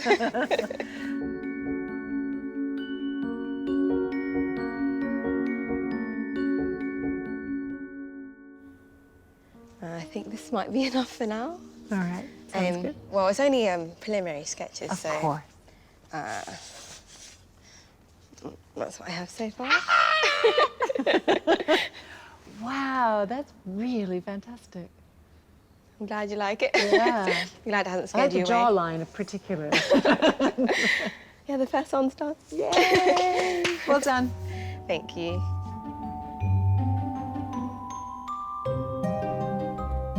I think Kim's lovely, actually. She made me feel really comfortable. She makes a good subject, so yeah, it's been good so far. I think it was really relaxed, and I even got a little peek. I'm really looking forward to the next one. Also, I'm getting to know her, which is really lovely. I feel that I have caught an element of her expression, but it's really hard to tell. I think it's quite early stages yet. Her lips are moving as well, so I didn't really capture much of her lips. So yeah, I don't know, maybe in the next session, a more prolonged period of stillness. Meera now has 2 more sessions to get to know Kim better before she starts the portrait, which will hang in the permanent collection of Liverpool's Walker Art Gallery.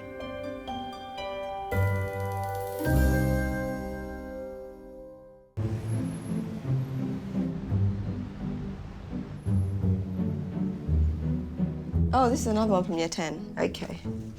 Sky Art's Portrait Artist of the Year, Meera Addo, has lived all her life in London.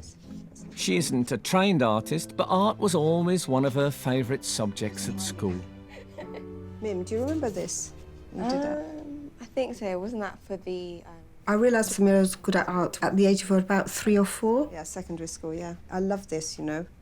At age 11, she painted a lovely picture of herself. She had this bright smile on her face in her uniform, and you could actually see her personality within the portrait. Until this competition, Meera has mainly painted family and friends, like this one of her mum when she was younger. When Meera's not sketching or painting, she's dancing. Looking at the fingers for the grand plie. And coming up. Good. She and her brother Elias learnt ballet from a young age with the Royal Ballet's Chance to Dance scheme. And go 1. I love to dance. Got to perform at the Royal Opera House. And go. I still try to go to ballet and contemporary classes. 6. Good. Nice. That's always been quite a big part of her life. So she loves painting dancers whenever she does. She loves the movement. And I think because she was a dancer, she can understand what is going on in the movement and maybe makes it easier to portray. There was a painting she did of one of my pieces, which makes me look absolutely crazy. I look like I'm on fire. You can really feel the communal energy from this painting.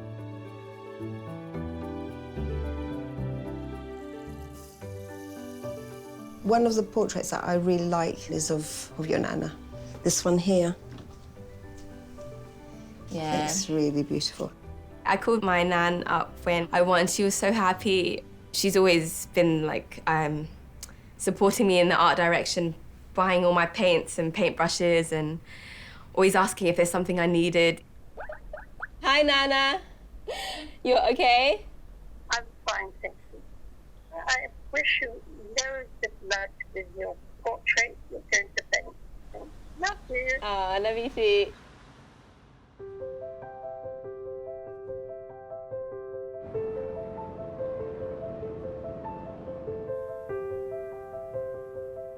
In Liverpool, Samira's greatest challenge awaits.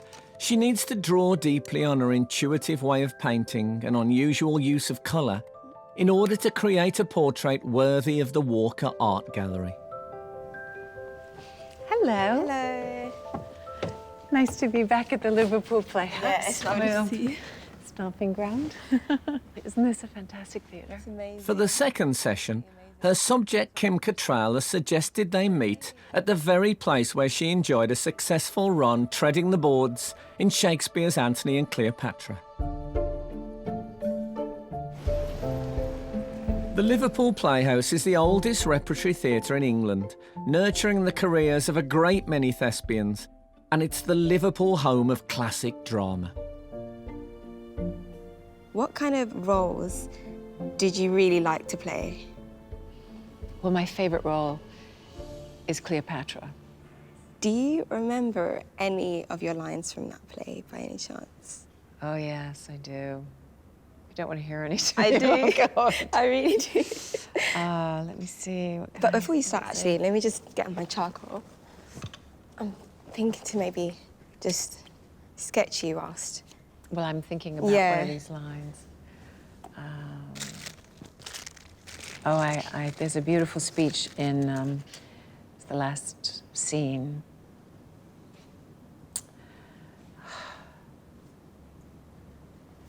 Oh, such another sleep that I might see but such another man.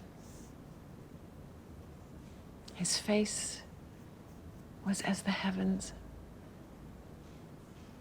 and therein stood a sun and moon which kept their course and lighted the little O, the earth. His legs bestrid the ocean. His arms crested the world. His voice was propertied as all the tuned spheres and that to men. But when he meant to shake and quail the earth, he was as rattling thunder. In his livery walked crowns and crownets, realms and islands were his plates dropped from his pocket. Think you there was, or might be such a man as this I dreamed of?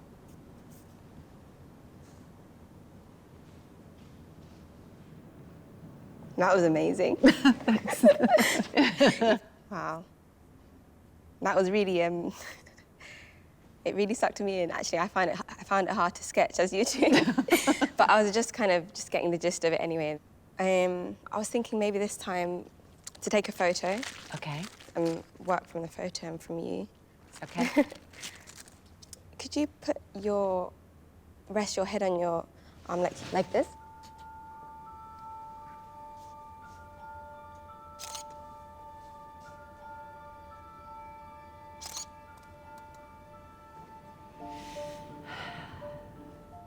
I think the wonderful thing about doing something artistic is that it's about being free, isn't it? Yeah, I agree. Because I think when something is a bit withheld, it comes off worse than normal. It comes off just really awkward or unfulfilled in a way. Yes.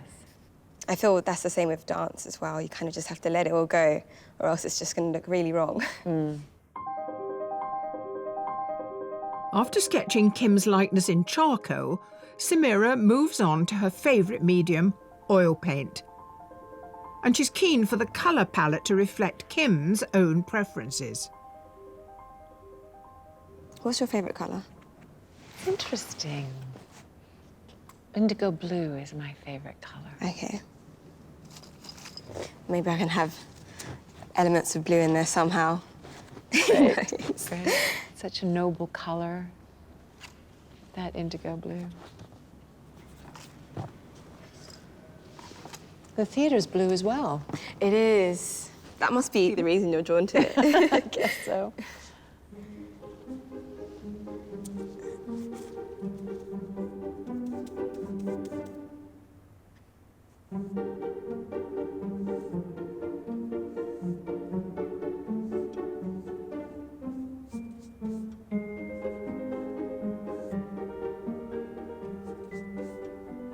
find sitting with you very meditative. Really? Yes. That's interesting. Yes. I personally have never sat for a painting, so I have no idea how it feels. But I can only imagine. So I've just put random bits of blue on your face, or around your face. I think I'm gonna... Am I blue?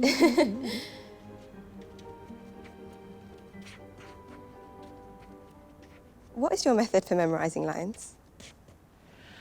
Repetition is always good.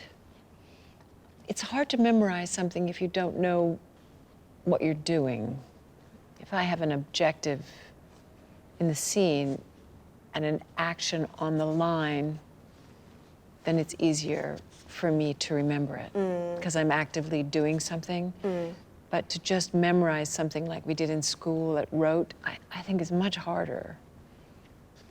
I have to understand it. Do you have a photographic memory? I think I did when I was about 10. Oh, really? Why then in particular? Well, I just think everything worked faster then, you know. Fair enough.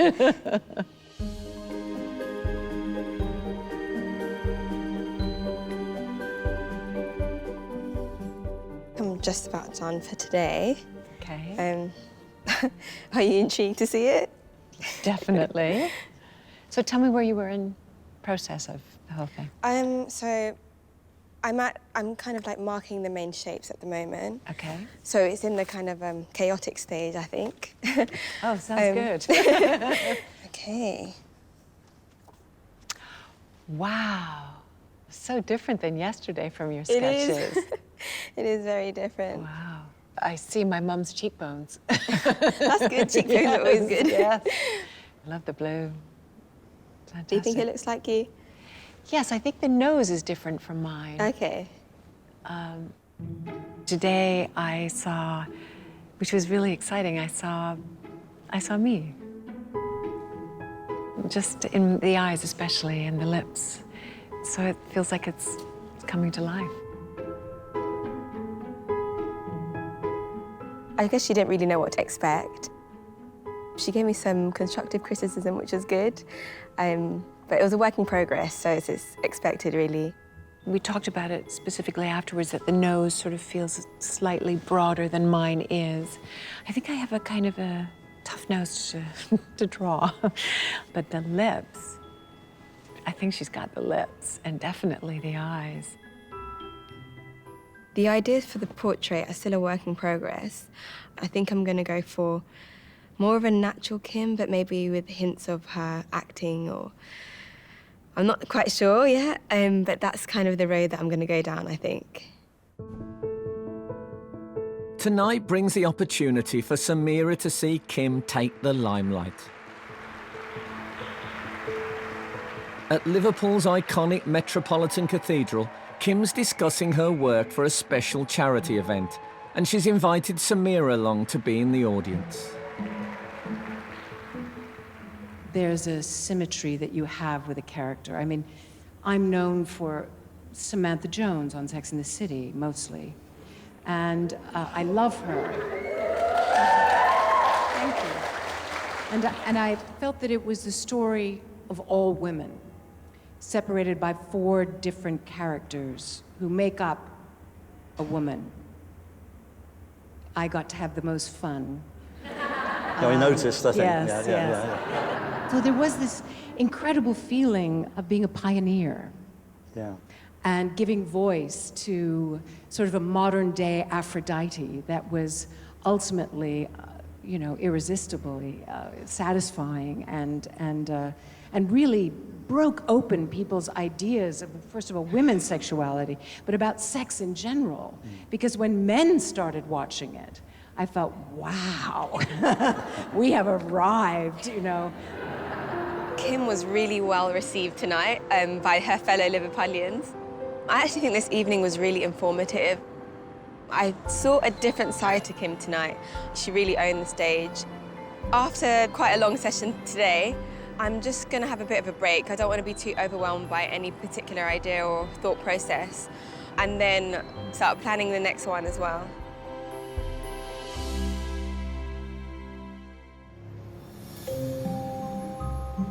You ready? I'm ready. I'm excited for the tour. Yes, let's go. Hello. Hello.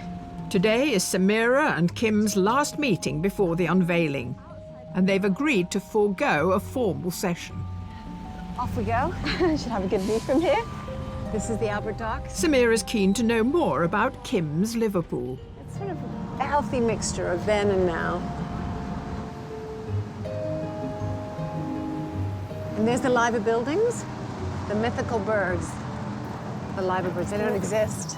Apparently they were supposed to be eagles, but someone didn't get the memo. And just made up something else. Basically, yes. So it was a combination of sort of an eagle and sort of, I don't know what else it would be. But I think they're wonderful, really. Natural History Museum. I saw the first mummy here. Oh, really? Yes. My mum was obsessed with ancient Egypt. I guess that's why Cleopatra has always resounded for me. So we're approaching hallowed ground here. Oh. This is the great Anfield Stadium. There's two big teams in Liverpool. There's Everton and Liverpool Football Club. Big rivalry. Big rivalry, yes, big time. And my dad was a Red, so I'm a Red, proudly. My cousin has a parrot called Billy, and his name is Billy. And the parrot speak? Yes. And he says, Liverpool, Liverpool, Liverpool. That's so cute.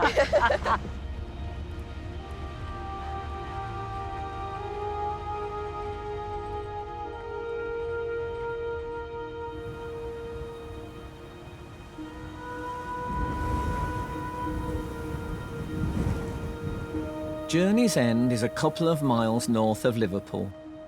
Crosby Beach has always been a favourite haunt of Kim's, and now it's the site of a vast art installation. So this is one of my favourite views. Through here, wait for it, The Gormley men, the Iron Men. What do you think? It's amazing. Isn't it incredible? It's like nowhere else on earth, isn't it? It kind of reminds me of Doctor Who or something. Yes, fits. How far along does it go? As far as the eyes can see, which means I don't know the exact amount. One of the things that I love about Crosby Beach is that it's so close to the city of Liverpool. Just a short distance away from the metropolis is all of these amazing views. And the Gormley men. And it's him, apparently. Really? Yeah, he casts himself.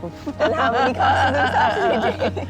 Oh, I don't know exactly how many. I think there's over 100. Yeah, I think so. He's got a nice bum as well. I guess over time it's just going to become more and more weathered, but I guess that adds to the effect as well. They're also covered with barnacles as well. Oh, and seaweed. of course, and, yeah. Because the further out you go, the more submerged they are. Yeah.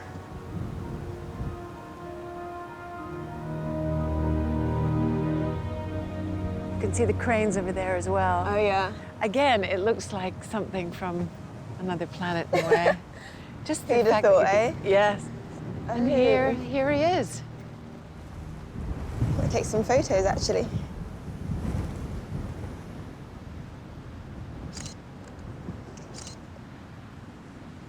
I have my portrait with him. Making the most of their last few moments together, Samira is inspired by the windy conditions and hopes to find the perfect image for Kim's portrait. Oh, makes you feel alive, doesn't it? Very refreshing. Very refreshing. This is how I photograph when I'm freezing. I quite like the wind, actually. Yes. In this direction, it's your friend. Right, come this way a bit. All right, come on, let's go for a run. It's the only way to warm up. This is a good workout. Yeah. Running against the wind.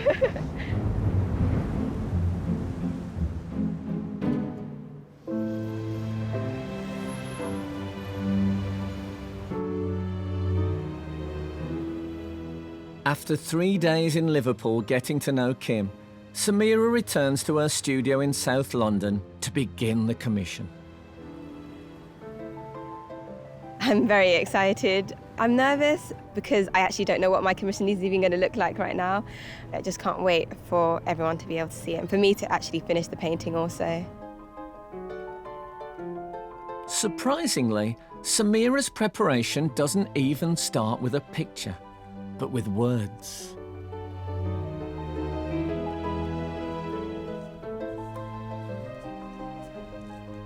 This is kind of my brainstorm about the stuff I've gathered so far. So style, potentially, the themes and her interests and elements from her backstory as well.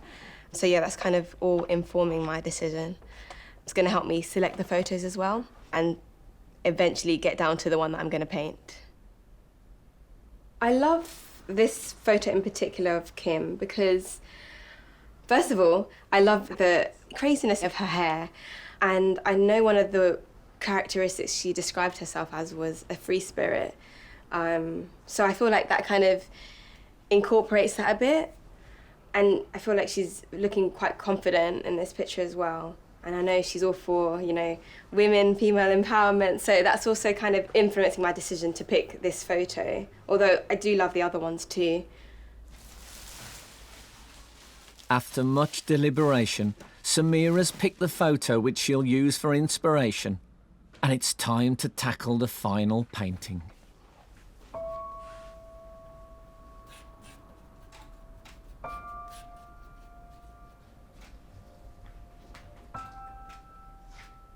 Generally, when I'm starting a new portrait painting, I like to work quite big and then make it a bit more defined and detailed right towards the end, just so I have more freedom with it.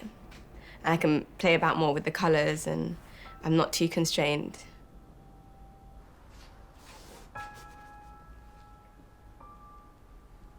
So I've decided to work freehand from the photo, so looking at the head shape, the general shape of her shoulders, and the placement of the main features. One of my techniques for painting is squinting when I'm looking at the reference photo, and that's just to kind of simplify the image a bit more, so I break it down into the basic components.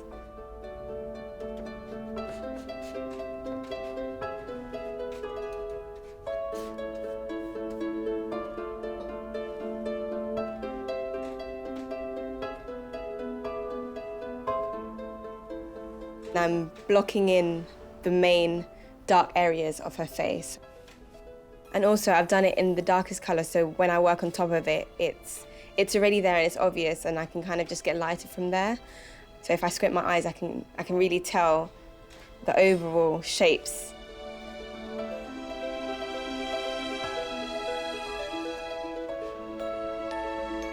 I'm not sure I can describe how I paint, so it's just what comes naturally to me.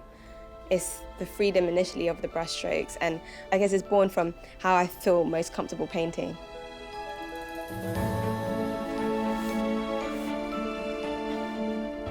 My main worry would be for it to not be as impactful as I'd hoped for or envisaged, but that's only going to come right at the very end. I would like the final painting to be something powerful that you're kind of drawn to, and that's what I keep pushing and challenging myself for.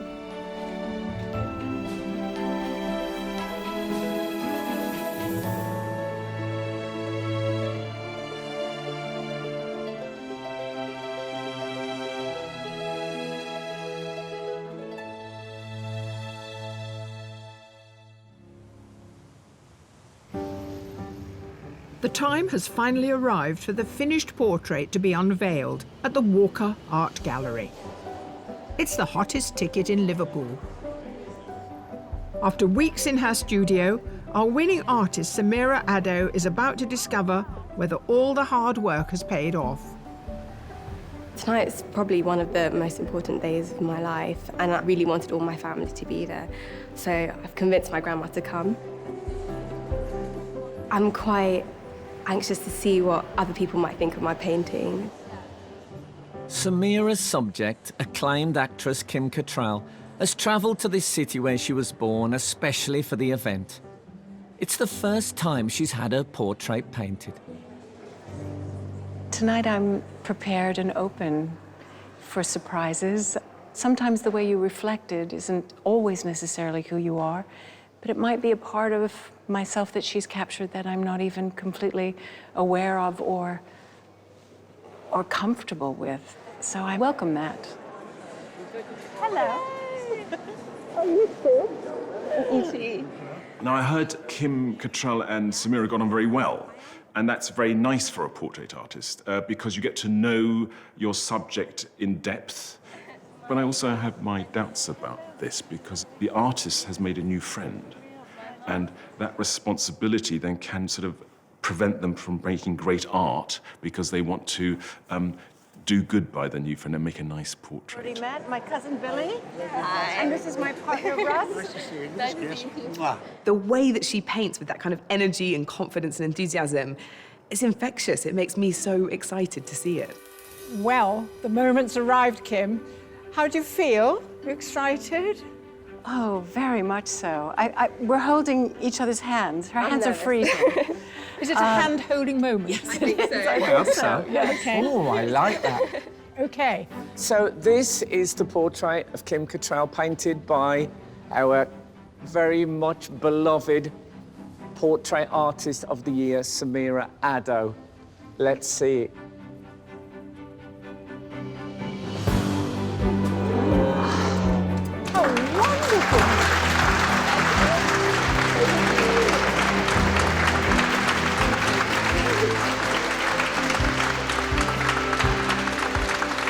Now, Kim, you haven't seen it until this very moment. I love it. I think that I feel quite emotional now. It just represents a part of me which I see strength and I see determination. All of which is credible. Yes, thank you. And a real intelligence here, and I'm really touched by that. You took a lot of photographs? Yeah, I did. So tell us something about this moment. Was there one moment among many? Well, believe it or not, it's actually from Crosby Beach. Is it? Yes, Okay. that's why your hair is kind of, going in the wind a bit. I can feel the cold. Can you? I can feel the teeth. Yeah. Yeah, no, it was an amazing experience. I'm so fortunate to have Kim as my muse, so yeah, it was really good. You know, Definitely it's brilliant to see you two together because we're always talking about the relationship between the sitter and the artist. Yeah. But I can feel the bond with you two, and that's what's represented here, I guess. So it's pretty. It's true. It feels really special. I'm slightly emotional. What about you, Joan? We're friends too, aren't we? Well, we're very friendly, but what have we produced? And anyway, what about another hand, both for the sitter and the artist, for Kim and Samira?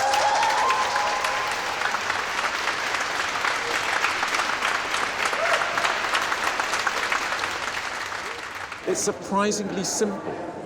It's just Kim's head and this sort of abstract shape. And in that monumentality, she's still got subtleties which make it very emotional, which is very strange for something that simple, isn't it? Yeah, it's simple and it's broken down into those forms, but at the same time, it's still got that incredible energy and dynamism that we love in Samira's work. And she's given us those little hints of colour here and there that really sort of lift the whole thing. I think we did rather well. I'm really pleased with us. I'm really pleased with Samira. I mean, it's this amazing moment in time. It's not a portrait, it's an energy. You can see the determination in the face, which is what she's like in whatever she does. At first, when it come down, I went, wow, but then when you look at it more closely, it's Kim. I think this amazing block of blue here, it suggests something about your character, which has nothing to do with your face. Yes, it's wildness, to do with freedom. Your freedom Yes. and defiance Yes. and pride, and Yes. that's really bold, isn't it? Yes. I think it's fantastic. I think Samira's done a wonderful job. And I think hanging the picture next to that portrait of Mary Wollstonecraft, I think it will make visitors think about strength in a woman and intelligence and all those things that I'm sure Samira wanted to capture in the picture. She's a lovely painter, very sweet. And I'm very proud of the work she's done. It gives me a feeling of connection to what I do and who I am, of melding those more and more, and less representing and more being. And that's part of what Samira does naturally. This competition has been one of the most amazing experiences of my life, and I hope that it's going to kind of propel me forward in the art world. I still haven't really kind of taken it in, but yeah, right now I feel amazing.